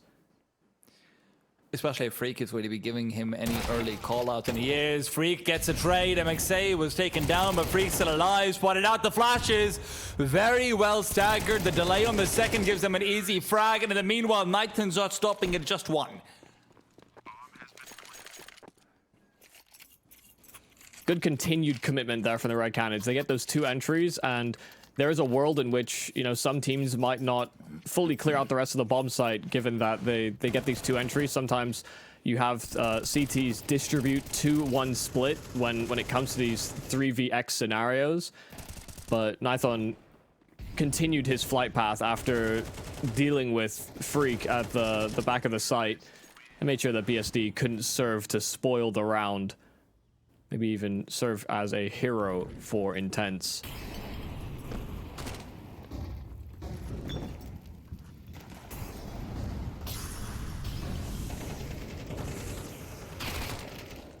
David. All right.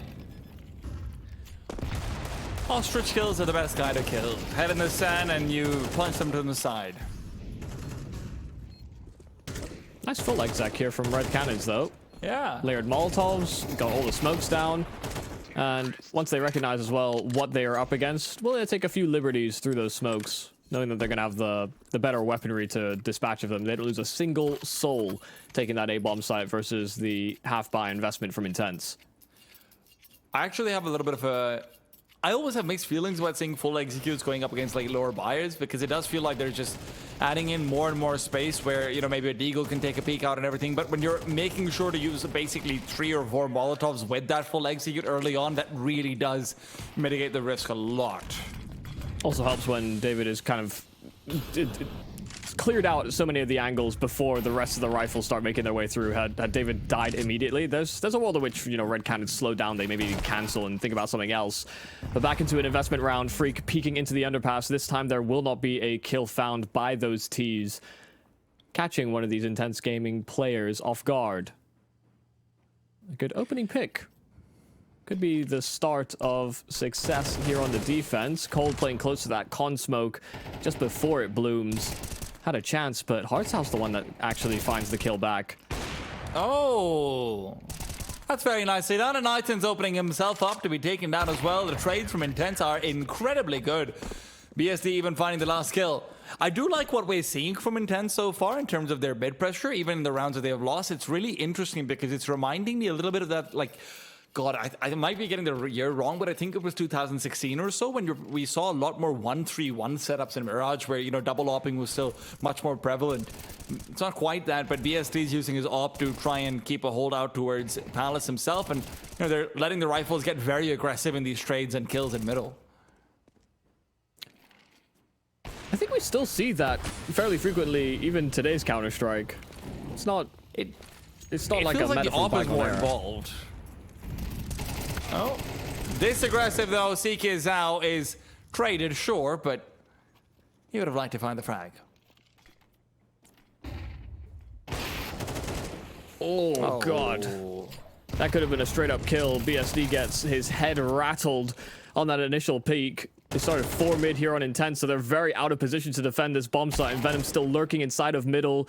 BSD finished off by Davidus, who's the player who dinked him up earlier on. Freak, all that remains. He's the one that found these kills in through mid, as well as the quick ascent towards the stairs, but he's now trapped inside of Connector, and they should know exactly where he is. Yeah, he shouldn't really even be able to save her. Maybe if he finds the frag quickly on the Venom's arrow, there's a chance. No, Nighton is there in place fast enough. Cities will be struggling a little bit more with the buy in the next round. BSC will be able to purchase up an op, yes, but you are not going to be in a position to try and, you know, bump up middle as frequently as you have in the past few rounds with the kind of util and firepower they're going to have here.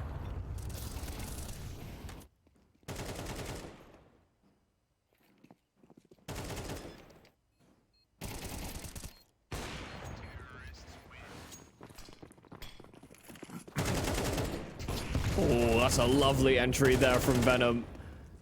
Not exactly the most reinforced buy here from Intense, but they do find a couple of kills on the immediate mid-swing there from the Red Cannons. Didn't wait for that window smoke. Wanted to keep tabs on whether or not these players could descend towards the underpass, and now that they found those kills, they know that that's not a possibility. David has cleared it as well. We'll now play on the ledge just behind window, serving as a lurk. The rest of the squad slowly moseying their way up through short.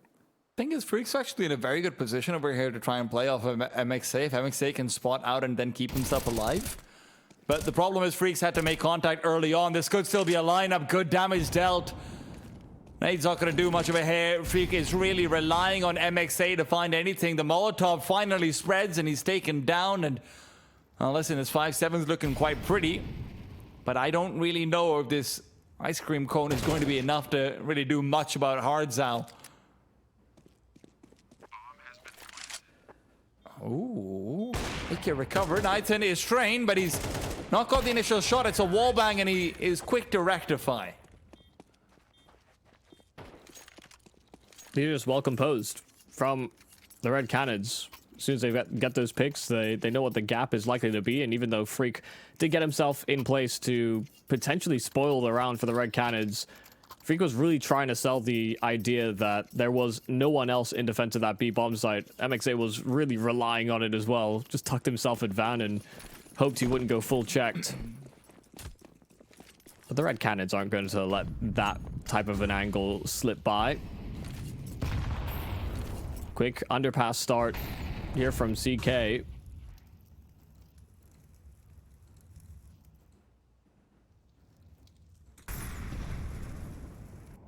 This is the least amount of presence we've seen across the map. Red Cannons were setting up for a B-side attack, and CK will activate immediately on that flank. Dio will join him. An AWP picked up by CK, but now switching back to the rifle. MXA trying his best to stall them out on the front side of the site. But Venom taps that plan and immediately gets off it. That sets up Davidus for that frag, but they've still not dealt with these players on the flank. David still finally dealt with. But the bomb can be planted safely. Freak is not in a position to push forward like it. Venom is just holding down the line. This feels like the tease to set up a success, but Freak will just brute force through. Cold, the last one left alive, and Dio thought that he'd cleared the angle out initially. Cold now only needs to deal with a Freak who has neither kit nor smoke, nor a chance to take the duel.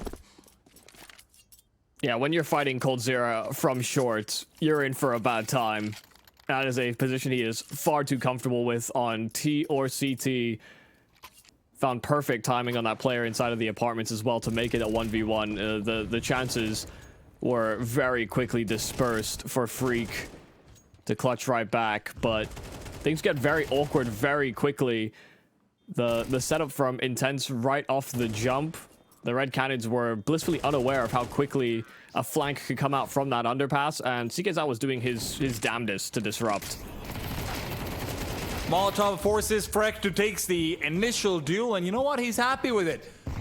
The outcome's looking good, but so far the T side are not really fully suspecting a stack. Maybe they should be after they've already seen two players. They still want to fight into the position that has two AKs and more CTs reinforcing it. This seems like insanity. This seems like absolutely mental decision making. You have the bomb. And they still want to fight.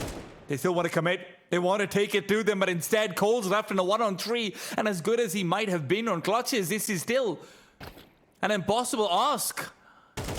BSD even spots him out. Sure, he is taken down, but CKZAO's given him some damage. Now the problem is MXA is not the one with the... He's not the one with the AK, nothing like it. Still needs 2 shots on this range with the Deagle. Can't connect with any of them. This is going to be an absolutely insane round. If Cold Zero can bring this one together, he does! How? I don't understand how they win this. That is the Cold Zero effect. We saw him win some great clutches versus Team Solid, the boogeyman, within that series, and sure, it didn't actually end up netting them the win versus that squad. The Cold Zero was always a factor to consider when we went onto Mirage, and he just does such a great job of forcing them into these isolated fights. Those players weren't the healthiest, they weren't well equipped like you were sort of mentioning, and Cole just picks them apart.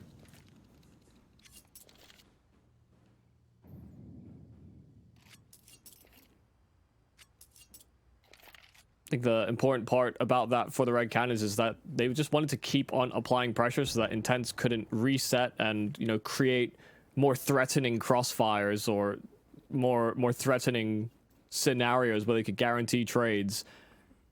Things turned around rather quickly. Dio pushing up towards top mid does find perfect timing. Venom caught, did have David quite near to him, but he will not try and hunt down that trade. They have to consider the fact that mid is fully occupied by these CTs. And God, our partner odds by 1xBet are very heavily in the favor of the Red Cannons. 1.01 to 12.4. Dio taken down. Nathan the one to do it. And yeah, I do say the partner odds are looking pretty infallible right now. Yeah.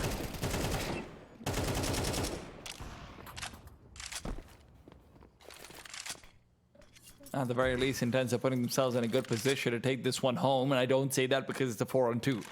I say it because Cold is dead. Yeah, that's a positive. Yeah, I've learned my lesson, okay? I'm not counting them out if he's alive. But there is still hard Zao to consider. Not with this much time left on the clock. There's 10 seconds. Even hard Zao doesn't have enough Cold Zera in him. Yeah, he would need to be a speed demon. Well, on the bright side for Intense, if there was ever going to be a time for you to turn things around, it would be here. Red Canids don't have the most money to go into the next one, so you're expecting them to force buy. So, you know, you can still fight for 4. These were quite isolated fights from the Red Canids throughout that round. You know, nobody really composed or set up for trades. They had a very spread out attack, and this time the Intense game were just able to win their 1v1s effectively. It doesn't feel like the most replicatable of scenarios, but if the Red Canids decide to orchestrate themselves like that in future rounds, things could certainly turn back here for Intense. They go for a double push up top mid, and they overwhelm Cold Zera before the party really gets started.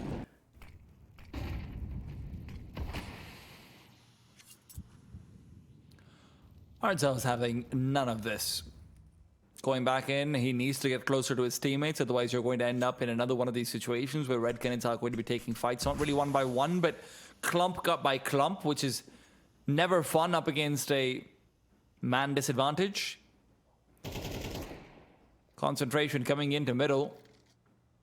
Dio very concerned about a flank that could come through, so he's going to be giving up the connector watchtower that he could have had otherwise, but David actually is finding a timing, going all the way in. Dio actually still gets the frag. Nate should be enough to finish him off over here. Venom is able to trace him out completely, and Nighthorn puts his gun away. Nighthorn! That was a chance to equalize. Hardzow has taken advantage of the chaos to find one, but he's traded away, and MXA is still yet to reveal. He's not had the best of games so far, but listen, that's an act of God if I've ever seen one, to keep him alive and give him a chance to recover that form. I thought creeping out of B, but BSD hears him the entire way. It's ult v ult up close, and well, BSD was very prepared to fire off on that no-scope. No chance here for Venom, no time either. Intense. Once again, presenting the fight at the start of this round before the Red Canids are properly set up. They do find them before the Red Canids can really compose themselves or orchestrate a substantial attack. Oh, he does find an AK at the end of the round, so he does upgrade, but he could have also died after time. That was a pretty risky venture. I was impressed that Venom Zero got that nade through the gap in that, you know, the little covering on the murder hole towards the ladder. Yeah. If it had bounced off that, there's a very likely chance that nade doesn't actually find its target. There you go, the nice little bank shot in. That's right, guys. I know basketball terms. Sikizao, though, very blind, and in fact, he's moved into the smoke. They posted up in front of him. Sikizao is doing that little smoke salsa thing again, dancing around. Oh. But Davidos is still alive, and he's a bit of a criminal himself. Yeah, I didn't realize he'd even seen that player inside of Connector, so those 2 kills from David were absolutely perfect, but MXA finding some impact, finding another frag, and he'll double up towards the end of this half. Intense game do enough to recover some safety moving out of this first half. They do find some success on their CT side. While that's true, I will also say, God, Red Canids must be loving Cold Zera right now, because if not for him, this could have been a very different scoreline, right? Maybe I mean, 7-5, of course, is the guarantee, but maybe even a 6-6. I'm not quite sure. But it's last chance saloon here in the RES LATAM series, and maybe last chances you'll get to bet on either the Red Canids or Intense game with our partners over at 1xBet as well. Use the code 1XRES LATAM to get a 130% first sign-up deposit bonus. If you go and click on those links in the description or in chat, go and show our partners some love. This pistol will be very important for Intense game. Hate saying that, but it's a classic trope. When you trail, you certainly need that extra leverage a pistol can provide. And Hardzow flashed up. Cold Zera as well, blinded. But they're not going to be revealed on their positioning. Cold Zera, a great first frag, but overwhelmed. And that B-bomb site will now be graced with a plant. Could be a slow retake attempt. All relies on David coming in. He's got the short jump at least, but CS2's taking the initial duels and he's coming out on top. David will not be allowed to come through leisurely. He will have to fight up against all odds. And now spotted in, and BSD's there with the trade. Did get a little bit scary, but you know what? It's all okay. Yeah, you just see how locked in David is for some of these fights. You know, his angle clearing and just how quickly he's finding those frags. If Intense didn't swing immediately once they took contact on short with David, it was a real fighter's chance that he could have turned the ship around. But just a quick B execute in this pistol round, coming at an important time.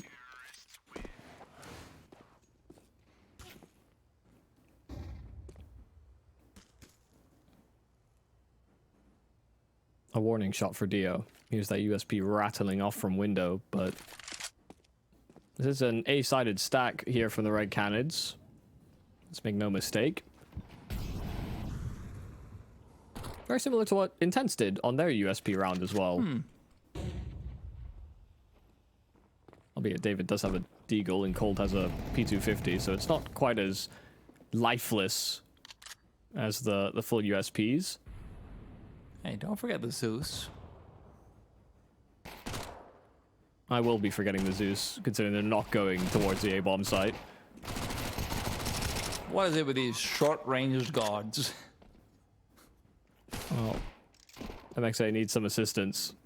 But he'll escape, actually. Oh, well, he did escape for about 3 seconds, and then Nathan found him from window, so...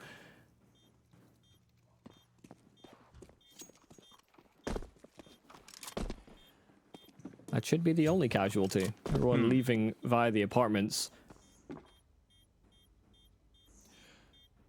Well, listen, with this round, bare minimum has been accomplished for Intense to start staging together maybe the glimmers of a comeback.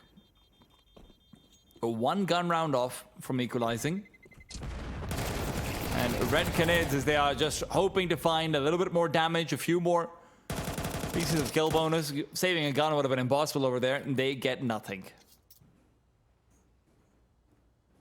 Yeah, if they got their hands on a Galil, they could have mitigated the cost of investing into these M4s. But all they got their hands on was a MAC-10, and they were not going to want to use that going into the first gun round of this half.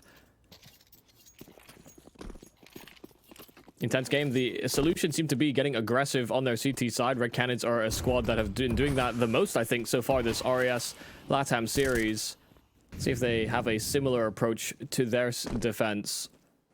Not likely the round to do it with. Not going to be lacking on some of the critical resources needed to get aggressive through mid. But David does spot a player over towards ramp, and so they get a little bit of forecasting as to what's coming their way. David just swinging out wide and completely catching out. Intense game on the scale, but CK has answered back with a double himself. Nathan won't be expected of ahead. They won't be thinking the third player will be here so fast. He is traded, though, and with utility aplenty on this T side, they're going to be covering off as well. It doesn't matter. It's a round of double kills from M4 spray transfers, and Hard Zao and David are the stars. I don't really blame Freak for getting just destroyed by Hard Zao there. I mean, a quick jump up onto the ticket booth. Freak died in an instant, and CK was busy planting the bomb, so there was no possibility to trade. But some beautiful work from David and Hard Zao alike.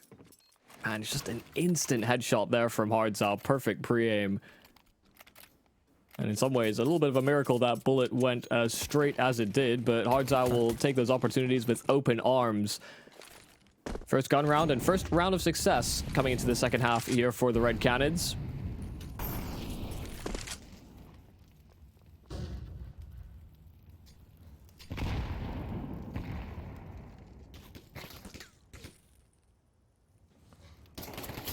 Oh no, Dio just can't make the cross. Poor guy.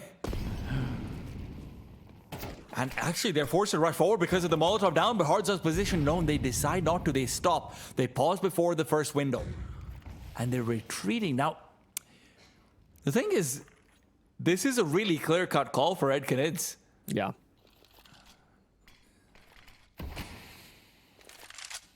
They'd initially started to angle back to the B bomb site, but you can see already they're moving back to A once they have managed to stop, and the double pump could be the perfect call here.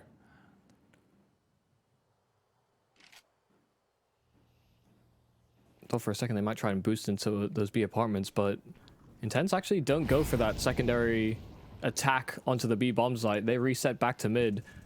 Bomb re-navigating to those B apartments. They do establish this boost into window, which could sever the rotate, could completely detach these B-side defenders from the rest of the squad. And now Intense, they set up at B. This is big. Coldzera's position is really good for dodging most of the commonly thrown flashes, though, so you're going to be very scared of jumping out. If they don't trail into Van, that'll be problematic. Cold taken down with only the one kill, and MXA now with that boost that was assembled mid-round is able to find the first kill. No more than that, though, and David's once again back on the B site. As much as we might call Coldzera the boogeyman, Michael, David is certainly Drake in this equation. But he doesn't want any of that heat. He's backing off to the A site. Yeah, this was a great decision here from Intense. I really did fear for them, given that the two areas that they wanted to take control of in the early round were just completely mitigated by some good utility by the Red Cannons, whether that was the double Molotov towards the top mid boxes, a deep Molotov into the B apartments as well. It seemed like Hardzao had a very good read on getting some value out of that piece of utility. And they heard a lot of the steps. They heard these players running through those flames, so they definitely understood that there was heavy numbers from Intense towards that B bomb site. But once all that sound cut down, there were gaps that could be exploited by Intense game. And they strike right back in. That was a beautiful mid-round adjustment, really. Yeah. I love the call. I really do. And you should show our partners over at 1xBet some love as well. Talked about that promo code they've got, 1xRES LATAM. That's to let them know that you are in support of this tournament. Lets them know we sent you as well. But you get a 130% first sign-up deposit bonus. So please be sure to check out the links in the descriptions. They've also got a mobile app, so you can make use of all the great stuff that 1xBet can offer you on the go as well. Red Cannons are going to be on the go to the next round with only 2 M4s. And I think Intense was trying to figure out whether it's going to be a force fire or not around it. That's, you know, in my head, that's the only reason why you call for a tactical over there. It's maybe also to discuss how they want to adapt to that circumstance if it should happen again. Because it was clear that Dio, when he was trying to get towards those top mid boxes, was a little uncertain about what his next move should be, given that his position was completely non-existent. Venom's gotten so aggressive, he doesn't have his crosshair in the right position, but adjustment is perfect, and so is he. 3 kills found, Venom will shut them all down. The aggression with a save rifle has given them a chance at a round they should never have been in, but Dio's still in the B site. Finds another frag, might know the Nithan's nearby, the fast rotate might be expected, but what about David and his flanking through middle? BSD knows the bomb's not going to be planted initially. David taken down. Dio still playing safety. Nithan has been so patient. So incredibly patient. But they're backing away. BSD tapped that bomb, but Nithan's timing. He'll catch BSD with a knife out, and he fires some shots right back over to Nithon, but they now realize that there was a player on that B bomb site. They've cleared a little bit of space, and they're anticipating that flank to have happened over at B as well. So they will get a plant in over at A, but a rifle can be recovered in from short, I believe. Hardzao's got his hands on an AK, and an M4 recovered, but quickly dispersed of. It's still set up for Hardzao to take this one away. Molotov goes a bit too deep. Dio finds a frag. That is a beautiful recovery from Intense, but I do find it absolutely hilarious that BSD, when he gets caught out by Nithan on the USB, he refaces back into the site first to be like, I can take him. Yeah. But you're on 25 HP with a bomb. If he died, that bomb just gets thrown out from his body towards short, and his teammate Dio had already dropped through mid to take space on that A-bomb site. It could have gone catastrophically wrong. What a hero Dio is in this moment. Had low HP, and Hardzow would have known that as well. That's why he wasn't expecting Dio to just commit to the swing from the top side of stairs.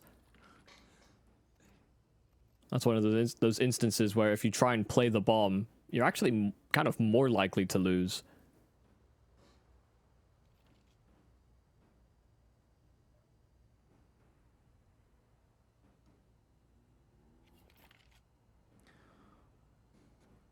Very hard angle to clear here for coldzera. Hard angle to get away with a multi-frag too, but has a teammate from Connector that can maybe provide some assistance.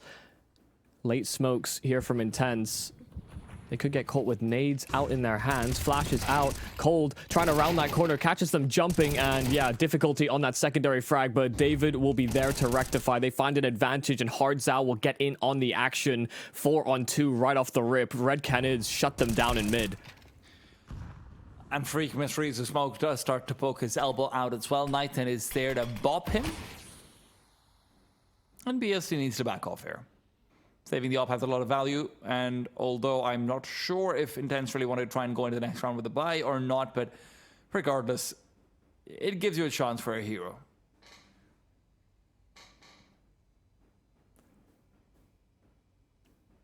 Great decision here from the Red Canids. Just setting up in aggressive mid control, but without any of the bits and bobs that you would expect from a CT side, you know. There's no top mid smoke down that allows them to get a little bit more adventurous. There's no Molotovs thrown towards those top mid boxes either. They go in with very little utility to take that control. And any util that they would have thrown would have likely been accompanied by Intense throwing their own utility their direction. And that just happened a little too late. Great understanding of how they wanted to approach those fights. You know, coldzera, first contact, David second, and Hardzow the third.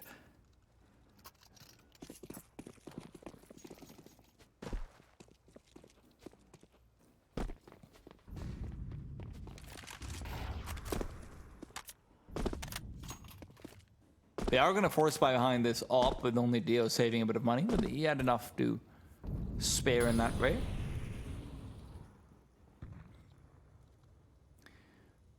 There's been a fair bit of B-sided focus from Intense early on. But I don't think anyone's actually been jump spotting on the side of Red Canids. So for BSD to be hard scoping all the way through, if that's what he's hoping for, he's about to be disappointed. Full execute on the A side to try and fake out with just two players. The question though is, are the CTs going to buy? Doesn't feel like it. Nathan's taken down regardless of whether he's chomping down or not, and the op is dropped down. Hardzow needs to be careful. No, not the op actually, sorry.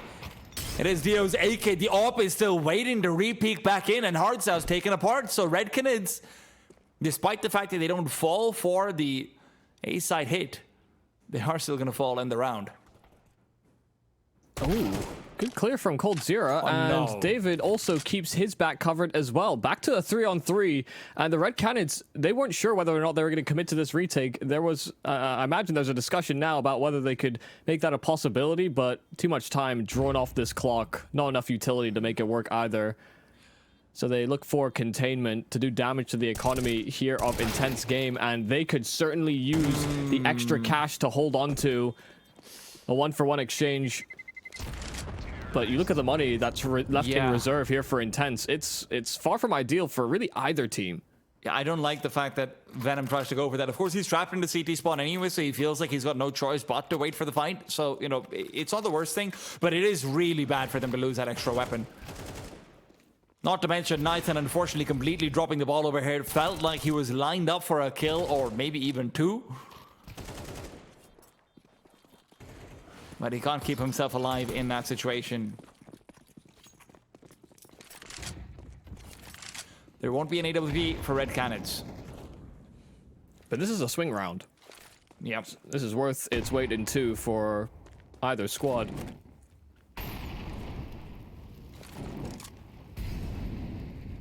Red Cannons came into this half with an 8-4 lead, but Intense Game have brought this back, made it close, and are biting at the heels of these Cannons. Ooh, double push for ramp lined up here by the CTs. Nathan and Venom Zero will be the ones to probe for information, but CK is juggling both Palace and ramp. But he looks to be more committed towards Palace, and so he'll miss this timing on the push.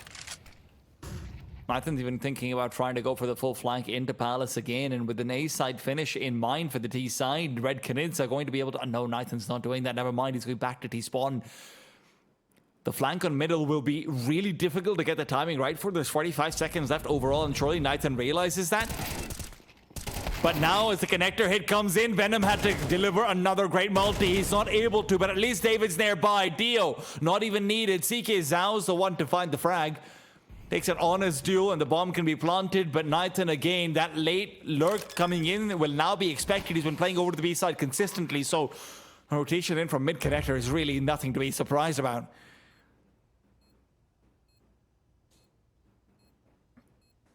They should save. This should really be a save call. They hear steps in towards CT, so Intense know that there's some presence being mounted here by the CTs. A flash in, that's all they've got. No smoke, no Molotov.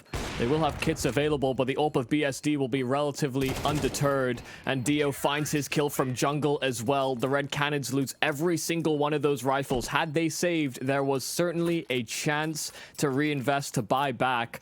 But now they're in the mud, and Intense are primed to take the lead here.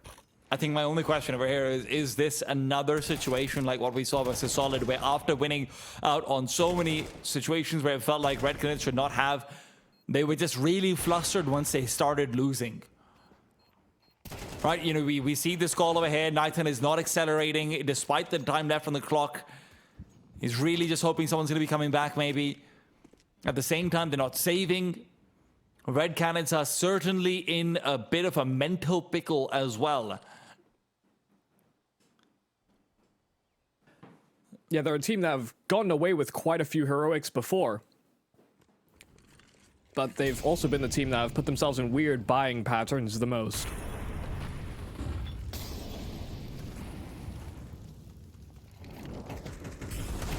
Venom needs to come out on top of a kill or two over here. They've got the stack ready and waiting, but Venom simply can't hit a shot to save his life, and save his life he needed to. Despite the presence of more CTs coming in, Cole's the only one who feels like he has a chance, and even that's taken away from him. Intense walk into a 5-man presence, or what felt like it at least, and they have come out untouched so far. Flash through will not matter, but Hardzal's even missing the easy ones.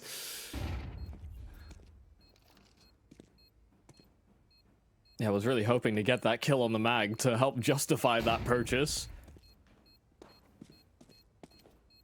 But Intense Game, right on this final map, striking into round number 11 for themselves. They get there first, even though the Red Canids came in with a considerable lead coming into this half. 8-4 at one point or another, and sure, Intense have been trailing throughout Mirage, but showing us some great work here on this T side. They made some good mid-round adjustments. They've come in with some nice, solid executes. They have not fallen foul to many of the tricks of the Red Canids. It's only been these more brazen setups for the Red Canids that have proven to be the more successful. It's a fast A-side hit that's being called. Intense know that the money on the CTs shouldn't be fantastic, so they might be gambling on the idea that there might not be an AWP, but Venom Zero doesn't need one, neither does David! They are fighting back in full form. The muscle men of the A site will not be stopped. David keeps it going. 2 now found, and the boost being set up to try and hunt it does. Cole traded, but the marketplace should be shut down soon. It is too late to trade. Dio's left on a 1-on-3, and he'll at least guarantee a bit more money. That's not insignificant. But he'd really like a bit more damage as well, right with it. Timing doesn't look to be favoring him, but he has moved past triple. Initially, Dio has put himself in a very difficult position. Knighton's AWP is not the right weapon for the job! And now Dio's left in a one-on-one, still fighting, and Knighton is sweating. He's got nothing to do, closing the distance, switching weapons, but Dio is a monster, and he will make this impossible. No kid for Knighton, and Dio's done it again. This man is a clutch machine for Intense Game. So many great rounds delivered by Dio. The man to look to ahead of this series, that was for sure. But to keep doing it on such a consistent basis against the odds, Dio has been absolutely marvelous. That is insane. The Red Canids, by and large, favorites for this series, favorites within this group.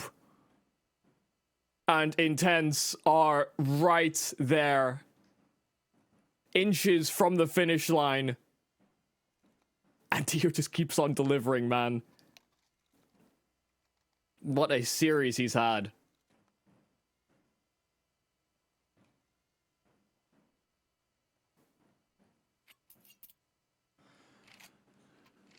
Against his idol as well. That's insane. I mean, who knew that the most clutch Zera in this match would not be called? Yeah. This was a battle of Zeras and Zows. The Zeras have been winning, I must say. Yeah. But it has not been consistent which side's Zera has delivered.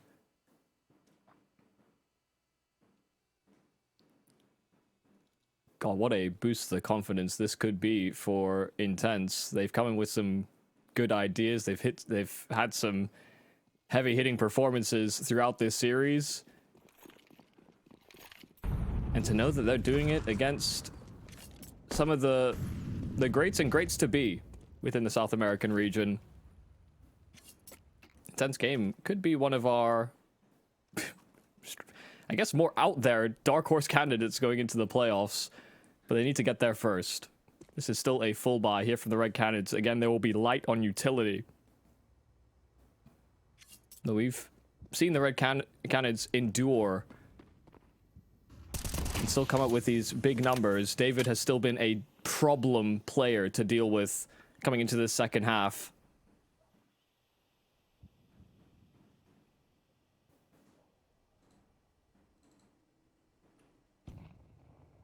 Intense took attack before this round, and they play it slow.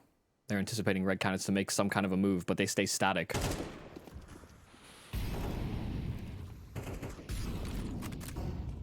Deep Molotov, and they're going to be looking to isolate out David. He's generally been the monstrous defender on A, and look, he's not going to stop here. BST is going to have to force him out, but Knightson gets involved earlier on, and there will be no heroics. Superman's already met his kryptonite, and look, actually, that's a really important kill. They're not going to be able to recover. The op hard Sao goes and gets the jump. He's not going to be there in time. Oh, it would have been close. Cold picks up the other up, actually. Yeah, it definitely would have okay. been close, and that's why he rediverted, because Cold probably called him off. But again, a multi-kill here from David. This guy is just willing to fight. He saw that top con smoke, knew they were coming his way, and stopped them right in their tracks. Some great accompanying frags all the while as well. But the Red Canids still holding on and holding out hope for an overtime.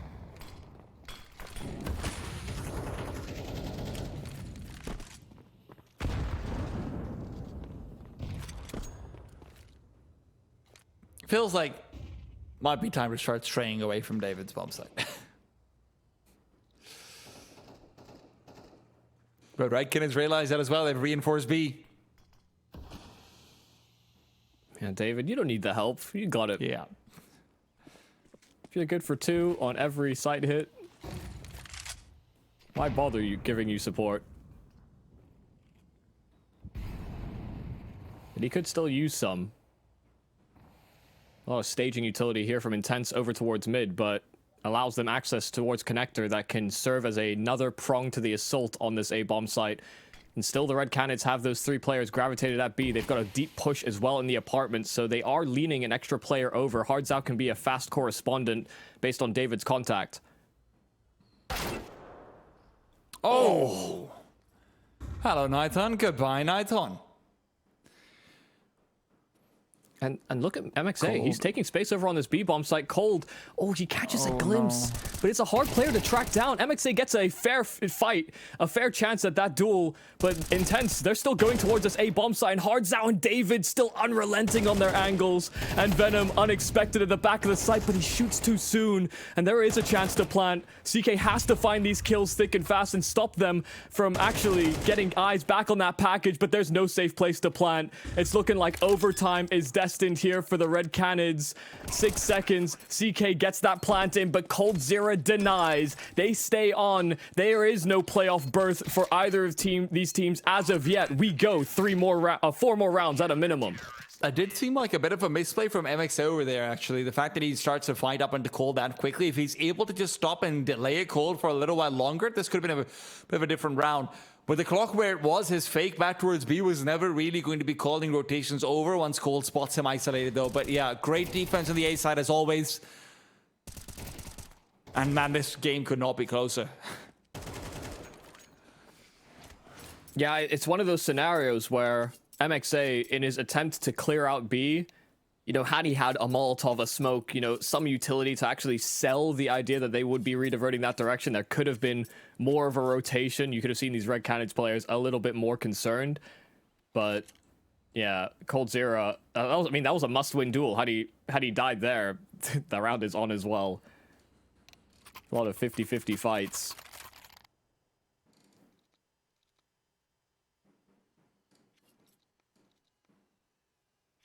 This has been far from comfortable for either team on the defensive half. That's how you typically get to an overtime. You have the exact same score as your opponent did in the first half. Hmm.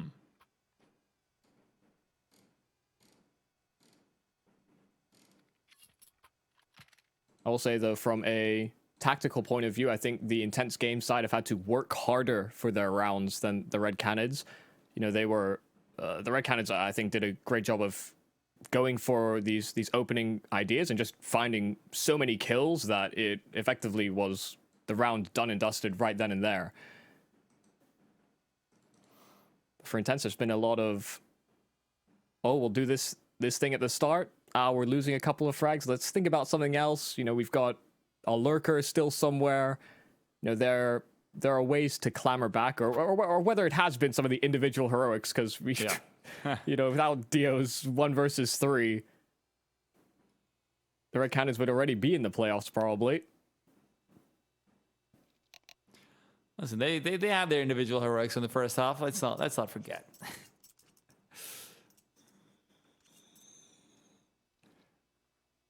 And I mean, listen, I know it's not like a 1v3 or something, but David's been like a real individual hero. Oh, no, for sure.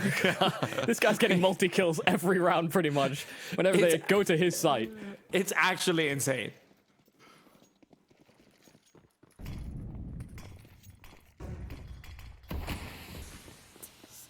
It's the consistency on this guy. It makes you wish you had an M4A4 sometimes, I'll be honest. But it's a double push into the Palace side, and that's the worst thing that you could possibly have as far as rotations are concerned. Hardzao, though, has interrupted the push initially, and Cole's come through with a quick kill. Hardzao traded, but Cole still keeps it going. So despite the rotations being late, Cole has done more than his fair share of work. The smoke's going to give him a bit more room to work off of as well, so the molly doesn't really matter. All he has to do is keep himself alive and be a nuisance while the bomb is being planted. Mollies continue to rain through. Cold waiting, and the T's know that they need to trace him out and find a kill somewhere on this bomb site soon. Plant comes in, Cole's been blindsided, MXA takes him down, but in the meanwhile, David's Molotov is enough to take apart BSD on the plant as well. So advantage maintained. MXA low, going back over the ladder, and David's made plenty of noise over here. Has MXA not realized it? He's worried about it maybe even being a jump back. I'm not sure, Freak. Now needs to do it all on his own, and although we've seen heroes coming up, it's just a straight shot through the bench.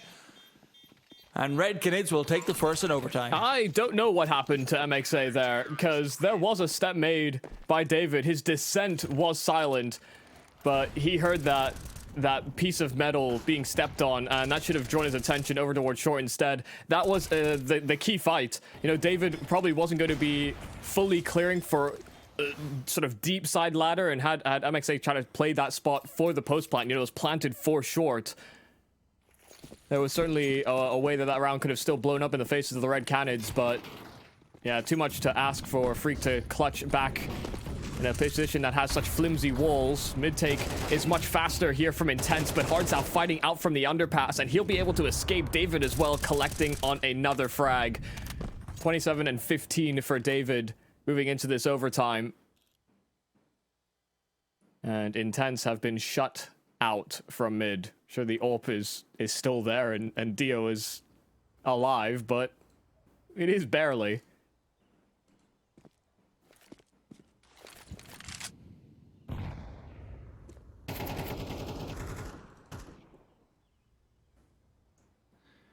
Good little jiggle check there from David.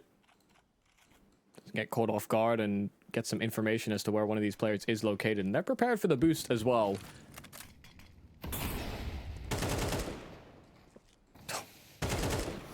What do? He is not missing a shot.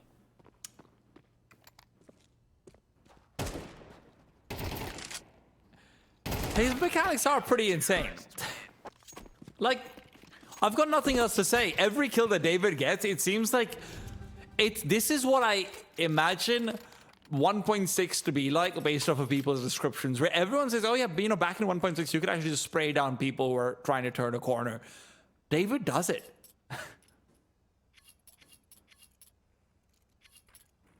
Oh, he's the one swinging into them very frequently, to be honest.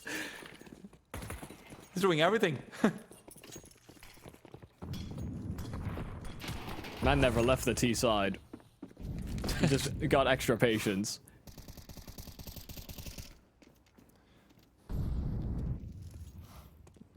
Well, after struggling to get rounds on CT, the Red Canids have now struck in with 2 right into the overtime.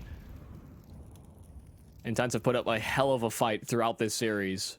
But this is where we give a lot of credence to experience. And Cold Zero is just willing to take fights like that. Dio might get the better of him. Cole's expecting a player to still be inside underboss. Dio's snuck past. David's not ready at all. Is this how you finally take down the raid boss with a nade in his hand? It feels unfair, but it's what you have to do. And Venom has some pretty heavy shoes to step into. That's why he's asked a friend over. Flashes over side. And about to call him Invictus Gaming, my god. Intense Gaming.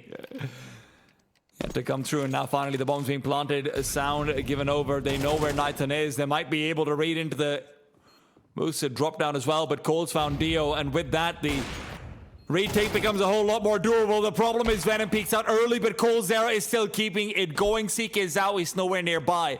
This is going to be a defusal before he's even relevant. 15 for Red Canids as they find 3 in a row in overtime.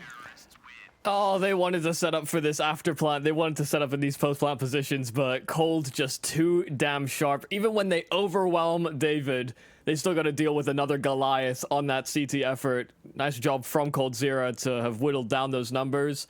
And a good recovery from the Red Canids after struggling so much in regulation. But this has got to feel like a game that could have certainly fallen the way of Intense. This would be it's a pretty heartbreaking way for that first half of the overtime to have played out for Intense. They have to go back into a CT side they had their own struggles on as well. And it was within their grasp. They got to 12 first. They were the team that could have closed this in regulation. But the Red Canids, they were never going to go down with a whimper. They weren't going to go down without a fight. And you have to think the adaptation, the changes made to Intense's CT have to be off of aggression. You know, their most success really came off the back of CK Zhao fighting in for that mid control. He was dancing around smokes. He was finding opening kills and the like. That was how they found success.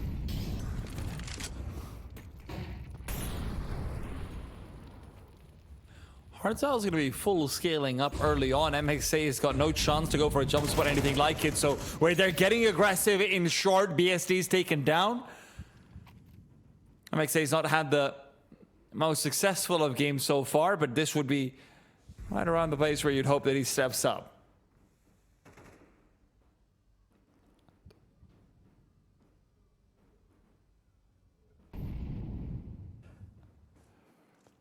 It's just all hanging in the balance based on this B-side defense. MXA needed a multi. He needed at least that first, but Dio has fought back for 2. He's dismantled the second prong to the assault. These players still lingering inside of middle, and it's still into an equal numbers exchange in the post plant. But Cold is hiding inside of this smoke at market, and he'll hear these rotates. He can call numbers. Dio might catch a timing over here. David's at least taken down early. Cold. 2 kills in the round already. He has to continue to deliver over here with his low HP, and as he's coming in from behind, he will be checked. Freak will take him down. Hardzal as well falls. And Intense aren't out of it yet. Oh, that is a really good check there from Freak. And for David, he must feel like he got sold to a certain extent. Cold just hiding. And David, maybe not expecting that player could have already made it over to that market door. Cold didn't hear a step. A triple from the continual hero on this Intense game side. If they don't get these 2 kills, these players would have been massive problems on that retake. But good awareness. Still checking all those smokes, still worried about all those timings. They pulled that back from a 3 versus 5. Albeit it was only for about half a millisecond that they were in a 3 versus 5, but it was there. Oh, botched smoke here by the T's. They were trying to orchestrate some presence over at B, but only one of those smokes actually lands. CK traded immediately from connector, but it is 1 for 1. They go swinging. Oh my. They go swinging immediately. Freak floored. BSD there with the response, but there are still 2 more players top mid, and they're ready for this push from Dio. So a man advantage for the Red Canids, and they've got a lot of clock to play off of. They can reset. They can go A if they want. The CTs realize that too. They're starting to rotate over early on. They want to go for the hard commitment, but Red Canids, they haven't decided about the A commitment themselves yet either. BSD also recovers the kit. Let's wait to see whether that becomes significant later on. But they are putting a lot on the shoulders of MXA, and Red Canids have realized that, you know what, we'd rather just target the bomb site and assume that it's going to be an attempt at a split, but with 2 players going under past Coldzera, even the scope sound, if it's heard by MXA, it might be enough to call BSD over. The flash early on, BSD is yet to move. Hardzal setting up for a boost, and it should be enough to take BSD down from the side. It's an easy kill, and the round should be done as well. There's no feasible way for MXA to be able to get back into the A site now. That decision to boost is absolutely perfect. They do so with 30 seconds on that clock, and you're right, there is simply not a chance. Coldzera locking it in. The Red Canids, it took them a while to close this game out. They came into that second half with an advantage, but Intense game came through and delivered on an impeccable performance here, Mirage, but finally falling in that final hurdle. The Red Canids continue into the playoffs. And Coldzera, by the way, went from 15 kills to 27 to finish that one out about 8 rounds or so. That's when he turns up the gear to another level where it felt like he wasn't having the best of games. You know, David felt like the real stopping power. He just turns it up.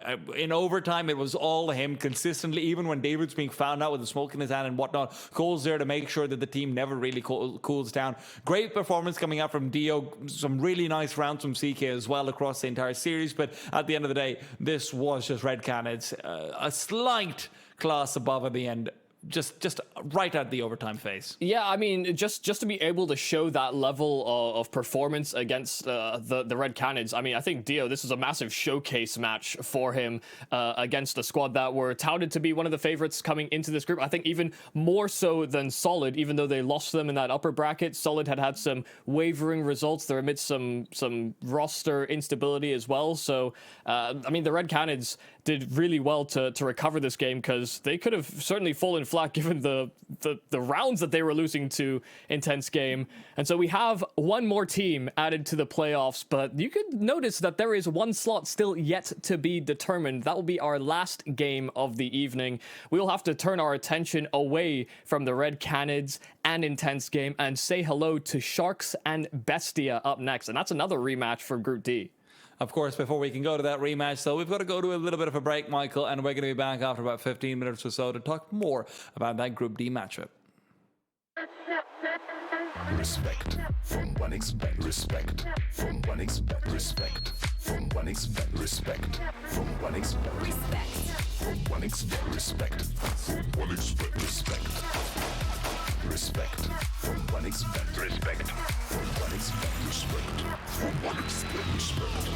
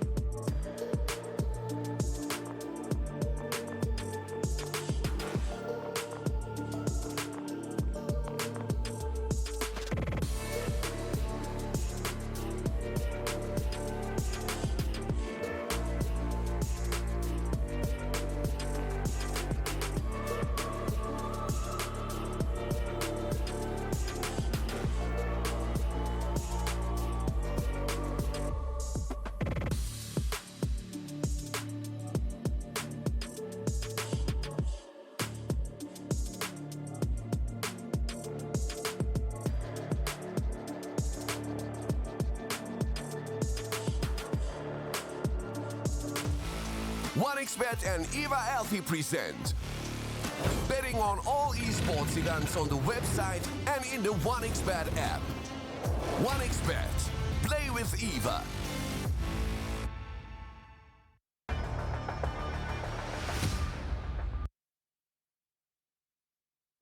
And we return with the RES LATAM Series number 4. I'm T-Tom with Michael Eubank Cassidy, and we've had a rematch heaven in the previous matchup, and probably going into this one as well. A very close series, despite what was an initial 2-0. Red Canids will still come out on top 2-1 in overtime to be able to secure themselves in playoffs. Now, one team remains. It'll be between Sharks and Bestia.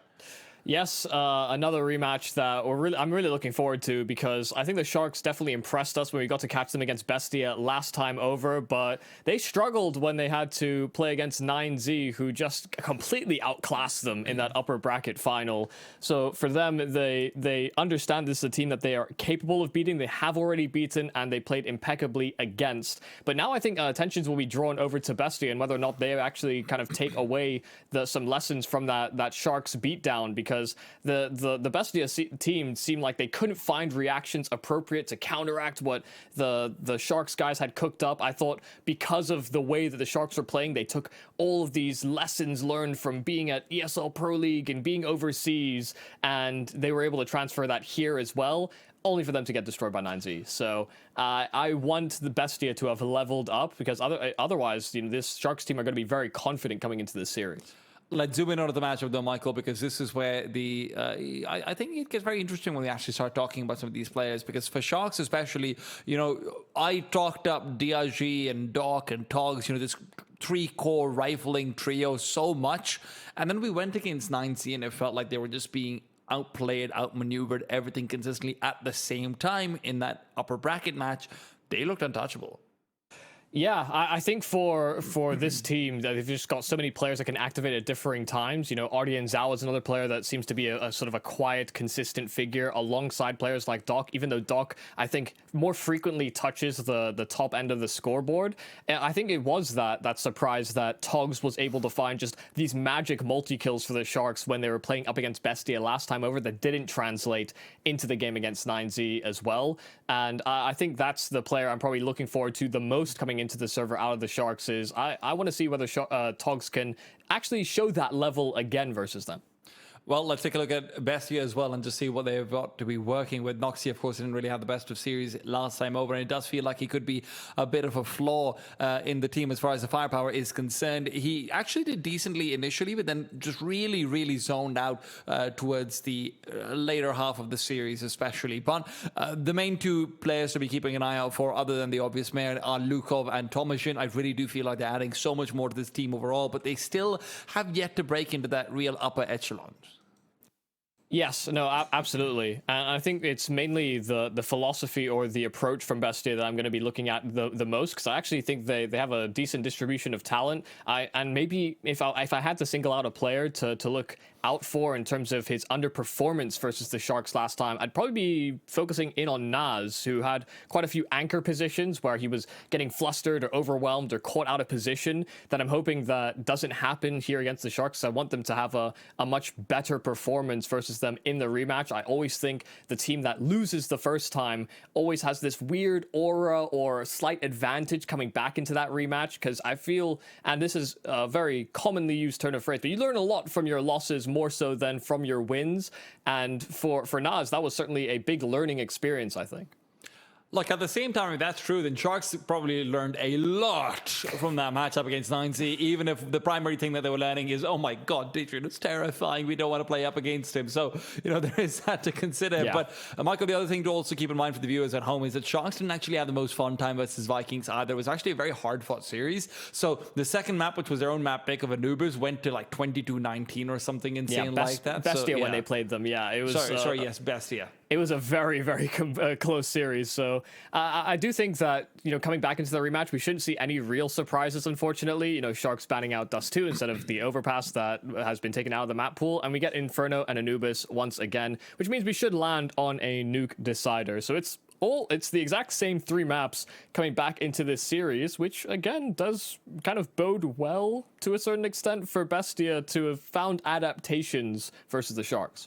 I don't know if I'm quite with you. I'll be honest, Michael. It didn't really necessarily feel like their adaptations were surface level problems that Bestia was having. Bestia was having some real big issues going up against Sharks in terms of just holding down bomb sites as well as just reading the rotations coming out from the T side. So I'm still very concerned about what we're going to see and what version of Bestia we're going to see over here. We're going to need like a real step up, not just from Naz, but it feels like from Noxy. It does feel like we're going to need Lukov to hit the same base that he did in their series earlier on, which is not his consistent strength. And obviously Tomashin will need to be just the strongest man that you've seen him be. At the same time, even after that, I still would probably think Sharks need a slight underperformance to actually be taken away over here. Bestia are really climbing uphill. It's not an easy time for them. Yeah, I'll actually fight back a bit on that, because I think when you look back at a demo and you think about all the scenarios where you think you're uncomfortable or you're thinking about these repositions, those misreads on rotations by a T side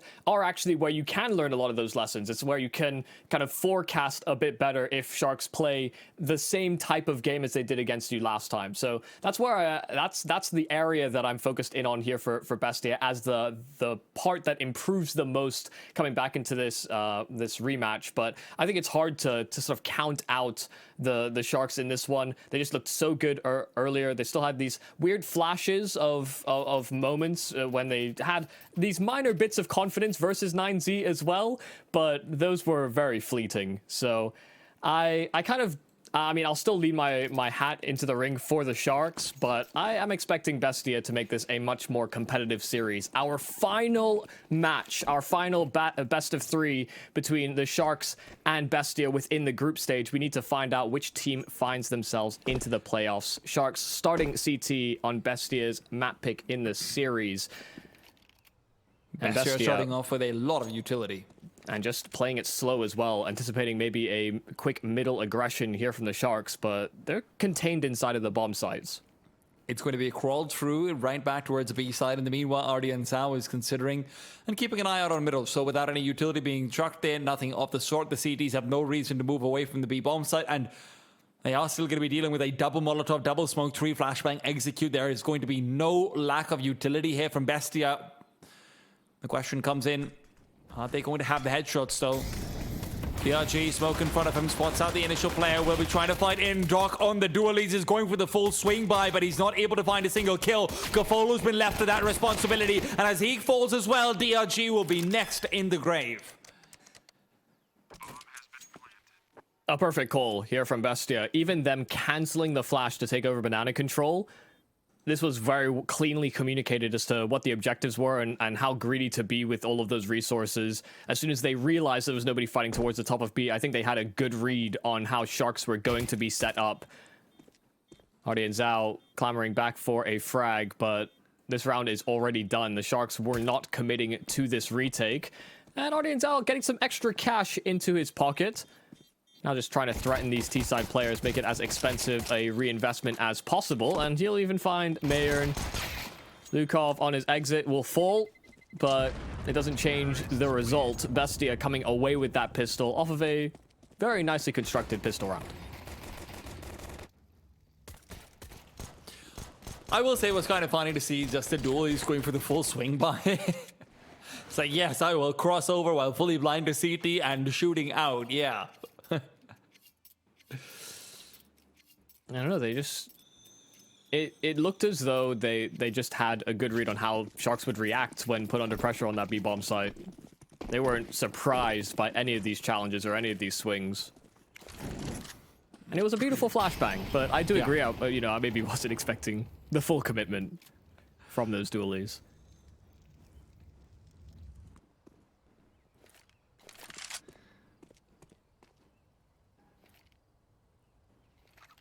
A very cautious approach to the second round. Sharks with a full B stack. And they have been silent in their construction of it. They do have a flash primed in DRG's hands to peek deep into banana. But Doc has face checked it and found that nobody's home, but they're going to miss their timing. Bestia are starting to accelerate towards that A-bomb site that has no defense. And Sharks continue to swim into middle. Lukov, easy pickings for the first kill, and he knows what's coming over his way. So Tomajan's been asked to redivert back in through the apartments, pick up a couple of groceries on the way back out. He's got the yogurt, he's got the milk, and he's got Audience House head.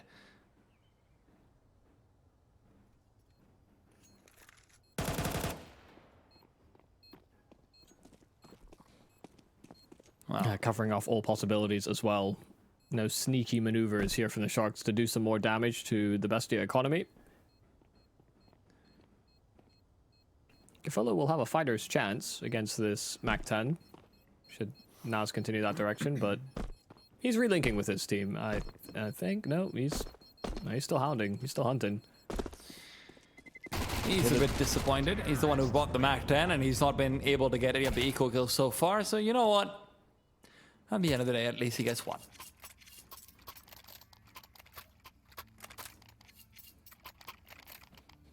Bro got happy about it as well. Can get his hands on a rifle instead ahead of this next gun round.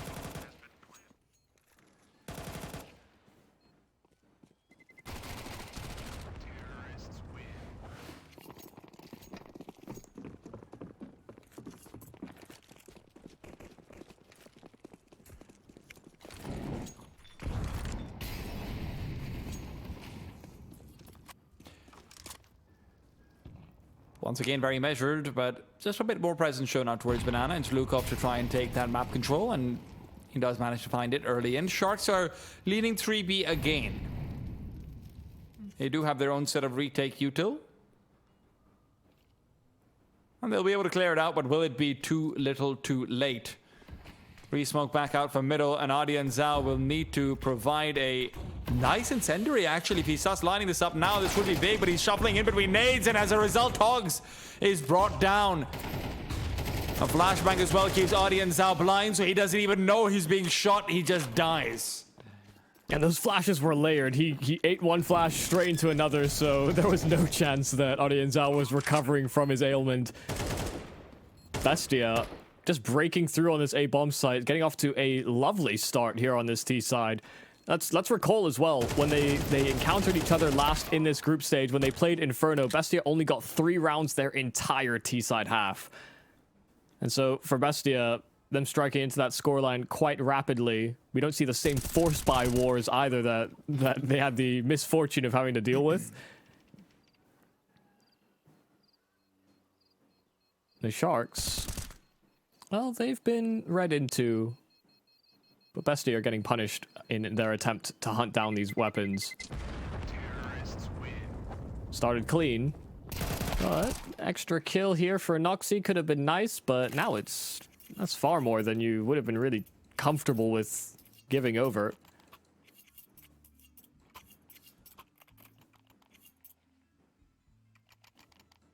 Keeps their economy very modest here on Bestia, even with how handily they dealt with the USP round.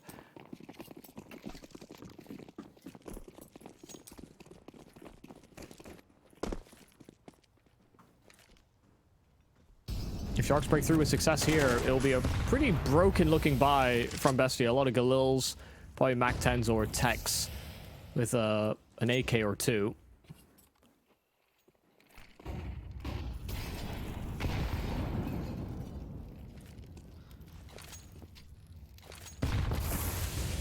And nade's not going to be making them feel any more comfortable. But in the meanwhile, flashes don't matter. The T's have run away. They know what's coming over, and they want nothing to do with it. Bestia reroute back to the ace site. And again, Michael, like you mentioned, these calls do seem to be ringing in pretty accurately so far. Full execute immediately coming out. It looks like an Arch's side wrap to be planned in. 3 smokes almost together. Gafolo will be playing early contest. He does have nearby assistance from RD and Zhao, but not if he peeks so deep. They've got the CTs to rotate over to A, and although they've lost their main man in terms of Noxy back in Banana, they thought they were going to be okay. But with the smoke down, this is suddenly making things a little bit more questionable. It's drawn an extra rotate. DRG's gone to support Doc on his defense over on that B bomb site, so it's a 2-2 split. Just a little bit of presence has pulled away a defender.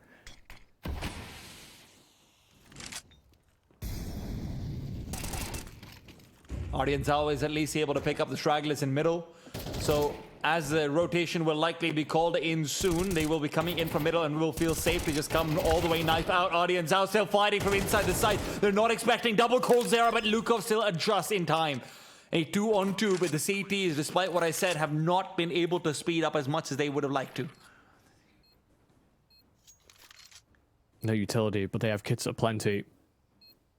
Tomajin's position is very exposed, but he can take that first challenge on short as attention is drawn towards the bomb site itself. And Lukov can cover this slow walk here from Doc. Tomajin's actually just the one that punches both of them out of the round. Lukov only there as security. Bestia, they out-navigate the Sharks once again. It's just so much more informed. Yeah. You know, Michael, that analysis thing you do you're actually pretty good at it sometimes. You did call out the fact that they're going to be able to get these adjustments in through. I thought it was going to be a much more deep-seated issue, but Bestia have clearly dug in. I think it's as well, you know, if you were going to prepare for the Sharks ahead of your series, you know, you look at their Pro League and some of their games that they had in the South American region, but facing them yourself is a whole different ball game. What? Wow, how does Doc get away with that one? First kill was clean, but then he was blinded. He's able to triple up on Banana. Noxy thought he'd backed off. You can't make reads or adjustments. Yeah. You can't account for triples out of nowhere like that.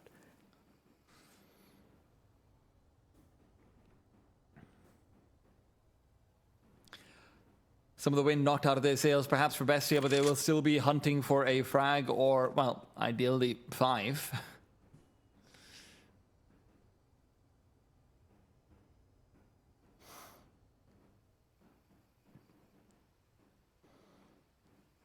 Moving past the MP9 crossfire. There's other things in that, but Tomajin makes it look easy. My God, they've found another one as well in the meanwhile. I was joking about finding 5, but they seem to really want them. Apparently you can account for random triple kills, Michael. Apparently you can. Oh my goodness. I mean, both these players are so low HP, and there will be guns to recover in from Banana, but keeping with this MP9 actually could serve DRG very, very well. He gets face checked. They know where he's coming from, and they're going to try and play that bomb. They pulled this round back from a 2-on-5, and now DRG has to run in. No kit available. Try and find both these players instantly, but Mayern finds another headshot. Bestia, how on earth have you managed that? It's Tomajin and Mayern that pull this round out of the depths. Tomajin walks into the A site, and he gets a double kill on opposing angles. Right, that's pretty absurd in the first place, but then you see Mayern catching a perfect timing on a smoke as well, where he's able to get a kill right as it's blooming, pushes through the CT, finds another.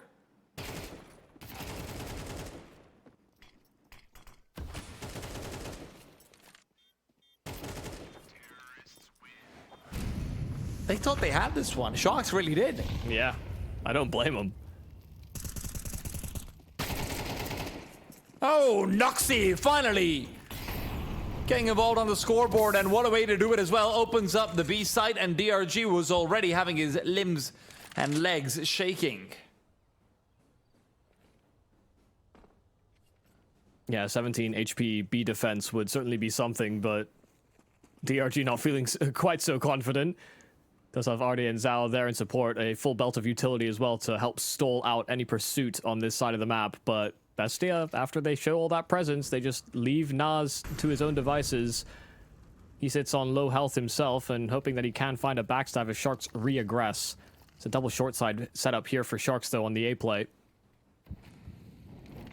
Cavallo finds the first one, Zenoxy. Despite the earlier kill that he was able to find, is only going to be a body to be traded. Now, listen, at the same time, if Bestia end up leaning back towards the B bomb side over here, it won't be the easiest round to commit to. The CT call is great. Yeah.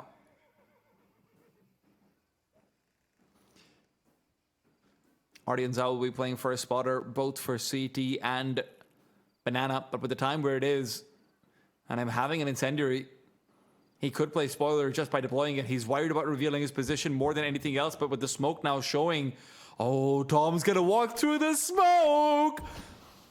DRG is gonna be forced back as well. Tom could come in with the backstab, but DRG now brought down the bomb, not plantable. They waited too long, and DRG's push gives them the requisite few seconds they needed. Yeah, that call to move through CT is so dangerous, and it was the right play to make in that moment, but they didn't have that extra wiggle room. The fact that DRG is able to get some value out of that low HP, just starts running through that coffin smoke and overpowers the potential planter there for Bestia, just spoils the round. Once again, you know, this recovery position from this T side. The Sharks finally pull through with a round, but by the skin of their sharp teeth.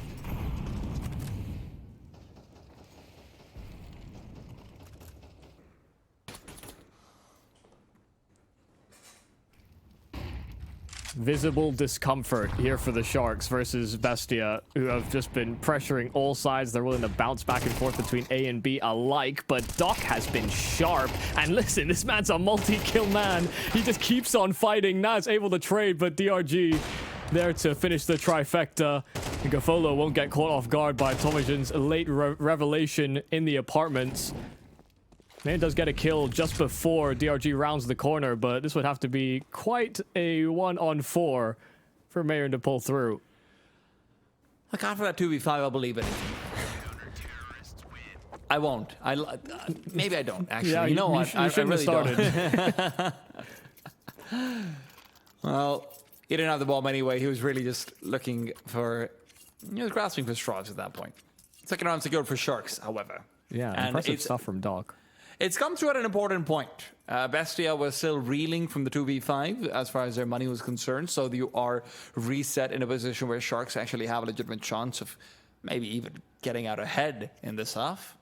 Reeling from losing four players on the hunt as well, in the, what was a 5 versus 3 chase down that they did in their first gun round. You know, those are some of the economic repercussions that can occur. All the Sharks needed to do was actually convert rounds, and that 2 versus 5 would have been the round that sparked it all. But they do finally break that economy just a couple rounds later.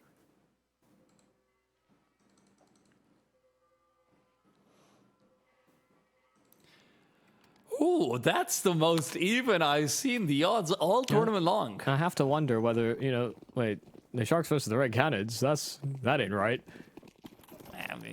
I don't know what they trust. We know what they mean. I know what I think they mean, but... You're right. Yeah.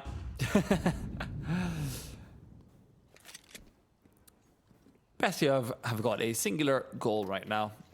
It is to make the Sharks sad. Punch their noses underwater if you must. Just make them sad. Are you some of that, like, shark jujitsu that apparently is a thing as well? Wait, what? Yeah, people like redirect sharks. You know, they like push them to the side. Jujitsu. It's not called shark jujitsu. I'm just saying they just use redirection, which I think is because there's apparently a Team Shark Brazilian jiu-jitsu studio. So I was like, okay, yeah, they know what's up. Yeah, we know where Gavolo's been off to. Him and Doc have been the trainers in DRG. Well, he just picked up a belt. Gavolo. Oh, Noxy.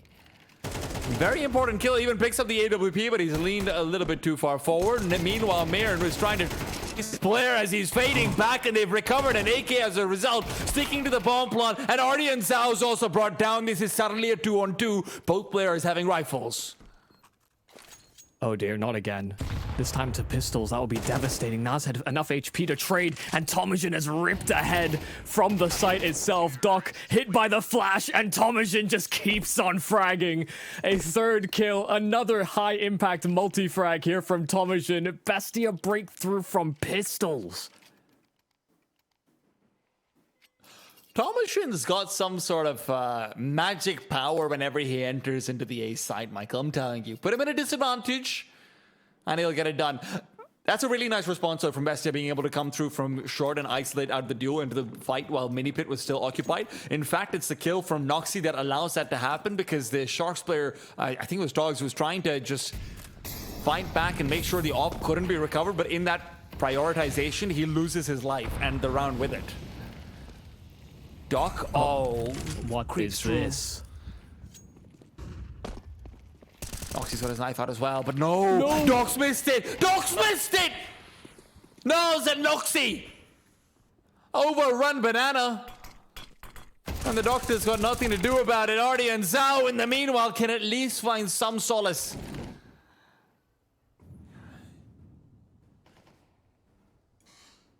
Oh, Togs. Need this one. He's thinking, where? Huh? He was here a moment ago. Well, this is a free backstab, and it almost gets weird. Television turning the battle of T's in those apartments instead just turns back into a 3-on-3.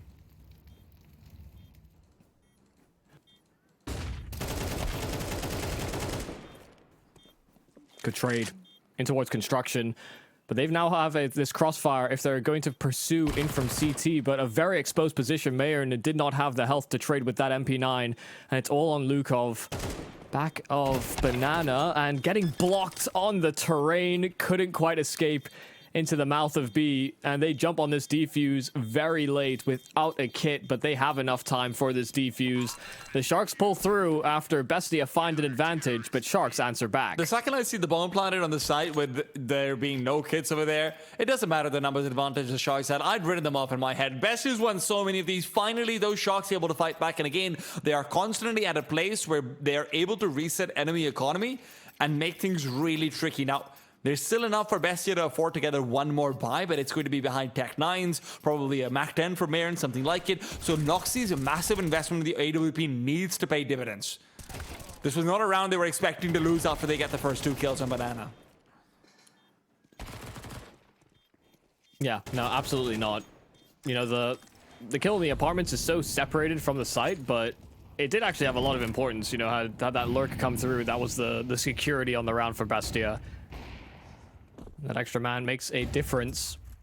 Talk, once again, fighting over at Banana, and he's been very successful, even in his unsuccessful round. He was kind of lined up for success. He just missed his shots. Well, he's about to peek into 4 players over here. A flashbang is there, but he's really just waiting for the push through, and he's waited too long. Gafolo's rotation is at least timely, if nothing else. An incendiary to block the T's from ascending. And the CT rotation has been called out quickly. The T's are still committed to B. And in they go. Singed by the Molotov. Gafolo's the one to really put them in the ground, though. He sent them backing. And the thing is, the Sharks were actually very delayed about their rotate because Bestia have been bouncing between Banana and Brackets so consistently. These A-side players didn't want to make that over-rotation. They didn't want to get wrapped in from spawn like what happened to them in the 2 versus 5. Or rather, the 3-on-3. You know, things can get very weird very quickly if you lose control. Gafolo doing such a good job on this B bomb site, but again, that reinforcements has considered the A bomb site instead, and they spot him. They spot him in at new box. He needs to come in with another kill, otherwise this is another plant down, but Noxy found on his journey trying to get that bomb into the site. Tomajan, once again, just this head ripper for Bestia, but he wasn't expecting Ardians out so rapid. It is a real nail-biter finish. The Sharks, once again, just chaining rounds together. It didn't feel like the rotation was going to be there in time from Tox to be able to find that kill on the crossing CT player. And Bestia, I mean, they felt the same way. Gafolo does everything he can over here after losing 2 members again. It's the exact same fashion, Michael. I mean, to be honest, it feels like the Sharks are getting away with murder. I feel like the Bestia side are the ones getting away with it, but they've been killers themselves, yeah. These rounds have been very heavily contested. Oh! I know it doesn't matter too much against the Eagle, but good to see Docs finally getting a little bit of his mojo back.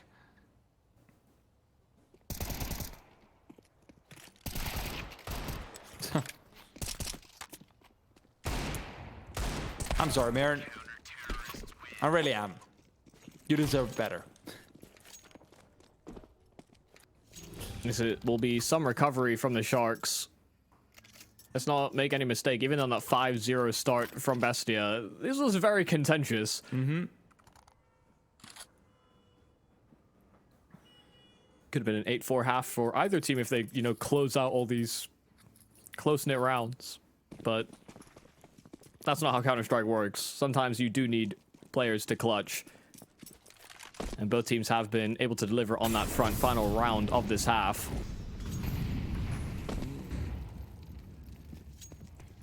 Again, the idea for Banana finding is still there. But Lukov has been taken down. He's inside a Molotov. The smoke is too late. Bestia and their lack of utility. Sorry, the Molotov was, I mean, the smoke was too late and I think too shallow. It even, I don't think it actually dispersed the flames. So Lukov was kind of dead no matter what. He had to swing that half wall, and yeah, I guess he just didn't realize he was on fire until it was a little too late.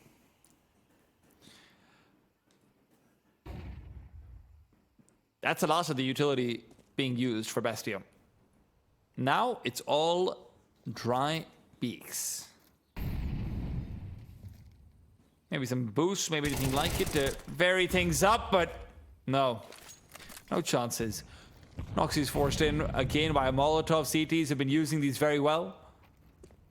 Mir gets ahead, spots out a player back towards Van, and the comm's been given over to Tom. Hey, it's your time to shine. Do that double kill ace side thing you do in a man disadvantage. Come on, we're in 3-on-5. Do it again. No. This isn't a circuit act. It's not consistent. Togs finds 2 as well, and Sharks will be able to climb their way back up to 6. A contentious half, but Mayern is all that stands between Sharks and equality. Yeah, a really good comeback here from the Sharks. And a lot of it did seem like it relied on those B defenders just being able to stand their ground. You know, whether it was Gafolo with his multi-kill or Docs just continually fighting towards Banana. Without that level of consistency, we probably don't see the Sharks put up such an effort on their CT side. But, you know, compared to the last time these two had this bout on Inferno, Bestia have improved doubly so. Only got 3 rounds from their T side last encounter. Now in with a 6-6 scoreline. Those partner odds over at 1xBet as well.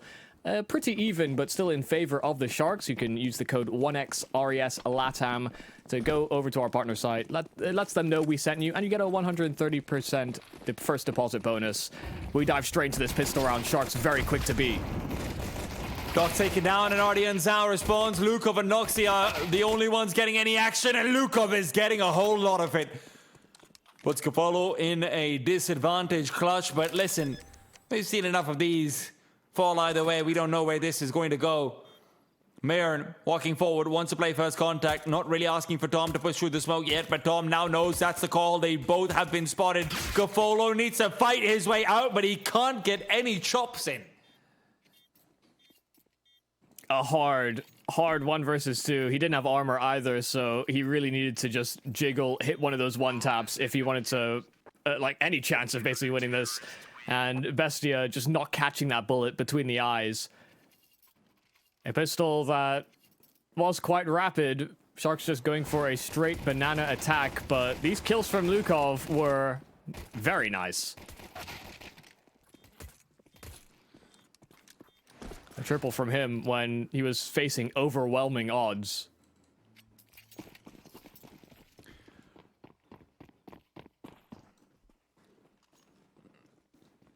Forced by immediately out from Sharks, though, in response.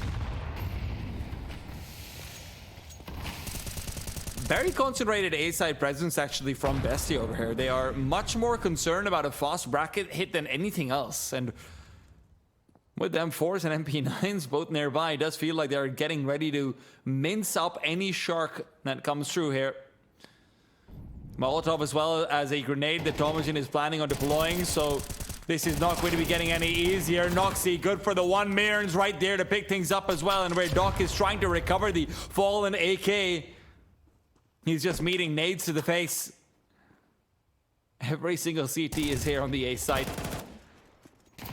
This is the most unfair fight imaginable for Togs, and he still made a bit of a show of it. Yeah, Lukov almost lost control of the spray there, and had one more bullet failed him, Togs was likely to find that kill, force a 1v1, and even then it would still have been difficult to clutch that back. He was getting flanked. Bestia in the right setup to address the brackets take there from the Sharks. A beautiful crossfire created.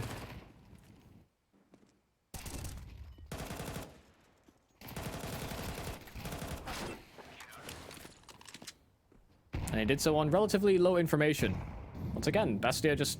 They have had the better reads on what Sharks have been doing this entire game. It hasn't always resulted in round wins. You know, we've still seen some flashes of grand multi-frags, some unchecked angles that the Sharks have been able to utilize to punish Bestia. But I think there's really been a clutch factor to this Bestia roster in this second encounter. And just some nice sharp shooting from a number of different players. This time it's Lukov. Some real determination to not lose no matter what the circumstances. That's what it feels like. And to be honest, that's what you hope to see after a team's been blown out of the water in a series.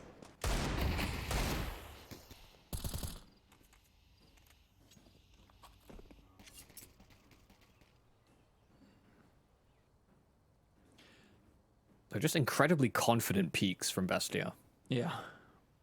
Sometimes to a fault, but a lot of the times to success.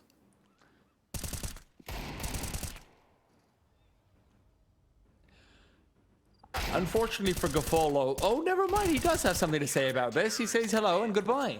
I thought he wasn't going to get a single kill with his HP where it was, but a good shot found. Insignificant in the grand scheme of things. Noxy has been dropped an AWP from Lukov.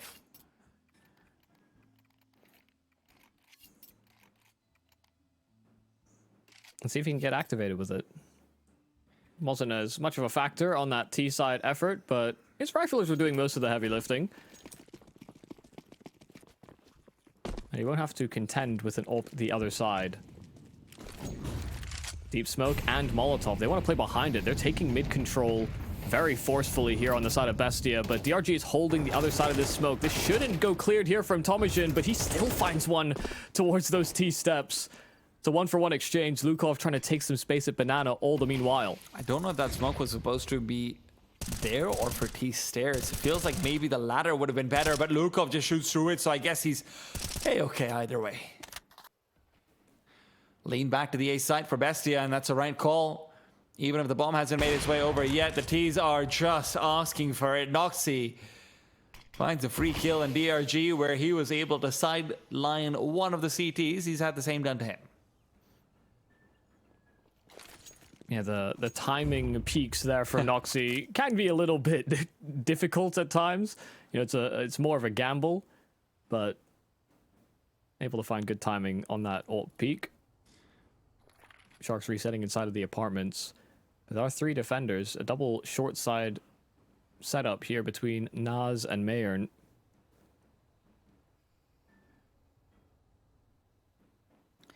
And Lukov's got the creep out. Spots out the head. Oh, so sharp, Lukov. Now knows he just needs to duck out. Gaffolo again left on barely any HP. It feels like he's being put into the same situation again and again. Sharks have got nothing to do in this second half. Even now, they'll only have a half buy to fight in from. They are yet to break into this D side. Is that 3 rounds out of 4 that Lukov's found a multi-kill? Yep. Yeah. CT side is Lukov's side.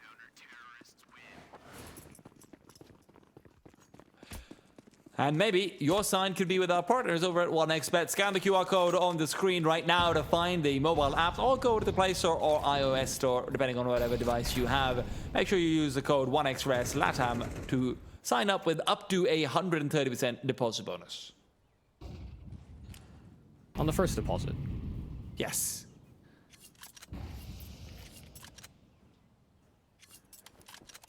Which is a whole lot of percent.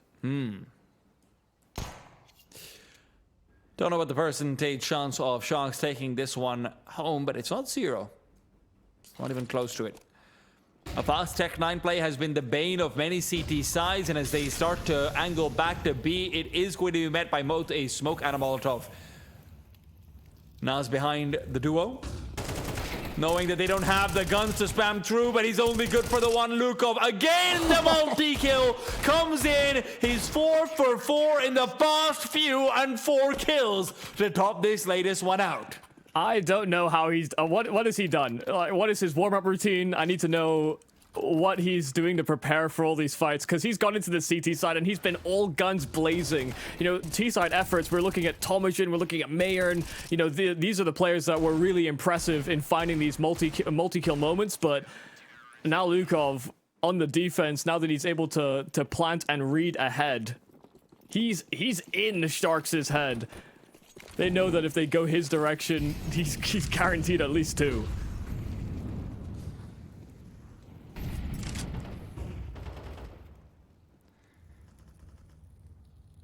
Oh, change-ups all around. Noxie's playing defense, but very aggressively. And he is about to find the first kill. Dogs down, out. And with how many players Bestia have over here in middle, unless DRG gets a great timing, there's going to be no world where you're going to be able to break into brackets. Even the nade to follow up doesn't find too much damage, but I'm sure it's demoralizing. Oh, nice volley. That's from the balcony. A very deep Molotov that zones them back away from the brackets. But Best... Oh, okay. Bestia might be a little bit too secure about that A-side defense, though. They've shown so much presence that they're hoping that Sharks won't be going there at all. It'll be a B-side commitment, but in fact, the reality is Sharks are still honed in onto A. It's a great flash, just as they were scaling, but Gafolo wasn't caught. Noxie found out before he found his frag. Tomajin trying to dance the bomb site, but Ardian Zhao clears him fully. 3-on-3, these players aren't healthy, but Lukov has just been so sharp. Once again, a gap in that smoke, and he doesn't waste any time. They have a man advantage before this plant comes through. They can't actually scale back to pit, so it's going to be a fight from inside the site. Gafolo has an AWP that he's just zoned in on, and Mayern's only job is to contain in that site, but the problem for Gafolo is going to be from up top. Naz up behind, so even if he finds the first kill onto Lukov, you have to deal with a Naz and a Mayern, both equally deadly, and Ardian Zhao is about to find that out the hard way. That was such a patient retake there from Bestia. They knew they had a numbers advantage and that the Sharks would have to peek something. And even though Gafolo got away with his first kill, stopped Lukov from having another one of these multi-kill rounds, the fact that Mayern was still posted for the eventual take-up of the angle by Gafolo, that would have been incredibly hard to read. They knew that the noose was tightening, but they didn't anticipate the slow pace that Bestia would reapproach this site with.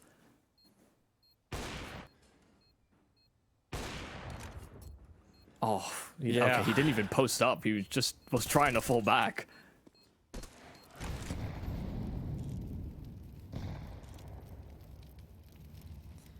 Noxie. Oh, beautiful, Noxie. Gotta say, ever since he's started opting on the CT side more than the T side, of course, he's been looking like a good hand. Yeah. Didn't look like he was ready for that particular angle adjustment at all, but he still hit it, so... That was lovely from Noxie. Did Lukov just back off and come back to the exact same spot? Yeah, he was picking up a smoke. Okay. All right. Maybe a Molotov? It was util on the floor. I got confused for a second. Flash is magnificent, but Naz hasn't been peeked into. He's got a flash of his own to zone out the T side. The Sharks did anticipate that, though. They were falling back and kind of prepared for a flash play, but they have been deterred from pursuing those brackets much further, and Noxie is here with his AWP striking in again. Thomason's made noise. They've got a bit of a wake-up call from Ardian Zhao to shut him down. As Ardian Zhao finds more space back towards apartments, the call is simple. Hit the A site and fast. There's not much time left to work off of, but with Mayern's Molotov, it's going to be whittled down even further. The T's have got no real offensive utility that's going to be able to flush Maren out of this position. The nade won't really matter either if they want to deploy it. So the CTs, who have called over even more presence, Lukov will have flashes to help them out in this defense as well. And with time ticking out, Gafolo's got no chance here. Bestia will take it home 13-6. Yeah, an incredibly impressive performance here from Bestia after playing them previously in the group stage to lose 13-9. They just have this incredible T side, which is filled with clutches and hero moments from these Bestia players. And then we get into that CT side where just Lukov took over. He just absolutely took over. Those opening 4 rounds, they found advantages, they found opportunities, and then Lukov just punched them straight in the face. The Sharks, I mean, they're going to be very disappointed with how that went, but Bestia clearly taking some lessons away from their last encounter. It was certainly a tale of two halves. Thomas in the first one and then Lukov in the second, but it's going to be a tale of potentially 2 maps of here as well, because as we head into Anubis, Sharks are going to be a bit scared. This is a very different looking Bestia, and a Bestia that actually likes to pick into the map themselves as well. But we'll discuss more on that after a short break. We'll be back after just a bit. Stay tuned for the epic finale, potentially in the next map, maybe later. Who knows? Find out with us after a break.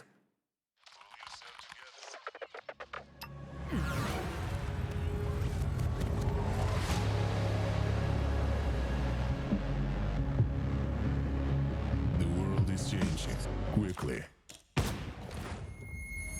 Sector clear.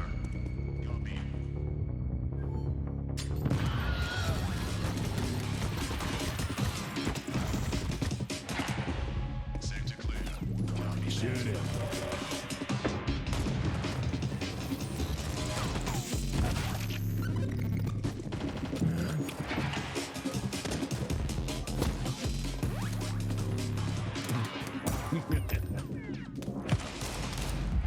The world is changing, but one thing remains the same. Victories with 1xBet.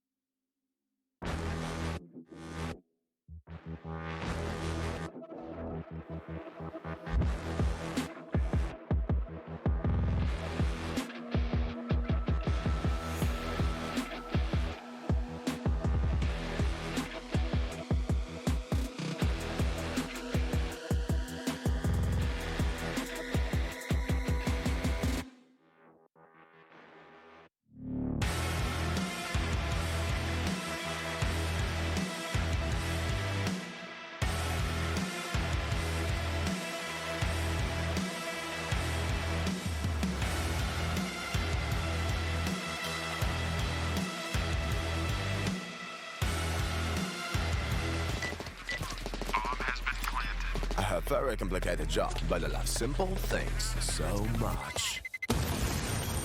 One move. One push.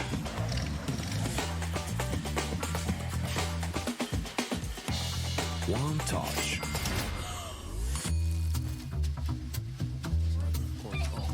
One love. One click. One XBet.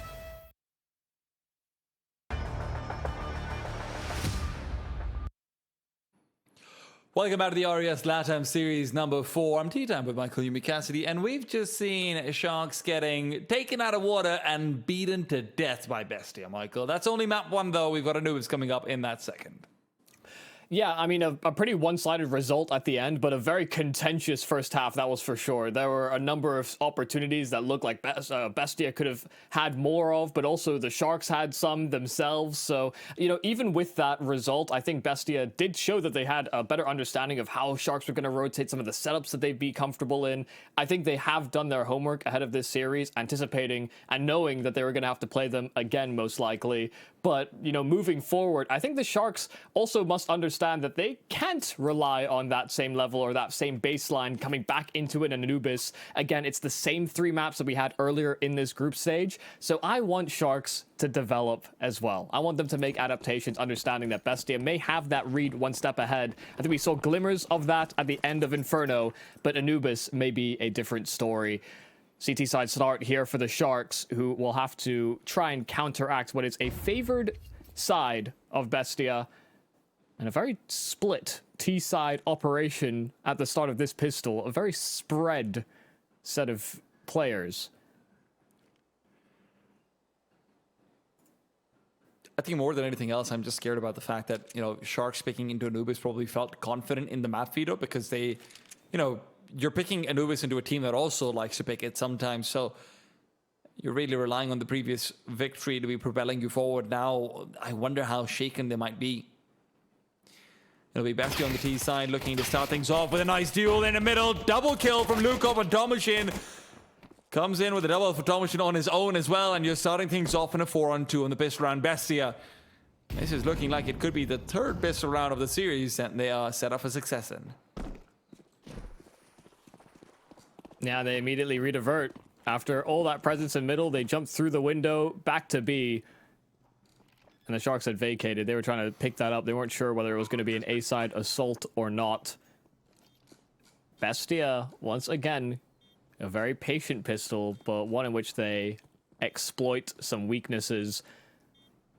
Togs and Ardians out is a very difficult bomb site to come back into. They do have a smoke, but no kit available between these two CTs. That's a lovely shot from Ardian Zhao, but does he expect a second? Answer would be no, and Mayron swings off of that contact. So Bestia convert on that pistol. It's just the way that Bestia construct this. You know, they play so spread out, they are clearly hunting for information, and when they realize that there is just all this open territory and all the avenues they went to towards B, the canals, and outside of A, the one area they didn't explore was mid, and they just group everybody up together and overpower the setup of the Sharks. It's a small thing, but I'm most impressed by the fact that they're ready for the 3rd peak from Gofolo as well. Tomashin, you know, you probably heard it coming over, but with how messy comms can be when you're having fights like that, you're probably in a position where you could have a couple of kills go the other way. Yeah, it's more that they actually were hunting for those fights. Yeah. Like that was the objective from the get-go. Flashbang is very nice, but Lukov and Naz shoot right through it. Again, I really love the call from Sharks, I do, but I'm sorry guys, just because they can't open their eyes doesn't mean they can't pull the trigger finger. So you just gotta trust in your pre-aim and your mental mapping of where these CTs are going to be swinging and how wide. And they only had the one flash, really, so difficult to pull it through. Still, Bestia clean up that USP round rather quickly. And the Sharks now in with rifles. Gafolo on an orb. Yeah. Looking at that very heavy investment, considering that he did want to have the head armor over here as well because of the Galils and the Mac 10. So completely deprioritizing utility.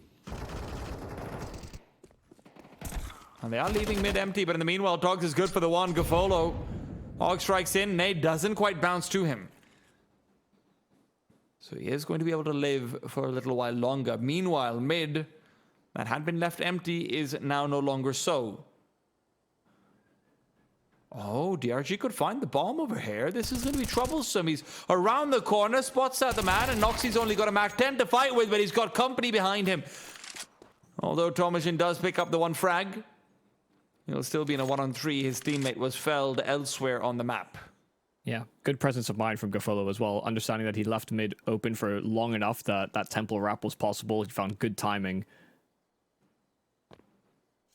That's how Tomashin has ended up in a 1-on-3. A single step made, and you can see the reaction here from Doc. They're still keeping their wits about them, keeping it spread. Understanding that step doesn't clearly list the intention here from Tomashin. The time's ticking down. Yeah, it's an open site, however, and the Sharks aren't making any sudden moves to really combat the plant. They want to try and play a full 1-on-3 out. Money is guaranteed, and for Sharks right now, it feels like at least one death should be guaranteed over here as well. Thomason's got a nade. It's unlikely that he uses it, doesn't want to expose himself, but in a scenario where Gafolo's on a defuse or something like it, you can certainly see it becoming a factor. He goes back into deep heaven, and with the flashbang revealing their intentions, they start to push forward. Thomasin is still going to be looking for the one duel back to camera, and that's the one that comes back to get him. Tom turns away, taken down by Doc. Yeah, beautiful bait from Doc, which is, you know, I don't say that as a negative connotation. He is baiting his teammates there, but that's exactly what they wanted to do, considering Gafolo was so low HP, and they just needed to find out where Tomashin was and try their best to not give him isolated gunfights. All the action started on this B site with Gafolo finding a lot of impact from this org, in fact. I wasn't sure he'd actually be able to strike in with it. You know, not going for utility is usually a bad thing, but he was very quick on the trigger. Justifies that investment. But that was the bonus round of Bestia. They were running with Galils and Mach 10 still. So maybe now that they've got AWPs and AKs, things can change. What is this? This is a very, very weird boost, but it's there to counteract this deep smoke over towards those T steps. Make sure that no one's pushing behind it. Yeah, but they get naded. Yes, that they do. It's probably the worst thing that can happen when you're going for that boost. But yeah, I do love the idea. And DRG is just going to be lying in behind that smoke. Doesn't really want to contend in on the other side. There is an AWP. He doesn't know it, but you know what? He knows what could be. Meanwhile, in and out of smokes is Ardian Zhao. Oh, good clear from Doc. Making sure as well to clear out the mid-house. And once again, more nade damage being done onto these Bestia members. Noxie will finally reveal itself.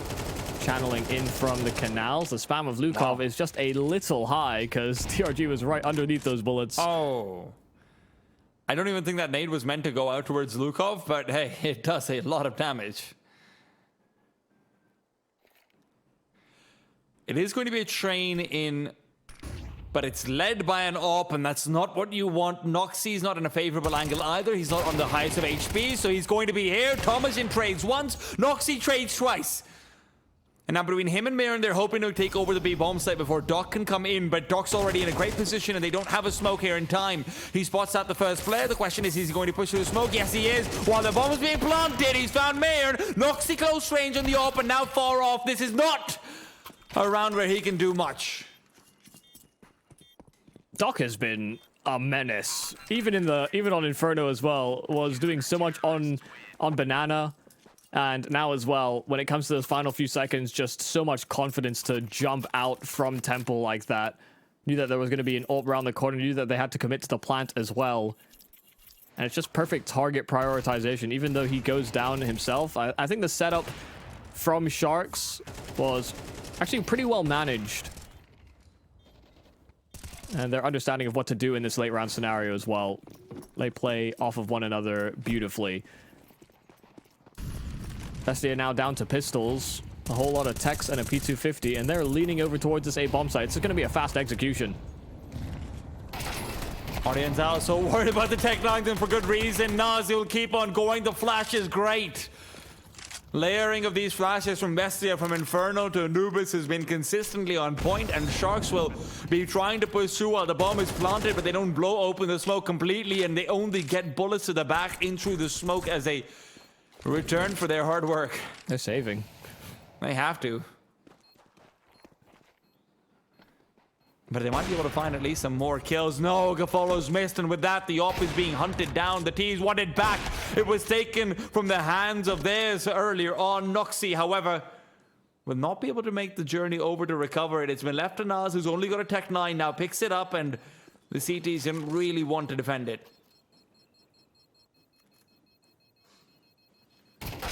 Oh, no. Oh, no. Oh, are they going for another one? This could be it. No, DRG is the only one able to actually hold on.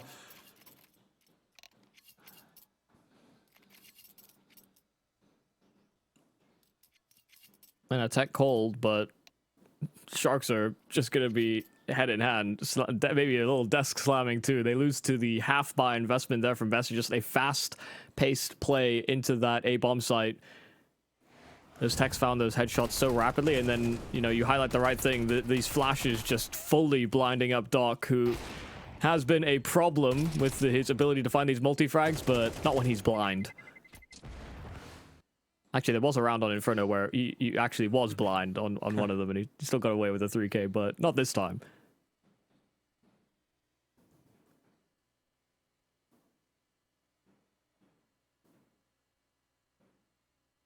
I see. Tomishin is having the issues. Important man. Absolutely.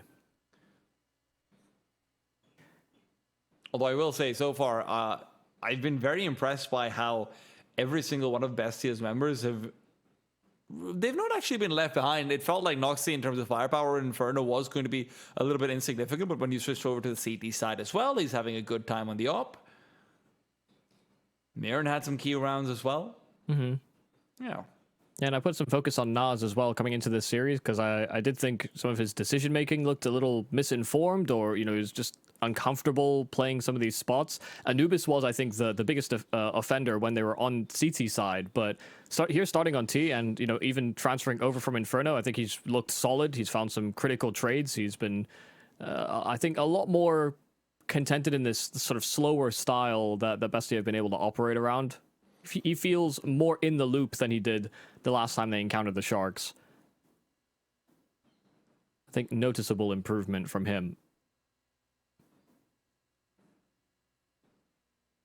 During this technical timeout, you should go and find your way down to this link in the description. Check out our partners over at 1xBet and make use of that first deposit bonus up to 130% that you can benefit from using the code 1xRES LATAM.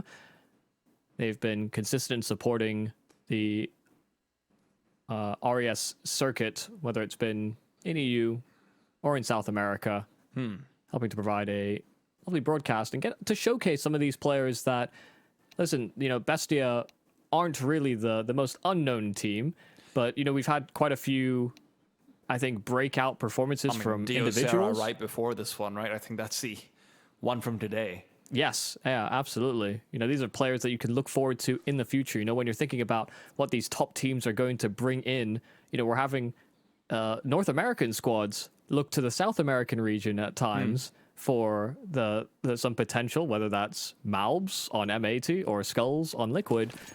You know, maybe we're looking at future prospects for organizations like that, or just the Brazilian circuit as a whole. Doc is accelerating. Lukov doesn't know what's going to hit him. DRG's flash is perfectly timed, and Sharks, with their early aggression, give themselves an advantage, one they desperately needed given their buy. And as Marin is trying to turn it back in their favor, there's still too many players. The double Ds on the B-bomb site still present, but not for long. Naz's flash will keep him blind as well, funnily enough, but he just shoots right through it, and it's back to a 2-on-2, but the bomb far away.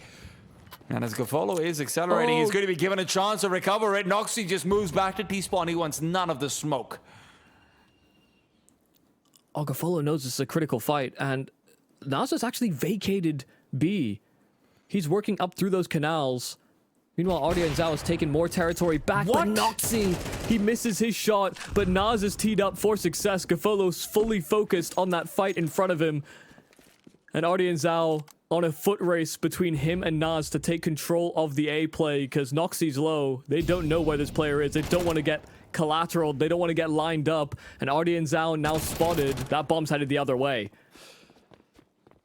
Oxy shot through the legs before, but now he needs to shoot wherever the hell he wants. He just needs to hit on Ardian Zhao.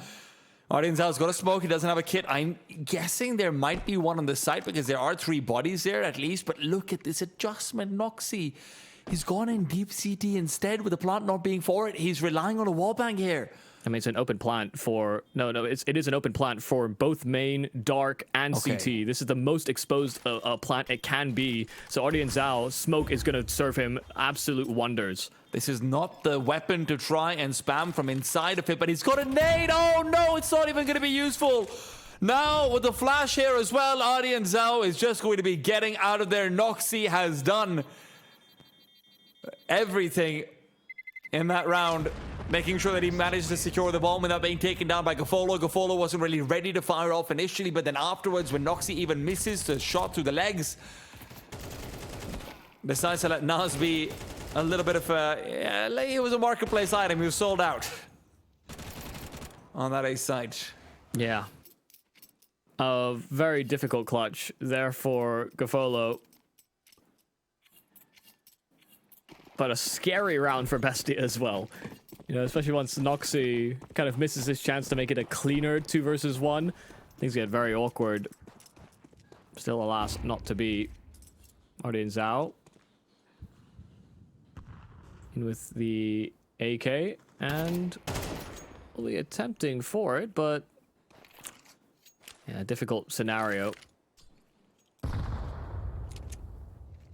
Not a lot to facilitate, but they have pushed through A main, so some extra information to work off of. They just haven't been able to get into a position where they can actually get these rotates as fast as the hit is coming. Dogs forced forward by the Molotov, and although he might wield the power of a god, he is only a man. He can barely use it. Ardian Zhao has an AK though, and it is man-made, and the man is truly making it. Some good kills, some good damage, but the CT simply didn't have the stopping power available for this round.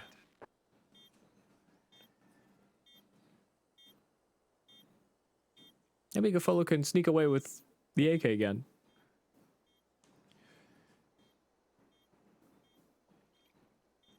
I don't think he's going to have quite that luck this time. Well, I mean, if nobody exits through the canals... And technically the op can also be picked up, but I think Noxy's shuffling. Noxy's shuffling. He knows. There's one in dark too. Oh, no, yeah. Oh my god, he's got to pick that one up too. What a... Yeah, shuffling. Oh my god, is this 2010 on YouTube? Every day I'm shuffling. Oh my god. That's not what I thought you were... Okay. Yeah, that went over my head for a moment. Oh, good. I don't actually know that was released in 2010. It's probably not far off. No, it was like 2013, okay. Huh. 12, actually, sorry. November 2012, got it. Anyway, odds for Sharks are starting to tip out the other way. It's a good starter nade as well from the T-step. Stock already down to 46 HP. Thomason is sharing a bit of the same fate, but a double look in. Flashbang might not matter. DRG hasn't been blinded at all. The flash is wrong. Oh no. Doesn't quite go far enough. It gets caught on the stairs. And as Noxy is trying to respond, he keeps just hitting air shots on what looked like Sitters. Mirren around the corner, though, has not been prepared for DRG. He thought he would have left by now, and the Molotov doesn't quite clear it out completely. Still a 2-on-2, but company's far away. Thomason nowhere nearby. And Noxy's only just holding down, not able to find the headshot. Noxy can't get a break. I mean, that was a perfect peek as well from Ardian Zhao. Constantly staggering, just showing little bits off of himself. And then committing to that wide swing. Tomajan on this very low health, peppered by utility and bullets alike. It's an absolute ripper onto Doc, but Arnie Zhao there to recover and get his hands on the AWP.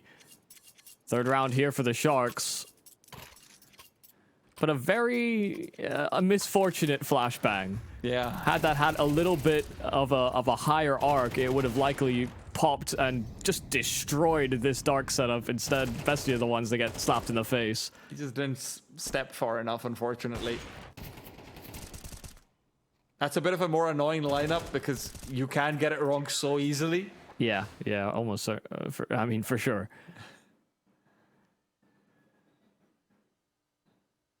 Good God. Also feel really bad for Noxy. It does look like he's got his crosshair right in the perfect place. He just, be it movement and accuracy, just can't get the timing on a headshot with the AK. Yeah. Yeah, he must just be counter strafing wrong or something, because these shots have looked very, very on.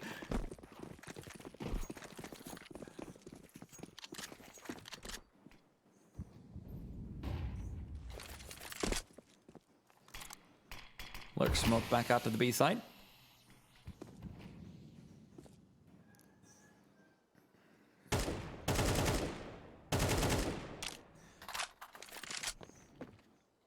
Are we going to see the first A side execute to come through? Well, at least it's a utility to try and fight from middle initially.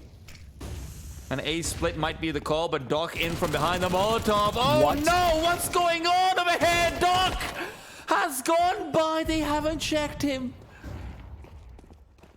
I don't know what to make of that, but they've still taken the A bomb site while all that chaos is ensuing.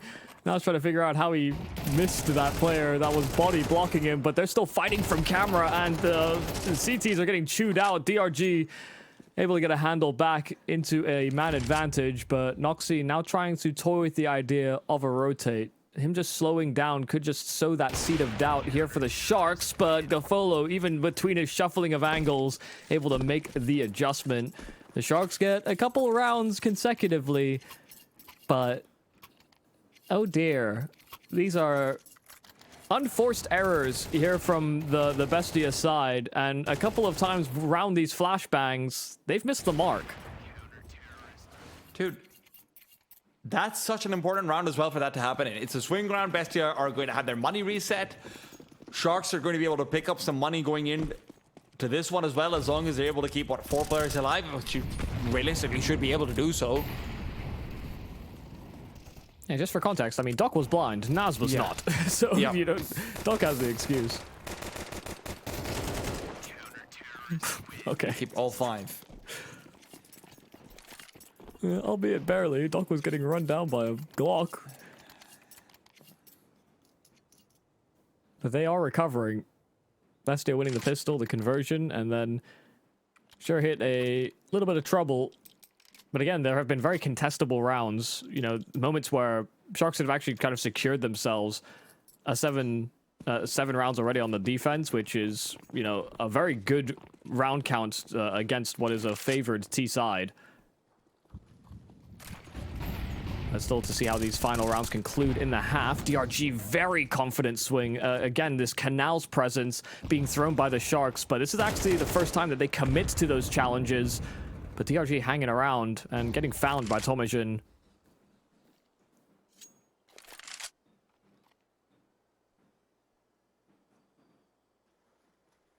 Just makes things awkward now. 2-2 split between the B and the A site. Gafolo is going to start peeking forward over here. If Tomlinson doesn't rip his head off immediately, this could be the end of the round. Gafolo finds the kill, and he's even got his opponent's Molotov to give him some defense.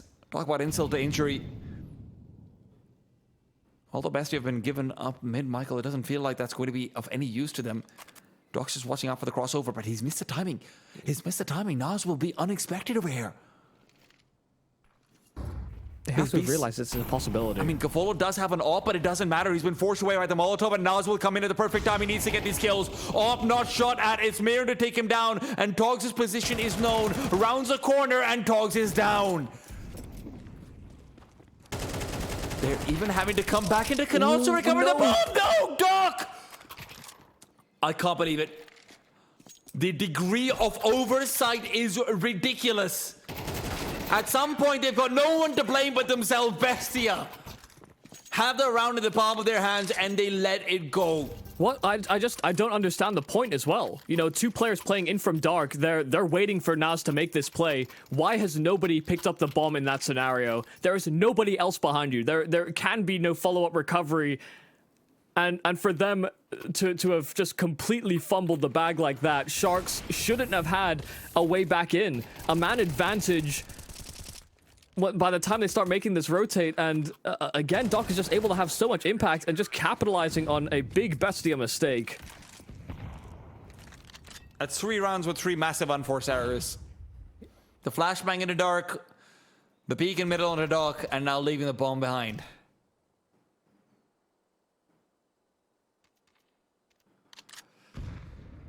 Maybe feeling too confident after that Inferno. Now suddenly losing focus. The Sharks are instead the ones running and pulling this half back from what could have been a pretty poor scoreline. And they go, and finally they get the better of DRG, but Tox is still here and defending. Damage is decent, but kill isn't there. Not found yet. Gafolo's op reveals position, and Bestia aren't going to be giving up a 7 too easily. It's straightforward. The bomb is planted. Advantage is managed. And another Molotov to continue delaying the CTs. Access to the site. CT, so almost caught with the molly in their hands. Doc will be taken down, and the Mac 10 of Lukov, low as it may be, keeps its life for a while longer. Artie and Zhao sidelined, and Gafolo brought down to almost nothing. It has to be the 5-7. Nas doesn't have the HP to survive a headshot, and if Gafolo's just a bit more accurate, he could have still stolen the round out, but Sharks will be unable to find the 7th. Bestia clamber together a 6th. Yeah, off of, you know, Tech-9s, SMGs, and the like. This time, that flash does hit inside of Dark, and it works very effectively. For them to have been overpowered on that B defense so rapid, it was going to be a hard retake for Bestia. It's a nice attempt from Gafolo, but just needed that instant headshot and unable to deliver. Far from the cleanest Counter-Strike. You know, I think even Inferno, there were these hectic moments, but it felt more informed.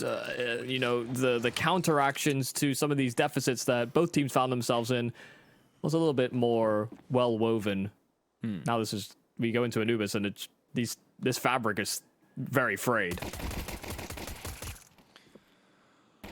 Well, you know what, Thomashin? Apparently he's the tailor. Coming back in, stitching it all together, but he does have his teammate lose a lot of his life for it. Doc is trying to chase past and finish off what another man started. Lukov will be unexpected. Peeks out despite the low HP. It is quick thinking and quick footwork. Aware of the fact that a player could be lurking in through mid as well, but oh, wow! Togs looked like he had the advantage on that fight. Only 3 HP on Lukov, but a absolute ripper of a shot from Lukov. Maybe we're going to see more multi-kills from Lukov on CT sides. To be fair, this is exactly what happened on Inferno, right? Bestia start off, they look like they're in the lead, they look like they're making a lot of good plays. And then Sharks brings it back to 6-6. Now, admittedly, this was a lot scrappier from Bestia. A lot less of that clutch factor. Kind of less to sing the praises of on the Sharks. You know, they punished those mistakes, but they weren't forcing those mistakes. Oh dear. Oh dear. He made a jump, and Tomashin cannot cover. He only gets the 1 frag, so an SMG and an M4 recovered. Mayer trying his best, and he does double up. So there is still a fighting chance back into this round, but Sharks getting a lot of mileage out of what was just Glocks. Not like this. Artie and Zhao, close range, will have the advantage as well. Lukov sure responds with 1, and he knows where Artie and Zhao is, but the battle of Jiggles is barely won. Bestia will be wiping the sweat off their brows. Thank God they've not flubbed another one. Yeah, Artie and Zhao almost ace clutched on a Glock round. You know, they run down this mid player, they get their hands on rifles, and they make it as scary as humanly possible.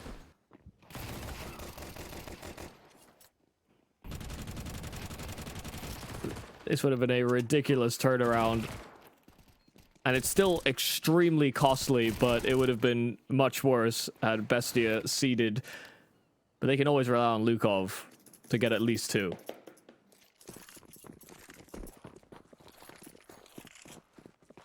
That's a very unreasonable expectation, I will say, Michael, even if the trend has been true for the CT sides of either map.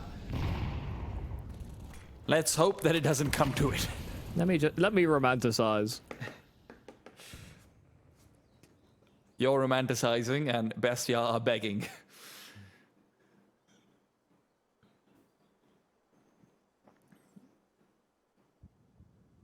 Oxy's position is very good. It doesn't feel like there's anyone ready to flash him off of it. Doc thinks about it, but instead they just gonna trade smokes into a main on either side.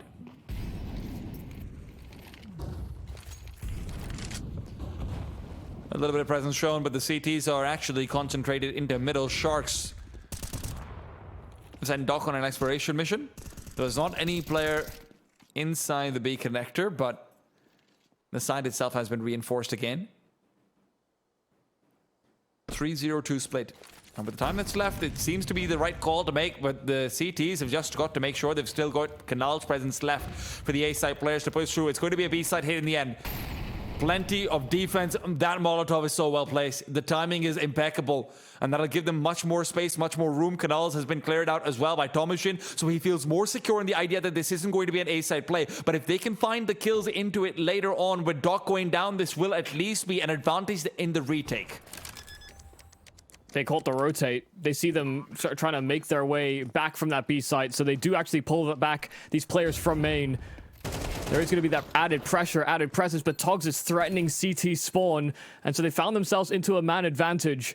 Togs able to peel back and regroup with the rest of the squad, but Mayern still keeping that pressure applied. It's still some decent damage back and forth, but Tomajin clearing a path to the site. Gafolo trying his best to link up, but they don't know if they fully stuck it. They don't know if they're on it or not, and a Molotov that makes these fights even more awkward. It'll be the Flames that finish the job. The Sharks break through, and a nice little redivert through mid catches Bestia out. It's very good routing in response to the Molotov, that's for sure, but the interesting thing is that because they didn't hear any damage on the Molotov, and they still had B-site reinforced, I would have expected that the call for Bestia would be that there isn't a need to reinforce canals, but they were just looking for that lurk. In the meanwhile, unfortunately, because they completely give up middle, all access of rotation from the B-site was given up entirely. Yeah, it's a risk that you have to take at some point or another to at least re-clear from mid, but, you know, it was still occupied by the Sharks. They still had a secondary lurking player. If Gafolo hadn't been there, then maybe the overwhelming force of those CT rotates could have done a bit more damage, but the Sharks with a good adjustment, good read. I do agree, maybe sending that double push through main might have been a bit overkill from Bestia. You know, giving up open territory to the T side that is, you know, unchecked or at least unjiggled in a 5 versus 5 is a choice, not one that I think many teams would make. The allure of trying to bring things into a 5-on-4. Dogs is very blind. In the meanwhile, the CTs are very dead. What a combination. Well, that's not how you do that. Don't do what Doc did. There's a little windowsill right behind those baskets that you've got to sort of stage yourself onto before jumping up. Oh, it's a nice kill from Mayern. Your fellow was holding the angle, but Mayern swung wider than was anticipated. A couple of weapons that can be recovered. I think Noxy should be behind him to try and capture one of those guns, but Togs is just more concerned that the bomb could have been safeguarded by these Bestia members. So an open and M4 to save over in this round, so long as No one else on the Sharks gives over their life. There's no reason that Bestia should be tempted by this retake. Sharks equally probably don't really want to try and go hunting for this one. Their money isn't the best, and you're A-okay with a bit of a handshake save on either side here.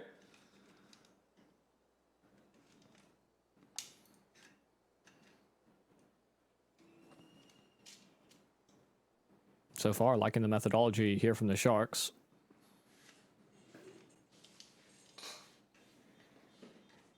You know, the Glock round wasn't really what I thought would happen, but you know, since they've had rifles, they are again being very systematic about their approach. I think it's what really impressed us versus Bestia last time over as well. They weren't getting caught out by anything. They were very decisive,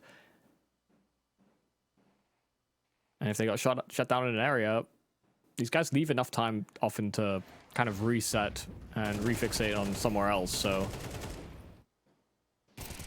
Oh, they've got very good clock management, that's for sure. It doesn't feel like they're ever really, truly threatened by it, except for in rounds where there's panic ensuing.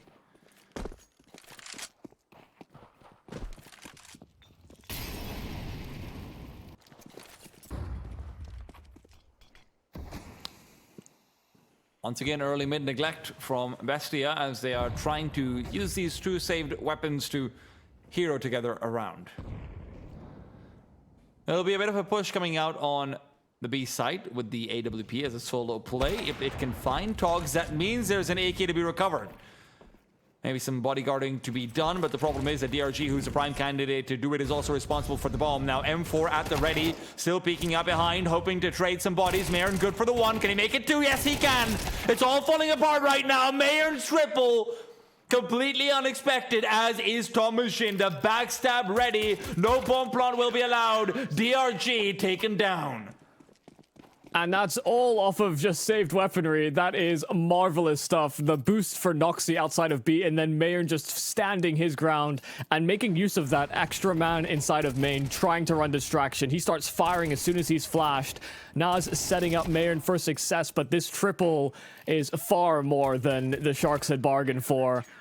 And an extra man just waiting in the wings to cancel any chances. Bestia get away with an absolute steal. They feel like they deserve one at some point or the other after all of the late round successes Sharks have had. Yeah, that is certainly true. But Bestia almost did get Glock grounded. Yeah. So. Well, Tom is in. Traded out. Meanwhile, Mayern's decided that, you know what, actually, I don't want that smoke, actually. I want this one, the one that's behind. That seems kind of cuddly. Yeah, Tech9 up close. You do lose a lot of your advantage when you're on rifles. And Tech9 doesn't need to stop to shoot at you. You need to be stood still to a certain degree. Wow, bold peek there from Noxy. Did so alone as the solitary defender on this B-bomb site, but didn't feel comfortable with both angles being exposed, so eliminates some of the progress here from the Sharks while his teammates clear out A main. And they do so as a trio.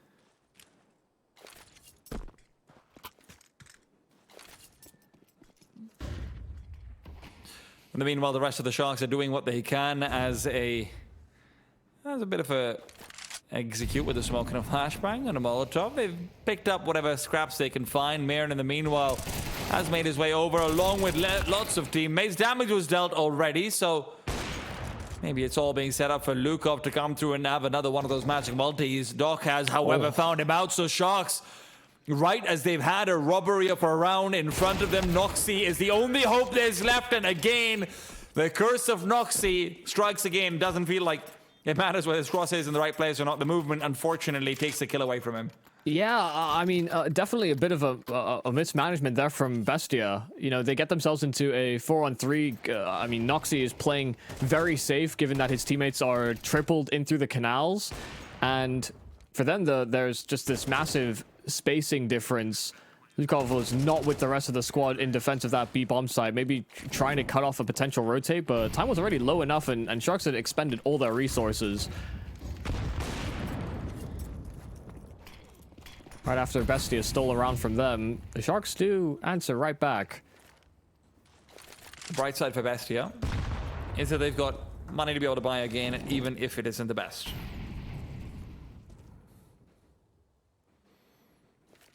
Yeah, all that value they saved taking guns away from fallen Sharks members.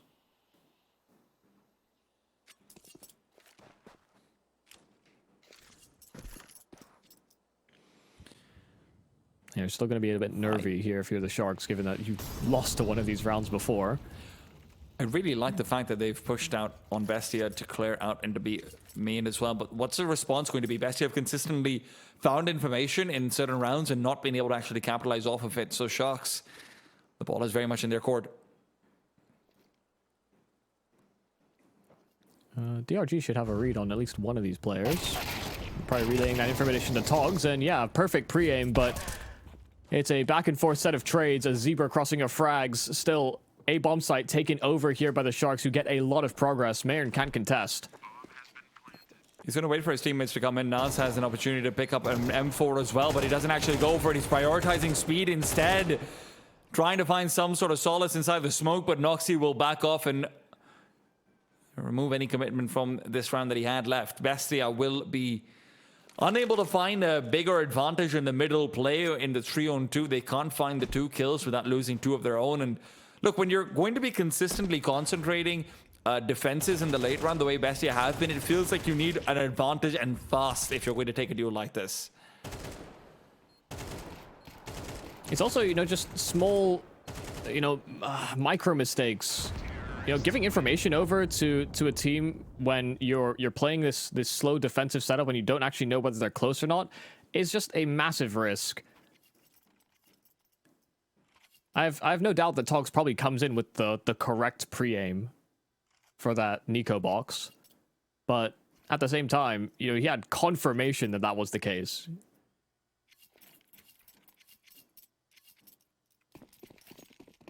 There was really no urgency for Bestia to have made a minor fumble like that, but either way, Noxy with that saved AWP will once again try and perform heroics. Won't be in a position to be boosted at B, instead is trying to peer into the A side of water.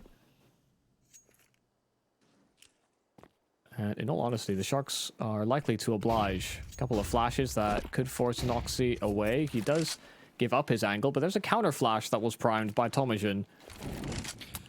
Noxy doesn't hang around.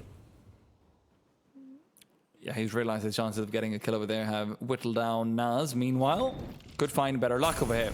Molotov goes in deep. What is spread over to him? Smoke forces out Doc, so an AK recovered. And you are in a position where you can maybe come out and make some magic happen, but he turns around expecting another inside the smoke, and he's right about it. Noxy stuck. Is he going to make the call? Does he realize there's a man, or does he think it's only a wall? Noxy, ignorant. And audience out, paranoid. He's worried about getting the wrong timing, but instead it's going to be perfect. Kill found, and the boosted AK will at least do a bit more damage. Nas still alive, but that is temporary, as is the state of Bestia.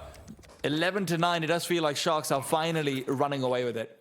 Artie and Zhao sitting inside of that smoke, you know, even though his teammate had just gone down, he didn't make a conscious effort to just trade and immediately run through.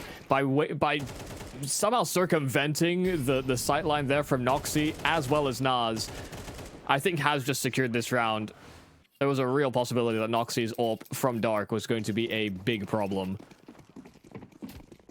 But I do agree, you know, the Sharks coming into this T side, they have played a very methodical game. Once again, are continuing to convert these rounds.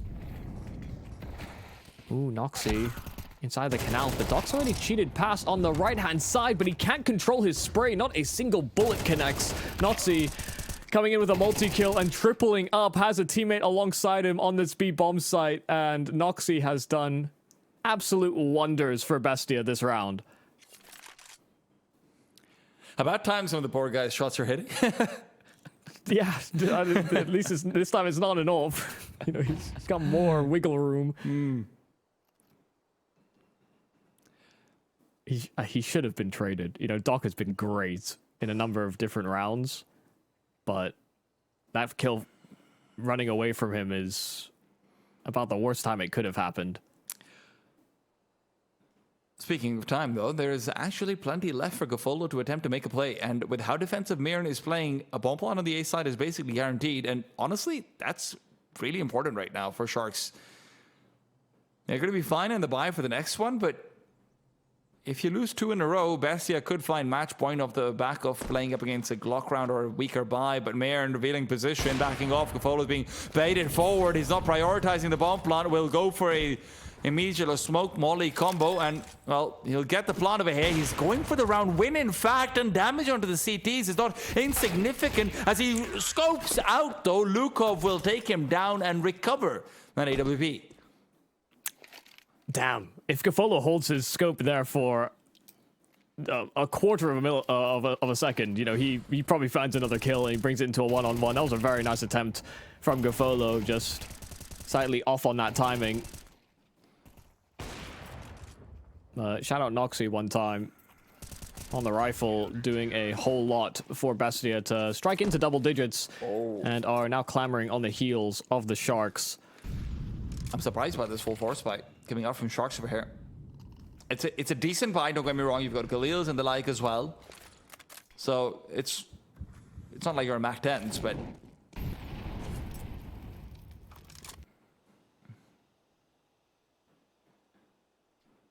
the play is going to be much faster back towards a B site. Tomlinson has to be careful that he doesn't get caught out while he's pushing in from middle, so he just backs off instead. They've been in awkward positions time and time again. Doc's gonna have to flash himself in. A Molotov as well to go with it. Goes deep. Naz inside the Molotov will have a corner to hide in, only to be pre-fired up. And Lukov has been caught between a rock and a hard place. The assault of entries gives the T side another round, one that Bestia never expected a forfeit like this.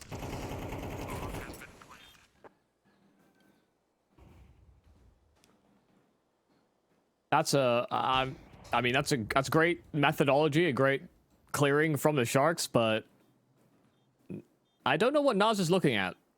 I'm going to completely level with you. His aim was not on the entrance to B. He threw that smoke and just kind of lowered his guard. Maybe put his hand off of his mouse and was, I don't know, wiping it on his shirt or something. I don't know what's going on. But he was blissfully unaware. And the Sharks, again, are just able to just roll with in stride. There are 2 Molotovs down. You're trapped in the one corner that's not set on fire. You throw a smoke? Hell, even if that is the case, you throw that smoke, you better be ready to fight. Look, he was not prepared. He had to flick back for that fight. And the Sharks, in a game that is as contentious as this, you can...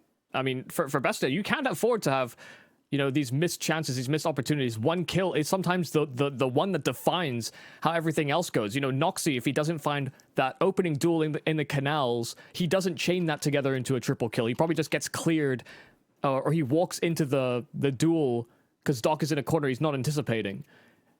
You know, sometimes these first dominoes to fall are the most important, especially when you get into as deep a scoreline as this. And now Bestia are on pretty poor weaponry to try and combat and force us into an overtime. The Sharks likely to close on their map pick.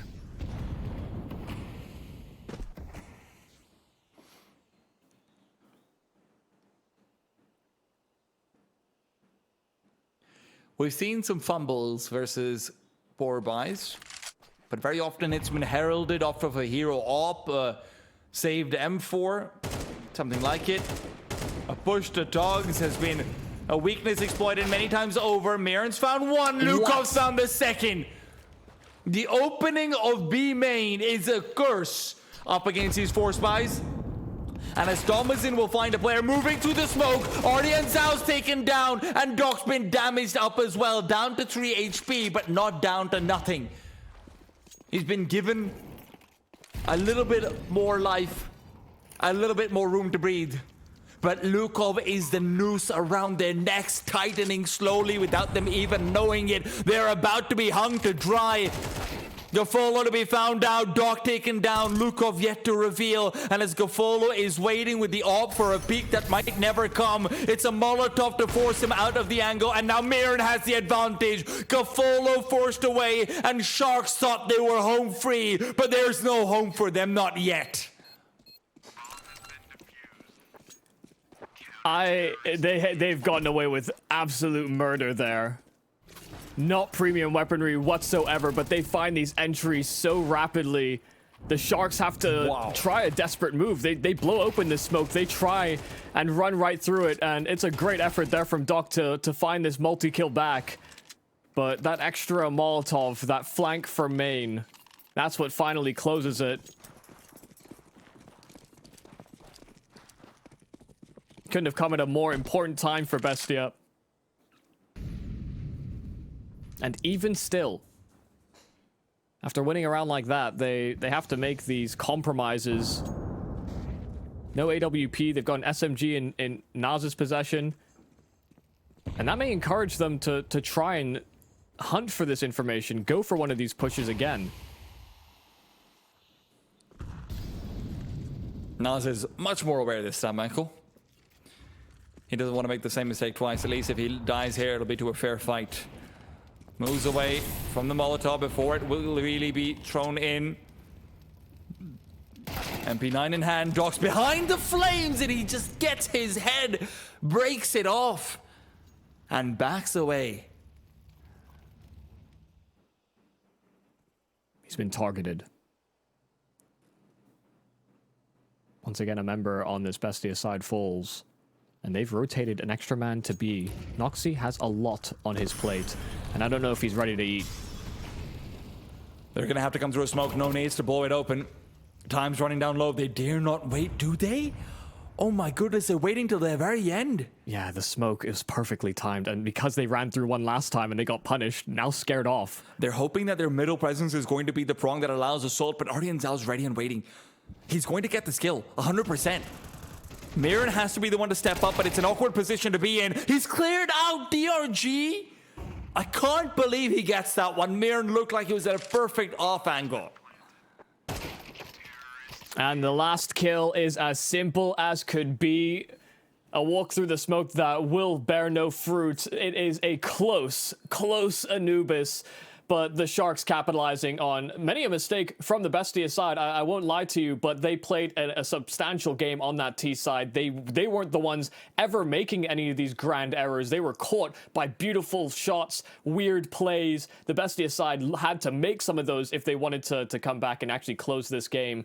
The Sharks, not deterred and forcing us into a third map. I couldn't be more excited because this last time they played against each other, we didn't see this distance. Oh, not at all. And I mean, the fact that it even goes the distance into Anubis, so much of it lands on the shoulders of Ardian Zhao, consistently performing throughout, always good for a kill or two, more often than not, giving them a multi-kill as well. And although Dark didn't have the most impressive numbers, it felt like the kills that he did find were in such important rounds as well. So great job by them overall, but I'll be honest, Michael, this might sound like I'm being a bit of a hater, but Bestia did beat themselves. Right, there were so many massive mistakes, massive unforced errors, and I can't imagine what the mental is going to be like. They've got 10 minutes to reset, and so do we. We're going to be back with Nuke after a break. Who knows where Bestia's head is at? Can they still take this? Let's find out. Hello, son. Hi, Mom. Pretty girl. This is Eva. Nice to meet you. Thank you very much. Your dad's just making his favorite dinner. It's duck. Come on inside. They're all probably too gruesome to tell you while you're eating at the table. How's your food? Is everything okay? Good, good.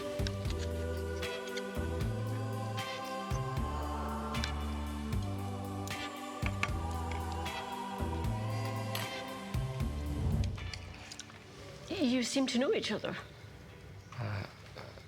Yeah.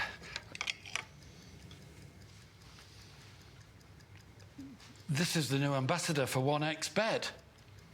Oh, I see.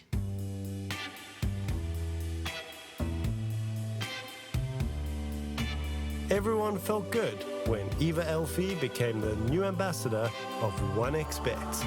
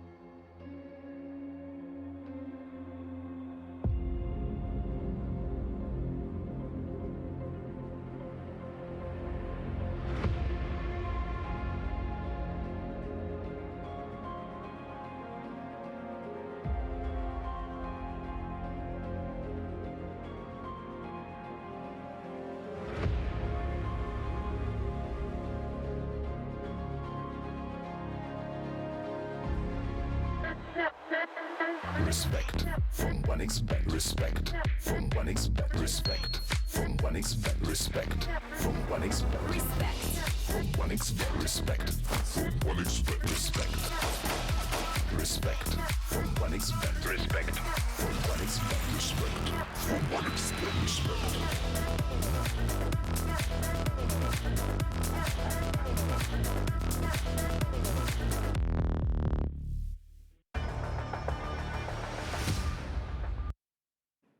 Welcome back to the RES LATAM Series 4. I'm T-Town with Michael Yubi Cassidy, and once again we are at the end of a three-mapper, and what a three-mapper it's been. A fantastic Anubis from Sharks, and some questions to be asked from Bestia. The question, however, I have is, will they be answered going into Nuke, Michael? I think that it going to Nuke actually could be the undoing of all the preparation that Bestia have come into this game with. You know, at least they were able to reflect on Inferno and Anubis previously, having encountered the Sharks previously within this group, but now we end up on sort of uncharted waters, no recent relevance on which Bestia can sort of rely on, and they're going to be flying, I mean, not blind. They would certainly understand that this was probably going to be the map in the decider, but they're not going to have the same reads, the same counterplays, the same ability to read these Sharks rotations like we'd seen on those previous two maps.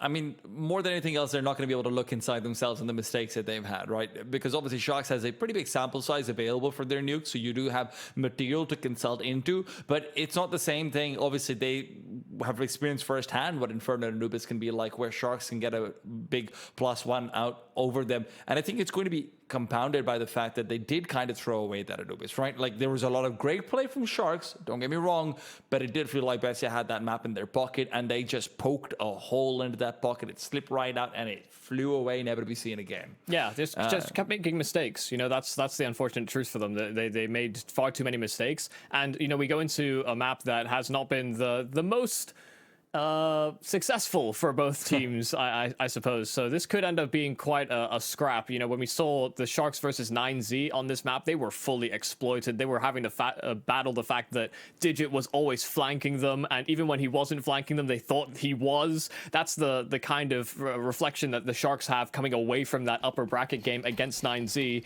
And you can only hope that nobody on the side of Bestia can express themselves in the way that Digit did when they encountered the Sharks.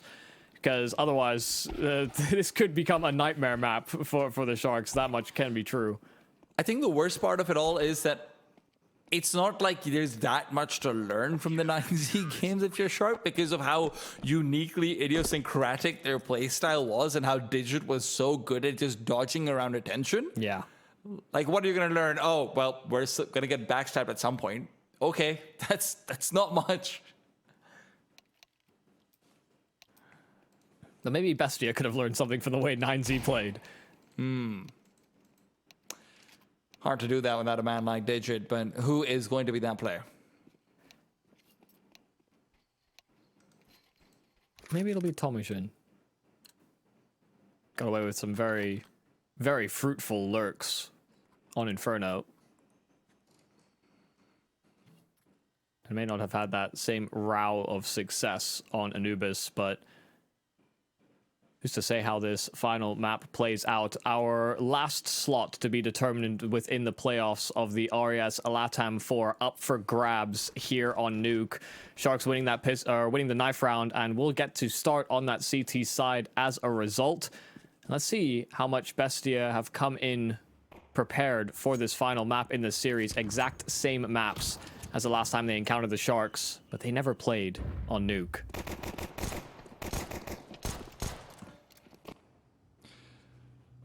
Already a translation into a lower site hit. At least that's the call. Ardian Zhao is not quite in position, and he's been overrun. Nazan is bunny hopping about. He's going to be able to find them the first kill, and they can actually start footing it back over towards the A site. Now, there is a man inside Hut. It's going to be Gafolo, and he is not checked initially. And when Noxy comes around for the clear, he is unable to find the kill. Now, pulls out the Zeus as well. So if you want to come after him, you best be ready for a fight. But unfortunately for him, his flight has been taken out.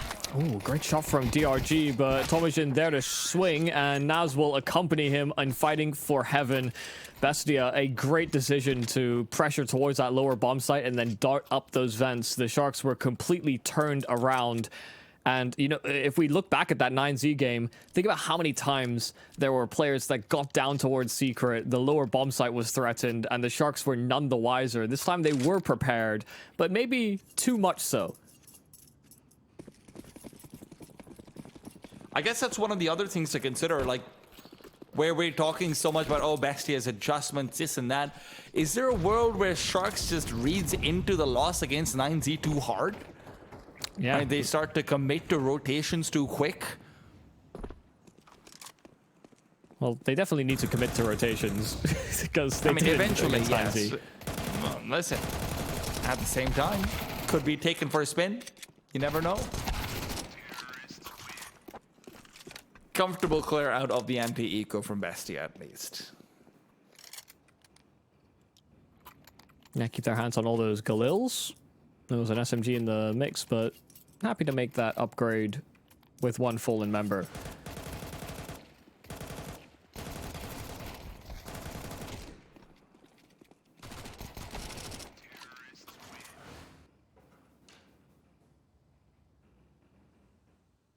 Now it's Togs with the AUG. Is that what they've been workshopping ahead of this series? Kafolo actually had quite a lot of success with that AUG on Anubis. It was only the one round, really, we saw it come into effect, but yeah, he did get a multi-kill. I actually think the AUG on Nuke is a very underrated weapon. Yeah. A lot of long-ranged angles. A lot of headshot positions you can put yourself into as well as the CT side.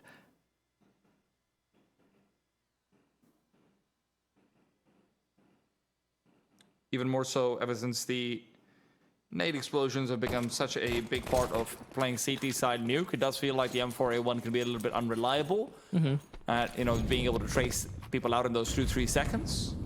And the underrated thing about the AUG is the one-shot headshot capabilities it has at close range as well. Yes. What every ramp player wants. Yeah, I mean, Nuke is a great map because it has all these long-range fights and a lot of these close-range ones as well, so...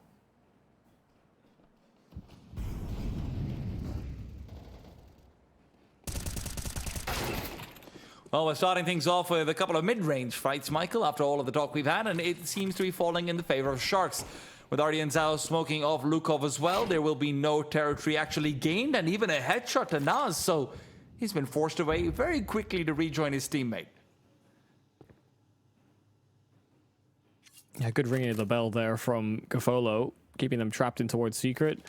Naz not exactly thrilled to make a journey back from these Secret steps. But they did have enough space for Mayern to link up with them as well. Ardian Zhao just making sure there's no one inside the vents with him. Looking for Digit, maybe. Ooh, I'm beginning to rotate away, but a step made. And Ardian Zhao doesn't seem any the wiser. Neither the player committed to the bomb site. Togs is already here on B with this AUG. Time is running out. Togs is going to be a really tough cookie to digest, and as they start to roll the bomb into the site, they might have gotten a crucial kill to allow for the plant of a hair right at the nick of it. Mayern gets it down, but Lukov, in his process of going down himself, will fall. And although Mayern's good for the first, that reveals his position, and Gafolo had every advantage in that duel. Still, a one-on-one in a very difficult spot. I didn't feel like Bestia would actually be able to even get the bomb plant there. Yeah, they didn't have a smoke for that plant either, and you know, even though they had these three players committed to the lower site, there was this late transition from the Sharks down vents towards the decon area that could have absolutely spoiled any chances, but DRG couldn't quite control the spray. If that kill from Mayern doesn't happen, the round is done just before any plant could even happen. Things get very close. But nice sweep up from Gafolo. And that's what you're hoping to see a little bit more of from him as well. Gafolo's been a solid middle of the scoreboard player, I have to say, one of the things I do like about him is that all of the South American scene that we generally see outside of the very top tier, they can have really, really bad days sometimes. Just completely fall out, really feel like nothing is working out for them. Gavolo feels like he's perfected his B game. Yeah, I think the good thing about Gafolo so far is that he doesn't seem glued to the AWP. He will very happily pick up a rifle, and to be honest, his rifling has been more than acceptable. When he's had the AWP, he can certainly strike in for those opportunities, but he understands when and where the rifle would benefit him more, and is happy to make that transition. Some AWPers don't take that consolation. Yeah. They happen to think that the AWP will suit their needs all the time. If only the world was quite that nicey. I paid so much for it. Why would I throw it away? It's like, but I've been saving for 3 rounds for this. Please let me have it, even if we're against the Glocks. Yeah, that's not been a dilemma that Gafolo finds himself in.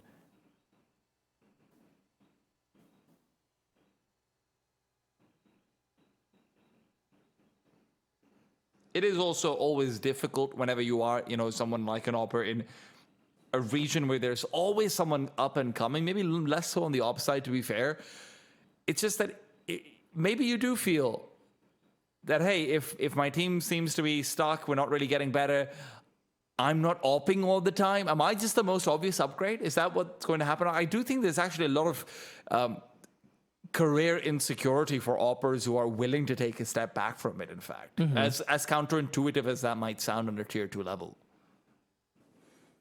Yeah, that makes sense. You want to try and market yourself as the go-to guy on whatever role you're in. And, if you find yourself, mitigated to, say, Deagles, for example, I'm going to invoke Sanji's name. That guy maybe didn't get the most amount of chances on rifles because of the weird system that he was in. I didn't think he was a bad rifler. I genuinely didn't. And the problem is that he just never had rifles in his hands, and that can sometimes hurt your sort of marketability because people don't see you have those rounds. They see you on Deagles or, to draw that comparison to an AWP, if they see you on rifles all the time, they're thinking, is this guy just a hybrid, actually, and not a main AWPer? Because that's what people are looking for. I do wonder about some of these players that we see who are more in the hybrid vein, about whether or not these guys maybe have been forced into the AWP as well, right? Again, South America, with all of its talent that we have found in terms of rifling, it feels like the complete opposite is true for AWP. So there's more players than not that are likely to have been forced into a role that they're not completely comfortable on. And maybe they'd admit it themselves. Yeah, and I think, the fallen archetype has definitely been translated into many different teams within the South American region. Almost every AWPer also calls. So... Oh, yeah. I mean, when I saw Sharks was in, I think we came on from the LATAM Series 3. So when I was doing my initial research, and I was like, oh, yeah, Gafolo, he's probably calling. Yeah, he's the AWPer. Of course he is. No. That's not the case. DRG, of course, is taking up the crown for Sharks. Yeah, and when you do get just an AWPer that is only an AWPer, it can be quite nice, actually. Far more explosive, more risk-taking. I'm thinking of the likes of like NQZ, Henny, Safe. Try, for sure. Try, yep. I mean, the worst part, though, is that when you get like this amazing young AWPer and everything, and they somehow ended up on Double O Nation or Legacy, and they're just broken forever. Yeah. One day we're going to get the Try and NQZ back off 9Z, guys. One day. Well, listen, Legacy went through so many AWPing struggles that non-AWPers started AWPing instead. Maybe that's the call along. These AWPers are too soft. It's good to see Cold back on rifles, I have to say. Oh, he is a beast. But we are also back in to play. Gafolo. Early flashes are all there. Artie and Zhao has got an interrupt, and well, he's interrupted now his life completely. DRG as well has found a multi-kill off his own, and this A-side defense has got no intentions of letting up the steam. Yeah, we're on T side, so Lukov getting away with the multi-kill is probably not happening. Great shutdown here from the Sharks. Audience Zhao with his body block finding damage and then just completely disrupting the flow of Bestia's take. They wanted that door player to be the one that starts to call out those positions, but with him getting floored so quickly, they just run into the meat grinder. Player on the site floor as well as up in the rafters. Lukov will still try his hand at doing some damage to the CT economy, because that can have its repercussions later on. Especially the CT economy. If there's one thing it feels like we have been talking about for years in Counter-Strike, it is the money on the CT side. Admittedly, a lot of the conversation's been centered around the second round force buy possibilities for the Ts, and rightfully so, but no. Right now, the focus is singular for Lukov. 2 kills, and he is more than happy. 1, and he can at least go home with a pat on his back, but maybe he's deciding to save completely, Michael. Yeah, I'm a little surprised by this. We'll make this a weird buying pattern perhaps for Bestia, but maybe Lukov fancies his chances when he's got more teammates that he can use to peek before him. There's merit there.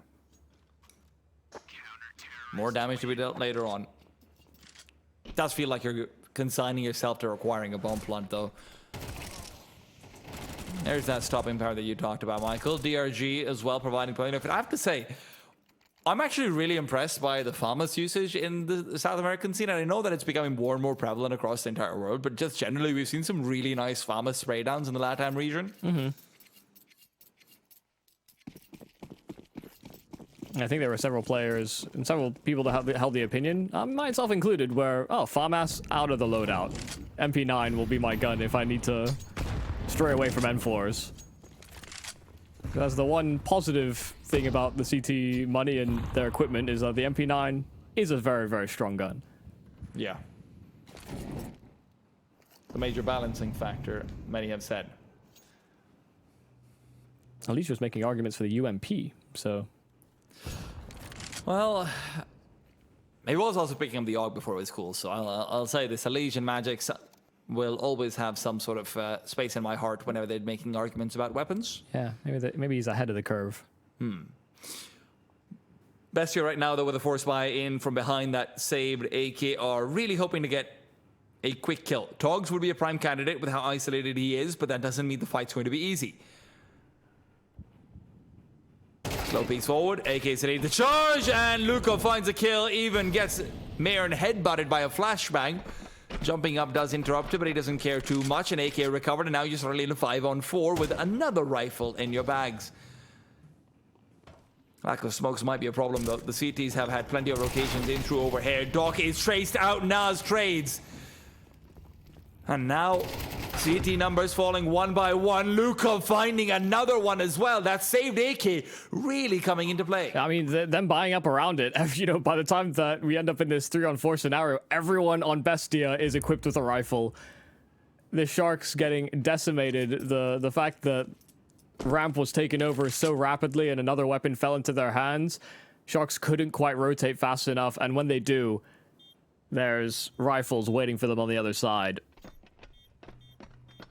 Way to justify the save as well as the continued purchase here from Bestia. Just dominates the Shark defense.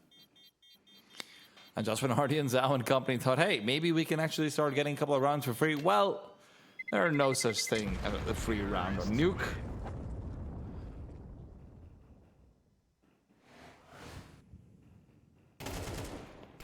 Yeah, that first kill into Togs is absolutely everything. Just allowed the Bestia side to run with so much pace.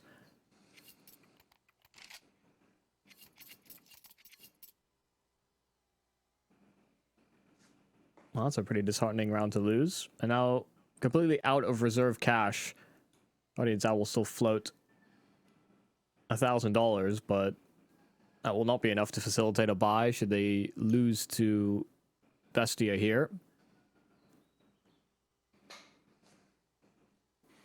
I'm wondering if they go back for another topside hit. You know, with all of the harping on we've done about Sharks versus 9Z, the lower bomb site and the outside cross was really what was exploited by 9Z the most. Yeah. But we've seen Sharks actually commit players down the vents. We've seen rotates much faster as soon as that wall of smokes is built, which was the biggest problem that I guess we had with the Sharks defense before. So clear that they have taken something away from that 9Z game, even if there maybe wasn't the most overarching lessons to learn getting destroyed by flanks consistently. But that... Okay. Yeah, I wasn't expecting that. Really looked like Domijan had the advantage in that fight, but Ardian Zhao just is able to weave in and out and get the frag regardless. Lukov, in the meanwhile, will take respite in the fact that he's found territory into the lower bomb site, but even then, Doc could always be on a foot race to try and track him down. Gafolo is already on the lower site to keep him at bay. And Bestia need heroics now. See if Lukov can provide. Oh, tip of the head showing for either side. Gafolo does not want to take that challenge. A 5-on-3, want to try and maintain that man advantage where you can. Lukov has called in, or Gafolo's rather called in some support on this lower site. A Molotov that will meet the feet of Doc, but Mayern does find the trade right back. Bomb spotted in at ramp, so intentions are clear. Is this going to be another safe call? Yeah, it has to be, surely. Lukov is now going to be able to find some space back in towards the upper bomb site, but for him to withdraw out even to T-spawn, it's going to be really difficult. DRG knows what the call is, and as there's plenty of noise being made, DRG is more concerned with keeping these AKs alive, so Sharks will fight back immediately, and Lukov once again in a safe position. And once again, I have a feeling Bestia are going to want to buy around this. I mean, it worked for them last time, so why not try again?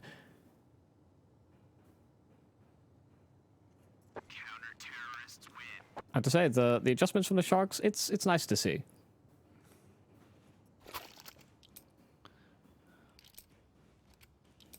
Having a much clearer picture of what their opponents are up to when they're mounting this offense.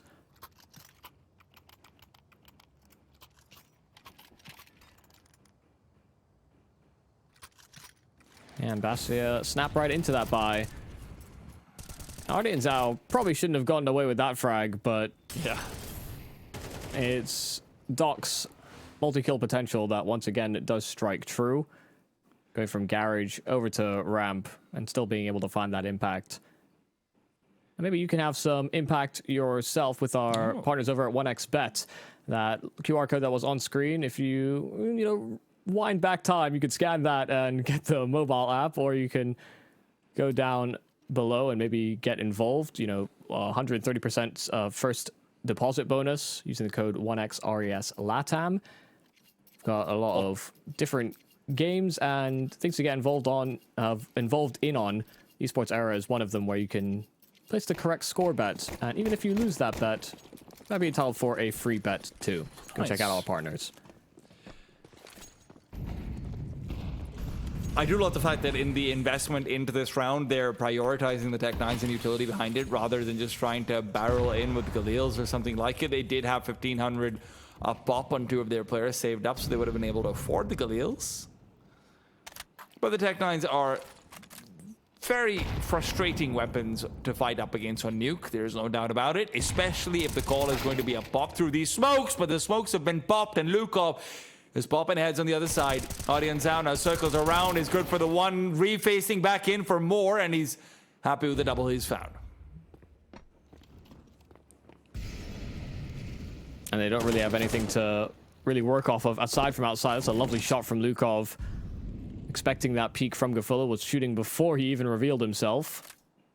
And Marion's got his hands on one of these fallen rifles. He'll close the gap, trying to send to heaven, but it's being watched out for, and DRG hits the head. That would have been the ace up the sleeve here for Bestia had he gotten into good position, but now Lukov left alone once again, a 1vx, and could be another save. Poor Lukov just gets being put into these awkward positions. He's even found 2 kills this time. Over his flank makes it 3. A little bit more help would have gone a long way, but Lukov with 6 bullets wants to complete this round, even gets 4. Sharks thought they were done with the round, but Artie and Zhao, who started off with a double, has to end with 3. A scary business. Yeah, very scary. Some nice pre-fires from Lukov. Some of these players were low enough health that it didn't even have to be on the head, but kind of forecasting the way they'd peak.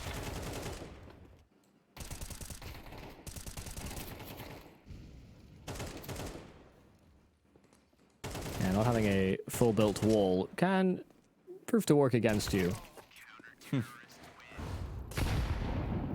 As anyone with nosy neighbors has ever found out.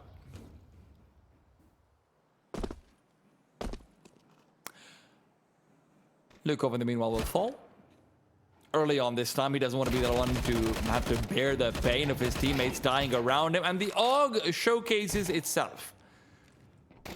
HP is a little bit dwindling for Togs, but he's still looking comfy and feeling comfy. Yeah, this time after the struggles that they had in the previous round, 5 alive now for the Sharks.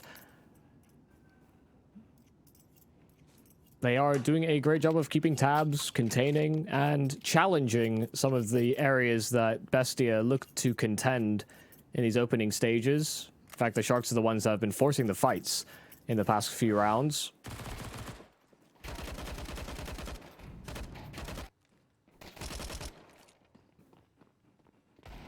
Bestia have not been the most prepared for some of these swings and some of these fights. Expecting to be given some of the saving grace of time to establish what they want to do later on. It's a luxury that they might not be afforded. Togs, well, then Incendiary is buying time for himself, and I don't think that's what Bestia had in mind. If they want to try and make this ramp commit, they're going to have to chase past the Molotov and find the skill fast. Artie Zhao's weakness might be useful, and keep an eye out for that later on in the round. But a very slow attempt from Bestia, in fact. Late outside smokes. Just so Lukov can be a threat, maybe towards Secret or even main. Dogs is yet to change up his routine. He is very content with his aerobics exercises. To the left, to the right.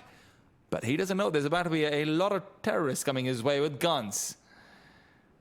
Rotation back down under from might have been heard. Doc trying to occupy the lower site, and the Molotov now deployed, and where Bestia had been waiting all round long, they've been sussed out, and Togs' AUG now has to be crossed up against. It's not easy to do so, and Togs with the first kill follows up a nade. Gafolo's here as well, and a smoke to meet Bestia. They've waited too long. And Sharks waiting appropriately. They make the right calls again. The rotate is there. I mean, Togs doesn't want to give up his ramp position because he knows he's been keeping an eye out on it. He still has that Molotov to keep them away. I think the greater surprise for me is that Lukov actually doesn't journey towards Secret. You know, he can't be a player that starts to clear things out on that B-bomb side as his teammates are taking over ramp.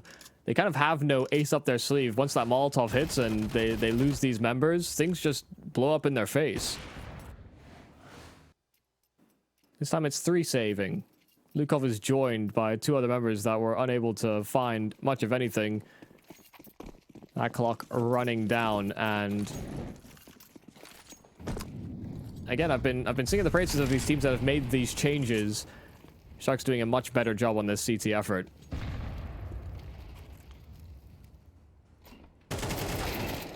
Artie Zhao taken down. Lukov again aggressive after the save, is able to find the openings. It seems like a consistent team.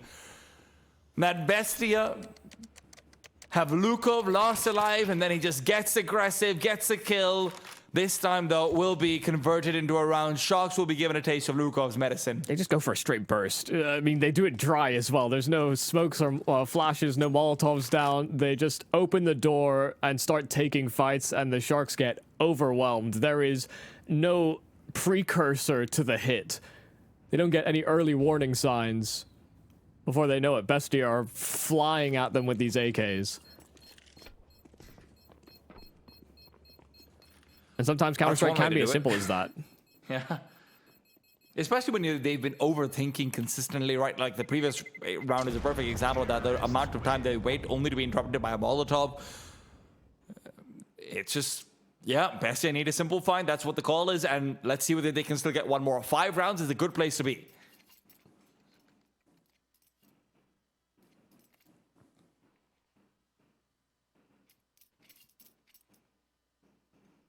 See, now that they have all this util, they're probably not going to go for the same thing. Damn it. And doing it 2 times in a row probably would be ill-advised. That's what they want you to think. With the amount of outside presence the Sharks have shown, surely Bestia's worried about a push. They've dodged the initial duel.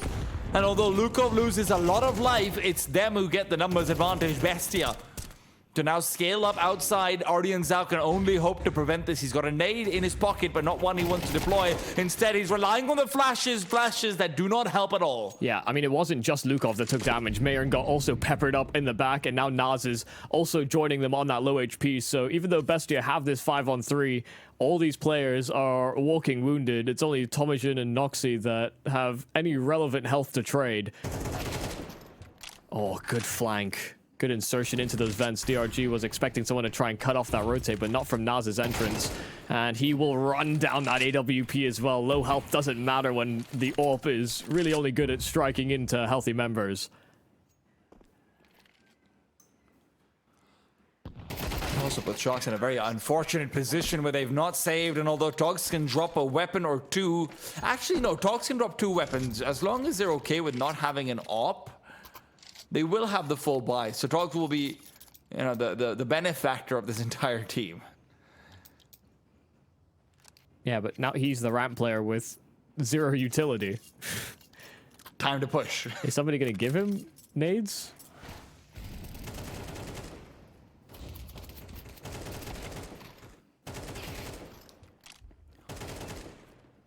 Aggression from Sharks so far has been limited to outside peaks, a peak from Ardian Zhao as well.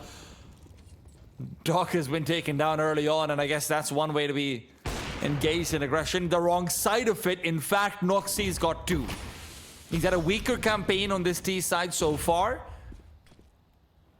but these crucial rounds cannot be discounted. All the smokes for outside. DRG trying to journey through these smokes. They tried for this last time over, and this time they do at least get 1 kill. It's immediately traded. Naz, not expecting another player to be emerging from secret, but he's not the one that goes punished. It's Mayern behind him. They get shot. Still a man advantage here for Bestia, but not a clue as to where Gafolo has gone off to.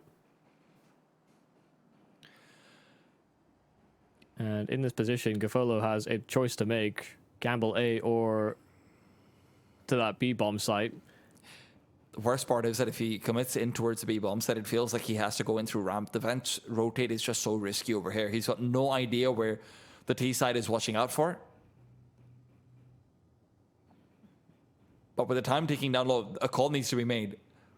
And for him, he's going to stick it. Stick to the A site. He won't have a kit available in the lower area of the map either. So as the decon is opened up, so is double doors. He's going to drop down, and again, the T's are expecting it. Gafolo peeks into a very ready Naz. 6-6, Bestia will reclaim, and Naz has had an excellent half to help them out with. Absolutely, especially when it came to some of these rounds where we started to simplify the game plan. I mean, Naz just was having so much impact from entries to conversions and multi-frags. You know, especially bouncing back after an Anubis where there were many an opportunity for him on that CT venture for them to have started T-side and him bounce back like this. It's another threat that the Bestia side have transiting now into their defensive end. Great way to not be burdened by some of the mistakes, the blunders of the rounds gone by. And now our partner odds are neck and neck, 187 across the board. Smoke goes a miss here for the Sharks, though. They smoke themselves off. It doesn't land towards main, and so coming out towards this A-bomb site, it's an onslaught. Another smoke that did hit main, but far too late. All the teammates gone. Gafolo, last man standing. Bestia's streak of form is not stopped by the switching of the half. It is going to be another great stop. Mirren as well involved now, and things are going from bad to worse for the Sharks. They felt like they'd put the initial half in their back pocket, but then a couple of hero rounds from Lukov are what start the Bestia engine. Now, losing the pistol over here as well. And really couldn't get worse. Yeah, and if we're gonna highlight the fact that Bestia made some unforced errors on Anubis, this was an unforced one from the Sharks that made to blow open that door just a little bit late, and the smoke bouncing off it before that door is blown open. They smoked themselves off a door, and so these players from main could just have so much impact and alleviate the strain that is typically felt by those A defenders.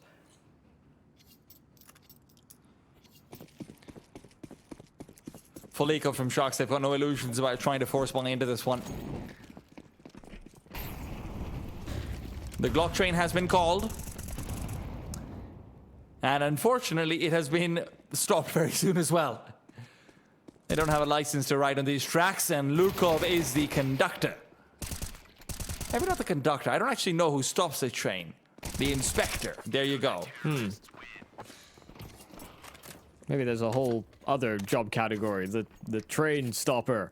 I don't know about train stopper, but Lukov, Mern, and Naz have been showstoppers for the Bestia side. Now, Mern involving his name in with the best of them. Sure, a couple of these are anti-eco kills, but again, scary prospect when you consider the positions these guys are playing on outside. Lukov and Mern together, if activated, are going to be a real pain in the ass for Sharks. Yeah, maybe a little surprising to see that Tomijin has just not been able to, find many kills, considering how sharp he's been this series as well. But when these guys are all active, maybe Tomijin doesn't have to work so hard.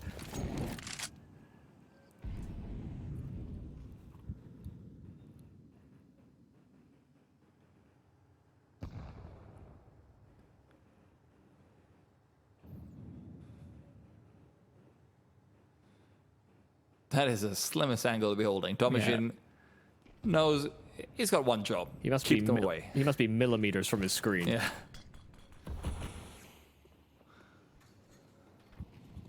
Can barely afford to blink on an angle like that. Well, this is the first gun round here for the Sharks, and they do throw these late outside smokes, but they're setting up for a double push from Secret. First one to face will be Naz. Another right behind him in Lukov, but access to Garage has been given, and Naz has been found out. DRG's position perfect to counteract. But there's that trade that Bestia had lined up for. Still 4-on-4, and Doc has great position.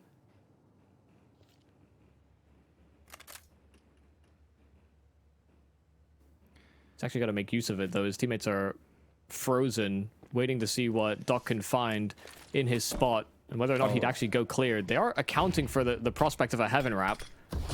Ardian Zhao's cheated past the smoke. Maren's going to be checking this one as well. He's very aware of this possibility, but Ardian Zhao had advantages in the angle.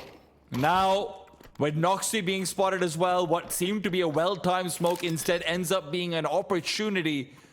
An opportunity that Sharks will make good use of. Tomijin knows there's a player around the corner. He's been able to deal with Gafolo, and Ardian Zhao is also weak. With Lukov completely locked out of the site, it's all up to Tomijin if they want to consider going for this retake. Alternatively, Ardian Zhao could have stuck out a bit too much hip into vents and also died that way, but neither happens.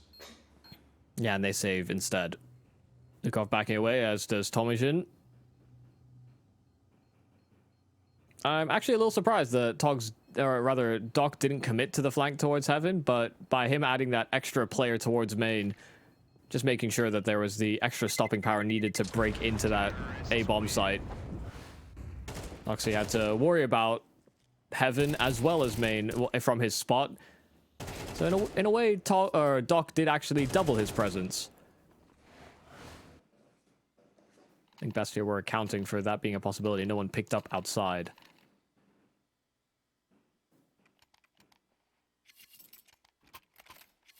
Good first round from the Sharks. Once again, a very good, flow chart, I guess, mapped out for them.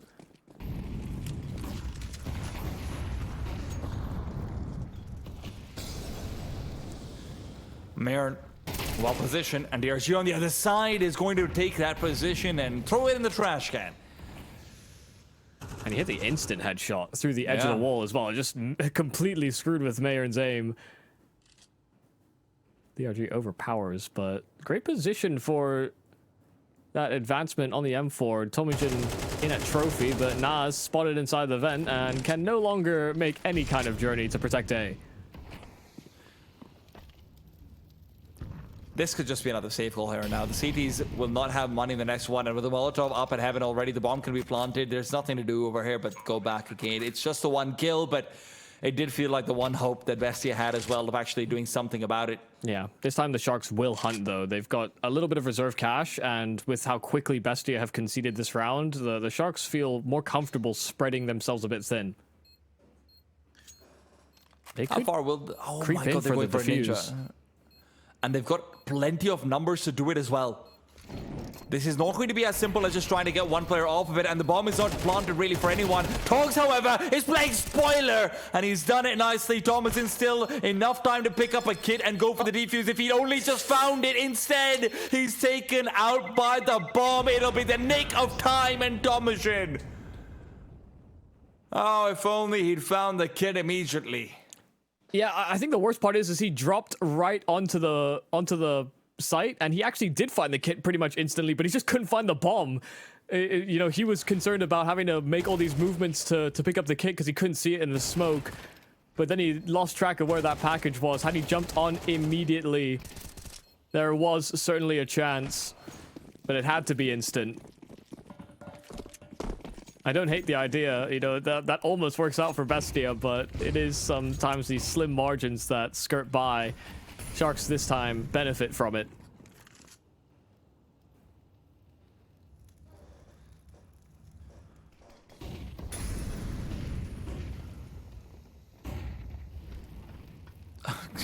Okay, might be a really good nade or a really bad day for audience out. It's the latter. The USBs are getting good damage in, but they can't recover the rifles in time to make a show of things. Togs cleans it all up from the back of the site once again. Yeah, that gets very scary. You know, 5 USPs charging at you through those smokes. It's one of the conversations we were having earlier on as well, you know, way back onto Mirage. Sometimes against these anti-ecos, going for full executes or having these smokes down actually makes it a little easier for these pistols kind of catch you off guard or overpower you, because they were aware that was a possibility. But great job from Togs cleaning up. Back into a full buy, though. Our Bestia, they won't have an AWP, but it's rifles across the board for either side. Noxy close out, and the flash is good. Doc gets a handle on it before Noxy can do much about it. You can see Sharks and their level of awareness really kicking into things. After being backstabbed all day yesterday, there's one thing they're damn sure of. They're not going to be shot from the front. Not easily, at least. Yeah.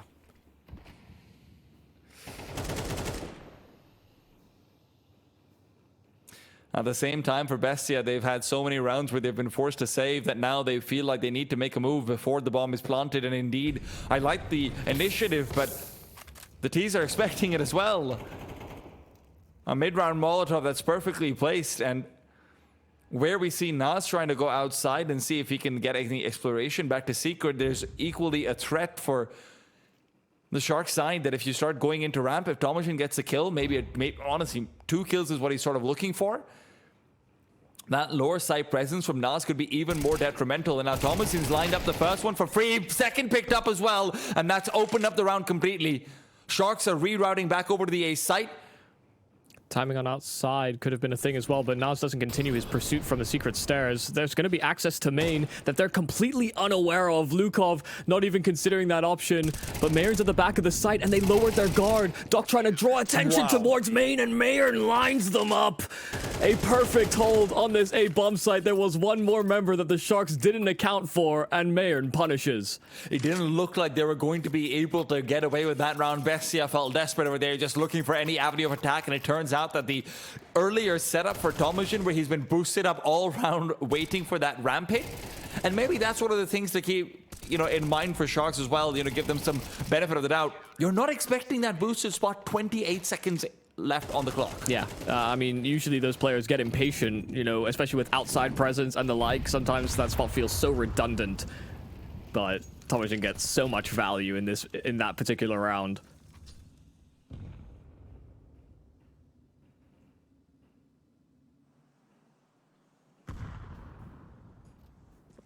People may look at a knife and think that's a little bit of a troll play from Nas, but if anybody crept those vents, that would have been a free kill and extra money too. Never too late for some extra money. Lukov, yes please. That's exactly what the doctor ordered. Doc, in the meanwhile, has found a kill of his own, but he's going to be traded, perhaps. No, his teammate takes the damage in his place, but now you've got 3 players a breath away from death. And that breath, well, is coming in. Lukov is breathing all over them. Yeah, breathing down their necks. Just kept on spamming away at them and doing more and more damage. Sharks a very uncomfortable pursuit outside and a transit towards the top site. DRG doing a great job of actually kind of carving a path for the rest of the squad, but they're just getting shot through smokes. Bestia squeaking themselves into a lead while the Sharks have to bend the knee onto pistols. Bestia can separate by 2 here.